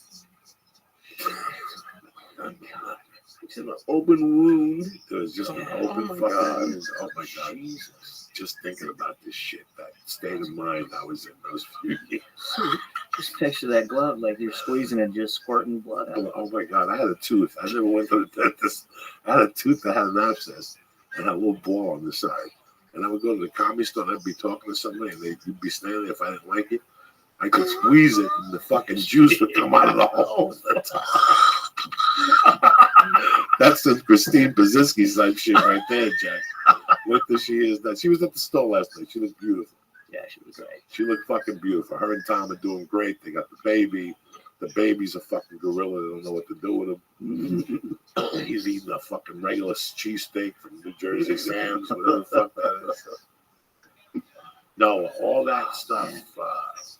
Now, would you black out when you said you can't think? Were you blacking out, or were you conscious of what you were doing, or would you just come to in the car like, oh shit? 50-50, then I would laugh my ass off like I'm about to do right now.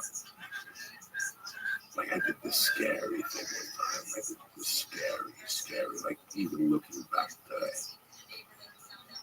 I had a friend, and things went sour. She got pissed for some reason or another. I got pissed at her. You know, she was a drug dealer. You know, she was a big time, medium level drug dealer.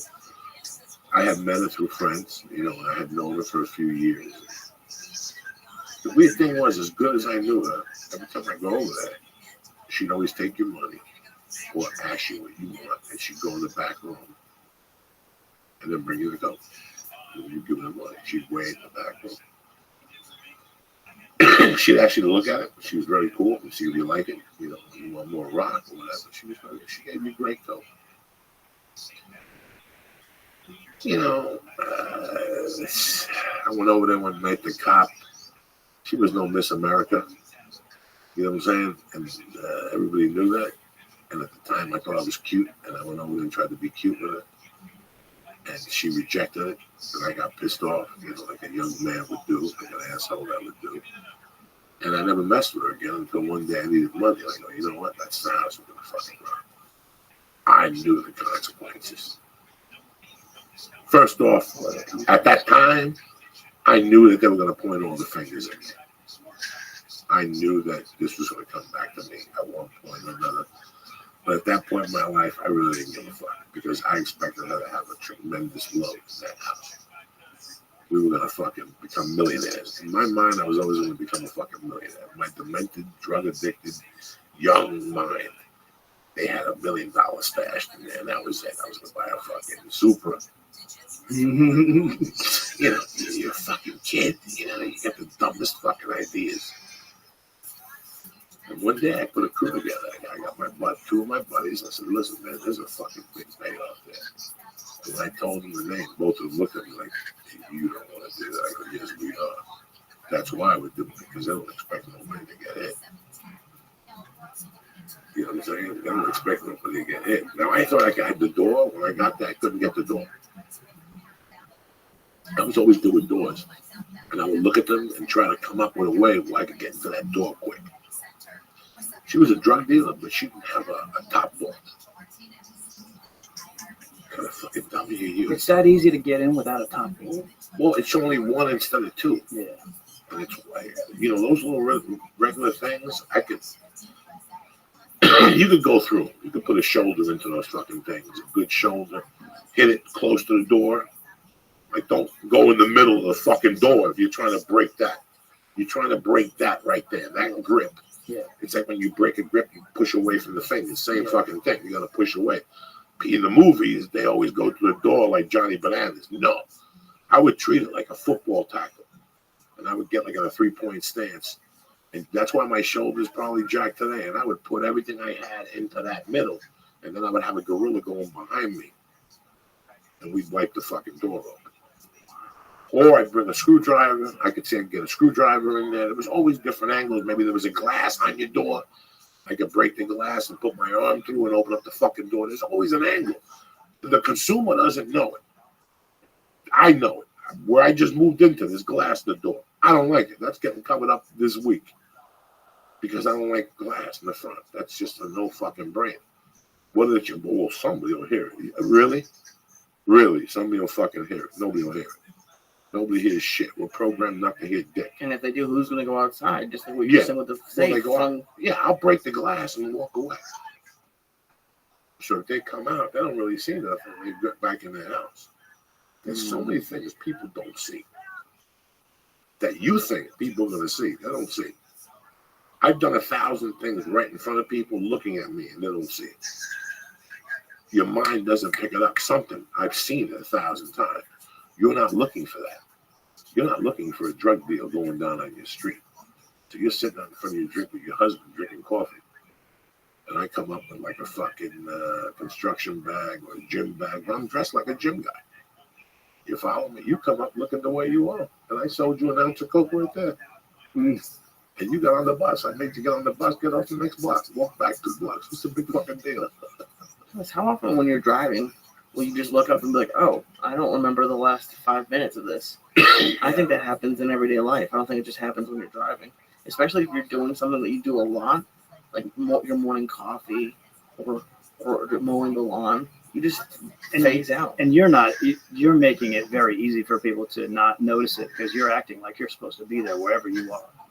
Like that's the skill, right? That's the skill. When you're wheeling it, when you're taking a hand truck with a safe, you put a blanket on it, you see somebody, you just like, hey, how you doing? You wave back. Yeah.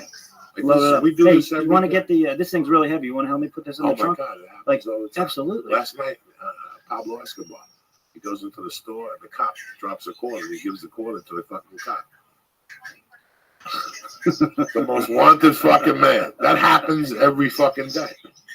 I used to do this. I'd sneak into concerts, but my thing was I would walk right in the front door, and like one of the times there was like 3 bouncers, and I just walk down and go, hey guys, we're getting pizzas. What do you want? And they go, oh, we're gonna go pepperoni.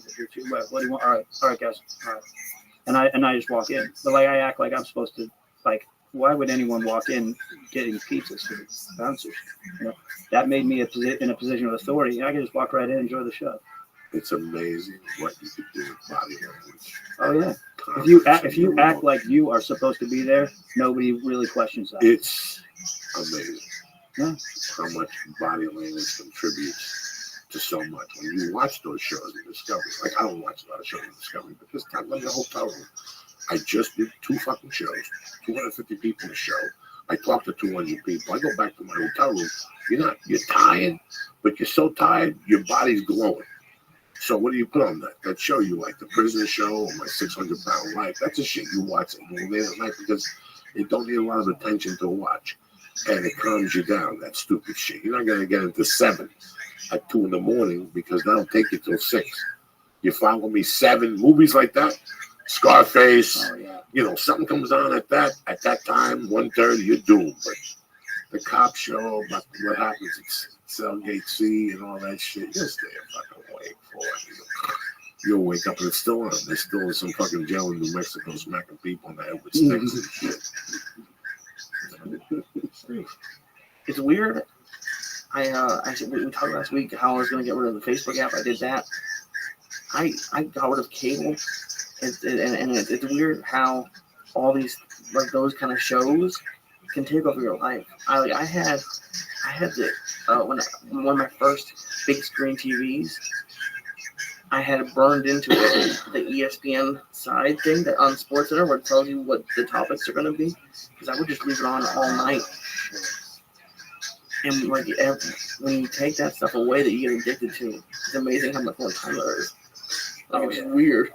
No change. I took the Facebook app off my phone. Oh, it's terrible. 4 or 5 years ago, and it's amazing how nice it is to not have alerts all the time over things that are not important for your life. It actually lets you live. Yeah. I moved this weekend, and there was times that I would put, Hotmail on. Like we were talking, we get stoned. And you open up all 5 links, and you open up Wikipedia, and you research, and you look at the plane tickets, and you send an email, and you wait for somebody to send you an address on Twitter, so you go back and forth to Twitter. And there are days where I don't write on Twitter on the weekends. I made myself a personal thing. Sunday at 5, I'm allowed to fuck around on Twitter. Before that, I'm not allowed to fuck around on Twitter. You got to give yourself a day and a half, 2 days. Friday, people are traveling. We said what we had to say Monday, Tuesday, Wednesday, Thursday. People can all comprehend it. We'll get on Twitter and go, where you been? Blah, blah, blah, blah, blah. You have to give this thing a fucking breather. You know, people always tell me, Joey, you have so many fucking stories because I didn't have a fucking internet. Yeah. You know, you're reading about these stupid fucking stories because you're sitting there reading. It's 2 in the fucking afternoon. Why are you in the goddamn house? Why the fuck are you in the goddamn house? I could see if you're Hurricane Camilo, whatever the fuck his name is, that's in New Jersey now. It's fucking raining. But I never understood that part of it. You know, you have to cut the shit that takes time away from you. Yeah, the worst thing is getting yourself in a position where you're just staying at home and doing stuff from home, because that just can lead to, you're not accountable to anybody, and you can just do whatever the fuck you want, and you don't do the important stuff. You end up doing the bullshit stuff. When I first moved to Los Angeles, I rented a room from a writer, and the deal was said you only get to sleep here. So this room is yours from 10 o'clock at night until 9 in the morning. You got to be gone at 9, but you can live here. So this guy, because he was a writer and he used the place during the day and he had meetings there.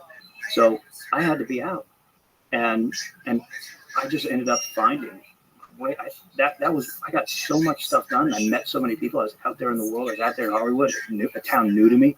That was the best thing I ever did. If I was at home just on the internet, I would have been living this virtual life. Like, who knows what the fuck, But that was great to just be propelled out there. When I was 18, when I was going through high school, HBO was still pretty good. And HBO had a show about a guy who hitchhiked. The hitchhiker. What was it called? I think that's what it was called. There was a guy who got in cars, and sometimes women blew him. And sometimes you just got to meet people and go to a different town. It was sort of like Kung Fu. He kept traveling, That was always like a distant dream for me. But after my mother died, I had no hopes in New Jersey. So I gave him the green light to experiment a little bit and travel, I looked around a lot when I was growing up, and I looked at what these guys were doing. And some of them were successful in their own little way, considering where they were coming from. They were coming from my same neighborhood, very blue collar.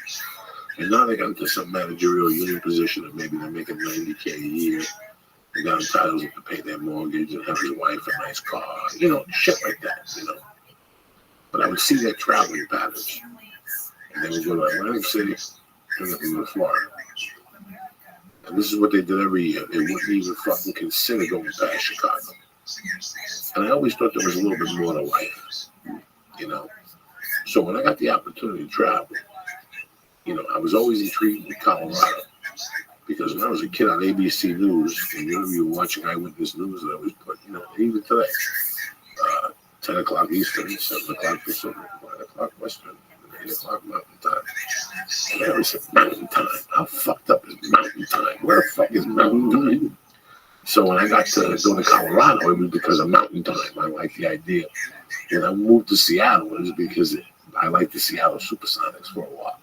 They were in the finals one year with Jack Sikma. That's why you moved there? Yeah, it was just, but I liked the logo to the comedy club. The Seattle Underground. I just thought there was something to it. There was something to it. All those names meant a lot to me when I first got into comedy. It meant a lot to me to play that club in Boston, in the fucking market there that closed down. What was the name of that place? Kelsey Hall. Faneuil Hall. There were all these locations that you had to play in because they were your gold. This was part of your gold. You had to play in the comedy store, in the underground. You had to play. What was in Phoenix when I started? Interesting that you started in Phoenix. Yeah, so Phoenix had with Knuckleheads. You had the Comedy Zone. 6 clubs in '94 or something like that. Yeah, absolutely. And you started with Stanhope. Stanhope started in Phoenix. The first paid gig I ever had was with Stanhope. Stanhope was, I think he was featuring at that point. He was featuring the improv. He was the god of that town. Like, featuring the improv. And it was G.E. Howard's club. It was called I want to say it used to be Finny Bones. and then it became like Comedy Zone or something like that. It was in one of those hotel, restaurant bar things, right? Like crazy. You know what I'm talking about? It was Finny Bones in the Comedy Zone. I think it was crazy, man. There was so many clubs at that time. I forgot the Laughs. The one on the freeway was like Laughs, not Laughs Unlimited, but something like that. It was Laughs in Tucson. And Laughs. then there was a Laughs in New Mexico. Yeah, in Albuquerque. Before Russ Rivas, there was a guy's club that died in a motorcycle accident on New Year's Day. A great fucking guy. Just a great, because that was the thing. Laughs had a bad name, except his club. He was a Mexican dude. He was a biker. He took you to dinners. He treated you good. He put you in a hotel. Where the other two clubs, Laughs and the other one in Tucson, were kind of fucking shitholes. So he was. I'm just saying this at the time, guys. The worst condos. Yeah. So he died, and Russ. I started with Russ. Wow. It's so weird. I was a doorman, and Russ was already featured. Oh shit! All right, at the Wits End. Yeah. Oh, that's right. I forgot you did Wits End. That was my favorite club. In Colorado? Oh, no. It was mostly. Dog, I never did it. I worked there as a doorman, then a sound guy, right? Then a fucking bar back, and then I told the guy I'm want to do comedy, and he was like, "You'll never make it in this town. You're a big New Yorker. Trust me on this. Hey, do what you're doing here. You'll be managing this place. Fuck you. I'm gonna get on fucking stage. I'm gonna stay here with you and give orders to these young kids and shit." And the big clubs, what the fuck were they? Yeah, Knuckleheads. There was always an improv in Tempe. Yeah, and then there was that one that opened in the Scottsdale Mall. It was like name like the Sphere, or some kind of like techno-y name. You know what I'm talking about? And it's like Scottsdale Plaza. This is what happened. I'm gonna tell you my fucking experience in the spring. The spring is March. Spring of '95. Spring of '94. I get a call. I talked to a buddy of mine. His name is Todd Jordan, great comic. And we're having a discussion. And I go, "What's some good clubs that are locally? Can you get me a showcase at?" And he goes, "Why don't you can eat one of those, just eat half of it first. I don't want you to call Norman Benjamin. Next thing you know, you're in Glendale talking to Armenians eating the shish kebab and shit. You don't know what Joey D is. Eat half of it. Yeah. Just to get into your head a little bit." What are we talking about here, man? The clubs, all those Phoenix clubs. The Phoenix clubs. So I called this guy and he says to me, "Joey, it's time for you to start going out and showcase." I go, "What's a showcase?" He goes, "You got to go to clubs and do a free set and let them know you're fucking alive." He goes, "Because nobody's doing that. This is how you get into clubs." I go, "All right, fine." So I call Knuckleheads, because at the time, Knucklehead had 3 clubs. They had Phoenix, they had Minneapolis, and they had somewhere else. Yeah. I don't remember where, but they did. Like Portland, Minneapolis, and Phoenix. I go, "How far is the drive to fucking Phoenix?" They tell me like 12 hours. I say, "Fuck it." There was no thought of a plane in those days in my world. At that time, I worked for National Car Rental. And I became friends with this kid, man. He was just a great kid. And he really admired what I was doing. He was young. Like I was 30. He had to be 25. And he admired what I was doing. He was like, "Really, you want to do stand-up?" I'm like, "Yeah, I'm going to tag along." And then one day he came to me and goes, "Hey, man, I want to help you with your career." I said, "You a writer? You know people?" He goes, "No." He goes, "Pass out this box of flyers. I'm going to give you $100. He's an hour of work." Every once in a while, he'd call me up. And then it got to the point where I would just call him up and borrow against the work he'd give me. Then he got me a job. I went in and applied. He got me the job. And then he became my boss. So I went to him like a man. I go, "Hey, man, I'm in a fucking bind. Is there any way I can rent a car from you? You can take it out of my check and I'll work here for the next 3 weeks for free."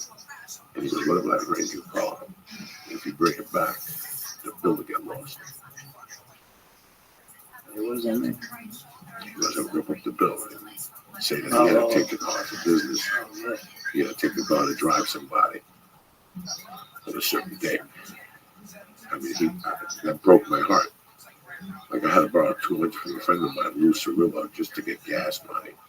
and I was going to give to him, and then I was going to borrow another 100 from a friend of mine, Joe Koch, and try to figure it out. This is how crazy I was. Like, I was going to get in the car with $100 and go to Phoenix. Drive 12 hours with $100. Didn't give a fuck. That's how much the dream meant to me. I'll figure it out. I'll figure it out. I'll rob a gas station. I'll figure it the fuck out. I got in that car. This kid didn't charge me, so I had $200. And $200 was perfect for the drive down there. And I took $200. I got in that fucking car. And you know, as hungry as you are, I drove 9 hours. I pulled over. I slept at some fucking parking lot till the sun came back out. And then I found the gas station, brushed my teeth, put water in my face, and I went to the club. And I sat there. I thought the club was open all day in those days. I could just walk in and say, yeah, look at me. Sure, put down in the corner. There's a hotel room. Don't put you in. Tell them it's us. Get a meal at the restaurant and come back and do a show. That's how I thought comedy worked.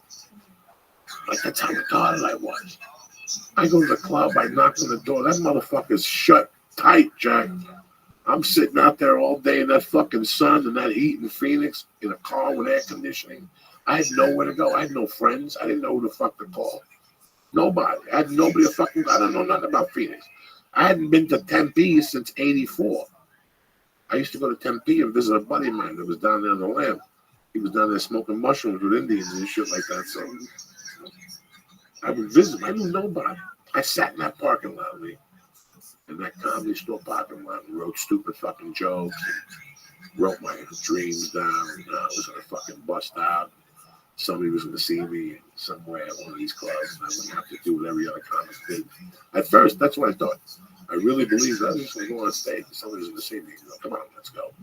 Everybody had that starting out. No, that was a time. Well, that was a time where you'd hear about, like, oh yeah, this person gets discovered from the comedy club, and there was a time where that kind of thing you'd hear about. Really? But it wasn't a reality. It was just like, I think it was one of the, like, oh yeah, that's how you get discovered. Like, people were doing it for that. It was like '90s. I just wanted to be saved. I just wanted to stop being a criminal. Like if fucking somebody sees me, it's over.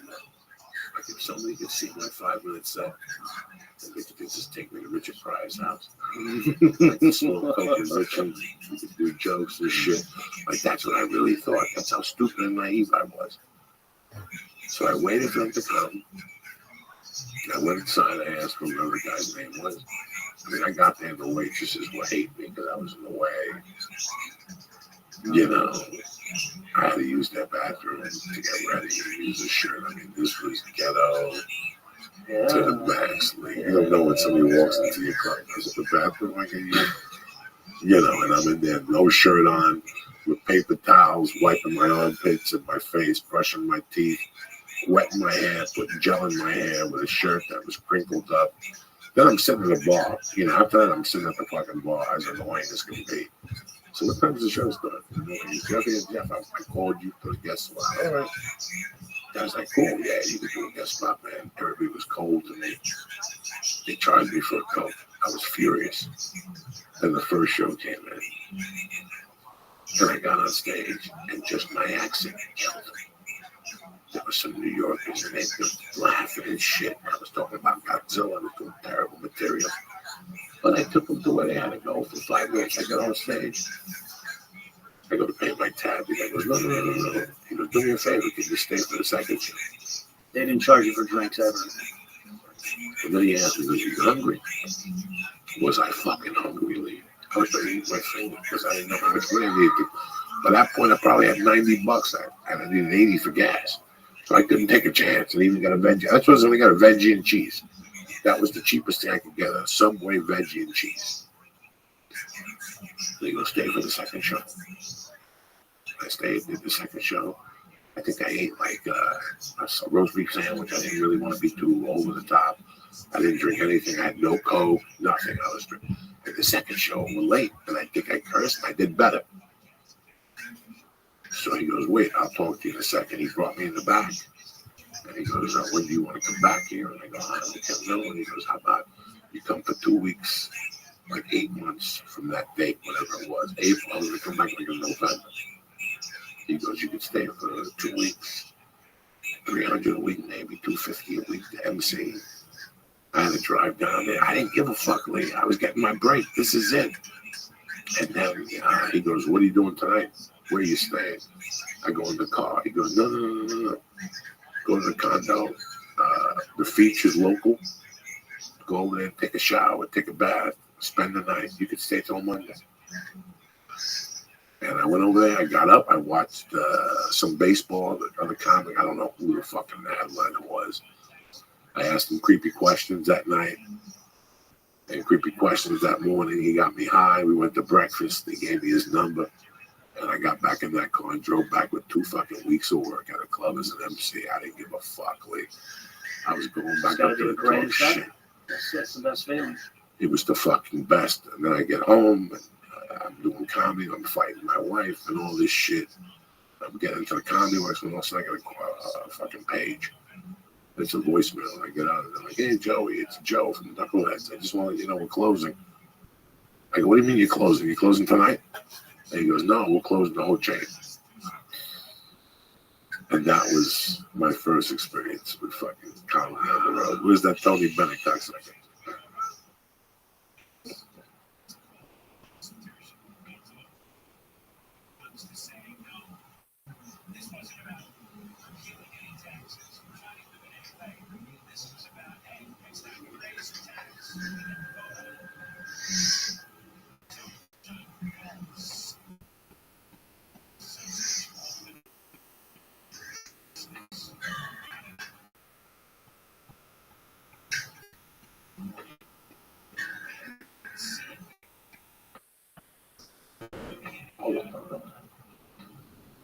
Look at that, Lee, asking for a fucking bong.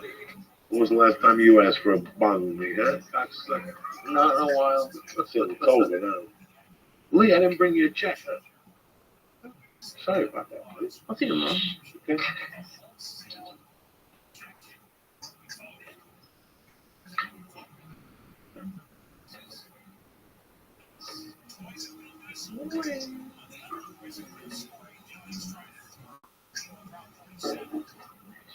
Fucking beautiful jam for you.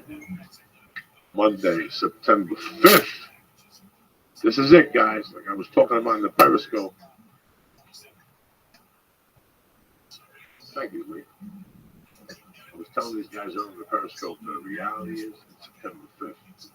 It's the 4th quarter. That's it. You're at the 30-yard line. You're marching in, Jack. This is it. This goes by so fucking fast, man. And you can't blink an eye. And if you haven't got your shit together by this time of the year, it gets ugly. The unemployment runs out about this time and shit. Once the unemployment runs out in October, it's a cold motherfucker out there. You gotta take one of those kitchen jobs and shit you've always dreaded. Cooking and fucking frying shit and talking Chinese to people. What other one? No, were you ready for a bond of life? Absolutely. Nah, I don't want you blowing your top and you can't talk. His eyeballs got so red before. They got like the guy fucking, what's his name, choked in Narcos. Remember how his eyeballs got red? Oh, no. They don't fuck around down there. So you started as a comic in Phoenix. Yeah. Who else besides Stanhope you were cooking? Oh, God, man. Well, I mean, this was when, there was Genesis. I don't know if you ever knew Genesis. Then Pablo Francisco was in Tucson. He would come up. And there was Ron Morey. You must know Ron Morey. Ron's Monster. Absolutely. Love that man. And then Gary Menke. So those are the guys that started. Menke, the Menker. He just passed away recently. No, not Menke. Menke's still running a club. I want to say he's running a improv in Tampa or something like that. Oh, that Gary Menke. Yeah, Okay, Menke, yeah. Who died from Arizona? Dan Murrah. No. The other guy died too. Mark Anderson? No, the guy from Labs. He was he's always been at Labs Tucson as an assistant, kind of, sort of nice, sweet guy. Oh, no, not Gary Hood. Yeah, Gary Hood. I didn't know Gary Hood. Yeah, Gary Hood passed away. away. He lived in Tucson. So we did stand. Yeah, Gary Hood passed away. That. Yeah. But I don't think Gary was taking care of himself. No, he was in. As a matter of fact, the last time I worked that club, I want to say 6 years ago. I stayed at his place, and he was definitely in really bad health. Like he was having a lot of trouble. I think he had diabetes, and I don't know, man. Things were bad though. You know, man, I'm over 50, and I gotta be honest with you guys. Once you hit 50, you could go at any time. That's a fucking reality. You can go at any time. No symptoms. You know, you stretch for something, you get a heart attack, you go at any fucking time. My heart has lasted as long as it did, especially after these adrenaline stories of the COVID. And there's 20 more of those adrenaline stories that can't come to my mind right now. So you know, people always say, Joey, you should do the third week of a month on the road. You should do this. You should. I don't want to die on the road. One of my biggest fears is when my wife had to call Lee and say, you have to go sign for him. I can't go. I got the kid. I can't hold the kid. And then from there, why even send them back to California? Send me straight to North Bergen, New Jersey, so I could die with venereal at the parlor over there. You know what I'm saying? Besides, it'll give me half price. That's a fucking savior these days. So you got to work that way. Once you hit 50, you really got to think that way. So you have to take a little care of yourself. I think the road, you can take care of yourself on the road. I'm not saying you cannot.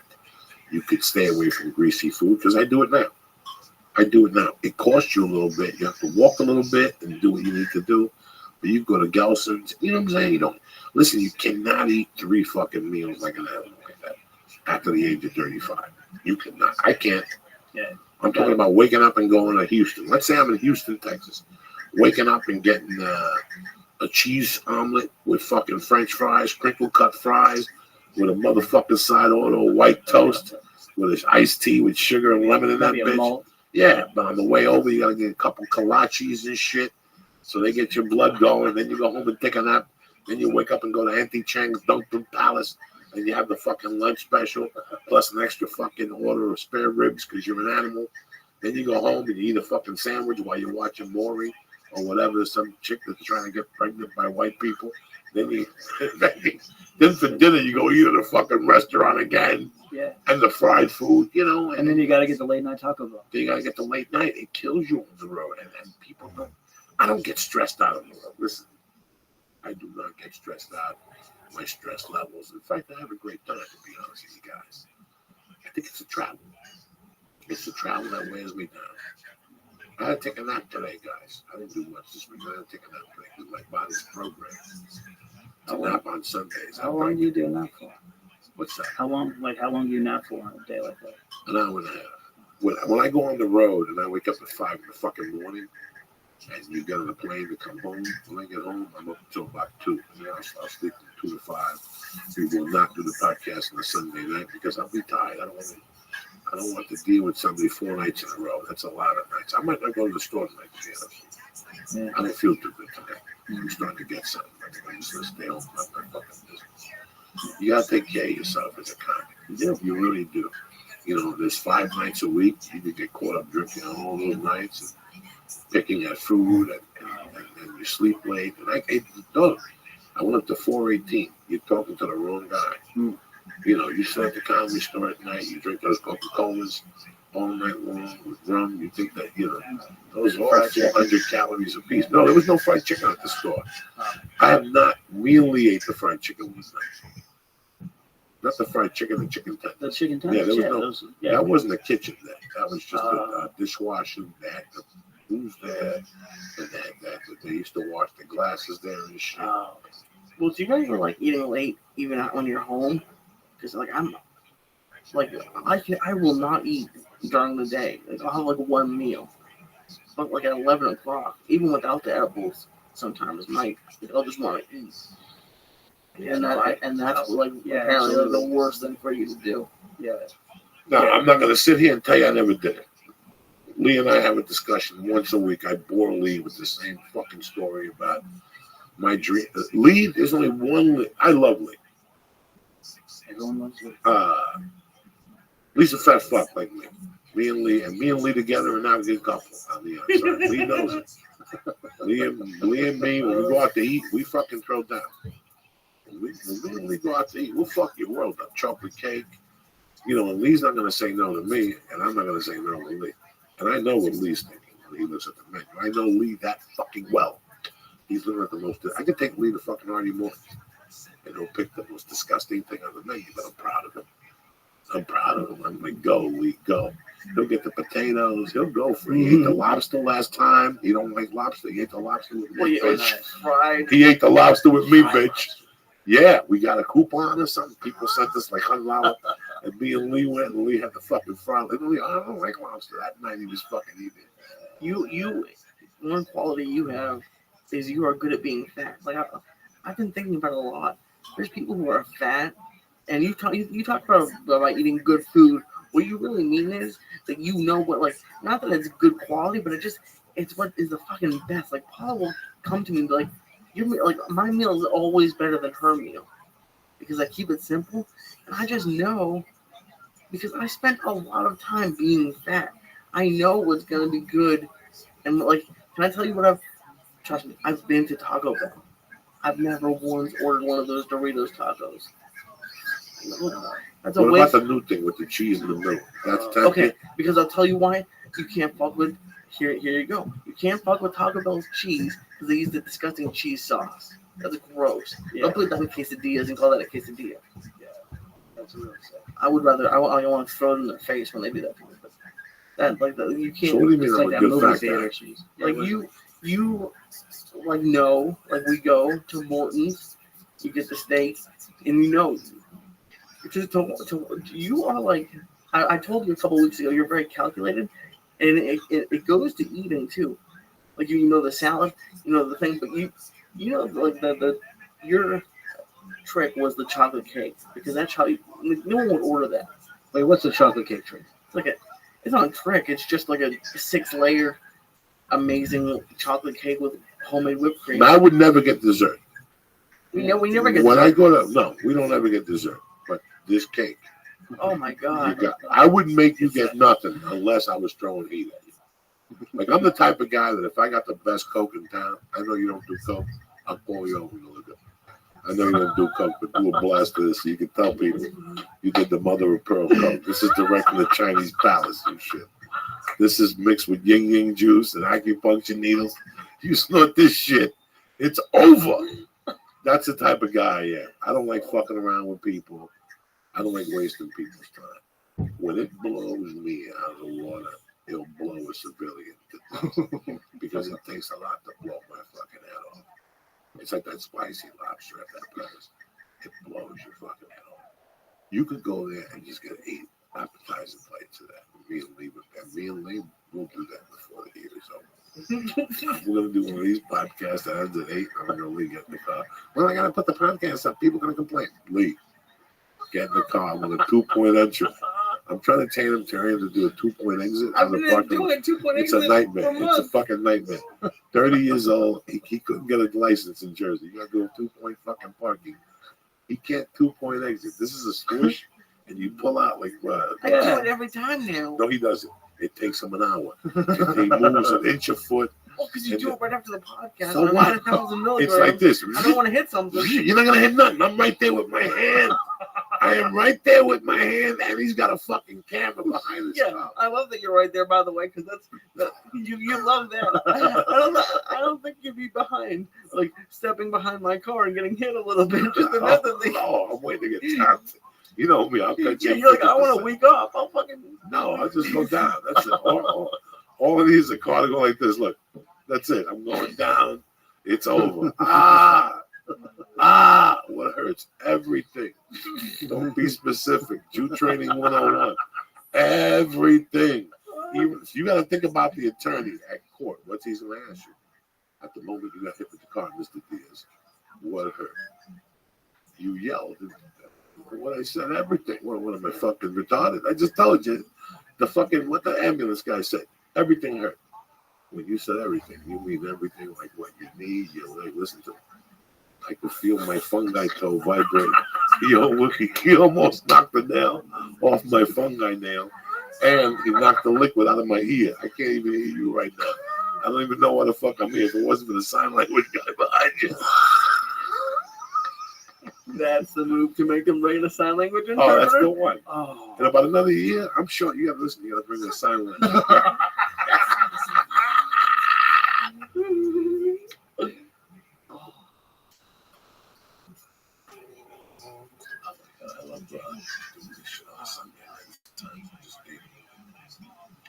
So you got into it as a stand-up. You went to work with Danny because you knew Crazy Danny. We talked about Danny the week after he died. R.I.P. And R.I.P. I remember that. Fuck. I loved him. I listened to that 5 times. Oh my god, that was one of the funniest things I ever did. Yeah, you said he was a sick fuck. Maybe rest in peace. Something like that. It was the greatest transition I've ever in my life. He was. Yeah, I gotta be honest with you.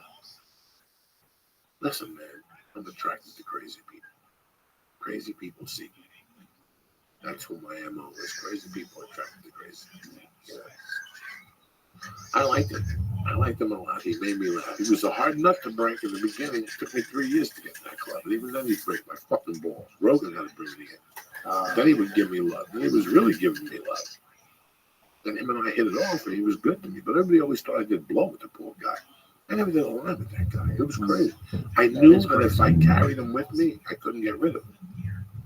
I knew that by his personality. He liked going out, man. That was his thing. This is Dan Murr, Tempe Improv. That's what he was known for. Like, he's the guy you take you partying, you take you drinking. You see there's a band in town, or he's got Springsteen tickets. There's always something. Always. That's my worst nightmare. So he was a partier. He was a partier. He did the craziest shit. He rented a bus that time with Jimmy Schubert, Carl LeBeau. They rented like a gambling bus. Do you remember that? I didn't know. I wasn't there for that. Yeah, I remember that. I remember they went to see Bob Dylan. So they rented a bus that you could drink on and gamble on and do the fucking whole thing. When we were leaving the Improv, he was getting there. He was one of those guys, and you know what? Here's the sad part about it, that Troy's gonna, you're a good, you read characters well, and you like Dan. And this is what I read of Dan. I read Dan. Dan was the / general manager of the Tempe Improv. If he was here in this room right now, he'd tell you he owned it, plus the mall, whatever. But it didn't matter. I liked Dan. Yeah. Dan was a lonely guy. Yeah, he was. He wanted so badly to be a player. He wanted people to tell him he was bigger than Hartman. He was trying to find, he gave a lot of people a lot of money to make little investments.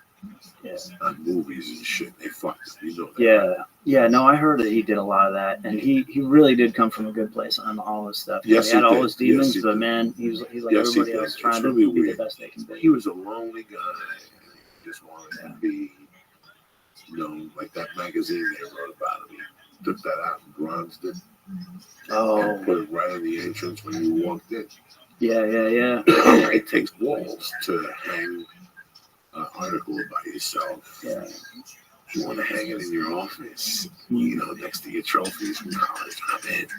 Yeah. But to hang it up at the business. And it was huge. It was the first thing you fucking saw. I mean, he was really in love with it, right? I saw that, but the last 3 years of his life, when I was involved with him down there, it was not good. Like not the last 3 years, the last 3 times I've gone to his club, I saw something that was completely different. He was gone.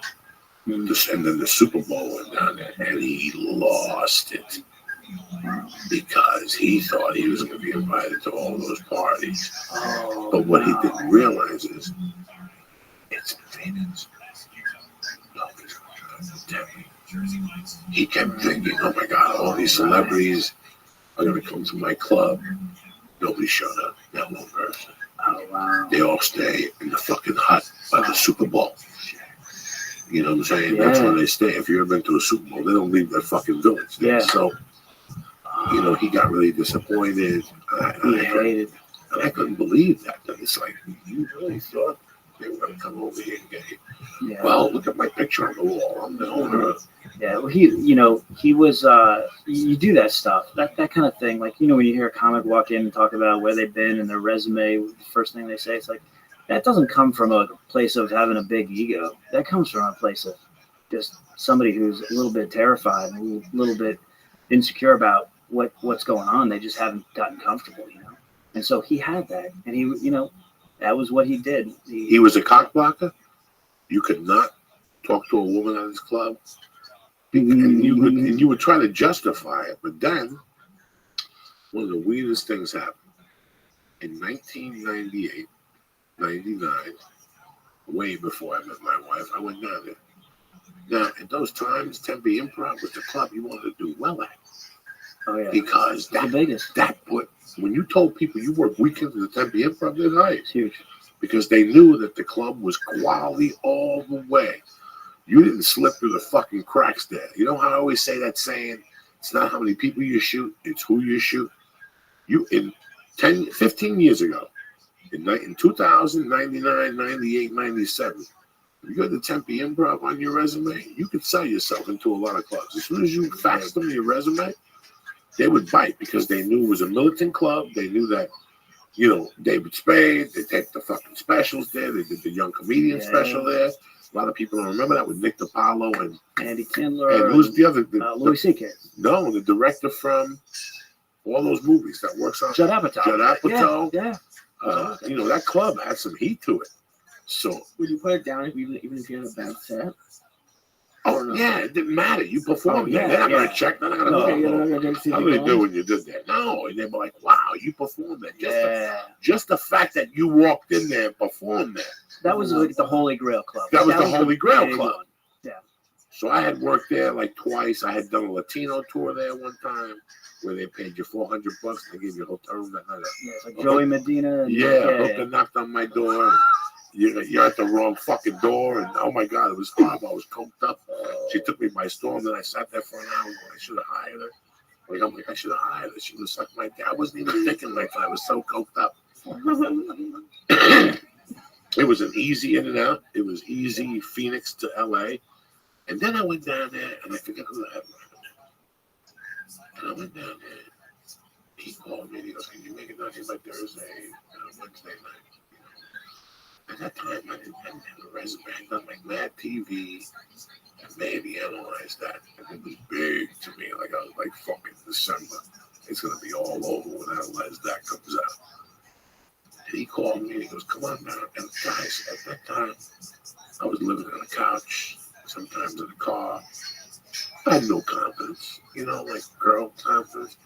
I was just trying to, he was paying $550, I think. I would just try to get coke 2 of the nights I was there. And that was my big thing.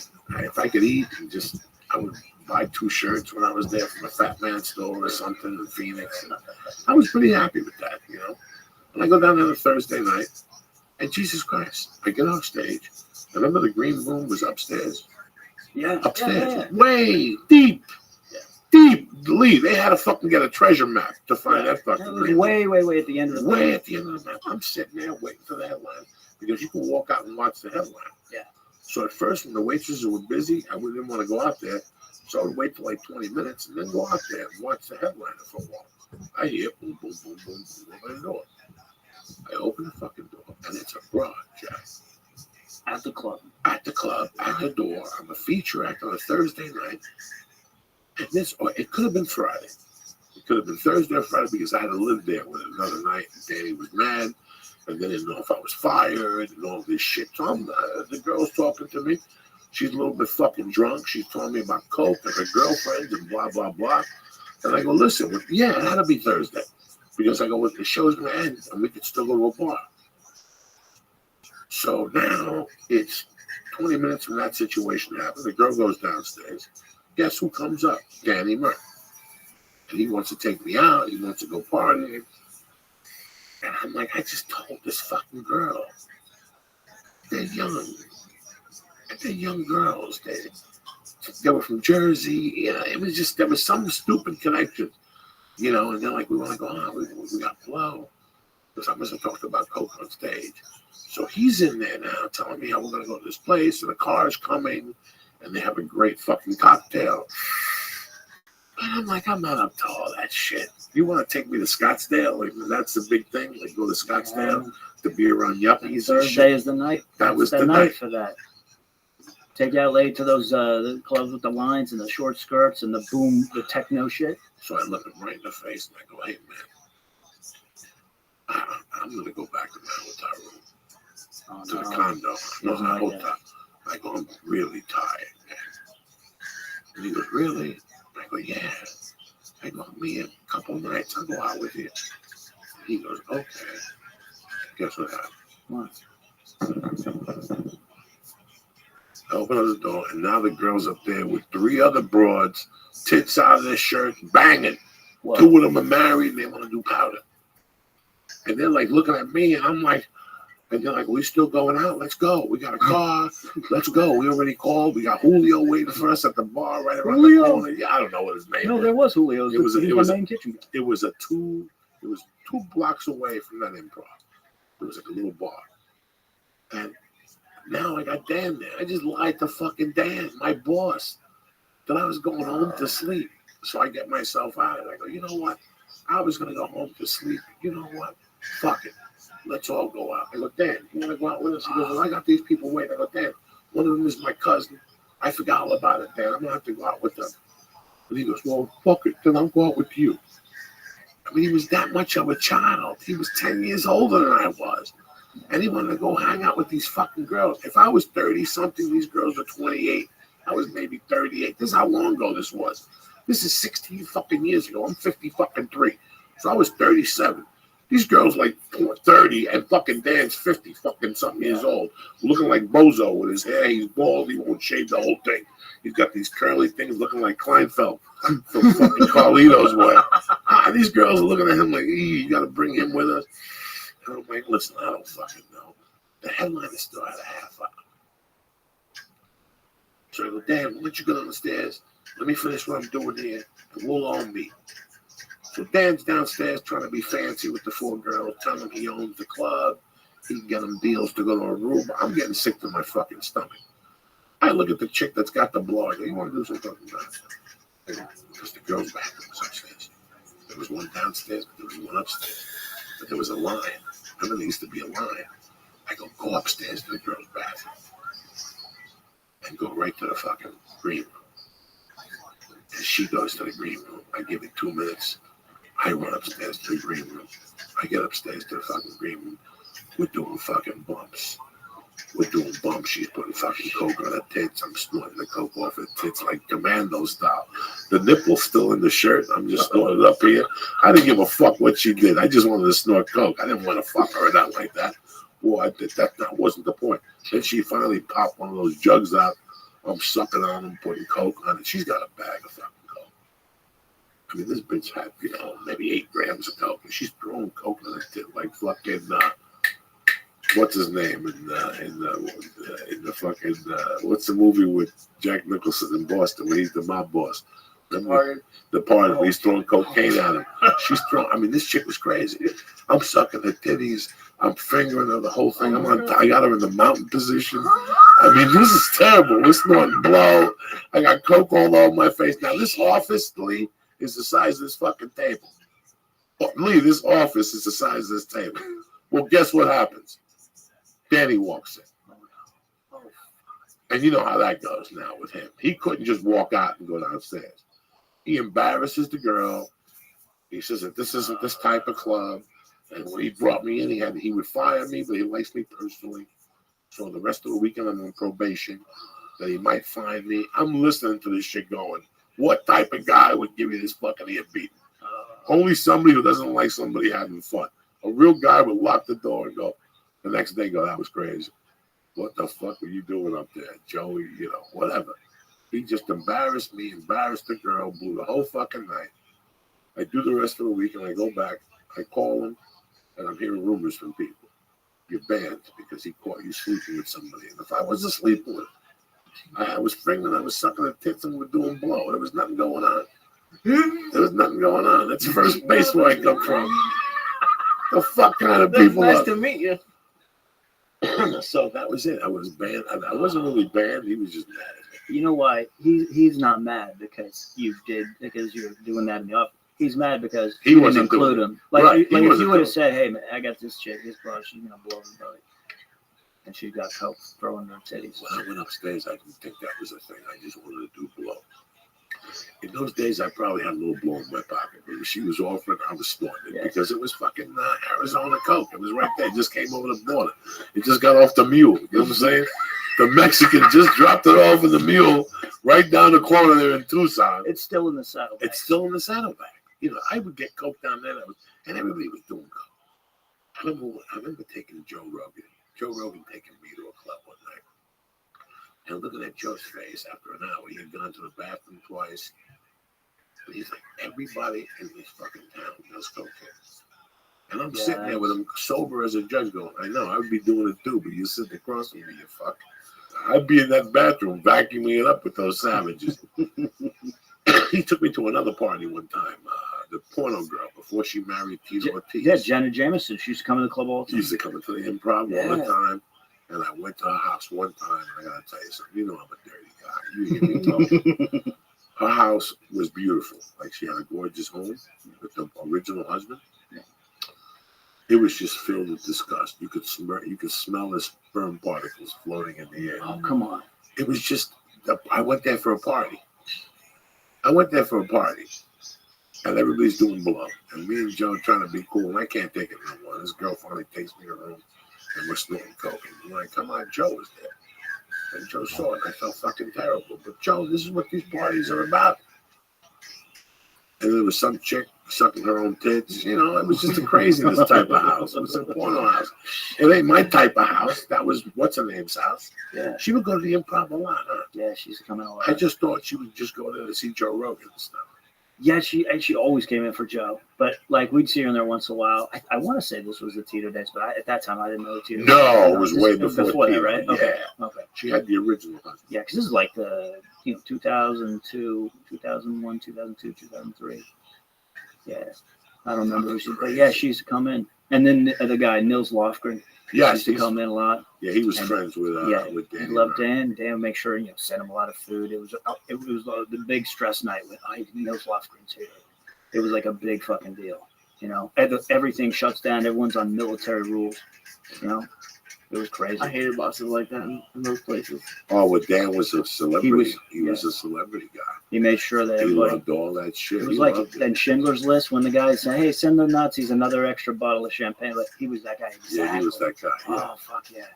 He did some stuff that I hated. I look back now and I go, "All right, I kind of get that was brilliant." It was me. He was mean and brilliant.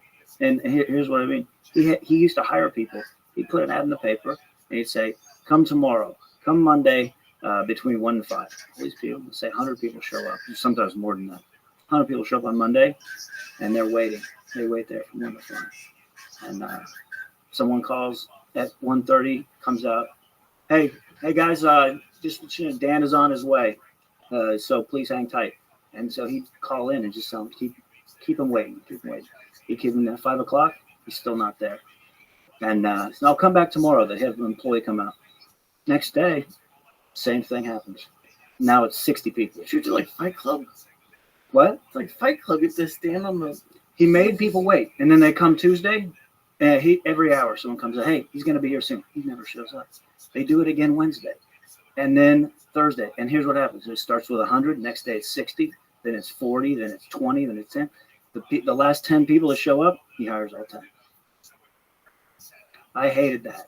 But then I look back and go, that fucking guy, he wanted the people that wanted the job really fucking bad because he knew that those are good employees. It's pretty fucking smart. It took me a long time to figure out that's what he was doing. I get it, but for a whole week and he ruined people's lives for a fucking week. He made them wait. And it was for like a server job or like a doorman job. Or server job, door. The server whole fucking thing. Yeah. Oh my God. Yeah.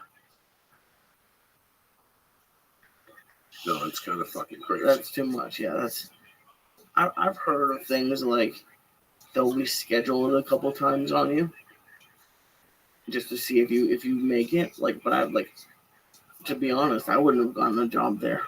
I would have left after the first day. Yeah, no, me too. I left after the first day. That's just embarrassing. Then you wait 4 hours. And that's just. So now you broke up with Dan. You and Dan go fucking.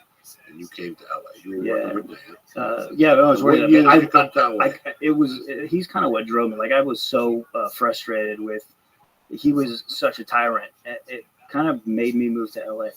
Made me go. I gotta get the fuck out of here. So it was like 2003. I moved out. And what did you do in 2003? You were doing stand-up.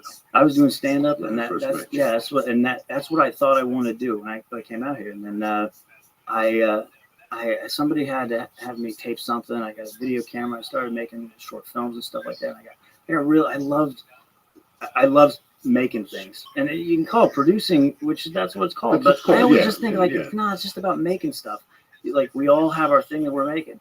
You're making brilliant stuff on stage, connecting with an audience, and making people feel like life is fucking normal in America when there's all this PC shit. Like you're giving that to people. It's all about what do you make, and I like making things that other people could join in on. Like I want to get my friends together. We're gonna make this move. We're gonna do this thing. I like that shit. So that's what drove me into all of it. You know. So you created Setlist. Yeah. Now, what is the whole purpose of Setlist? Tell the people at home if they don't know. It's an improvised stand-up show where you walk on stage. Instead of doing any material you've ever done, you get a set list of really strange, sometimes nonsense, fucked up topics. You get them in the moment, and then you act like that's the act you've been doing on the road for 10 years. But they flipped the subjects at you. Yeah, you get like 5 different things. That's what fucked my world up there. I thought the concept was brilliant. You did the show. And you were amazing. And first of all, you know what happened the night. We did a 7 o'clock and a 9 o'clock. And if you've ever done those, the 7 o'clock is always shit because the audience it's 7, it's daylight out. Every time we did the early taping for all those, every day we did early, the audience was terrible. And the comics left going, man, I just didn't feel like I really got them. And the late show was fucking incredible. Do you still do the set list there? Yeah, so we still do it there. And then it became a TV show in the UK and Australia. And then we've been touring around a bunch of different places. So now you were saying Chile and Edinburgh, Argentina, and Edinburgh, and it's regular in Australia. So it's all over the place. But it's a sort of a thing designed to get people out of their orbit. Like we all have a routine, and that those butterflies and that adrenaline and all that. Like those times where you're on stage, you don't have that. Like, it's like you're going through the routine, and the audience is loving it. But then you leave stage, and you're like, I don't know if I don't have that, like I just fucking wheeled out a safe feeling, And set list kind of guarantees that you're going to feel that because it triggers that adrenaline because you're out of control. You have no control over what's happening, and you're getting stuff thrown at you. It's like the beginning of that Kung Fu. It is like Kung Fu in the beginning. In 2008, when I first got off cocaine, my mind started going through different directions. And I was like, you know what? In 10 years, this stand-up shit's going to be boring. I love when I get a call from a comic who's put a new pitch together for a stand-up show. In those days, I used to get them once a fucking month. Some goofy motherfucker that wants me to meet him somewhere to put, something together for a typical 3 of us are going to go on stage, and then I'm going to host, and there's going to be strippers, 3 of us are going to go on stage, and there's going to be people with drums or people playing a saxophone behind you. I mean, there was 1,000 concepts, but they all went back to just doing stand-up. Yeah. And I fucking was getting sick of it. And I go, something has to change. Something has to fucking change. And people were trying little things. You contacted me. I went down there. I was still in a fucking comatose stage when I went down there. And I wasn't really feeling it that night. But when I left there, I remember going, Jesus Christ, somebody is thinking like I'm thinking. That this could go into so many fucking directions to stand up instead of this is a TV show. I can't believe. Yeah, well, that's thanks to Paul Provenza. I mean, he's fucking incredible with all the projects he does, and so we took it to Edinburgh. It got picked up for a show. We did 14 episodes, and it was amazing. It was a complete blast. Good for you, man. Yeah, it was great. And what it did though is we did the Melbourne Festival. And I had a guy come up after the show, and he goes, "Hey, because it was showing there, went into reruns, and it's still going in Australia. It's ridiculous." This guy goes, "I came in because my kid, he's in the 6th grade, he started a setlist club at his school." I was like my life changed. That was the moment I went, "Oh my God, that's incredible! He started a setlist club at school." So think what that's going to do for those kids. Like they're going to get to feel like to learn that. When you get thrown into that pit where you're afraid and you confront every demon, it's just like this thing. You can just do that and not be afraid and get used to, like you said, like you got addicted to that. It's the same fucking thing, right? It's getting addicted to that adrenaline, but finding a new way to get to it. Monday night, I did something that was the most interesting thing I've done in a while. I didn't want to do it. It was in my realm. I'm not going to lie to anybody, but I did not want to do it. Well, he caught me at a weird time in my life, and I said, sure. And for 3 weeks, I sat in my fucking office sweating it. And I just started getting ready last week. I agreed to do the goddamn comedy jam. Oh, wow. That's the greatest show. With Fucko from Baltimore. And I love him. I've known him a long time. You know, what's his name? Josh Adam. Oh, yeah, with Josh Adam Myers, yeah. He's doing. I got there with Lee. I got to be honest. I didn't know what to expect. You going to put it on for him, Lee? I have it if you want. Yeah, put it on for him. See if he's got it. You have it on your phone? I have it on my computer. All right, then do it. Yeah, put it on for me. You can cut it up later and release it. What is this? This is the goddamn comedy. Oh, I've seen that show. That is one of the best shows. So I went down there and I looked around. He goes, "Are you going to sing a song?" I said, "Yeah." I didn't get a chance to rehearse it. I was busy moving last Monday. So I love that you did this. I couldn't go down there, and I went down there. I got to tell you something. I was so blown away. You want to talk about fucking anxiety? Oh yeah. I haven't seen it. I saw what Adam posted. I got a dose of anxiety handed to me. I felt it. As soon as they said my name, I heard the music. I walked up to the stage, and I didn't focus on Josh Adam Myers. I focused on the drummer for some reason. Something just said, "Joey, don't do it." And I focused on the drummer, play it, mate. Focused on the drummer until I finally turned. And when I turned, Troy Conrad, reality at its finest. Oh man, I love that you did this, Joey. So there's this big crowd, the band.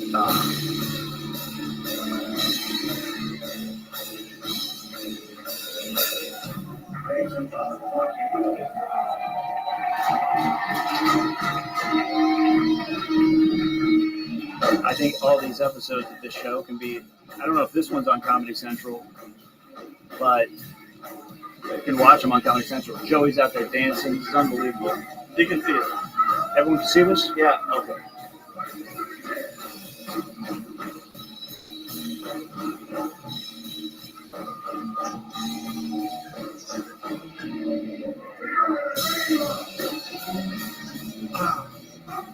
Oh my God. How cool is it, right? This is unbelievable.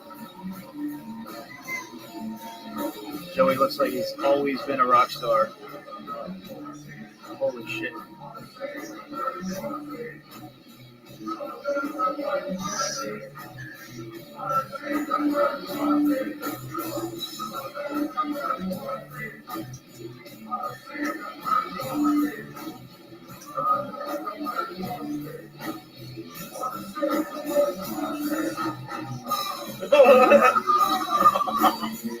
This is unbelievable. Joey's absorbing all that energy, putting it all out.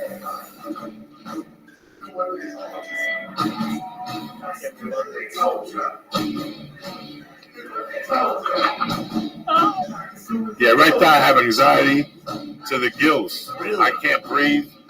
I'm just playing it right there. I'm just trying to really be cool. You came out with See, right there. You look like you're in the zone. Oh, look, now you're, okay. I'm trying to get my head together. That's why. Oh, shit. Oh, now you're back. Sure, I came back. I have no fucking choice. Amazing. Ah! Oh. Holy shit.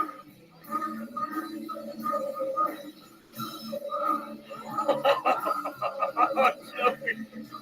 Please do this every week, Joey. Oh, shit. Oh.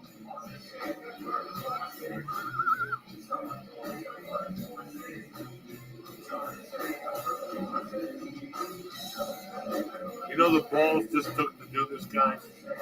I was sweating the last day. You want to run out of there while you're waiting? Like, it's like maybe the stage will collapse. No, I just sat there with Lee like a moron, drinking beer. Unbelievable.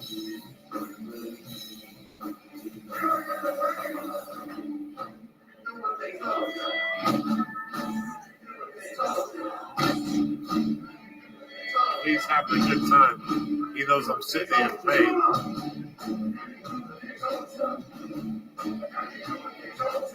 Look at Josh Adam Myers. He's such a pimp. Oh man, he is unbelievable.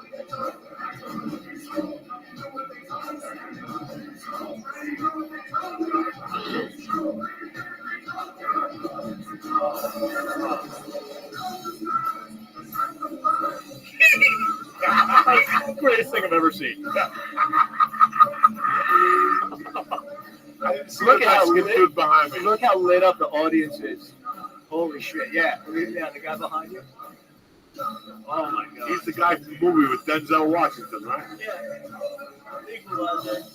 Joe, you're a monster up there. We A have to see legitimate the end. monster. The end is the best. Oh my god. Only Lee would take this to Paris. Oh. Please tell me, Joey, you're going to be doing this again. I don't know what something can do. This is easy to chance.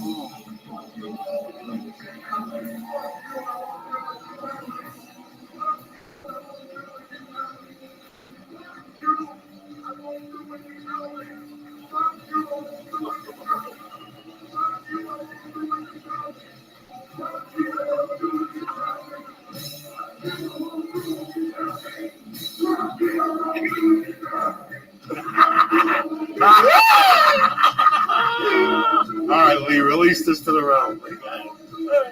Just fix it up nice. Cut it up nice. Make a video. Win an Academy Award.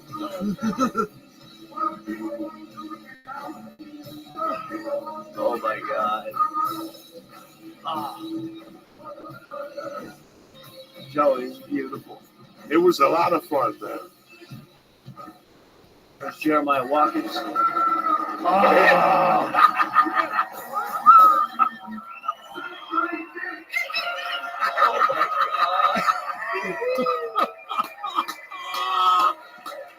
my god, man. Fucking Lee. I can't I'm so glad this is on tape. Oh, I'm so happy. Oh, yeah, of Jesus course I Christ. should tape that. Suck my dick. Let me give some shout outs here. My main man Ali Baz up there starting jiu-jitsu. Dante Gazzini, thank you for the CD, cocksucker. Johnny Cutler up there, Oz Warrior, Danny Staples, Ashman TV, One by One Podcast, my main man, Mikey Klein, but he's not Jewish. And Hero Jr., which I missed completely. They were at the see, I had my dates all fucked up. I thought they were coming in the 29th. So I took a Sunday at the Calvary School last Sunday. I was going to go from there to the bike group. I'm surprised they weren't there. They were there the 31st, which was Wednesday. So what happened was, Wednesday I had to pick up the ice cream. I didn't get out of there until 11 o'clock. Then we got to see Hero Jr. I heard they ripping up the ripped up the fucking biking room. 911 had to come. People were jumping up and down. Jews on fire. The whole thing. The whole fucking thing. So now you're in LA. You do the set list. Yeah, okay. Can I ask you something though? Because I really do hope. I would love to see you do. I know you don't do those specialty shows. You're like doing the real shit, but this worked so good for you. Like this was unbelievable Because it was only 4 sentences that I had to repeat 4, 8, or 12 times. I just took the notes from IMDb.com. Right. No, but you know that The last line, "Fuck you, I won't do what you tell me." They wrote that for me. That's the thing my mom told me since day one. So it came out and just flowed organically. Suck my dick, all that stuff, motherfucker. That comes out organically. I picked the best song for myself. Yeah. You know, this was it. This was like, so now I got to pick another one. I don't know what to pick now. I got to fucking think about it. Alonzo Bowles did Fight the Power. I gotta do stuff to rile up the crowd. I gotta let them leave there going, Jesus fucking Christ. Could you do an AC/DC? Really? I feel like you could do it. I could do an AC. My favorite AC/DC aren't the shit that most radio people listen to. I was a back and black guy, but when I think AC/DC now, I like Power Rays. Yeah. I'm a real big Highway to Hell guy. Oh yeah. Like that. Oh yeah, listen. Night Prowler is a great song. I can't hold it up.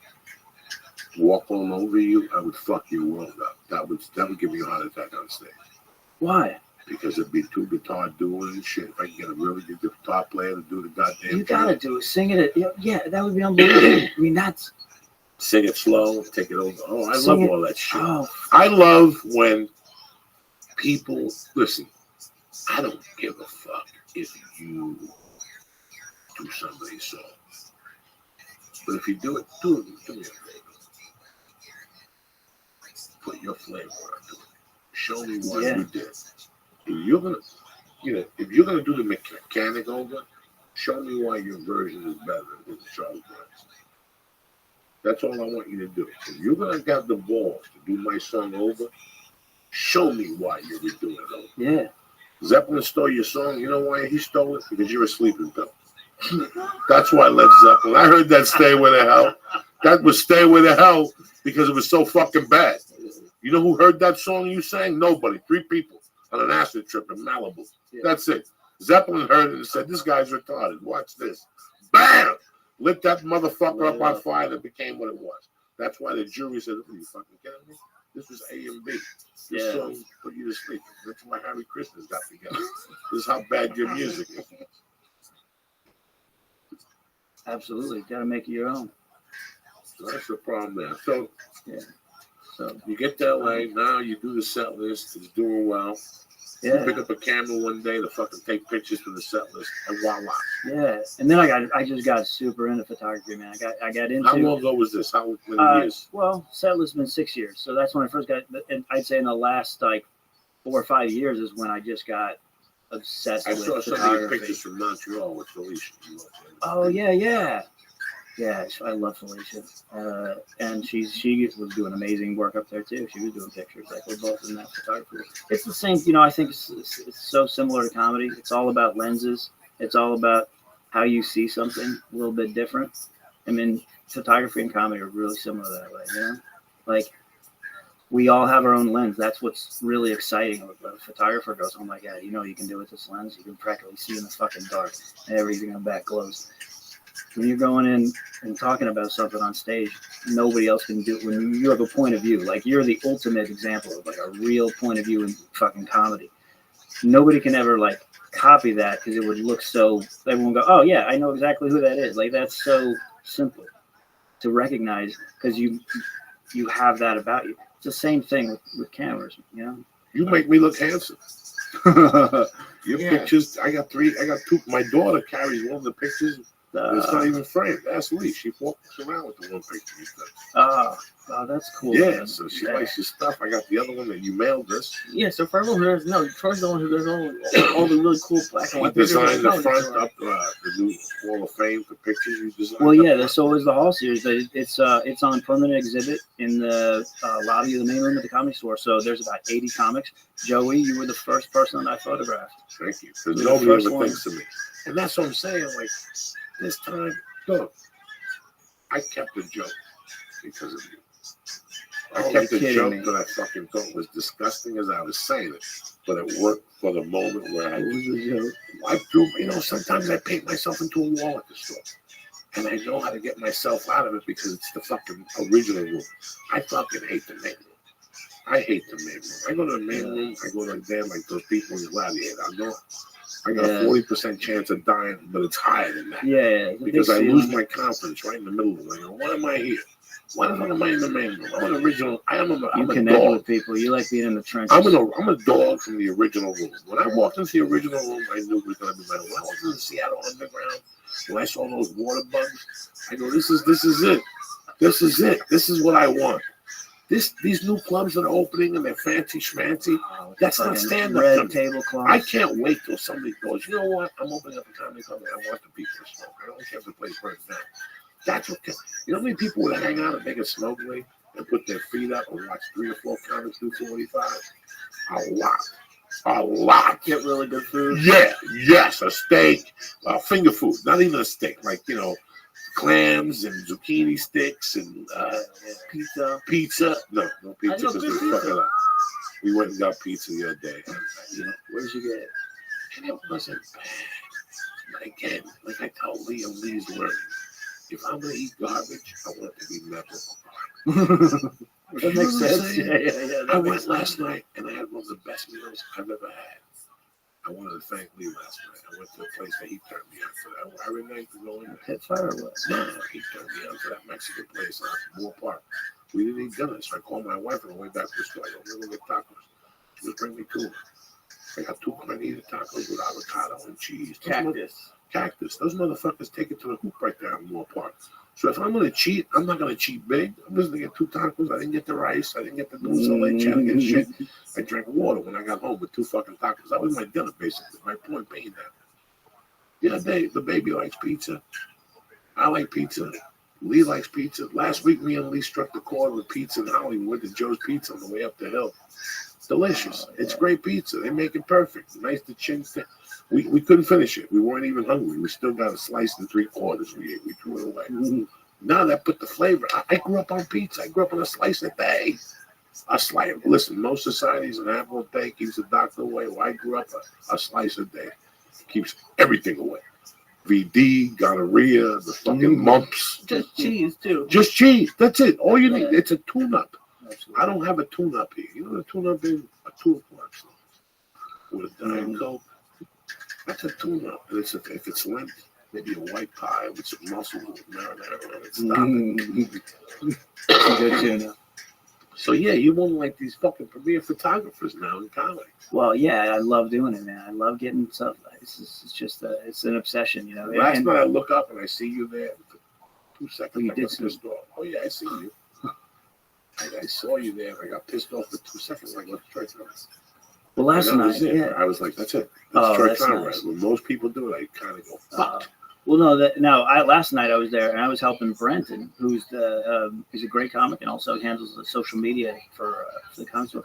I was helping him set up his camera because he's got this great new camera. So I helped him do the settings so he can get it right. So I was just kind of playing around with his camera. So I got some shots of you and I know he took some great ones. So he was, I just showed him stuff. Oh, by the way, I love seeing what happens when people figure out how to use like those DSLR, they don't mean anything. It's just it's like really a confusing ball. Like, I don't need this shit. I got a phone that takes good pictures. When you start learning how to use that stuff and the cool shit that you can do, he lit up. He was so excited. He was like, starts playing with stuff. It was great. I love that. You know, I get crazy. I You're a gadgety guy. Yeah, I do like gadgets. And especially cameras. No, I had friends. I had a friend that I used to fucking drive to California with every 90 days from Seattle. I love him dealing with the funniest guys I've ever met. I learned a lot from him. He was a lot older than I was. He was black. I loved him. He was a photographer. And he used to call me. He would let me get under his skin. So when you let me get under your skin, guess what I do? In a loving way, I get under your skin. So he would show me his pictures. What he would basically do was take a camera from 1950 to Bob Kennedy. And he'd go on the road. He'd go to rural roads. And he'd take these gorgeous pictures of broken down cars and broken down tractors with a pig next to it.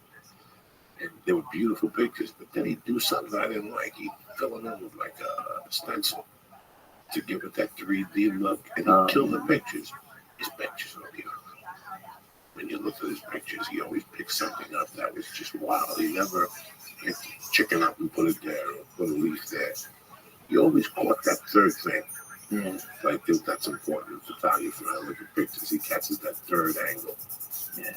He doesn't even know if it exists. It's something I see in my world. It's kind of like an extra dimension. I know what you mean. Like, it's something extra, but if you can't always describe it, but you go, it's just something like that.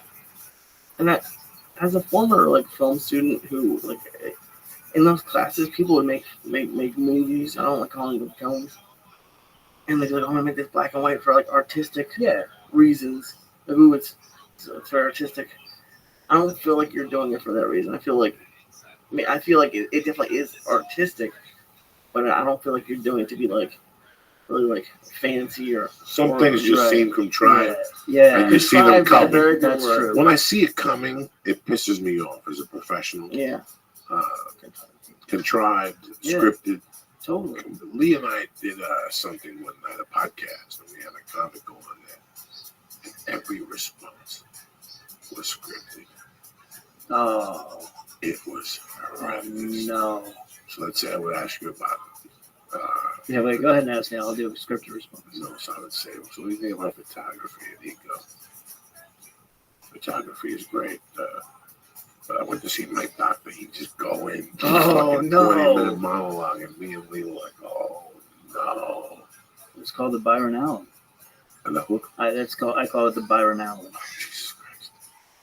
Like when you do that rehearsal, you start with something, and you go right into it sounds very memorized right now. Oh. The people don't know what we're talking about at home. A lot of times, not anymore. Yeah, it stopped about 10 years ago for me.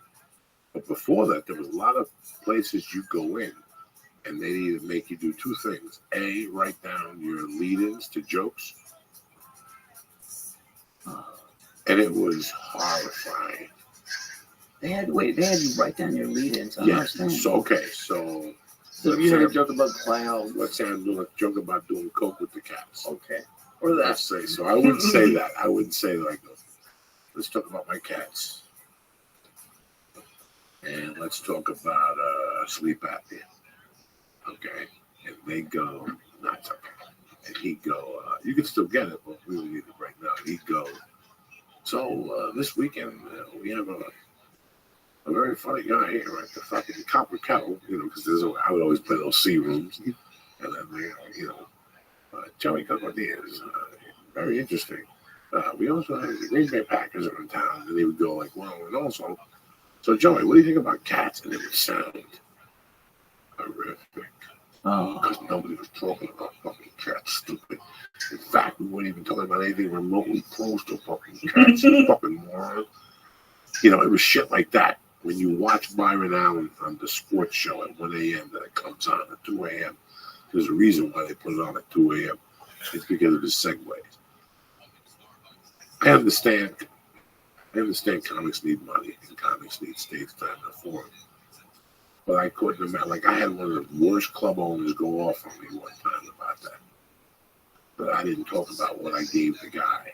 The guy goes, the guy was throwing you your material. You weren't doing it. I go, because my fucking material's dirty.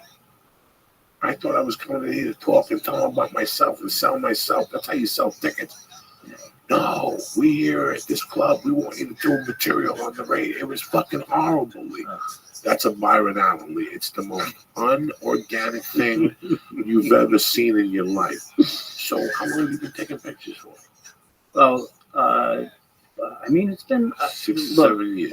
Yeah, about 6, 7 years. But yeah, the last 4 years. So what happened the last time you photographed sheep? And you're like, I would. I think. I hate sheep. I went to anybody here from? Oh yeah, and then change it. That's how he would throw it in. Yeah. If you watch tonight, stay up Monday night and watch whatever the show is called, Byron Allen. So they would take the thing. You say, how long? 4 to 5 years, and the person would go, it's 4 or 5 years. And which reminds me, my mother-in-law, she's always doing like. So is that how they do it? They're like doing the weird segues. When you have an inexperienced MC or an inexperienced DJ, whatever they want to call themselves, they don't have the stage time. They're not really wordsmiths. You follow me? I'm not a wordsmith, but I learned how to put words in certain places. Lee telling me the other night, Lee goes, you had a good set, you said retard a couple times too many. That's a wordsmith. That's somebody who goes and listens to that tape and he goes, you were right. In fact, there I should use emotionally challenged. There I should use mentally challenged. You follow me? That's a wordsmith, so you don't say it twice. Why would I say fuck on this joke where it really hits on this joke? I'll say something different on this joke. If you work with some comedy writers like Willie Barcetta, you'll die. Because he breaks it down to the T. Yeah. So you're ending about a musical album, and then he'll put a word at the end of that bit to make it go in. So when you shoot your special, you have 6 things to hit, and they'll come to you. He's telling me here on the show last week how he goes by feeling, just like actors. He doesn't want you to recite the material. He wants you to remember the feelings you have when you say those materials. Jesus Christ. Yeah, that makes sense. That's it.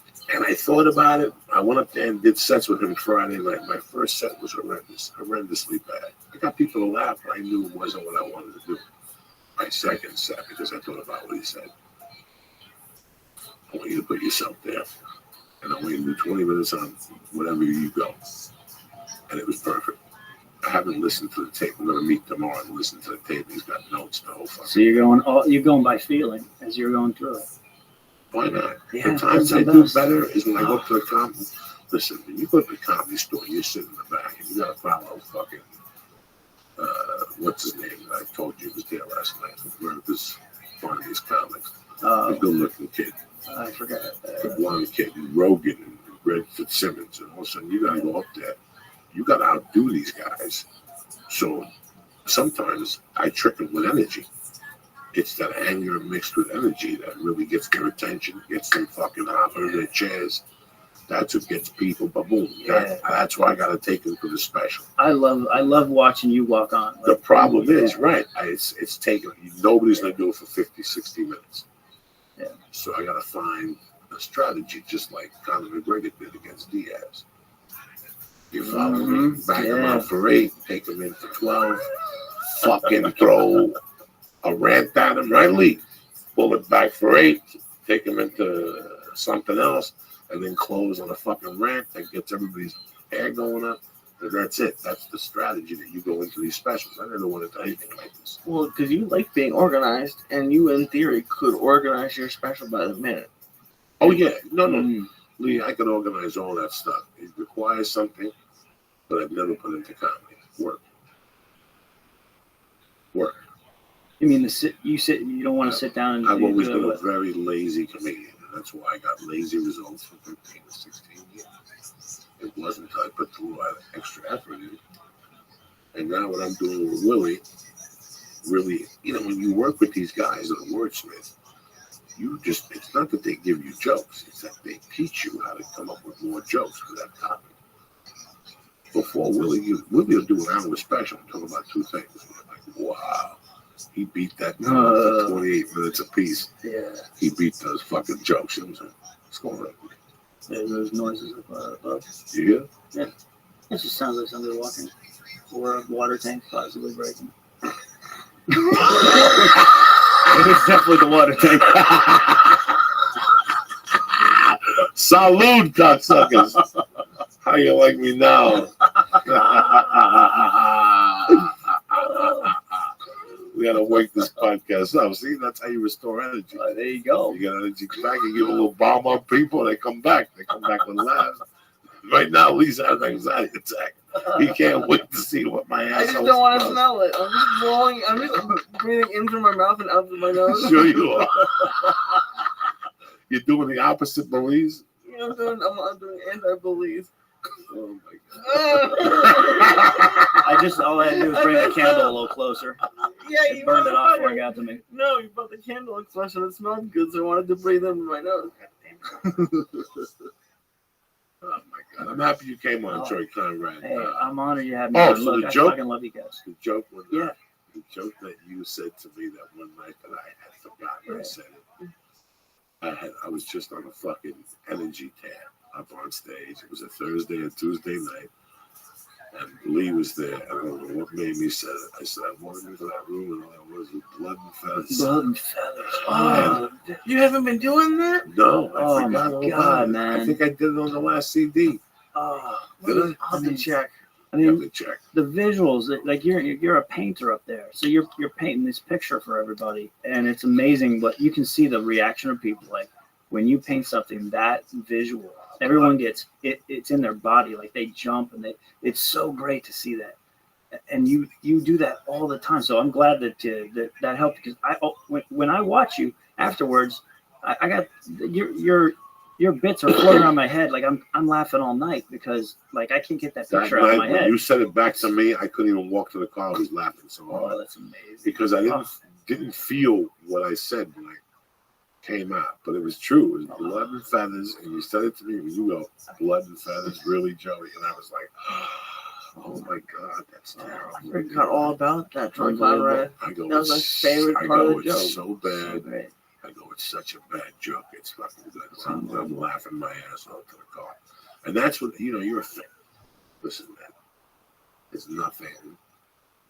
It doesn't bother me, but I can't figure out why people do. What's that? What happened? Today I was in jiu-jitsu. I'm sitting there, I'm breathing. I take my gi off. I'm about to take my fucking pants off and my knee pads. And I look up and this kid looks over. He walks over and he goes, "Hey man, I just want to thank you for the podcast, blah, blah, blah, blah. How's Lee doing?" You know, there's people that talk to me. And I could tell that if they listen to the podcast one time, or if they listen to the podcast, it's so weird. Yeah. I could. They come up to you differently. Yeah, some guy came up to me at the ice house. How's Lee doing with that Mexican chick, bro? She's smacking him around, yeah, bro. And we were laughing our asses off. That's She's amazing. gonna fuck him up, bro. My friend, he dates a little chubby Jewish guy too, bro. She fucks him up, bro. We were dying. I was at the ice house dying. Oh my God. You know, when people know that much about your personal life, Oh yeah, they know everything. they're involved. And you always come up to me and go, "Hey man, that episode you did with that guy." And sometimes you're the one that says, "I'm behind 2 episodes." But I did listen to the Rudy Shot, and I'm like, this guy's really listening to it. And sometimes you don't think you're doing a good job, or sometimes me and Lee come in here. Listen, not all the podcasts can be knowledgeable. Not all of them can be very funny. There's some podcasts that you do here, but sometimes there's always a message with the podcast. So you at least get that from it. That's the most important thing. And today's is a, and I gotta tell you something, because you were talking about it. I've been here for 20 years next year. And I've seen people come and go. And I've seen people come and go for the worst excuses in the fucking world. And I always look at myself. I lived in a car. I took showers in the main room. You do know that, right? Oh, I didn't know I you used to said go that. there at fucking 8:30 before the show started at 9. I'd run back there with a black bag and just shower, wash my balls, powder myself, put gel in my hair, take a shit. They have the great bathroom in the back. Right Yeah. behind the main room. The whole time you're washing, you're scared because a ghost is going to fuck you in the ass. You have no fucking idea when you're taking a shower at the comedy store. I did that every night. Like, you had to go in there on the dot because I had to be out of there by the time the main room started. And there was always the black night on Tuesday nights. You had something in there on Wednesdays. You had something there on Fridays and Saturdays.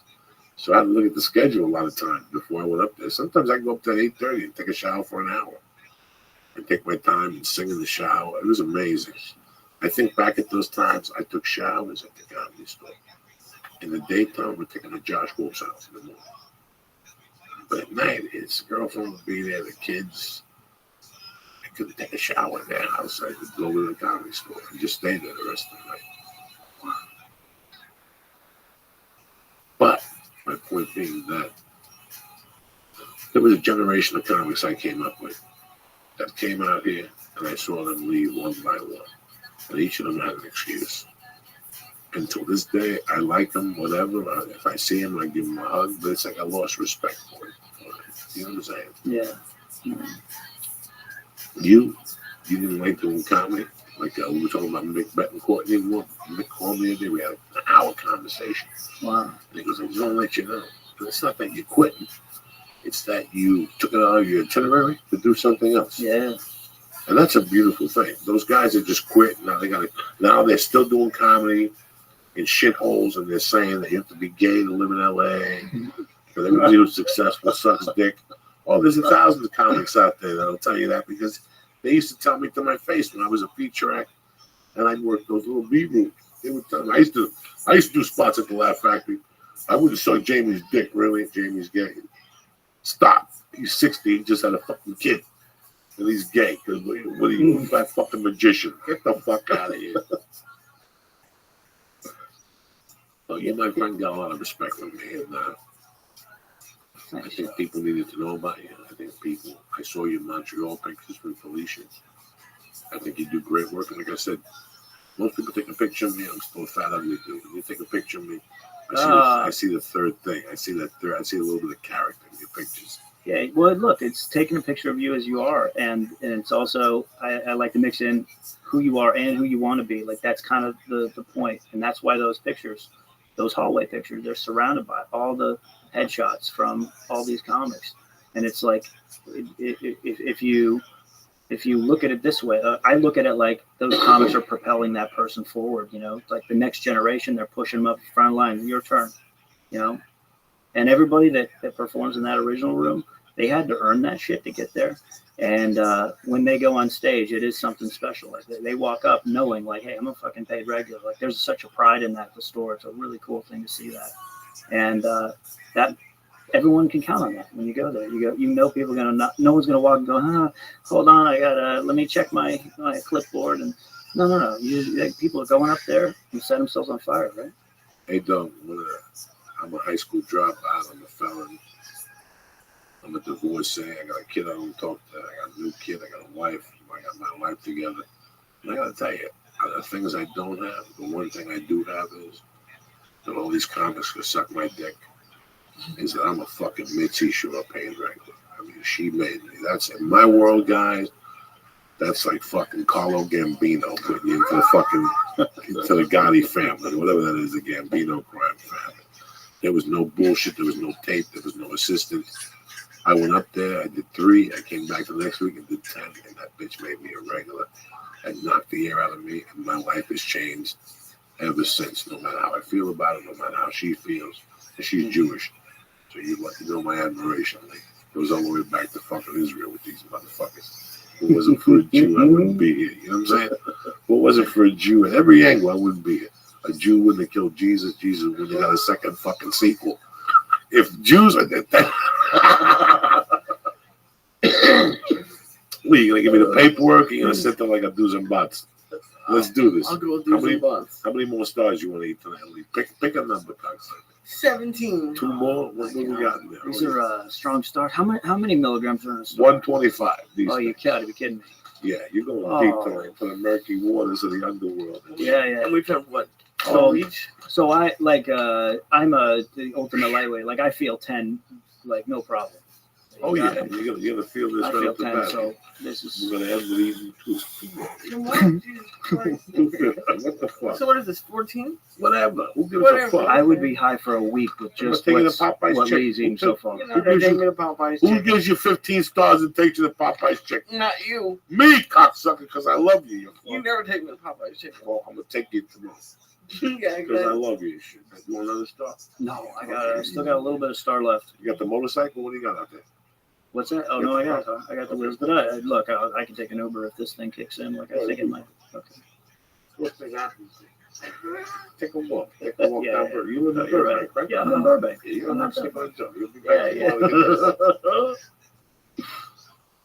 Take a walk on Channel. See what it takes you. What's that? Lee's making noises over like half my stomach is Jello now from this fucking. Who gives a lot of Jello star. You like Jello? Somebody sent me a tape. Good. I gotta send it here on the show. I can't believe his name, David.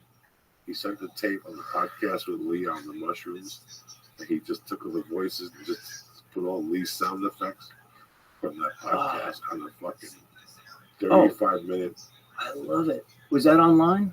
Can we watch? Can we see this? Email me on the church podcast. Oh my God, I got it. So I gotta try how to send it to my email, and it was too big. So look at poor Lee. Listen, he's playing the fucking trumpet over there. Let me tell you, there was an episode where I've never laughed so hard at anything. I actually had to like edit a recording of it to listen to it a bunch of times where Lee was so high. It was the night you guys were talking about the left turns were banned on Hollywood because that cut out people from getting hookers. Right.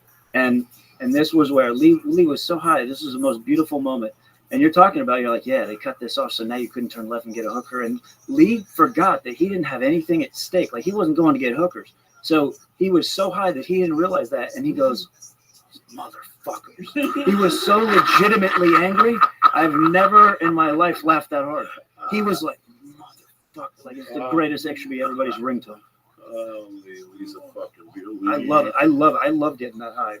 And and I get high envy out of you because I don't know how to get to that safely. Oh, it's taken years and years of training. Oh, he's a superstar. You know what? The other day I remembered something. Lee went to a jiu-jitsu class. Lee gave it a chance. He went with a ripped gi. He had to roll up his pants because the gi was too long for him. I paused to stitch it up. Lee actually, my agents always ask me, when are they going to put together like a web series? And I'm like, listen, I have no web series for you. What I have is the education of Lee Syatt. That's all I have for you. A kid that was a sweet kid. He believed in society. He believed in life. He thought everybody was nice and shit. And now, this guy had a Vietnam vet that was a cleaning woman, you know. I mean, he had some guy from the war cleaning his house. This guy made a bed for a hooker one night. We told him a hooker was on his way out. And I go, what took you so long? Because I had to make the bed. Who makes the bed for the hooker? This is how nice what this is shit like that? A nasty unmade bed? Who gives a fuck? Yeah, man. People are fucked in the back of a car. You know what I'm saying? With AIDS on the back seat. Shit.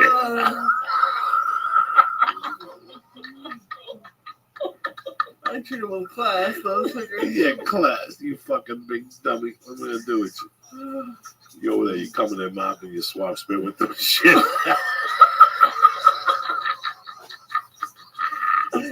You filthy fucking animal. That's how you get your resistance up. To what? See, nothing happens to you.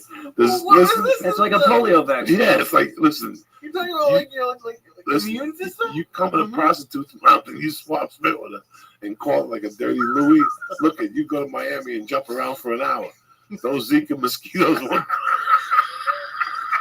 What happens if you don't survive the dirty Louis? What happens if you don't come big? Everybody survives a dirty Louis. It's always going to be collateral damage. Your fucking own cum mills it out. You know what I'm saying? It's like, if you've gotten to the point of needing a dirty Louis, you haven't had like a woman come out of you for a while, so it's gonna be like a really old one. So what is this, Jeopardy now? Why do you always have to turn something into dirty old? You're the one who made it a dirty Louis. Dirty Louis. I'm the one who's a sweet person. I don't know what a dirty Louis is. I didn't know what dirty Louis is, but I mean, if you don't know, I sort of know now. Well, I'm happy that you know. I love it. Is that did you name it that or? Is Yeah, it's a dirty Louis. It's got to be. Last guy Please that let that was be a thing. Louis over on 82nd Street Park. He used to get hookers coming in out to make out with him, and then he always told me I had a sore throat. What do you think? You swap and spit with fucking hookers. They suck 18 dicks a week, and you want to go over there and fucking. You tell them you love them, and he's like, no, I come in their mouth and I make out with them. Why would you do something like that?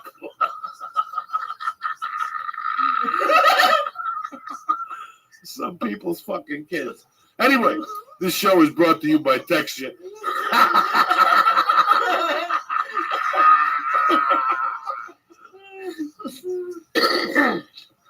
Oh my God. Listen, thanks to pizza, we're all binge eating. Thanks to Netflix, we're all binge watching. But now with Texture, you can start binge reading. Trust me, it's all about to be a thing. When it comes to magazines, you know what you like. And with Texture, you get all the magazines you want in one super convenient place.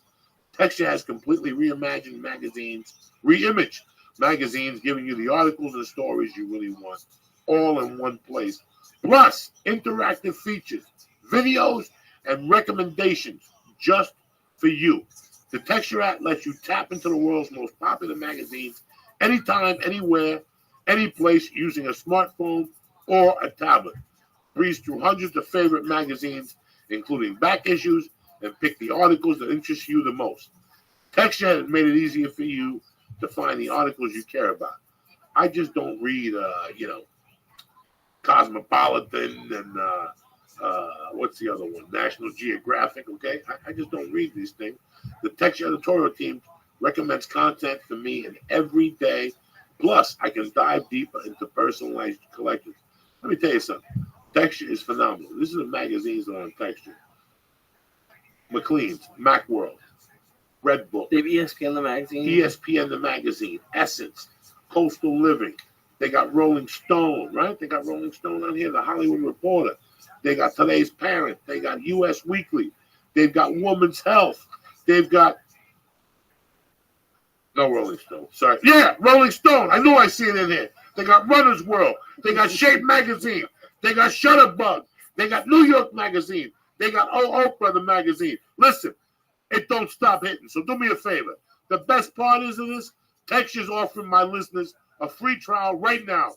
When you go to Texture.com/Joey, you'll gain immediate entry into all the top magazines, including back issues and bonus video content. Listen, you're flying, you're traveling, you're in your office, you're making moves, You need to keep up with your magazines if you like that stuff. I'm not deterring you. You're reading. You're opening up your mind. Why stop? Because you're a man on the move.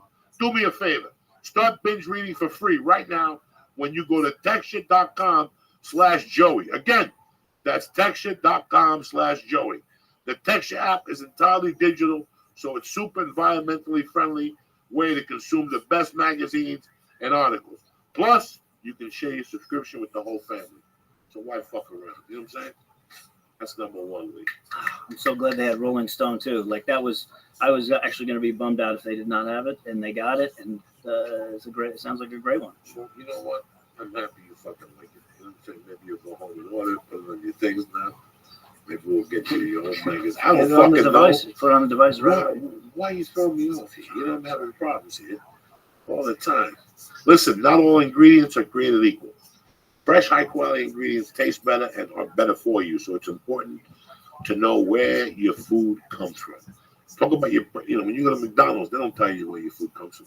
They just give you a burger that smells like a foot, and you're stoned, so you take it and go eat it. Listen, all I know is this. My man Lee Sayat's been on Blue Apron now. How many pounds have you lost? I've lost like 12. I haven't looked in the past week. But it's been amazing, dude. I love Blue Apron. And what did you cook? Okay, so we cooked a bunch of stuff recently.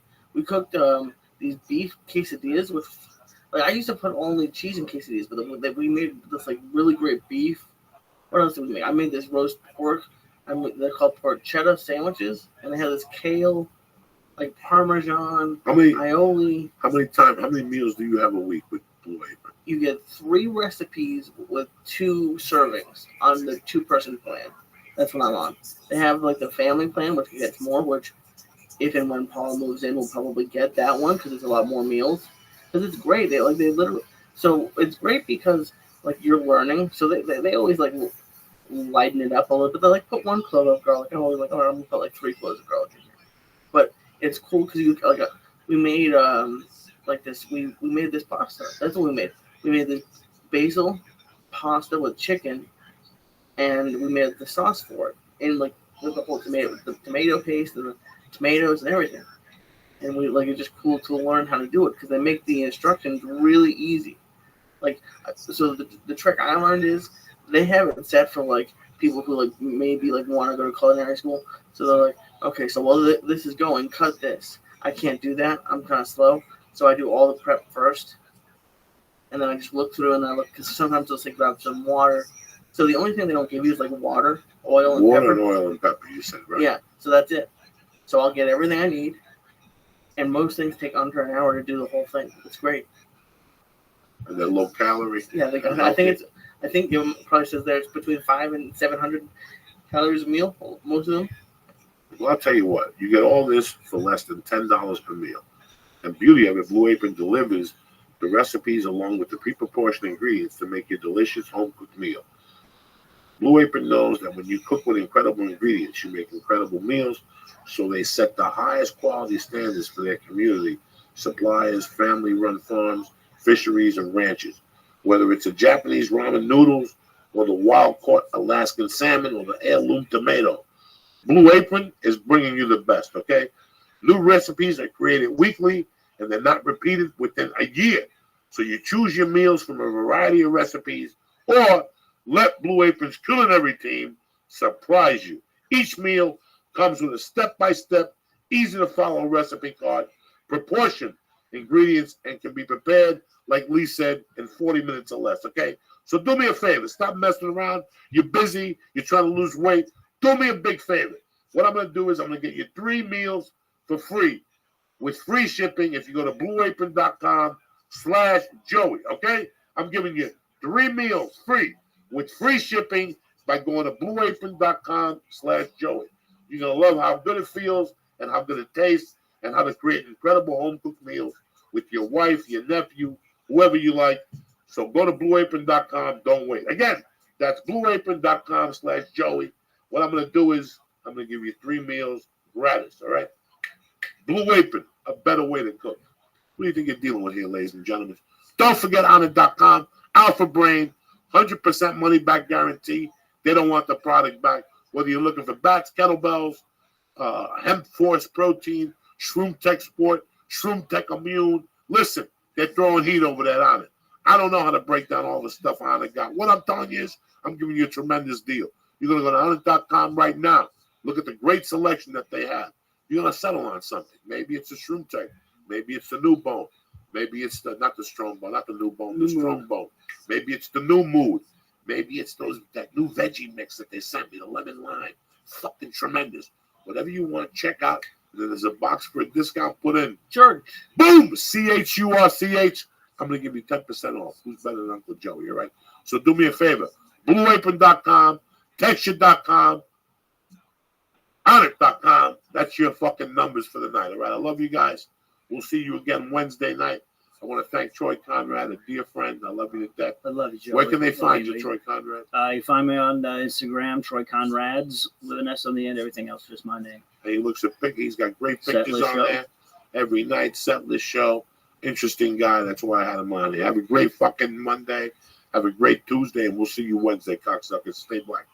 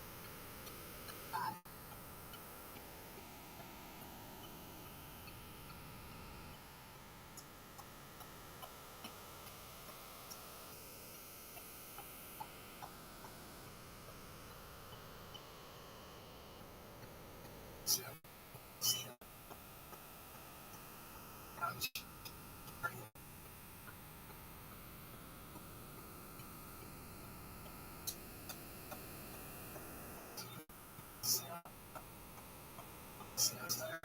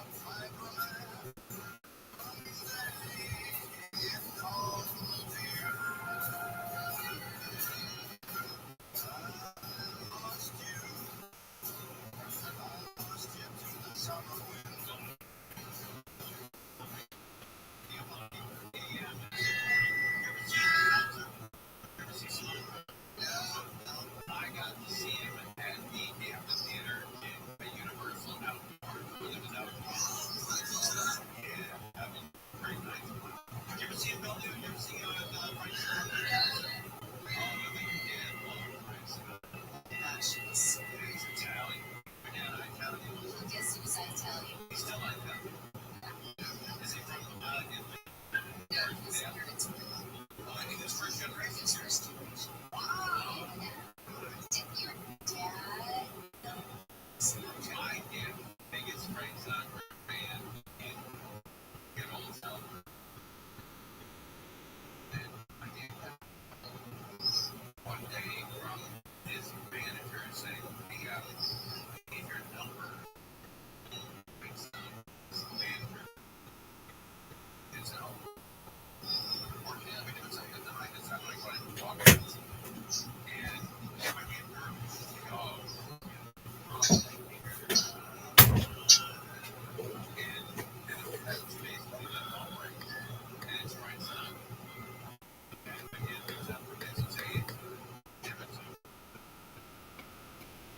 This show is brought to you by Club W. Club W is the most convenient way to get wine sent directly to your house. Right now, Club W is offering our listeners $20 off of your first order when you go to clubw.com/Joey. And even better, Club W knows you hate paying for shipping, so on orders of 4 bottles or more, Club W will pay for your shipping. That's clubw.com/Joey. Show is also brought to you by MeUndies. Go to MeUndies.com/Joey right now and check out their men's and women's underwear, socks, t-shirts, their very comfortable sweatpants. Go to MeUndies.com/Joey right now to get 20% off your first order, and shipping is always free in the US and Canada. And the show is brought to you by Datuzara.com. Datuzara. Go to dsgear.com and check out all of their extremely high-quality functional gear made with hemp textiles, bags, skis, rash guards, and much, much more. Go to dsgear.com and use code Joey to save 5%.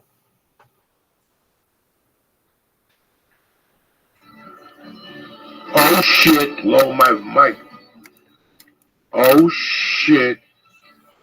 Wednesday, the 7th of September, the day the devil was buried at sea, raped, gang raped, dropped off at Cosby's house, everything.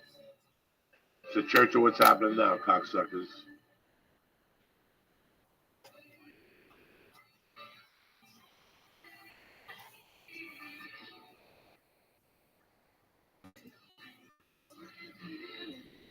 Jesus Christ, Bon Jovi.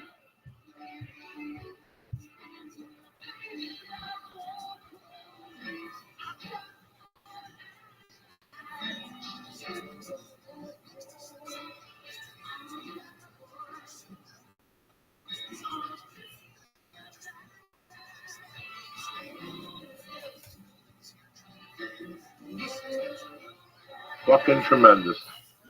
1987, slippery when fucking wet. Just tremendous. I'm not a big Bon Jovi guy. I hear he's a very nice guy. I was just going to ask, because it doesn't seem like something that you'd be into, but I was wondering if it was because, Springsteen has Jersey and stuff, but isn't Bon Jovi from, like, Philly? No, Bon Jovi's from Sayreville, New Jersey. And, when I lived back there in the early 80s, he would play at a bar. He would play that Jersey circuit. And I had heard of him, but I'd never seen him, like nothing like that. Then, when I went back, I think I saw them. I walked out of Twisted Sister. There was like this little clique, Sticky Fingers. They were like the Stones. Cover band? Cover band at the time before I left Jersey when I was younger. And that was it. And then when I got to Colorado, the album was out in 87. And it was fucking tremendous. Like the impact. I wasn't really a big fan of the whole album. Right. But I was a fan of that song for some reason. And they had it on Miami Vice with Willie Nelson. And I lost my fucking mind. You know what I'm saying? We were talking about something early on. Kill my mic a little bit. It's too hot. Too hot. Both of the mics are too hot. There you go. I can just turn your headphones on. No, that's okay. All right. Too hot, we were talking about being spoiled. We were talking about a friend of ours. Right. That we know at the Comedy Store. And some of his attitudes that he shares and his beliefs. And Lee was telling me he couldn't fucking believe it. And I told Lee that before my mother died, that was me. I mean, horribly. Oh, and I was spoiled too, but horribly. It's just there's a level of it. I did my own. Alrighty. Next up. I had to go to ShopRite What myself. I had to pay the phone bill. She would give me money for the phone bill and the other bills she had to pay. I had errands. That's why we don't do these on the I had errands. But early on, I was horrifically spoiled. I mean, the behavior I showed out here when I was 10 toward my uncle was horrible. The behavior I had in Miami was horrible. And it's weird because you talked about your mom being really strict in certain ways, and my mom, like, I was spoiled, but I think maybe the reason why I'm sure I did act spoiled at some point, but I think the reason why I don't a lot is because, like, they wouldn't stand for it. I never really got hit that much, but they wouldn't stand for it like that. I did all that type of shit. I was forced to work. It was a different type of sport. Until about 10. I was very spoiled. I mean, like, when I was 5, something, I would order chicken delight. All right. And she's like, "You're not gonna cook. It's You're been not gonna like eat this dinner. for a while. I'm gonna cook chicken tonight." And she allowed it. She's a big time streamer. So it went on like a year. I just got my own dinner. At bottom. At 5, first grade, second grade in New York City. It had to be before before I went to Jersey in the 3rd grade, before I went to Catholic school. For a year, I just ordered chicken delight with my own money. 3 pieces of chicken, the bun, the jelly thing with the French fries and shit. And they delivered to you? Yeah, and I get Tahitian drink. You ever see that soda? Tahitian boy, Rabbi, everybody's favorite Rabbi. Coke or Pepsi. Next up, it's like a fruit punch with Hawaiian bubbles. punch? No, No. Hawaiian punch. Okay. Look it up, Tahitian something. Okay. But I'll tell you what. Okay, so but to the age of 10, I had that kid spoilage. But then something happened when I was 10 or 11. I started becoming a little klepto. I love you. And I started clipping one's money. Tahitian treat. Told you it was delicious. I used to switch up. It was either that or ginger ale. Ginger ale, whatever the fuck it is. But the one Canada Dry, I'm a Canada Dry guy. When you show up with Schweppes, I have a fucking heart attack. All right. When I see Schweppes behind a bar, I'm done. I go home. I don't want to see Schweppes. Canada Dry Club, Canada Dry fucking ginger ale, and Canada Dry tonic ain't fucking bad either. Tastes like dick anyways. But at least it got more bubbles than regular fucking tonic. Canada Dry is the only shit I taste. That's it. I hate that other fucking Schweppes and the other stuff. Now they got like a low sugar ginger ale in the fucking plane. It's not bad. I'll blast that out from time to time with fucking Dews or something. Yeah, you gotta have the ginger ale, and my drink for a while was ginger ale and amaretto. It's like the sweetest thing you could ever drink. Yeah, but don't do nothing to it. I need something to put a fucking clink in my fucking omelet. You know what I'm saying? That's crazy that you said that. Well, what? I tried to drink the other night instead of smoking, just to hang out with some friends. I couldn't get drunk. I had 3 fucking beers, and it was just I was full. I couldn't drink anymore. No, you gotta go back to the fucking whiskeys you've been drinking. Yeah, I gotta go. That's what you need is more beer in your fucking life. But by the time I was 11, Lee, I got a different type of spoilage, and this is the worst one. It's the spoilage mixed with, what's that word when somebody knows nothing but they don't want to come to terms with? Whatever the fuck it is, I don't know. There's a word for that. Okay. Like my mom would really believe that I wasn't doing this shit. Oh, denial. Yeah, she was in denial. And here she is in denial, and I'm fucking going even crazy. Because she's telling Juan, no, he couldn't have taken that fucking $8,000. Yes, I did.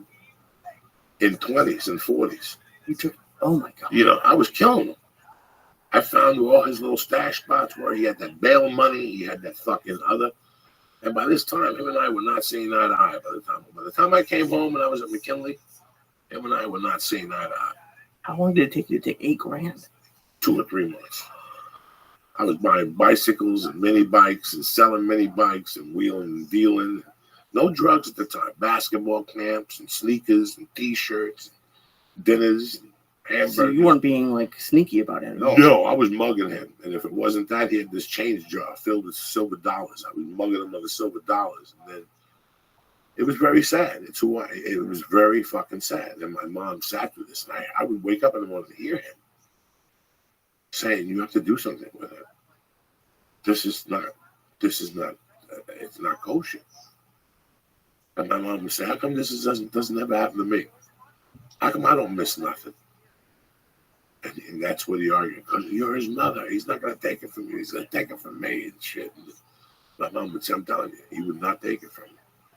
This went on for years. Then the drugs came on.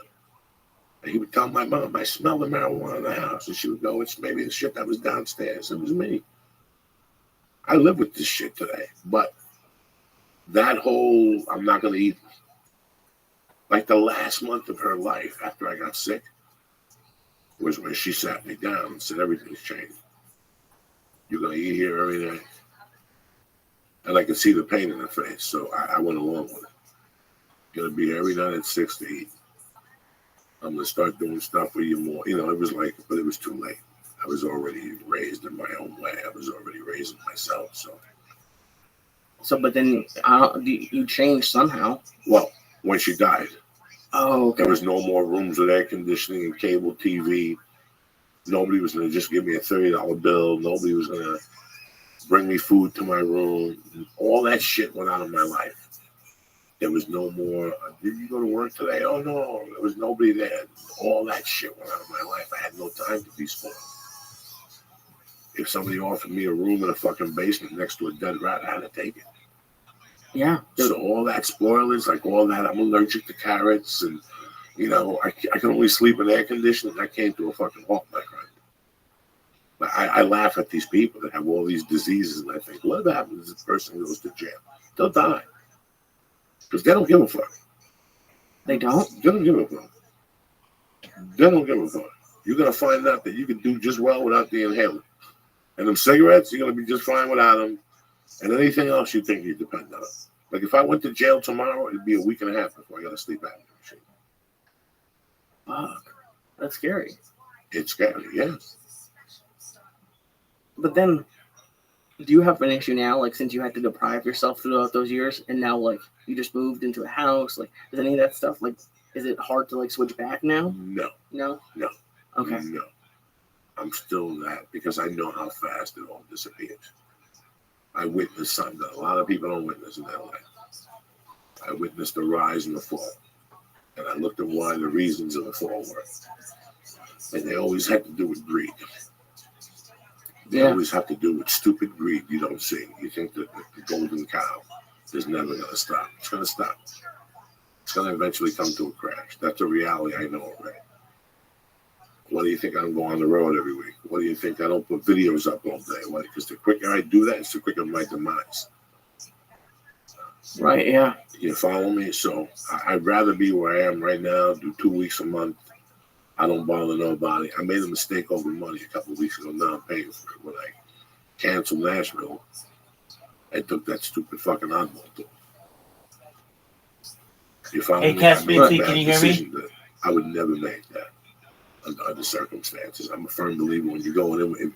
If you like New England on Sunday, you better bet New England on. If you like New England on Monday, you better bet them on Sunday.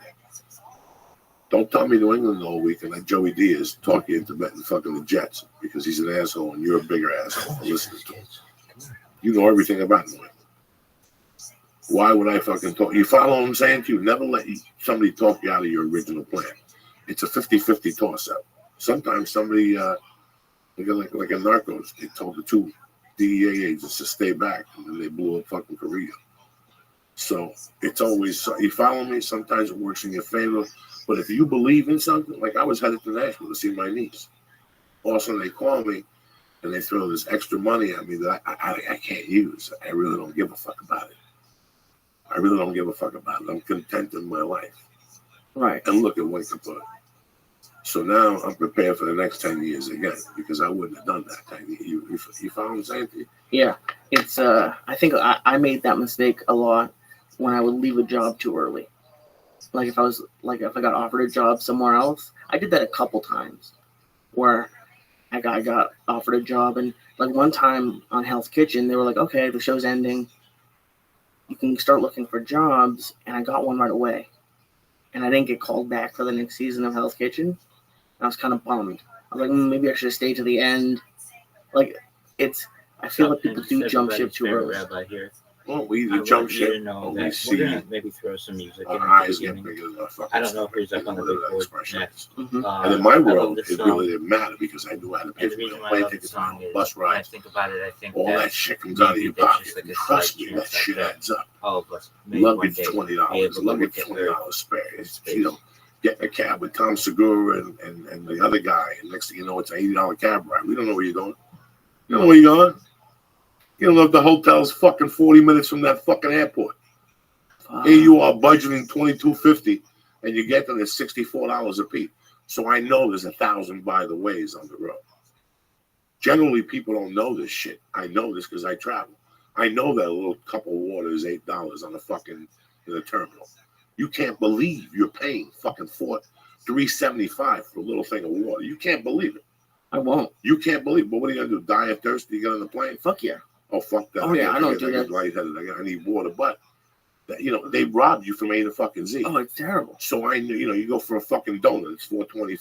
How can a fucking donut, a Dunkin' Donut, be $4.25? Just shit like that regular people don't think about. I see it all. They get surprised now. Can you believe that? The hotel lobby wanted $6 for a cup of coffee. Fuck yeah, I do believe it. That's the way it is, bitch. That's the way it is, bitch. What about like room service menus? Those are always and then they add tip to it? No, room service, listen, room service will murder you quicker than fucking, heroin. Room service will fucking bury you, Jack. Because when you look at room service, the check when it comes, you almost die. All you see is $16.95 for those eggs. And that's a lot. And when it comes up to the fucking thing, they add 22%.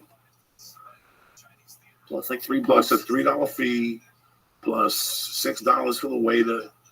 And you sit there going, oh my God, I just paid $41 for 2 eggs, 2 pieces of bacon, and 2 pieces of wheat toast. Am I fucking nuts? Am I fucking nuts? Every time Paul and I go away, we're like, we're going to get room service this time. All right. And like the most we ever do is like a dessert. Because we both look at each other, we're like, we can't. How are we going to spend $23 on it? Or like $60 on it? People have no idea. People have no reality of what. Some people do. I have friends that we discuss when you go out what's going on. Because they travel for them. They're not necessarily comics. One guy's an attorney I always talk to. He was in St. Louis. And he goes, he calls me. He goes, I don't know how the fuck you do it. And I've been doing it a lot longer than you, so I know the curveballs. How you doing, Doc? Where you can get water, where you can do 1,000 things for free. And not just on shoplifting. Just not shoplifting at the airport. Mingle. I'm worried about airport jail, though. Pay for the fucking magazine, but steal the water. You know what I'm saying? Pay for the newspaper. They want $3 for the New York Post, the LA Times, LAX. Hell yeah, dog. Yeah. They want $3 for a fucking daily news at LAX. Rabbi loves you, Rabbi loves you. Fuck that shit. I just put it on my own and make believe I brought it. Whatever that was. It's brand fucking new. What's the matter? You got anxiety? I'm getting anxiety about they have people with guns there. Scarlet Knights. State University. You're gonna get shot for shoplifting. It's amazing. I don't know. You're almost worse than my fucking wife. You know that? As of right now, you're gonna get shot for shoplifting. Are you fucking crazy? I'm not gonna get shot, but I also, what am I gonna do? Call you and be like, hey, I didn't make it back from Boston this time. Listen, dog. When you get caught shoplifting, there's 1,000 out. We're going to. First of all, you start eating in the fucking store. This. You just pick it up like it's yours. My man, John DeCruz. I hope. And then you start eating it? A little bit about When I used to fucking fly, Rabbi. And I would sit there, peace to John DeCruz, I would sit in the airport peace to Rabbi, peace to the world. Just getting free plane tickets. Stay black. That much. Because I knew in Southwest I could use all those. So I would sit there all fucking day and I'd watch people. And I go, look how dumb people are. When people order those coffees, I'd watch what coffee they'd order. And they'd be talking shit, and I'd click the fucking coffee. You would not steal someone's order. I don't give a fuck. 16 years ago, 17. What are you gonna do when they come to you? Like, I don't think your name was Diane. They never got me. They never got me. I wait for a guy with his girlfriend. I was in love, eating shit, looking around, kissing her. While he's telling me he's love, I'm drinking his mocha latte. Fuck him. You gotta pay attention. You gotta fucking pay attention. You do. So if you don't pay attention, there's 1,000 people like me at that time that would clip you. They'll fucking clip you. The side of your wallet's half hanging out. There's people who take it and give it to you. But there's people who bump into you and wait for that wallet to fall and they put their foot on it. And stand there like they're looking at a bird or something. Jesus. I watched this video this guy did about like the car theft in Newark. And they said if they always look for people who are looking at their phone at like a parking lot or something. And I always did that. So I stopped. Because it scared the shit out of me. Rule number 1. Once you're walking, put that fucking phone away. Put that fucking phone away. If you're walking, put that fucking phone away. That phone's in my pocket when I'm walking on silent. I don't want to hear from nobody if I'm fucking walking. If I'm walking, I'm looking around. I'm observing the fucking trees. We've had this fucking discussion. Oh, right, no, I was talking about in the car. Like if you're sitting in like waiting at like a light or something crazy like that. You're always looking, dog. Put that fucking phone away. Every day somebody gets killed because some jerk off's on the phone. If you want to look this, you text, who gives a fuck? If you're driving and somebody calls you and they can tell you the same shit they're going to tell you in 20 minutes, call them back in 20 minutes. Oh, yeah. Don't even answer the phone. You're driving. With your luck, you pull over, you stop at the light, you pick it up, and a motorcycle cop, you drop next to you, and go pull over. I wasn't even on the phone. You looked at your fucking phone. In Burbank, they'll give you a ticket for looking at your phone. How do you think I know? Because I got one. I'm one of those assholes. Just looking at it, because remember my clock in the Subaru keeps moving. Right. Yeah. I looked at the clock on the phone. The guy tapped next to me.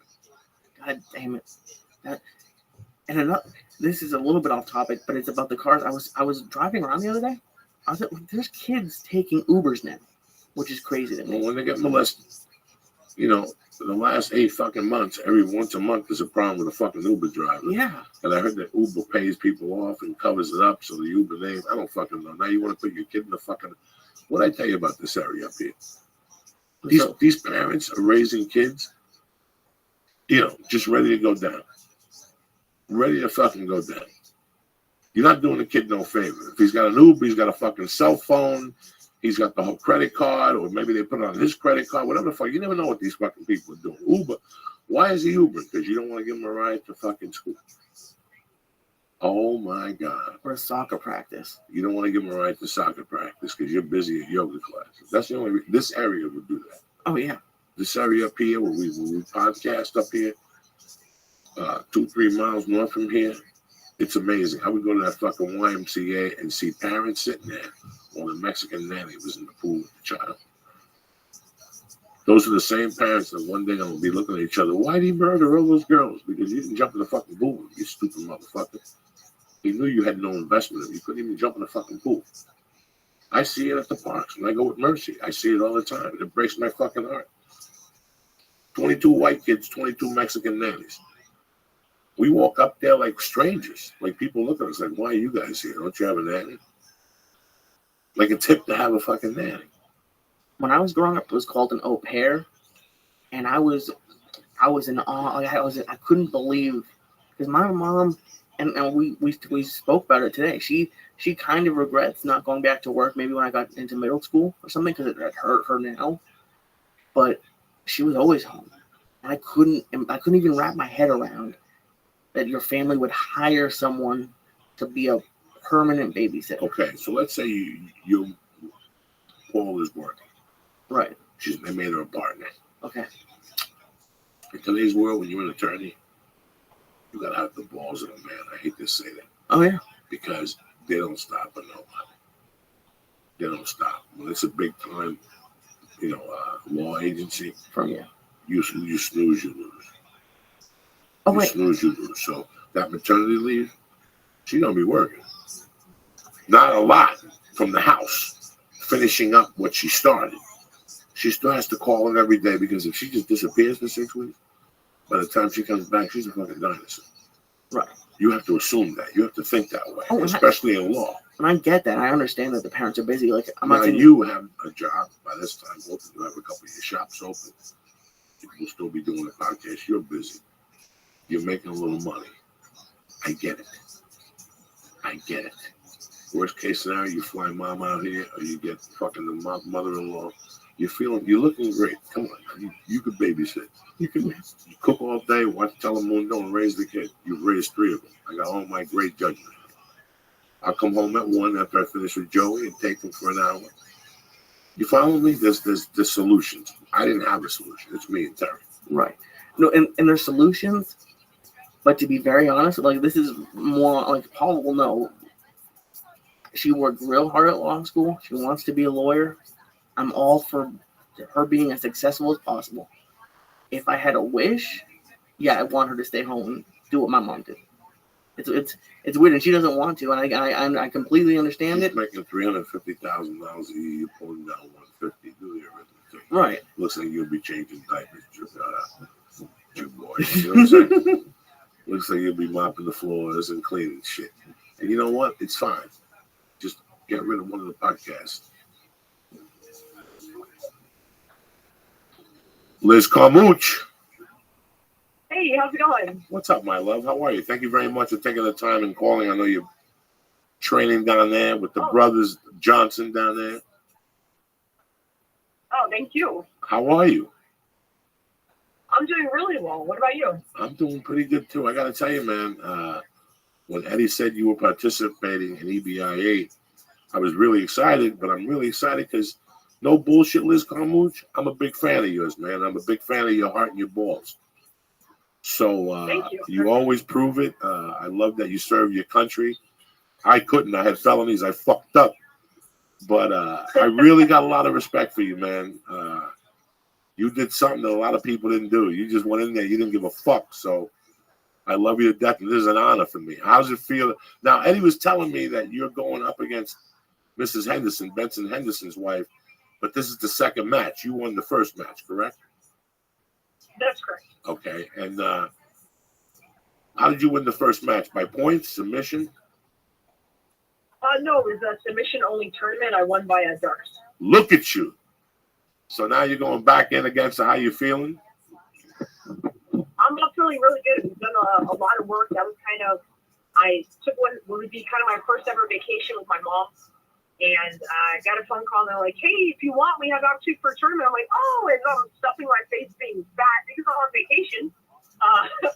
And decided, you know what, let me just go for it. It's been so long since I competed, I can't not take it. So I really wasn't prepared, but still ended up doing really well in the tournament. And this one I'm actually training for, so I have a lot more confidence in it. When was the last time you competed in a BJJ tournament? Oh, it's been, I think, 2 years. Wow. Okay. I thought this was just recently when you had beaten her. Okay. Oh, no, this one was, yeah. But before that, prior to the tournament, I haven't competed in a tournament for 2 years. It's been with the UFC. It's really hard to get a match that's actually authorized. Right. No, I understand. How you feeling now? How many days have you gotten the training in before this match?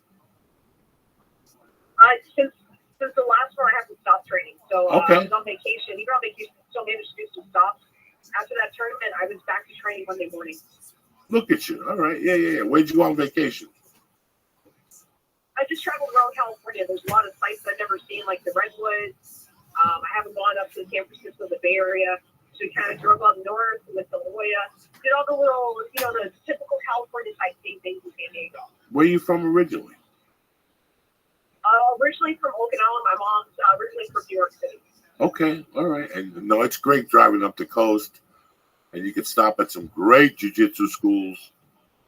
As good as they get, all the way up to San Francisco. You're stopping in some great places. So, yeah, I'm sure you're ready for this.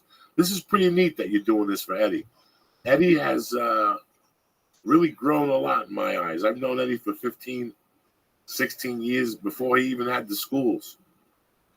So to see Eddie do this, it's a real honor to be a friend to him. And now to have you compete, oh, my God, I'm so excited. Me too. What are your plans on this? You're going to go back for the darts? Again, it'll be an opening. And in all honesty, up until that tournament, I've never landed a darts in practice, ever. Oh. It's one of those moves where I go for it all the time, and it just never works out. And in this tournament, I won every single match with the darts. That's crazy. So, I mean, if the opportunity opens up again, awesome. But I expect that after she saw me win the whole tournament with darts, she probably should be prepared for that and defending, so there'll be something else to open her. So you got to hit it with something simple, like a little Kimura or something like that. Something simple or something completely crazy and off the wall and really complex. Now, what is your next UFC fight, if you don't mind me asking? I'm still hoping. We kind of have something that's coming down the middle, and it looks like we might have something I can't release yet that I'm really excited for, because just like competing, it's been 2 years since I competed in jiu-jitsu, and it's been over a year since I competed in MMA. Oh, my God. So hopefully something soon. Yeah. And have you had injuries, Liz? I had injuries, and then I also had some family members. My mom had to have surgery, so I helped take care of her, and some other things came up where it just one thing after another hit, and it seems like I just had to take some time off to really take care of that and focus on my personal life as well as my business.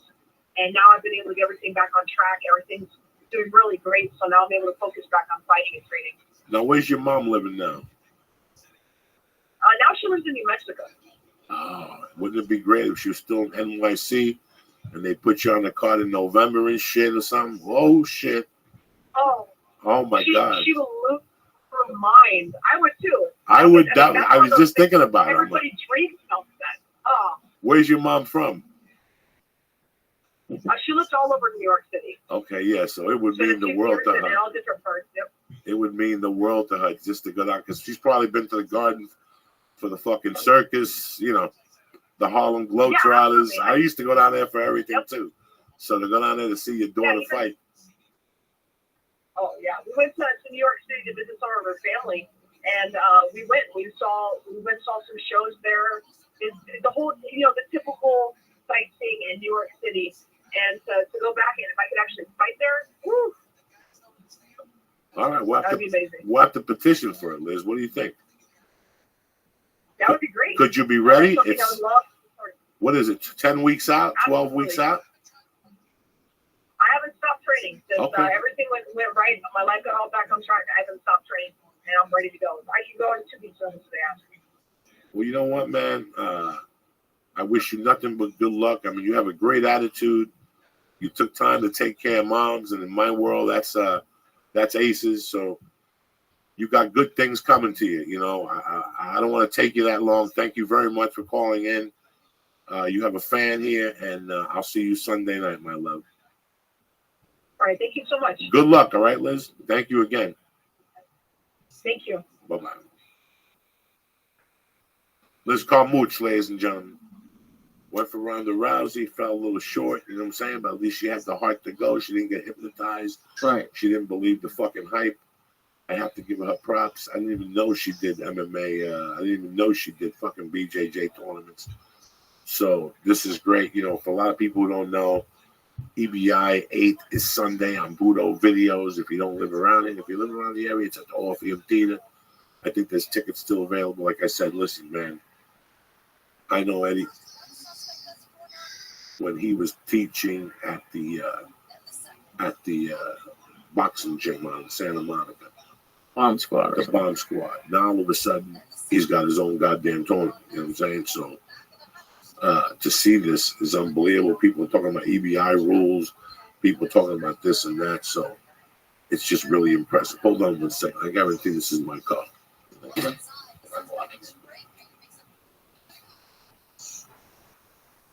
It could also be mine.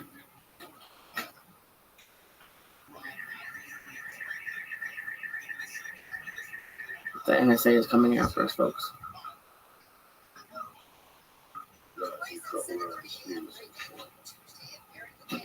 Fucked up.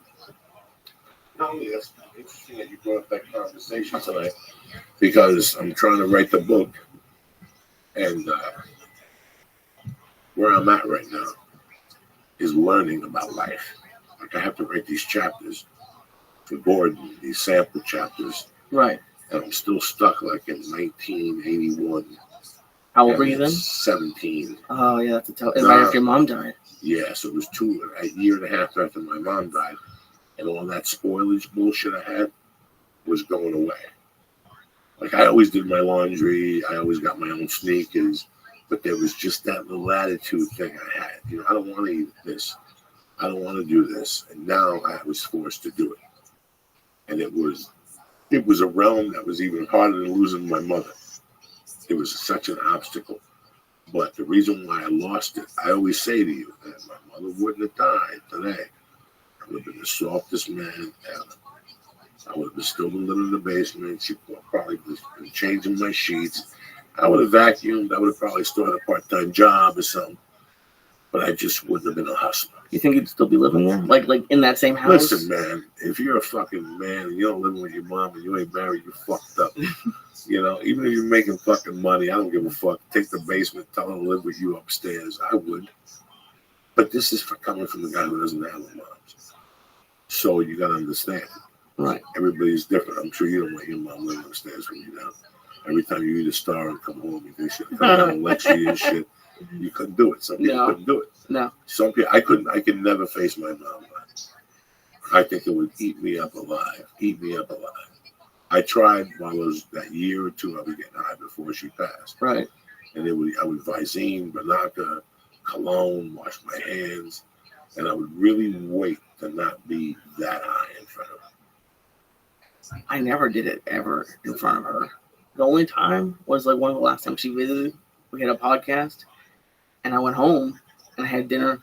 And I think because she's kind of softened to it a little bit, because when I came home and had dinner, I'm gonna eat like 3 portions of meatloaf. But other than that, I think she was expecting something different from someone who's really stoned. And when I was normal, I think she was like, "Oh, okay, he's being okay, he's being safe." I think I would have had a hard time with it, especially now thinking about it. Now I'm raising Mercy. I'm not trying to take her to the toy store. I'm not trying to lure her with that type of shit. You know, I'm trying to. She's been showing me every time she goes to church, they give her a Hot Wheel, a brand new fucking Hot Wheel. So for the last month, I want to go get the track. You know me, dog. I'm fucking 53 going on 10. Listen, there's not a lot of games I like. There's not a lot of shit I want to do in my life, but there's one thing I always liked. And that was motherfucking Hot Wheels since I was a kid. I had the tire with all the cars in the 24 carrier. Then they had the 48 carrier on both sides. I was a Hot Wheel fucking fanatic.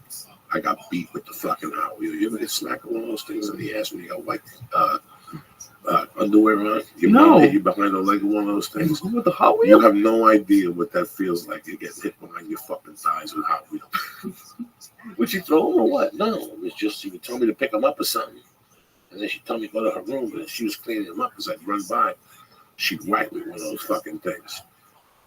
You get whacked with one of those fucking Hot Wheels, Jack. You know you've been whacked. You understand me? So I always loved Monopoly. I had all those dumb games. I had Please Don't Spill the Beans. I had all those stupid fucking games. But nothing got my dick harder than playing with fucking Hot Wheels. Some of them, the doors opened. I couldn't do a lot of damage. I didn't have to be a mechanic. Some of them, the hoods opened. You know, all I had to really do was put the fucking track together. It took me fucking 6 months to learn how to make it loop-de-loop. The car would always fall from the fucking top. That was the first Rubik's Cube. You understand? That's the first fucking thing they give you when you're like 5. And it fucks your world up because they keep doing it on TV. And you can't get it to loop-de-loop? And you can't do it to loop-de-loop. They had a scam. So what you had to do is you had to buy the track they gave you. But then once you got that thing, they threw it by the way at you, Mattel. They said, if you want the loop-de-loop, you got to get the extra extension so you get that extra power down in your fucking living room. And then if you watch closely in the commercial, that's what they had. They had the extra fucking extension on it. So you had to go back to the fucking store and get the extension that came with an extra fucking car. You know what I'm saying? They banged you out, that fucking Mattel. Then you took it back home. Now your fucking car loop-de-loop. That's crazy. Does that even still exist? What, Hot Wheels? Well, like just toys like that for kids. Yeah, I'm telling you, I'm gonna go get a fucking go online, see what kind of Hot Wheel tracks they got. All right. I guarantee they got shit that'll blow your mind. I'm scared to go down to Toys R Us because I know I'm gonna get the big fucking track from my office and put it right in there, and I don't give a fuck. Ooh, they have a 4-lane one. This is what I'm talking about. When I was growing up, you had a 1-lane. That's it. You had one fucking lane. Then they had the 2 and the 3 to race around and shit. Come on, now, dog. And then you get the car later on that's actually electronic, and it flies around. I forget the name of that one. I don't know what the fucking name of that one was. And that's a small one, too. I know it's not Hot Wheels, but I had one that was like kind of electric, and you had like a little trigger, and it would race around. Do you know what that's called? That was fucking fun. I had something like that. I just don't even remember. I vaguely remember it, to be honest with you. But I can't raise Mercy how I was raised.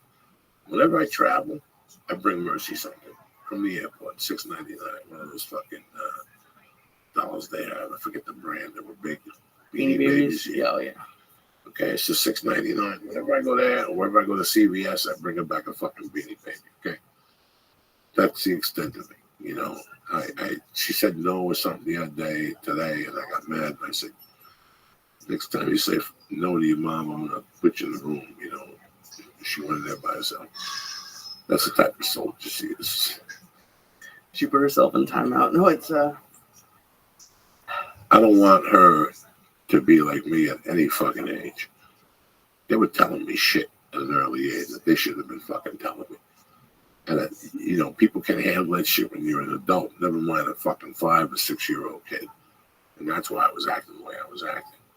In hindsight, I think about this shit, you know, so there's certain things I knew and certain privileges I had gotten, and they should have never fucking done that with me. You can't do that with a child.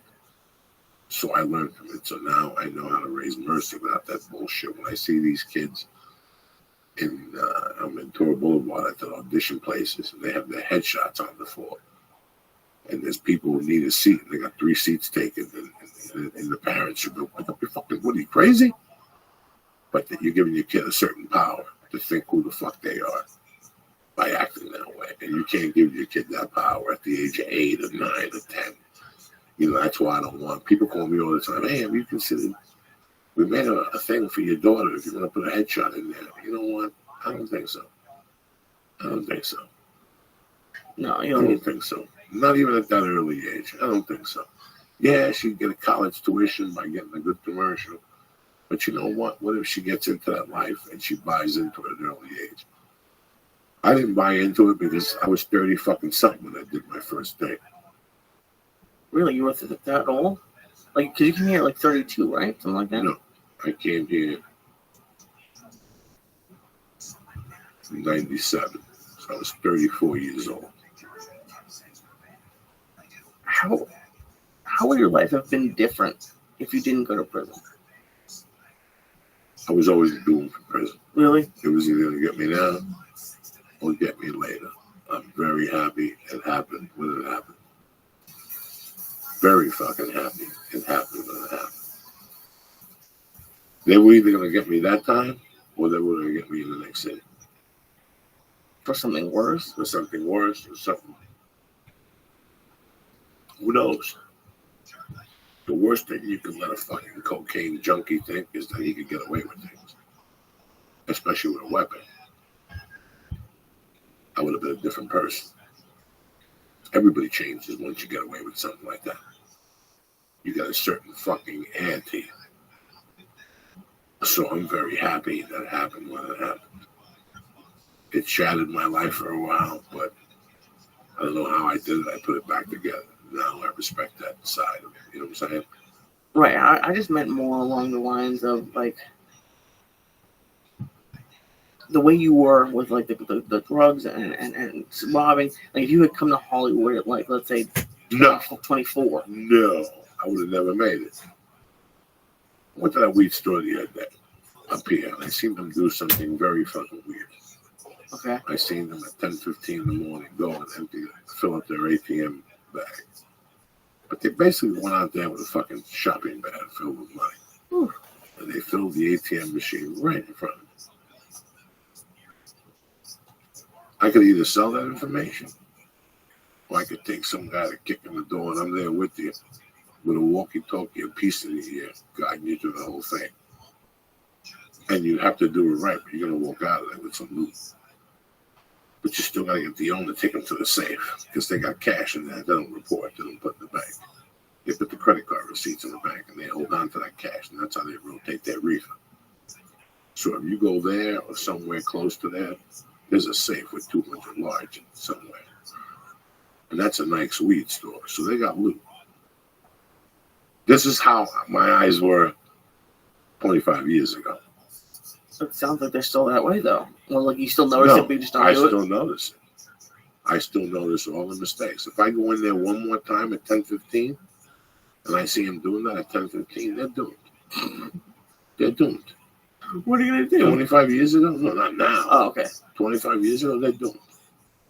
I'd figure out how to be in there at 10:15.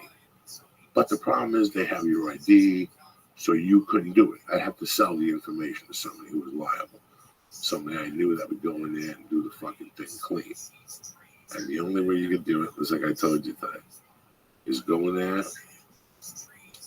you know, pull them all in the back, explain to them what you want, and right away shoot somebody in the kneecap. Let them go down, let them yell and shit. Take the owner right to the back. You've got a guy covering everybody, and he opens up the safe and gives it to you. You give him back 10 grand, tell him you love him.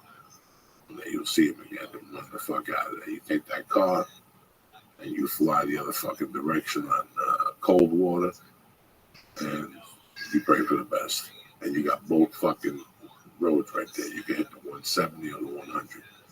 That's menacing. I'm going to see you later. That guy's going to freak out. Somewhere along the way, you have to have a switch car and break up. Because that could be the 3 or 4 of us. No, it's not money to fucking retire in the Cayman Islands and buy a hotel. No. But when you're a street piece of shit $50,000 is a lot of loot for fucking 15 minutes worth. Plus a jar of reefer. Because you know I'm taking 2 or 3 jars of reefer with me. But that's how loose they are, Lee. They're that loose. I saw it. I think I know the answer, but you never get tempted. Like, not even like that's probably a bad example. I'm not saying rob a store, but like, let's say you were at CVS, right? And their deposit bag was on the counter. No cashiers. It's a really cool video. Rabbi's an amazing person.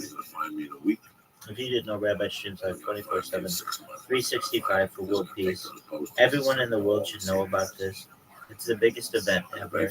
Everyone on earth, tell your parents, tell your children, tell your mother, 6 years ago before father, the podcast.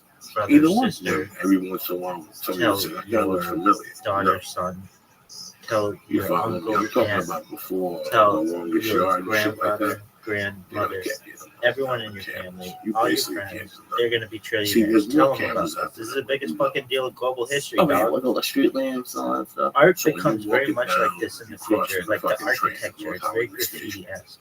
And you All walk this shit to all is those like fucking very bars dystopian, down, like, but you got that's like what the 1, future 2 at the becomes bar on the about. corner of Federal, where they It's shot wild. the Sons of Anarchy across from How the do I fucking know this? place. Right there. This is predictive programming. Whatever you do there, This is what the future holds. whatever you do there is on Holograms. tape on 18 different cameras. Wild Plus shit. what's flying around you. Yeah, But it's we a got drone. Rabbi, who is amazing, It's and there was this I'm thing. gonna guide you through and it I- because and I it- think I was- bind uploading technology is a Someone thing. So destroyed something the other day, but a drone caught them. I Like they caught them will destroying upload my brain into a natural computer and then download it formation. and do a And clone, it's getting kind of like it's a robot, a cybernetic but being, it's getting kind of weird. Like it's getting kind of scary to go an outside. ethereal being. No, it's not. You don't think so? No. It's scary depending where you go and what time you fucking go. Cyborg, anything. I just It's keep a big looking. fucking I was deal. thinking about you today. This is First of the all, you biggest leave the fucking deal house in a ever. positive fucking state. If you're like, Okay. what You in the don't have fuck to have is a gun. this, Rabbi? No. You don't have to have none of that I have stuff. to You talk leave your over the house. song, or It's I'll get a beautiful day of copyright your life, strike. even if you got $2 in your pocket. And I'm Because you're amazing. alive, okay? You And I don't walk know, down I the just fucking street. want to feature You're walking, your amazingness, chin's and so up, I'm your featuring chest like is out, you're music breathing. But the along beautiful with thing is you're not looking at your phone. creators. But I should really do the creator first. I If know you pay that, attention, but that's cool. America's This a is beautiful big. fucking thing. I'll never forget. Wow, let's say I take heard you, this I go fucking there, conversation I between these two take you down to people Mexicanville, when I was in and university, and they were saying I leave how you in the car by Coldplay was yourself, comparable and you to don't the really Beatles. know And I remember telling my really friends, lie. I heard these two You nerds put yourself talking in that about this, position now. Listen, and we all me and you laughed could at be them. going right But now in to the big future, weddings after this. Coldplay Right. would We be walk bigger over. for a generation You than go the across the Beatles. street, the light's perfect, and the guy runs a red light Coldplay and is kills going his to be boat. giant. There's a percentage of that. There's a percentage of them. We go to big weddings to get wings. Really? Fucking Johnny Gould, Dog. I was going to go in there and shoot a bunch of Coldplay us because is somebody already fucked his probably in girlfriend. some people's opinion Listen, man, you can't as live big like as the that. Beatles. Now those people You can are never live like that. ridiculous. I would never but want somebody maybe to live one that day way. Things can Coldplay has a happen lot of all the potential. fucking time. But the Bad things Beatles can happen did all the is fucking over. time. It was great. And in the weirdest fucking situation. Don't be sad it's over. Be happy it's Right. happened. Yeah, and that's the fucking scary part. But Coldplay Like, still If got you keep a your lot head on of top, opportunity in the you're future. not looking straight ahead and you're watching the cars coming. And Anyway, if you walk down the shout out to street Rabbi. for some reason, it's 82 degrees, but that guy's Shout got out to a the sweatshirt future. on and there's a bump under his fucking all right. shirt. So who's gonna follow?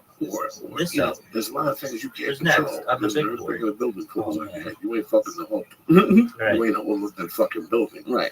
But We have. you can't listen. In my world, it scrambles through my world from time to time. What if I get on a fucking plane and the plane crashes? TBVNKS. What if I get on a Yo, plane and all dog. before you fucking Dog, leaves around the dog, fucking get plane? me in on What if I this. get on a fucking plane? And I got the dog. There's 1,000 possibilities in your life, but you gotta live your life. Okay. Well, You that's can't explained. listen. Dog, I like know you why I already. know this, You have great energy. Why? because I told you once. You have I a told everybody Discord? to listen to this podcast. You're gonna be best friends There's with these. nobody who's more scared than I am. I'm gonna love you, and you're gonna throw me out like Will Smith. in If The I Fresh would be a Prince. millionaire, I would stay in There my is? house all the time. Oh, Yeah, that's what I'm there is. saying. And you would know that. But it wouldn't be because of fear. Look at these moves, though. Have you ever seen someone so agile on a device? Social fears. It would be because of 1,000 fears. But it wouldn't be really fear nice because the world might fucking end. You don't think I worry about my wife? All right. You don't think I worry about my child? You don't think I worry about my friend Timmy driving a truck in New York all night? Right here, baby. You don't think I worry about the Agostino driving Dude, let's just feature you. Just listen to what you say. The East in the fucking van. I know the reality is that Tommy Easton, and Tommy Easton knows the reality. Code TV. I'm living in a van. But, hey, use code Rabbi. It's not going to work. They'll probably put you in debt. How do you see you don't know the realities of living in a fucking van? No. You know, listen, man. You never know in the future. Happen to good people. It might make you a always trillionaire. Great people, and it breaks my heart.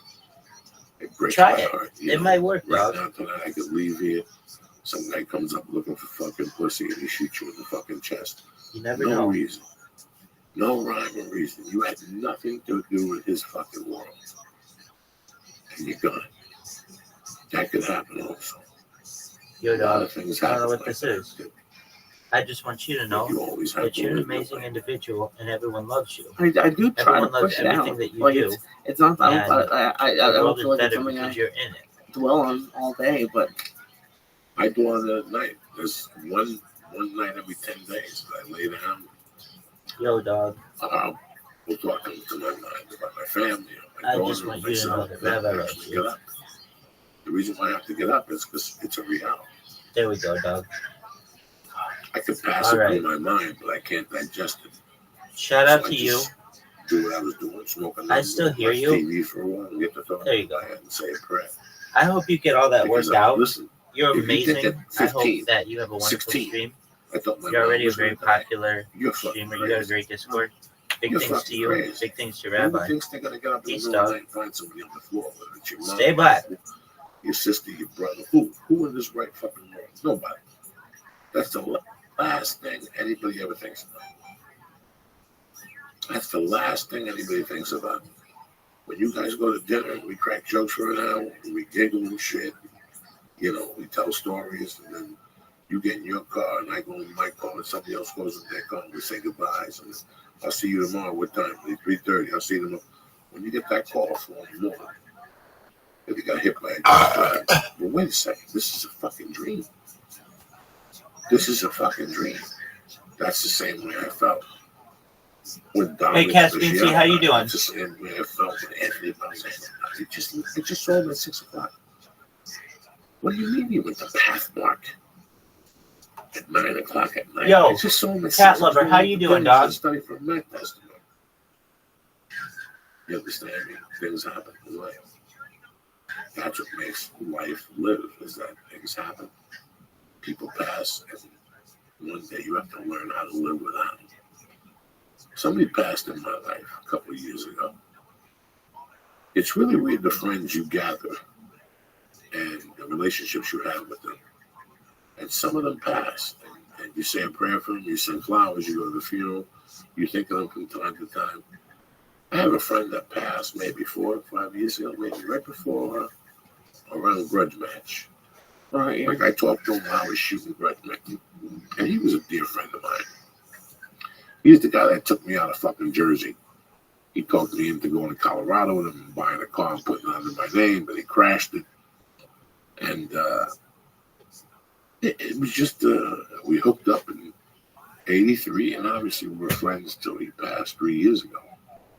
And it was a friendship that I talked to him once a week. You know, when I was back there, I don't meet with a lot of people. There would be one night a week in 93 where he would pick me up on Monday nights. We'd drive down the shore together. We'd go onto his boat. We'd go back to his house, eat the fish, we'd smoke pot. We'd watch a movie, then we'd go to bed. And he'd drive me back to New York City the next day at 4:45 in the morning. I'd be by Madison Square Garden at fucking 5:30 a.m. walking around. Why so early? Because that's when he was in charge of all the window washers in like 6 or 7 buildings. Him and his brother worked at the World Trade Center for a while, and they moved them around. But I spoke to him, you know, various times. When he came out here, he was in Huntington Park. And I actually scheduled a gig down there. It was like 2 days after my neck surgery with the fat ball. I actually scheduled a gig down there just so I could see him, and he came with his brother. And I had a great time with him. And another time we went to fucking Atlantic City, and on the way there we were eating those contaminated crab legs with blood on them and shit. We got a call from Linda Road to go to Connecticut and do a comedy gig. He drove me. And just shit like that, you know. And sure enough, a couple of years ago he passed. And I gotta tell you something. I still keep his number in my phone. I got his number on my phone, Nakafoley's number on my phone. I got like 3 people who punched the ticket in the last 3 or 4 years. I kept their fucking number just because that's the type of psycho I am. And I'm just having, their phone got disconnected for a few weeks. I'll bump into them someday. You know what I'm saying? I keep it that way. But Jimmy, I think about once a day. I'm craving. The reason why I've been thinking about him the last 5 days, he used to make this dish. You ready? Tell me. He gets spaghetti. He'd boil it. Good start. Boil it. Nice. He had it perfect. While he was cooking the fucking spaghetti, he'd fry up some bacon. All right? And then he'd take the bacon off and he'd let it get really, really crispy. Really, really crispy. And then he'd take the fucking spaghetti out and he'd put it in the strainer. And then when it was in the strainer, he'd throw a piece of fucking butter in that motherfucker. And he'd start right there working it with the butter and shit. Then he'd throw that right into the fucking thing. Was it bacon? Not yet. Then he'd throw the bacon on top of that. Some more butter on top of that. And he'd get an egg yolk. And throw the egg yolk on top of that. And he'd mix it real fucking good. He'd throw some salt and pepper on that motherfucker. And Lee, it was delicious. It sounds amazing. Delicious. Oh, but you got proteined up. If you lifting weights, forget about it. He would cook a big pot of it once a week and just put it in the freezer, in the refrigerator, I'm sorry. And from time to time, you could take the pot out and just take a bowl, put it in the microwave oven, and bang, you just have some fucking pasta. The bacon bits were tremendous, how he made them. I could never make it that way. And I've been dying to make it for my daughter. And it's something different. It's like a Puerto Rican fettuccine Alfredo. Right. But I don't think she'll eat it with the bacon. She doesn't like bacon? Who the fuck knows? She eats bologna. She calls it salami. I don't. What are you going to do with her? Yeah, I don't know what I'm going to do with her. I got no problems with you and shit like that. What am I going to do? It's been fun going up on Tuesday nights. I've been enjoying it. That was the weirdest thing ever last night. People, let me explain something to you. You can do comedy. When you first start out in comedy, you do what's called open mics. And then when you show up and you sign up, and there's a bunch of dickheads who think they're movie stars, and they get up and they do horrible material, and you wait there all night. You do comedy in front of other comedians. And it's hell. It really is hell. It really is. It's like going to fucking die every time you go to those places, because emotionally, you fucking die. It's been really, I don't know how comedians develop in open mics, because very rarely do you get any positive reinforcement. So I'm like, how do you know what is good? Because all you're learning how to do is becoming a wordsmith at that point. You're just going up there. You're just hitting numbers. Open mics are numbers. I don't know what the magic number is for Lee Sayat.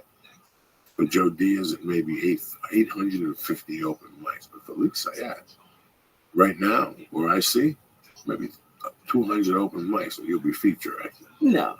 Yes. I don't think I want to be. No. No. But it's good that you're doing it, because then I can take you on the road and shit. Give you the small 100, you do 8 shows. That'd be fun. Sure, it'll be fun. You're not doing nothing else with your life.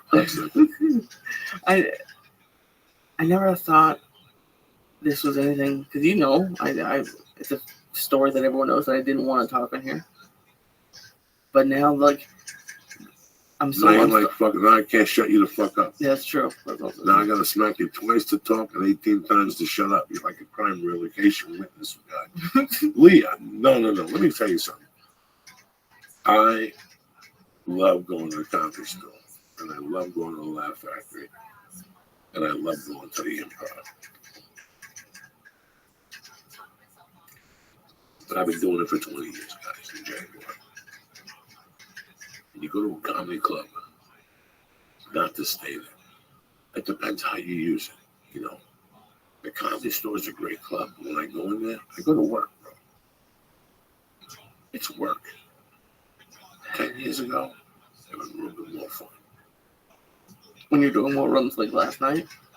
Then you have a thing called these open mics, which people who have been doing comedy over 10 years, they don't go to them. Your pride just says, I'm not going to them no more. I've always known that that's the heart of comedy. I always know that when I need to improve or I need to be thankful for what I've done and what I have to go to open mics. And years ago, it would be those Mexican rooms. Because it's very weird to go on stage at the Comedy Store when you first get here and have Gary Shandling bring you up. And then you're bringing up dice. At the same time, that same night, I was bringing up a Mexican dude with a limp and another one that stutters down in some cougar room in fucking Pomona. Do you follow me? So that must fuck with your head. It didn't fuck with my head. It doesn't? It made me a better comedian. It balanced me out. It showed me that comedy was comedy. It doesn't matter who the fuck you're on stage with. You gotta work the same fucking way. Whether Jesus Dice is there or fucking Dave Chappelle is there or some open mic kid from fucking Redlands. It really doesn't fucking matter. That's what that taught me. So for years, I would go to clubs that Willie ran, Felipe Esparza ran, and you get stabbed at. All right? But at the same time, I ended up at the Comedy Store doing another spot. So no matter how bad it was in that room, you follow where I was working at? I was working both sides of the fucking fence just to balance my head out right so it wouldn't overwhelm me. That's a smart way to do it. I had to, Lee. I had to.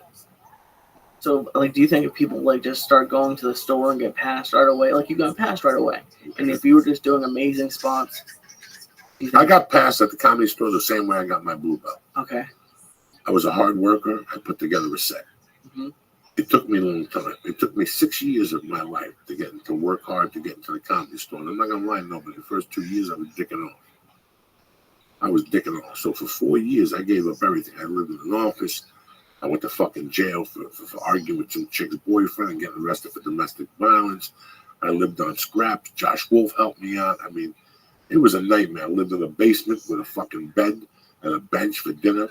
It was completely of who the fuck I was. It was completely out of my comfort zone. But the whole time, I was fucking evolving, and I wasn't even knowing it. I was shedding that skin, and I wasn't even knowing it. I wasn't even fucking knowing it. So it took me basically 6 years. I was to that point. Now, was I a good comic to be at the store? No. I've seen better comics. I got into the store. But she liked characters. And that's what I had on my side. And that's not a knock against you. No, but here's the problem. She gave me a run. And in that run, I developed into a comedian somewhere or another. Not a great comedian, not even a very, very good comedian. I developed into a good comedian. What's a good comedian? He's a comedian for the comics in the back. He has a couple good jokes. You know, he might bomb 2 nights a week, but the other 2 nights, people are going to be scared to follow him. And I think the other benefit to doing multiple sets a night is I never really feel an itch to go up. I enjoy going up Tuesdays, but when we're always all standing outside after Tuesday, I'm always like, I wonder if I could, like, there's a late one I could do. Like, it's fun. Like, once you start doing it, I want to keep doing it. It's like it definitely has like a You see what that's becoming up there? Yeah, it's so fun. That's becoming what my life was like in Seattle. Really? For this special, I wanted to take myself back. When the Agostino said he was doing a party up there, he called me and he goes, Joey, this is a nice place. I knew I was shooting a special. I go talk to the guy. He called me back. He goes, I got the room. Do you want to do the September 8th? I got sick, obviously. But I've been up there every night since July 16th. Yeah. Or July 22nd, whatever the fuck it was. I've been up there every one of those nights. And the main reason why I'm doing that is because I wanted to take myself to square one for this special. I wanted to go back to that level. Even though I'm closing the room, I want to go back to that camaraderie what made me happy about comedy. You know, once you step over the line and you're in those Hollywood clubs and those little side clubs they have in Santa Monica, you have a lot of agents and managers, and you have a lot of the other side of the business people at these clubs. So people tend to act differently. They do different material in front of agents. They try to smile, you know. And that's great. I'm sure I did the same fucking shit, you know. But at the same time, it's nice to do comedy when there's nobody to me there. Just regular bar people talking to you. If we met that really nice guy last night that offered us a studio and a camera. We met those dudes from Kansas City that were cool as shit. You know, people have been coming out. It's 10, 11, 12 people. We end the fucking show at 11:45. Everybody goes home early. Nobody's drinking and driving. Sometimes we have a bag of weed. Sometimes we sit around and we get a bunch of finger food for a bunch of guys.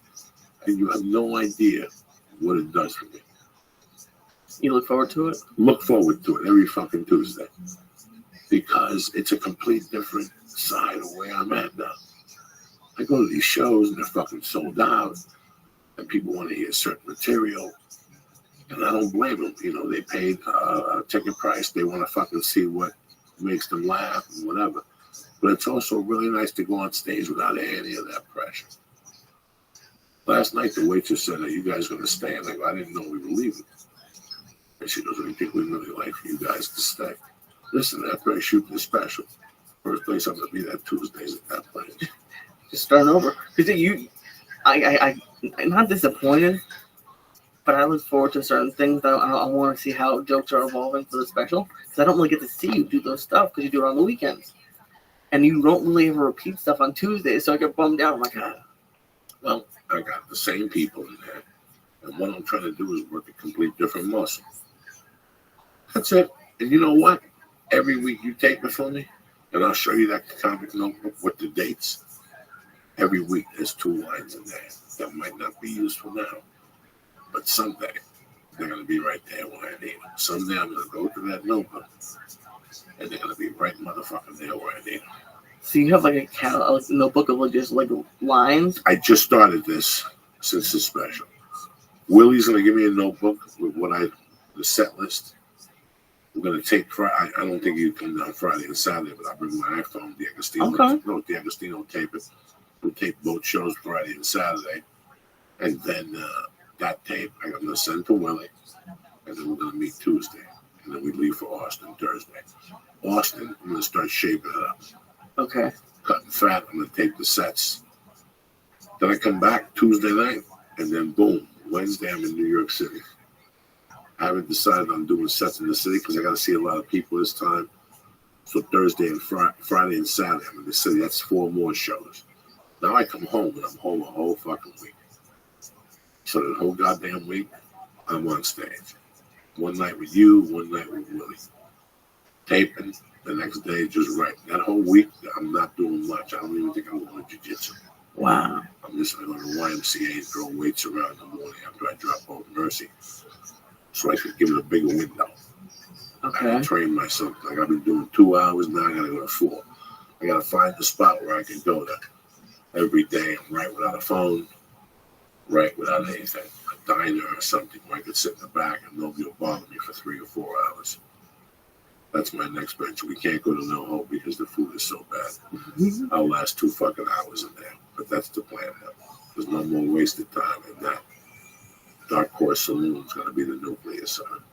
Yeah, it's a great. So I look forward to it too, man. I'm really surprised we're not getting more. I don't know how to say it without saying it the wrong way. A lot more interest. No, more higher up comics. Oh, okay. You know, I don't understand why, being that there's a lot of comics in the Valley. They go down to Hollywood and on the way back they could stop in See, that would be the ticket. If you promote the room, like the show starts at 9, but the show really starts at 11:30. And that's when you get like 3 fucking good comics to come up and do a half hour apiece.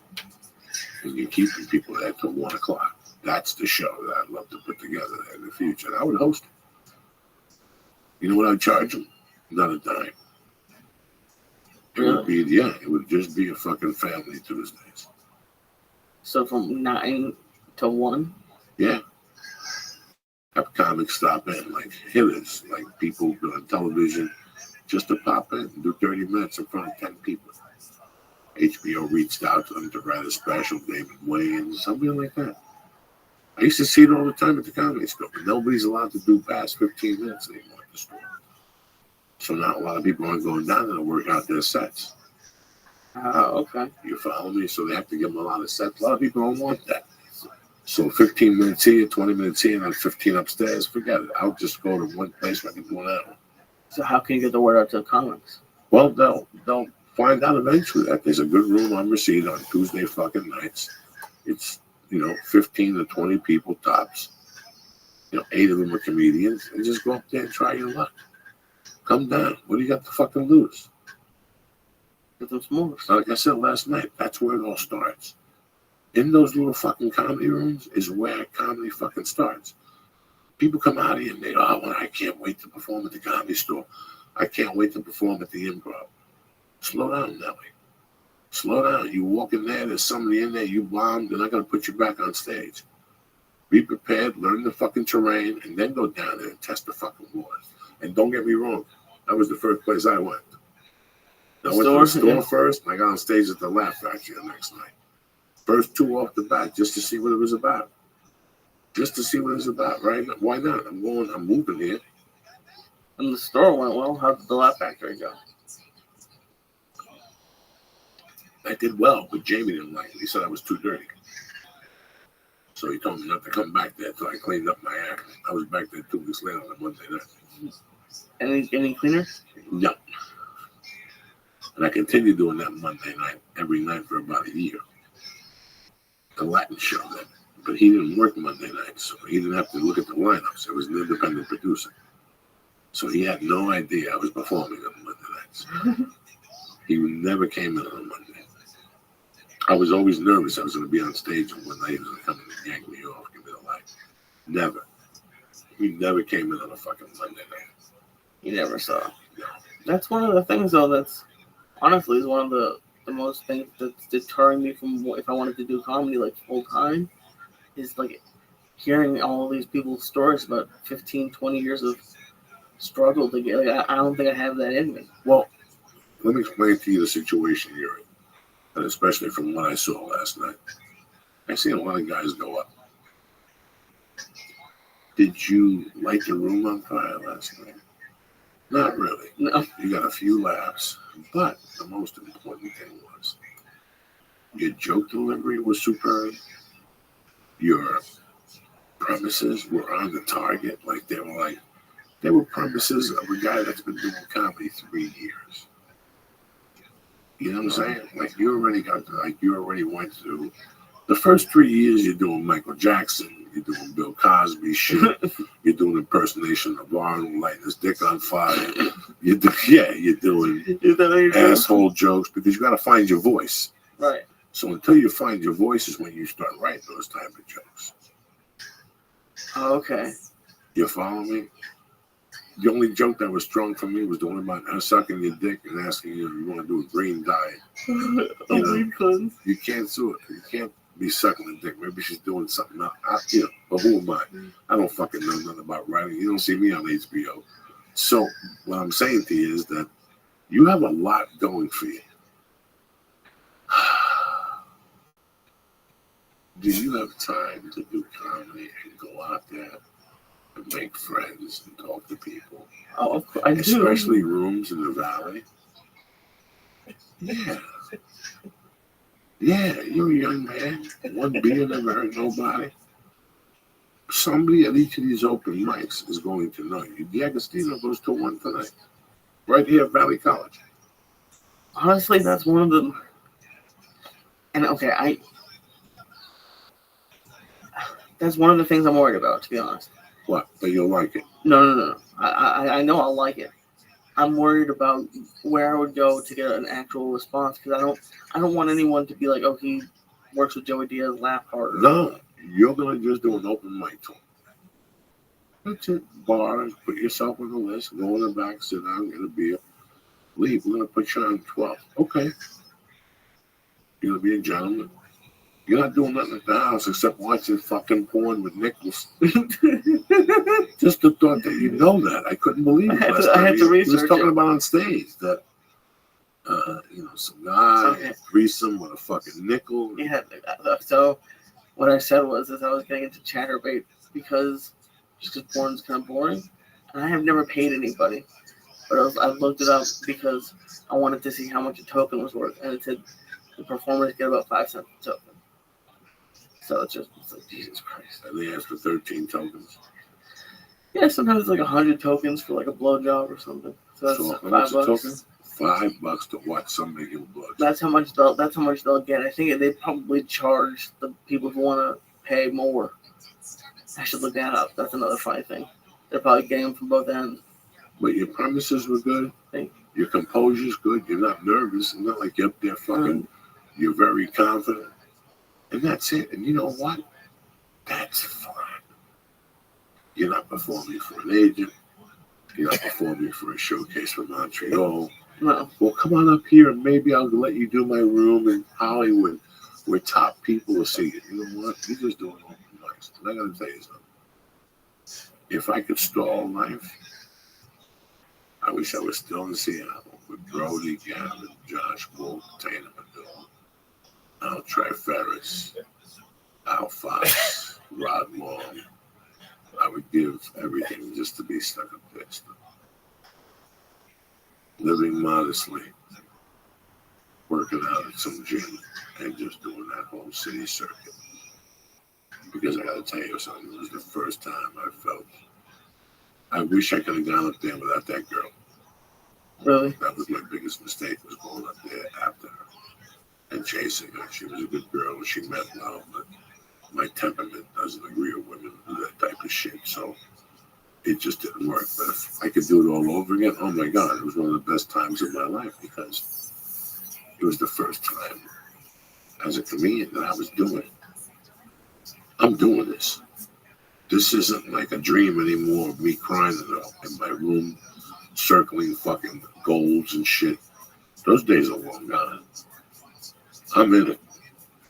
I'm in this motherfucker right now. And to know that is tremendous. I know I'm not a star. I know I'm not on TV. I know nobody's seen me. I know that nobody wants to call me from Hollywood to hire me. I know all these things. But guess what?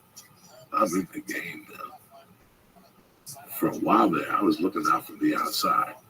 Now I'm hanging out with other feature acts. I'm going to shows with them. I'm getting booked as a feature. I got 3 ladies that are booking me. I'm going to feature at on Comedy Underground. I'm going to feature at Giggles. All these things are going on. Are you getting rich? Fuck no.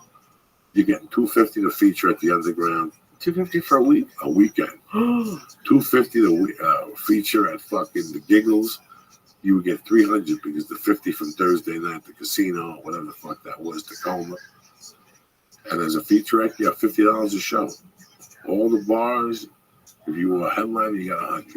If you were a co-headliner, you got $75 a piece. So, like, let's say you're a feature, right, in one of these cities, and they feature. Let's say someone features for you. Will they sometimes go out and do other spots around after that night? All night long. I would get in the car with Josh Wolf, and we'd start over the fucking bridge, and we'd pop a spot over there at 8:30 for the small 25. And then we'd shoot over to the Comedy Underground and close the show there because a bunch of comedians were getting together for 70% of the door. And we'd get like $32 or something like that. And then from there, we'd get in the fucking car and go to the artistic side of Seattle. And there was a bar there that had cages. It was like downstairs. I forget what the fuck the name of that place was. And they had like you show up, we pay you policy, $25, $20. Who cares? Right. You just made $120, $140 for the night. That's not going to happen every night. That doesn't happen every night. That happens twice a week. And then the other night you pick up the small 50 here, the small 50 there. So you're walking around with 350 a week in Seattle. You get 700 every 2 weeks, 1,400 a month. You're paying rent. You're living with 3 guys in a 1-bedroom. You're sleeping on the floor till the one guy fucking goes to rehab. You know, it's one of those situations. But you got to shower. You're warm. You got to have a car. Maybe not in those days, because we pick you up in those days. And there was gigs all over. Bremerton. There was gigs all up and down Seattle. If you hustled, like when I got there, I fucking hustled. I hustled so hard that one day Craig Gas fucking dropped. Why? Because I was in the El Lobo, whatever, El Lobo Cantina with Josh Wolfie. And he came in like, is this the guy that's fucking working at the store? I got to Seattle on a Saturday.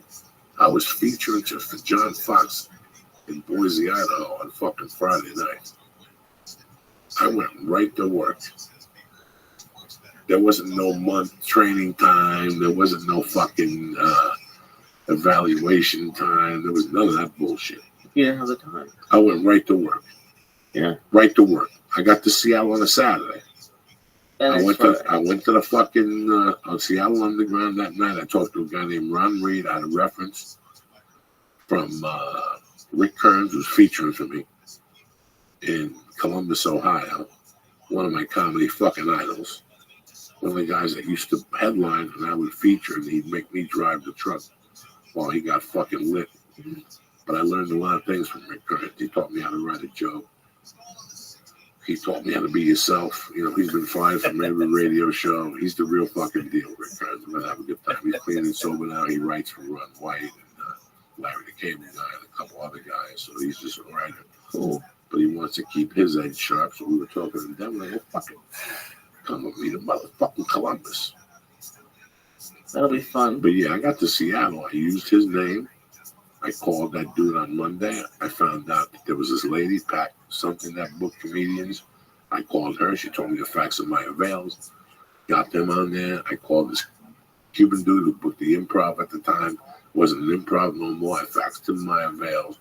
I called this chick, Donna something in Portland, Oregon. Faxed her my avails. And I was off and running, Jack. And I got a call Thursday. Hey, Joe D, it's John Fox. Do you want to drive to Boise, Idaho? Vince Valenzuela on Saturday night for $150. You bet your fucking ass. And that's it. That was it.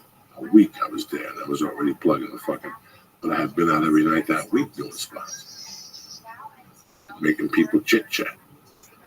So are those $50 spots like the next step above open mics? Yes. Okay. 25, 50, 35, 40 in the dinner. Who's 25 in the dinner. Who's paying you? Like the restaurant or like a booker? Well, you have two different things. Sometimes you have a private, you have a club manager that has a fucking sense of humor. And on Tuesdays he does karaoke. On Wednesdays he does stand-up comedy. Thursdays ladies' night. And Friday and Saturday. Sundays, fuck you, suck my dick. I put hot dogs out. You come in, you eat what the fuck is here. You know, it's that type of bar mentality. You have that guys. You have those guys. And they'll set themselves a budget. They'll say, our budget for the room here is $400. 3 comedians. So the headliner gets the most, the feature, and the headline.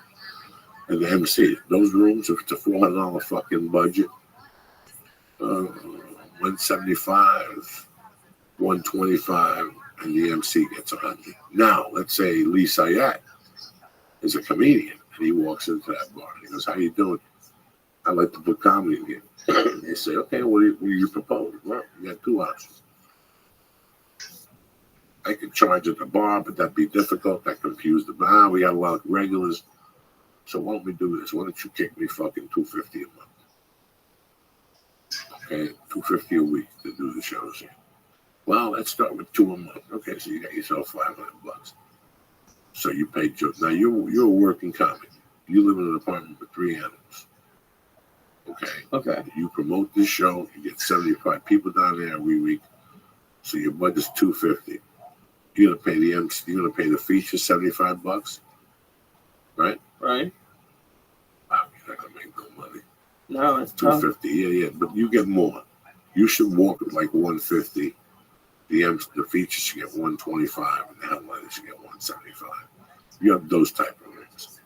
So every week you just book a guy. Your budget's $500. They're gonna give you $500 at the end of the show. What you need to do is divide it. Sometimes you might get a guy that's just starting to do 45. He's not a TV act, but there's a fucking Laker game on. Ain't nobody gonna be here anyway. Right. You follow me? And after the Lakers lose or win, these people are gonna get up and leave. They're already drunk. So you can think that way. There's strategies in the bar. You're not gonna book fucking Mark Hunt, Labor Day week. Not Mark Hunt. I'm sorry. You're not gonna book Joe Diaz in Myrtle Beach Labor Day weekend. Why not? Because nobody's gonna cut. You're gonna get stuck eating a week. So in those off weeks, you book a regular guys. You don't take that much of a hit. There's different times. You'll learn different types of the year to book star names. And there's different types of the year to book bums like me. And then there's different types of the year to book basic guys, $1,000 a week plus a plane ticket. Just because no one's gonna come anyway, so don't if they spend the come, money. yeah, Right. it's that time of the year where they don't lift the rock. If you do have Louis C.K. in there, you're not going to pay $75 the week before Christmas. No. So let me not have Louis C.K. in there. Let me have Ari Shafi and Joe Diaz for $22.50. It's 2 shows, 2 nights, Thursday and Friday before Saturday, Christmas. Do you follow me? Right. So those are the type of people you book. Because then like that, people will come out. If you book a no-name comic, you're going to get half the draw. Fuck it, you want to book those 2 before Christmas. There's strategies. The first 2 weeks of January, you're not going to book fucking Tony Bennett, are you? But you always go out the first 2 weeks of January. I go out the 3rd week. 3rd week? Third week, because people start to get crazy. That's it. Everybody starts smoking reefer again. The mother starts sucking dick. People start doing heroin. All that shit they talked about, they're going to quit. That shit wears off by the 14th. Mm-hmm. By the 14th, they're done. And that's when you hit the And that's when I come to town. Hey, and also now it wasn't my fault. Joey Diaz came to town and have a drink. Those Dabo bars are pretty good. What? Dabo? Oh yeah. I'm not gonna listen. We don't eat Chiba Chew no more because they're a bad product. We don't eat Chiba Chews because we have to eat 18 Chiba Chews at 180 milligrams to see the devil. I'll call those guys. Not gonna box over here those 180s. We'll give them a run. I guarantee now, if we bring the Chiba Chews back, we can only eat 3 of them for 180. Jesus Christ. That's 540. 540, yeah. We'll have a nervous break. Oh, yeah. I think we want to maybe start with 2. Yeah. 2 is 360. 360 at Chiba Chew ain't gonna do big deal. You're way beyond that. You got to start with a nickel of everything. I'm pretty high right now. I'm kind of regretting. So what? Have a piece of chocolate. This chocolate's smoother than smooth. This fucking guy, I'm telling you, they got into my car getting pissed off and shit. What do you got planned for the weekend, Tarzan? The weekend? Well, I thought I was going to the Improv.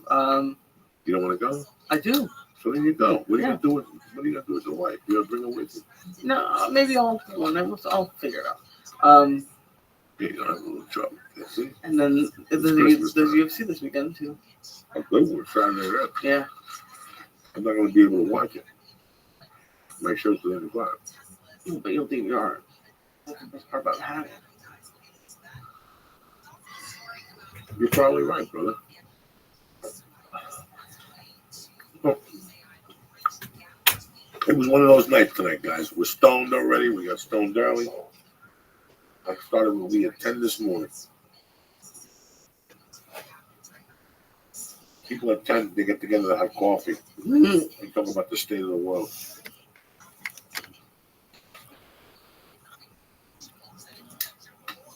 We had a conference call and decided to do like 92. Please stop squeezing the bottle. People get pissed off and shit. We're late. You don't like chocolate. They ain't got a fucking earthquake in here. Let me give some shout outs real quick. To the real Jeremiah New, B. Berry, Sully S., Ezio Auditory, D. Ferretti, Chris Clark, Brian Majewski, Jared Roberts, and K.C. Sanford. I'm sorry about the short conversation with Liz Carmouche. She's my girl. I bet she was in the middle of something like that. We'll get her next time up the fuck up here. Last night or 2 nights ago, Lee and I were having a weird conversation. And I felt bad about the conversation we had when I got home because I didn't interpret myself the right way. Lee and I have another mutual friend that cries if things don't go his way, but he doesn't put the full effort into it. And when he does, it's for 6 weeks. When you're starting a podcast, when you are putting videos on YouTube, when you're like Cassius Morris, whatever you decide to do, I want you to look into the mirror and go, I'm going to stick with this for a year. I'm going to do, look at that chocolate. I wish I had a film right now. Lee's looking at that last piece of chocolate like it's the worst thing, like it's a dead cockroach. I wish I had a camera. I do, but I'm not even taking pictures. Lee, eat the fucking thing. Why do you always look at chocolate all weird? It's always like a challenge for you. Just swallow it and drink the fucking. You got water? Yeah, I'm fine. All right. Well, that's it. Bam. That's it. Where's the water? Don't even taste it. Where's the water? This one doesn't taste bad. No. This one doesn't taste bad. People, wait, give it a minute. You'll hear a gag effect. Then you'll hear a water crinkling. You don't know? Yeah, I don't fucking know. I just saw it 2 minutes ago. You don't know. I know. Whew. Oh my God, that was scary. Look at you. So anyway, last night Lee and I are at the bar and we're talking about this fucking mook. And I told you, that's what you were gonna hear. Things. It sounds like he's sucking a dick. Like somebody just popped it in his mouth and left it in there. He's choking him to death. He's like, I'm trying to talk. What did I do? I had hot pants on because that was what I wanted a school play. Lee and I were talking about vacation. And Lee goes, where was he when you spoke to him? I go, this motherfucker was on vacation for a week. And Lee goes, Lee just had a weird look on his face. I go, you know, man, people really don't understand that when you first get this venues going, you have to stick to it consistently. I have so many fucking people who were mad at me over the years because I didn't go to that stupid party on a Wednesday night at 9 o'clock. I used to have a rule years ago. I will do your thing after I do a set first. But Joey, my parents are coming to town. They never come to town. I don't have parents, and I miss my friends in Jersey. I don't have a chance to go back, so I sacrifice. So that means if I sacrifice what I'm sacrificing on my own, I'm sacrificing your shit too. So here's the deal. I'm going to go do a fucking spot. You have 2 choices. You want to bring your dad down? Bring him down. You want to see him out? I have to do the show late. In those days, in my mind, it was like when you tried to tell your mom you were sick, and your mom said to you, okay, you can stay home from school, but you can't go out. That's the most fucked up with no TV. It's the same thing. It's the same fucking thing. How can you get something started and just drop it like that? But then in 3 weeks, he'll be calling you and me, going, you're not going to believe this. This is what happened. I don't know what to do. Well, you want one work day and one vacation for 10 fucking days in a row. And I go, Lee, you know what? You can't do this shit. You know, I love to go on vacations like the next guy, but I can't focus. That 10-day shit, like I said, after 3 days, you want to jump off a fucking building. When something's cooking with gas, you just can't stop the fucking train. And I've seen people do it. I've seen them take a long time to get back up, man. Years ago, I had a friend. I still talk to him. He doesn't live in Los Angeles no more. I think about him from time to time because not only was he a good fucking comic, but he was starting to pop some fucking movies. Like good roles? fucking tremendous roles. In fact, people come into the Comedy Store to see this guy. This guy popped a movie opposite fucking the black chick that won the Academy Award. Halle Berry? Right on the Comedy Store.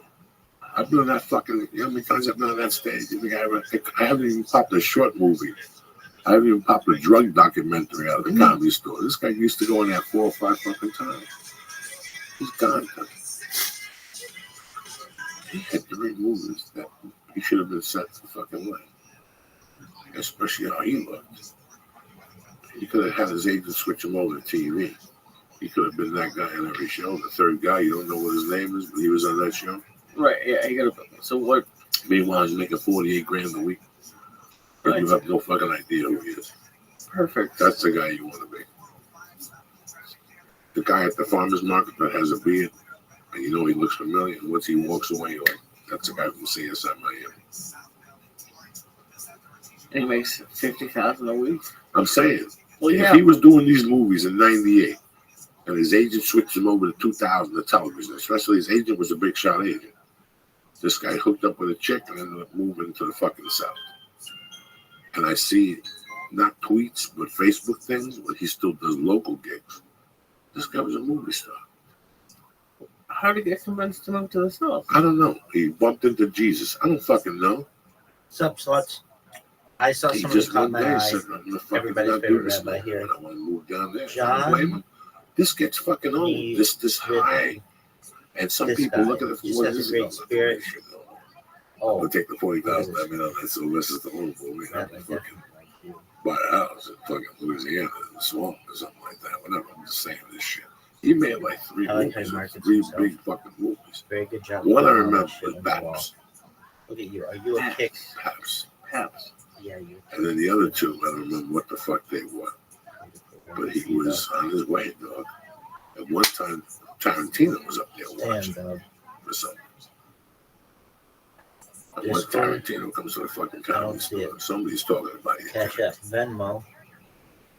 Dog, I don't want to change How it. long after Tarantino was he gone? This is good shit. Maybe a year or 2. You have a Twitter? Back to you, brother.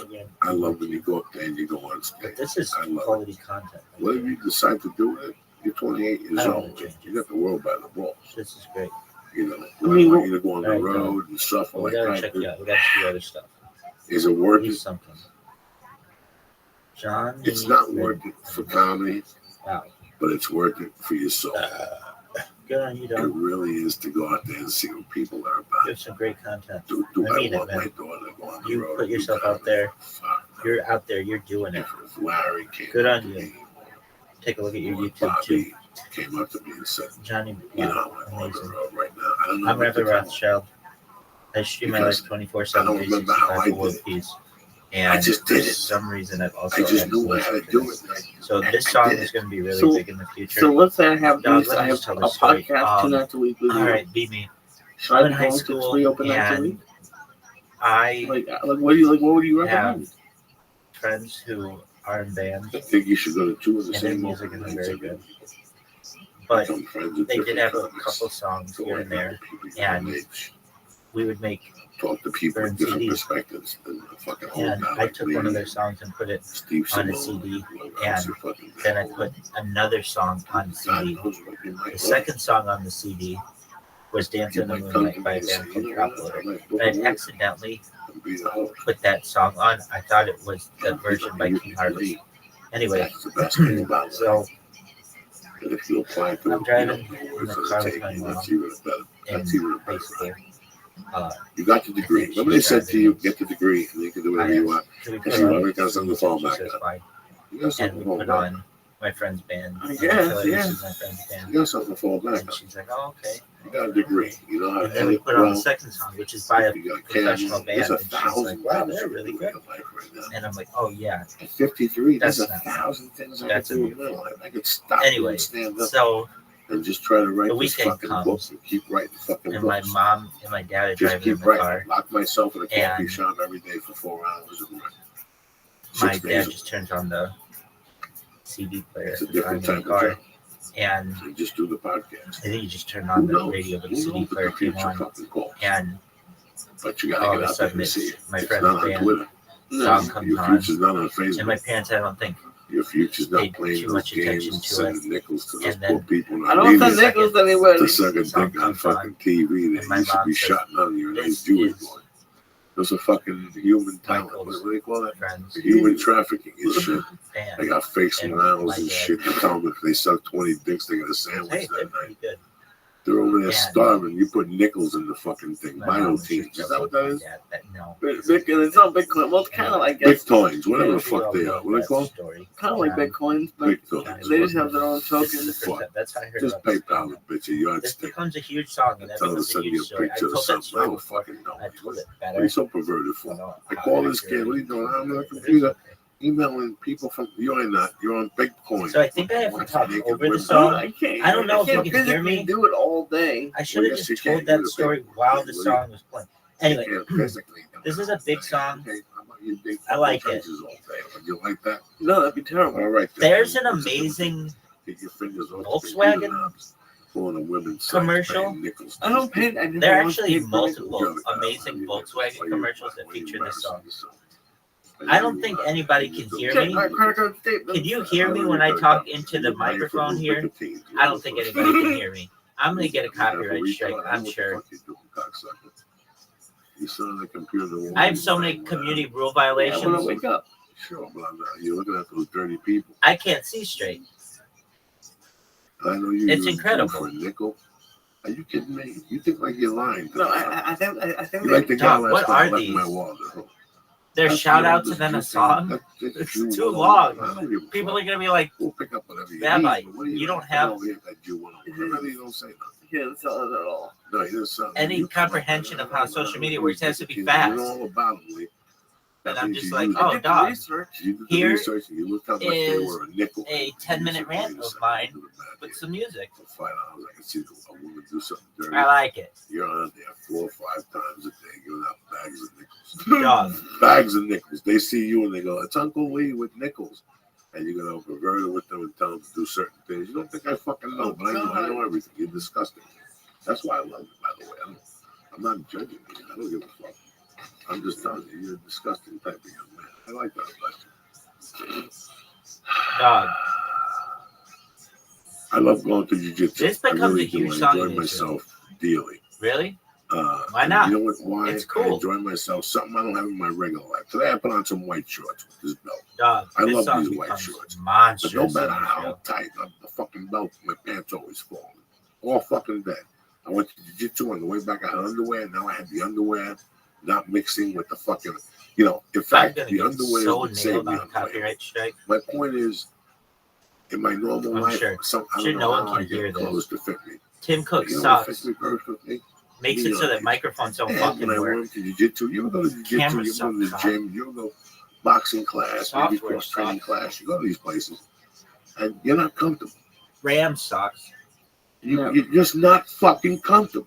There's something wrong with your underwear. You know what I have? I've never had. Everyone knows that the iPhone sucks. That's why whatever gym I go to, whatever but it's the best thing on the market. I have me undies under there. One, this is harsh. Moldor, a cotton fabric. Absolute 2, fucking bullshit. Comfort. And 3, because of how they snug me and keep me fucking dry. Shit. Like I said, every pair of me undies is made from a sustainable source molded. Bullshit. A fabric that's twice I have to as talk soft over this, and I'm sure I'm still going to get a copyright strike. Nothing can describe. I don't know how keen I am on doing a whole song. You'll understand why they're called the world's most comfortable underwear. That has no relation to what I was doing. If I was dancing shirtless on a fucking you don't sweat. Your street. balls are fresh, shit like that. And then all of a if sudden, you don't want the first pair you start telling this fucking story about how you download the wrong song on fucking LimeWire or fucking Napster or some with your bullshit. Underwear, whether anyone can see them or not. Remember Superman? All right, do me a favor. Shipping is free in the U.S. and Canada, and you can save up to $8 a pair with MeUndies subscription plan. Get the subscription or single pair. Yourself. Get 20% off your first order when you go to MeUndies.com/Joey. Again, MeUndies.com/Joey. Stay black. That's MeUndies.com/Joey for 20% off your first order. All right, and you're not going to be sorry. I love them. Like I said, if I go to anything athletic, I got me undies on. You understand me? Why? Because I want to feel fucking comfortable. Caspian Sea. They always, whenever when I did hyper, they brought it up. So Can you hear me? They have to get some undies. Comfort is the whole thing, man. For years you run around uncomfortable and you don't know it. So you put something comfortable on. Number 2, you know what's a great service? And a buddy of mine subscribed and he broke it down for me. Club W. Club W is a really good concept. You know, you've been in a while now at your local store just staring at a massive selection of wine with no idea which bottle to choose. Happens to everybody. I look at wine, I don't know what the fuck's going on. Most of us go with the bottle that has the best looking label, and we hope that it's good. Well, those days have come to an end, okay? Club W is a revolutionary new wine club that takes the guesswork out of choosing your wine.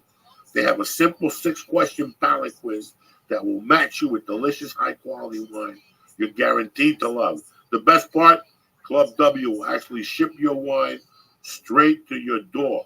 No more going to the store, no more being lost in the wine aisle. You love wine, right? We got the perfect wine club for you. It's Club W. Try Club W. What I'm going to do for you is this, okay? I love you to death.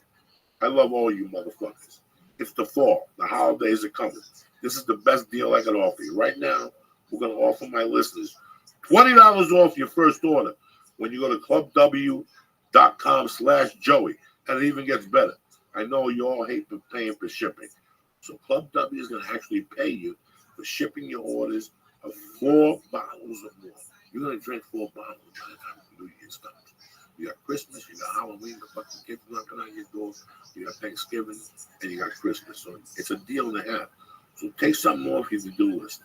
Go to clubw.com right now, take the palate quiz, see what kind of food you eat. This will even tell you what to eat when you get the wine they sent you, all right? So do me a favor again.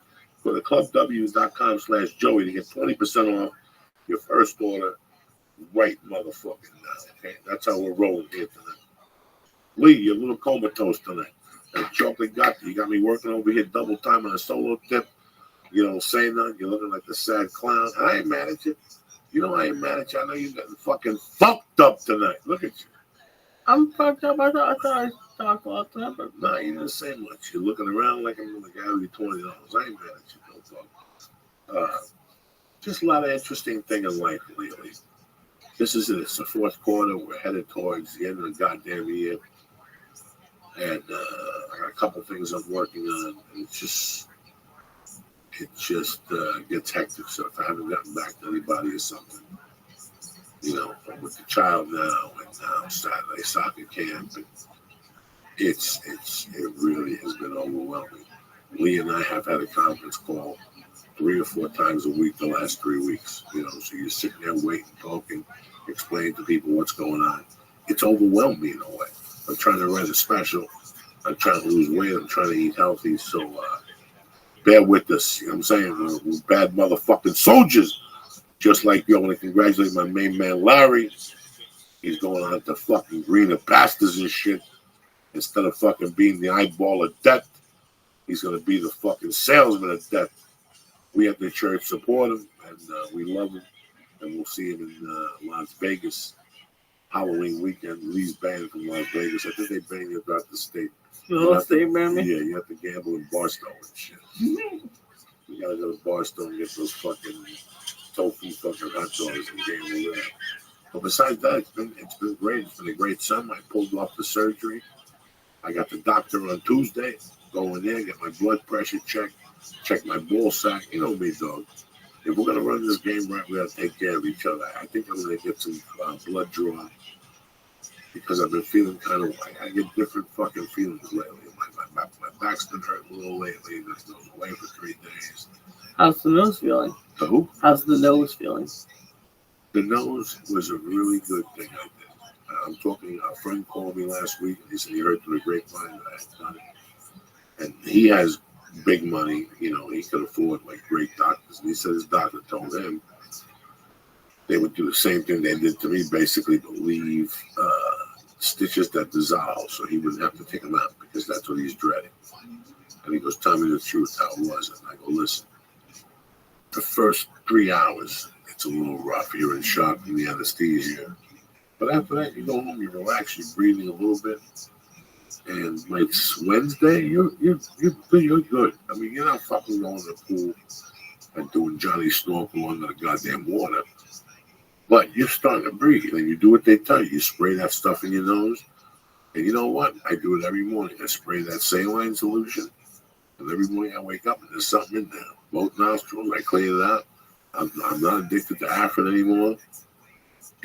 Am I doing 19 rounds of jiu-jitsu? No, I can't lie to you and tell you that. Do you see an improvement though? Yes, I've seen a huge improvement. And then how long did it take you to get off of Afrin? Right after the surgery. Never used it again. When I walked off that surgery July 11th, I never used Afrin again.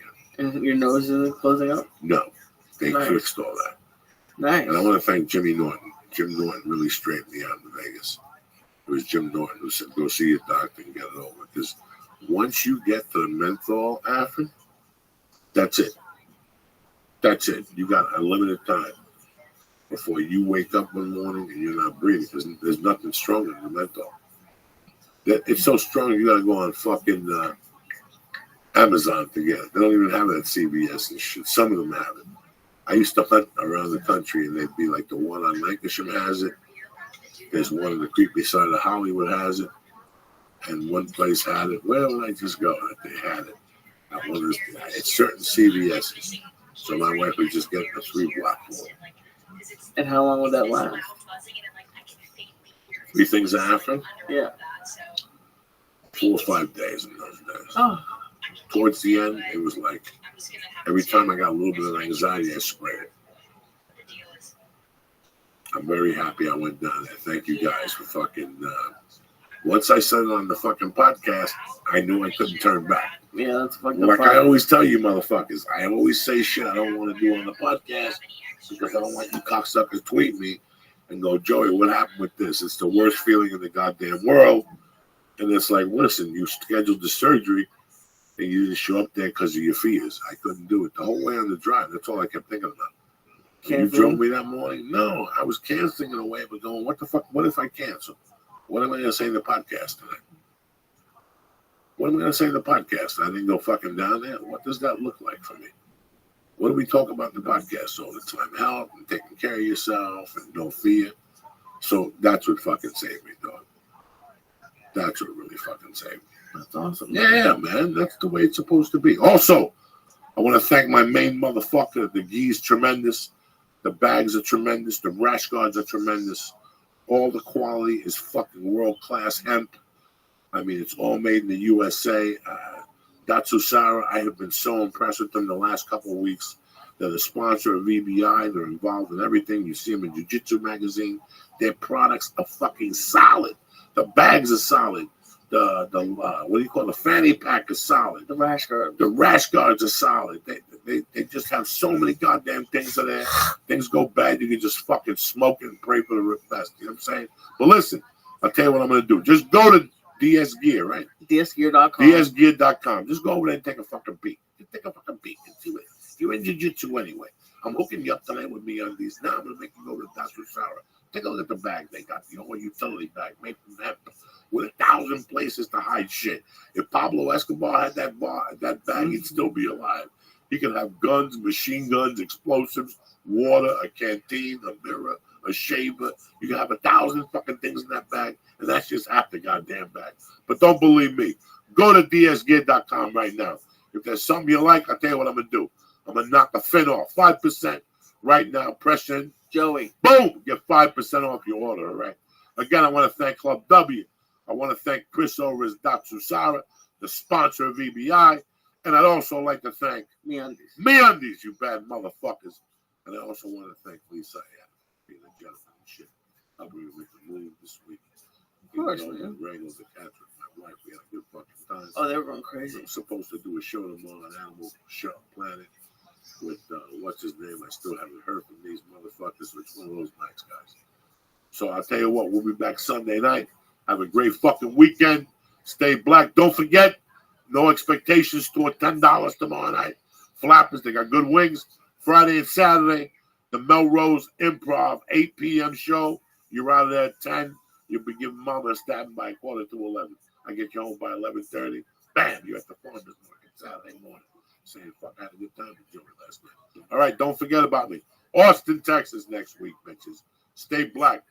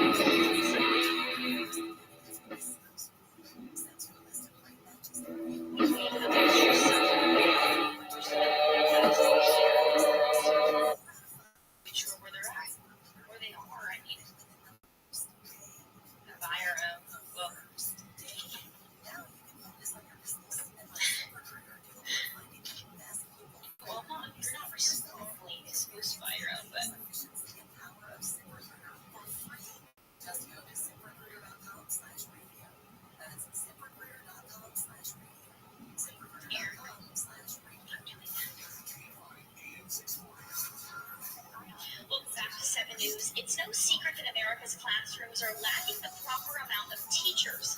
Lawmakers on Capitol Hill say they have a plan to fix it. 7 News Washington correspondent Rashawn Hudson has more.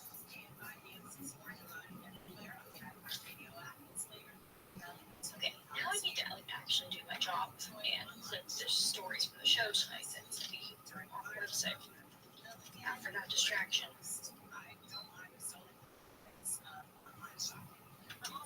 Wow, that was Bernie Sanders. He looks old.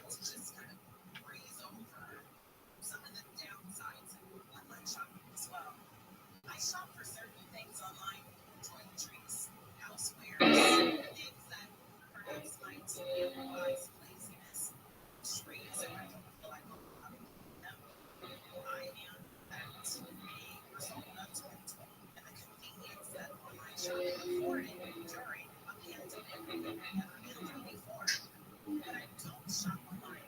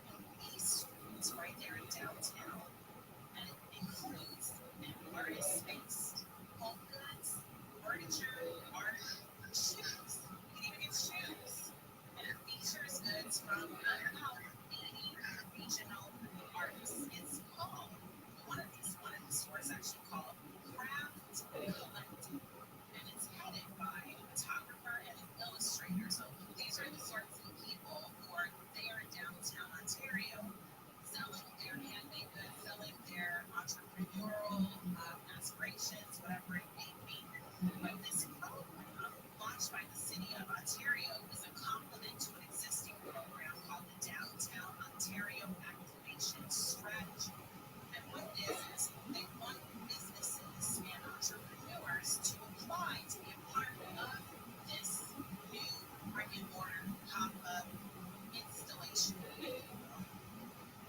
They see it as a way for artists and different business owners to cultivate community, to come together and really big on this collective, big representative of the community. They want people from Ontario with the knowledge of the same people, preferably who live there for any amount of time, significant amount of time, preferably because then you'll be able to speak to the trends and how this new program is responding to the trends of going online versus having a brick and mortar store. Some of the renters there in this program grew up in the area and were not being very active.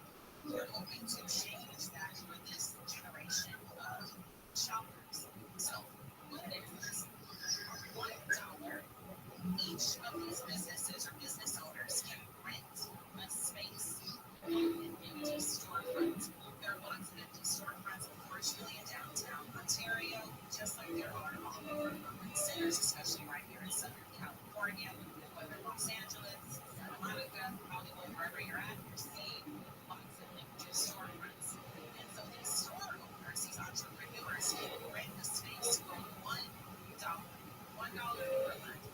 It will come with free utilities, which includes water, electricity. It also will come with free Wi-Fi. And it's a 6-month pilot program that, if successful, can be extended by an additional 6 months, like extending a rental lease on a apartment, if you will. And these entrepreneurs are hoping to be able to capitalize on having an actual physical space, which allows people to come to it, feel their goods, see their goods in person, try things on and out, and shop to their heart's content, pumping money back into this economy. There are risks to this, however. The reason Amazon does so well is because their prices undercut what brick and mortars often offer. It's just part of the game. You can go to a Nike and look for shoes. You can go on Amazon and probably find the shoes for a little bit cheaper. You certainly can do that with handmade goods and other specialty items if that's your thing. So these brick and mortar stores, these entrepreneurs in this pilot program, going to be contending with these big box drop shipping companies who offer goods at lower prices. They have to have some sort of sense of tantalizing enough to bring people in, people to socialize. The parents, Glenn and Gary, were the sons. And when they were in college, I would go in there in high school. I was like a junior. This is actually say Coco, stock up the Yoo-hoos because we're all sold. I mean, Yoo-hoos would sell by 10 o'clock. They put 100 Yoo-hoos in that fucking case. But it was all day, Lee. It was all day. The teachers busy all day, man. The school got so pissed that they told people that you weren't allowed to leave the school for lunch now. Why? Because they want the cafeteria to make money. So if they caught you at Hashways, you have to understand you got suspended. all the food distribution in North Jersey is handled by a lot of people you don't want no fucking problems with. You know what I mean? All right, so people stay and eat the goddamn food. All right, they've got contracts off the ass. They would suspend So you would suspend us, but Mr. Hash would go, fuck that, go in the back. I'm not going to let him go in the back. But if I say, hey, guys, that means run out the back door. So for a year, until they moved that law, we would sit in the back of Hashways and still eat the fucking thing while the school teachers were in front looking for it in the truant offices and the whole thing. Fucking hysterical. Man, there was no goddamn good place in my shit town. I got no good stories.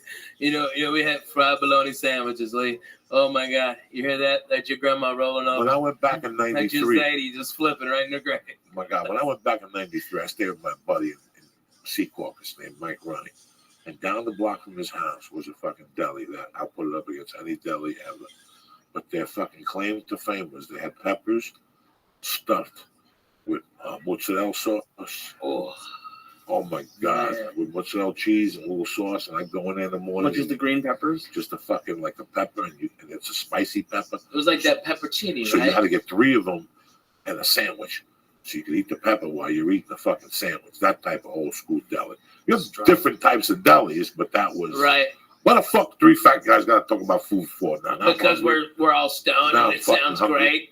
But it's crazy what today signifies in the Catholic religion and a lot of religions. It's also I mean, our good friend George, God rest his mama's soul.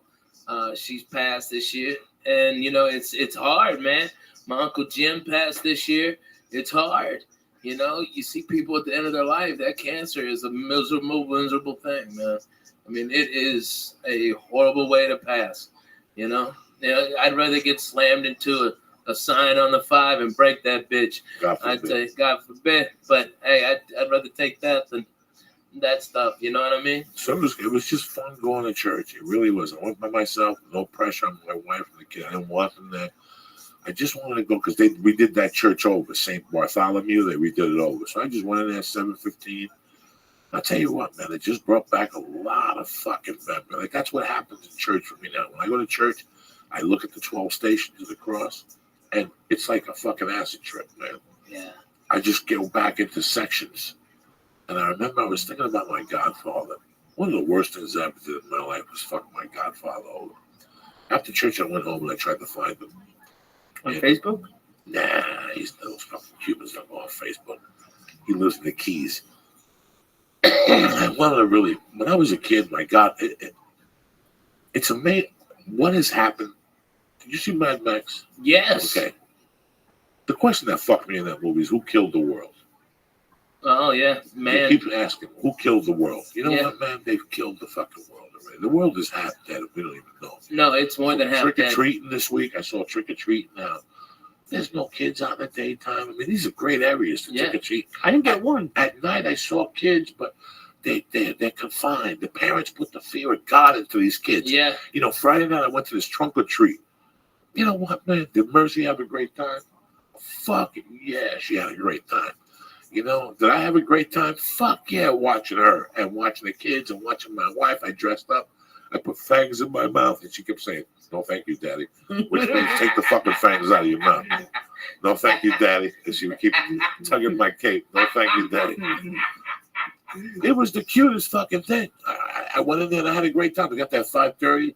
The dinner they made us was, you know, not bad. It was a cheeseburger with macaroni salad. It was a barbecue. I enjoyed it. And then I watched her play ball with other kids, and I could tell that we're halfway there. We're okay. We got an okay kid. The ball hit her in the face 3 times. She didn't cry. Some little boy dressed up as Captain America got hit once. He wouldn't stop crying. But when the kids left to eat, she didn't want to eat. So she stayed with me. She goes, "Daddy, come in." And I started playing ball with her. So when kids came over to play, she was like, "Da, da, da, da, da, da, da. It's me and him now." And she was going fucking nuts. That was the only problem we had all night.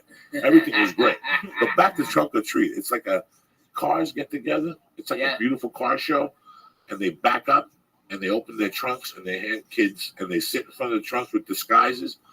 And I tell you what. Is it like a lowrider club or hot rods and stuff like that? No. It was just all these fucking Studio City people. Oh, yeah. You know, whatever they are. I don't know what was. I didn't talk to one. I talked to maybe 2 parents and the principal. Man, you know, I've done that same thing with Mexican car clubs, bro. They are the nicest. That they had a whole goat cooking. Okay, I mean, it was the real deal. Old ladies was making tortillas. Okay, they was handing out good candies and stuff like that, having a blast. They had a band, a salsa band. It was on, man. I'm telling you. This was for kids. This was for fucking kids. Yeah, it was for kids too. For kids. Yeah. There's no fucking salsa band when there's kids.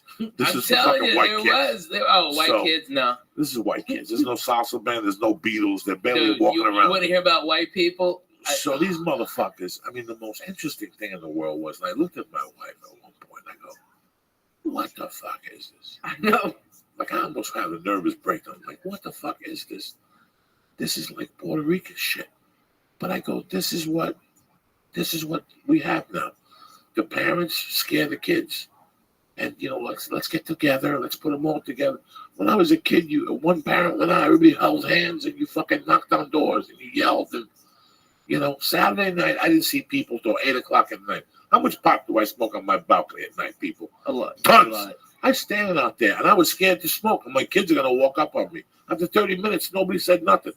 Every once in a while, I'd see 3 kids and a parent. But the 80, 90 kids, I used to run with 80 fucking kids on Thanksgiving. Yeah. You ran 80 deep on Thanksgiving. And you keep running into 20 people. Yeah, and bundles of 20. I didn't see that. And it's just, and I know, man, they found needles and every year, some fucking dummy in Pittsburgh sticks hypodermic needles and fucking chocolate and all this shit. Man, that's why I tell all my kids, hey, Daddy has to inspect all of your candy. I need a bite out of all of this shit. That's what I did on Saturday night. Friday night, dog, I got so high after trunk or treat. I went home, and she came home with a bag of candy, and I kept sitting there, and it started talking to me like cocaine, like 11:30. Yeah, right. And you have one Reese's. Oh, you're fucked. Then you're fucked. Reese's will fucking put you over the limit. Dude, if you start with the little ones, the bullshit That's what I ones. started with. Oh, then I ate 3 of those. I took 3 cups. Getting cups out everywhere. Then I went back and got the whole cup. Oh, then I went back and got the Swedish fish. Oh, those are good. And Swedish fish, that's my world. That's my world since I've been fucking 5. Since I came from Cuba, I discovered Swedish fish. The red ones or the multicolored ones? Listen, the red ones. They only come in one color, Swedish fish. That's it. The ones at 7-Eleven in the back. That's the only one I eat.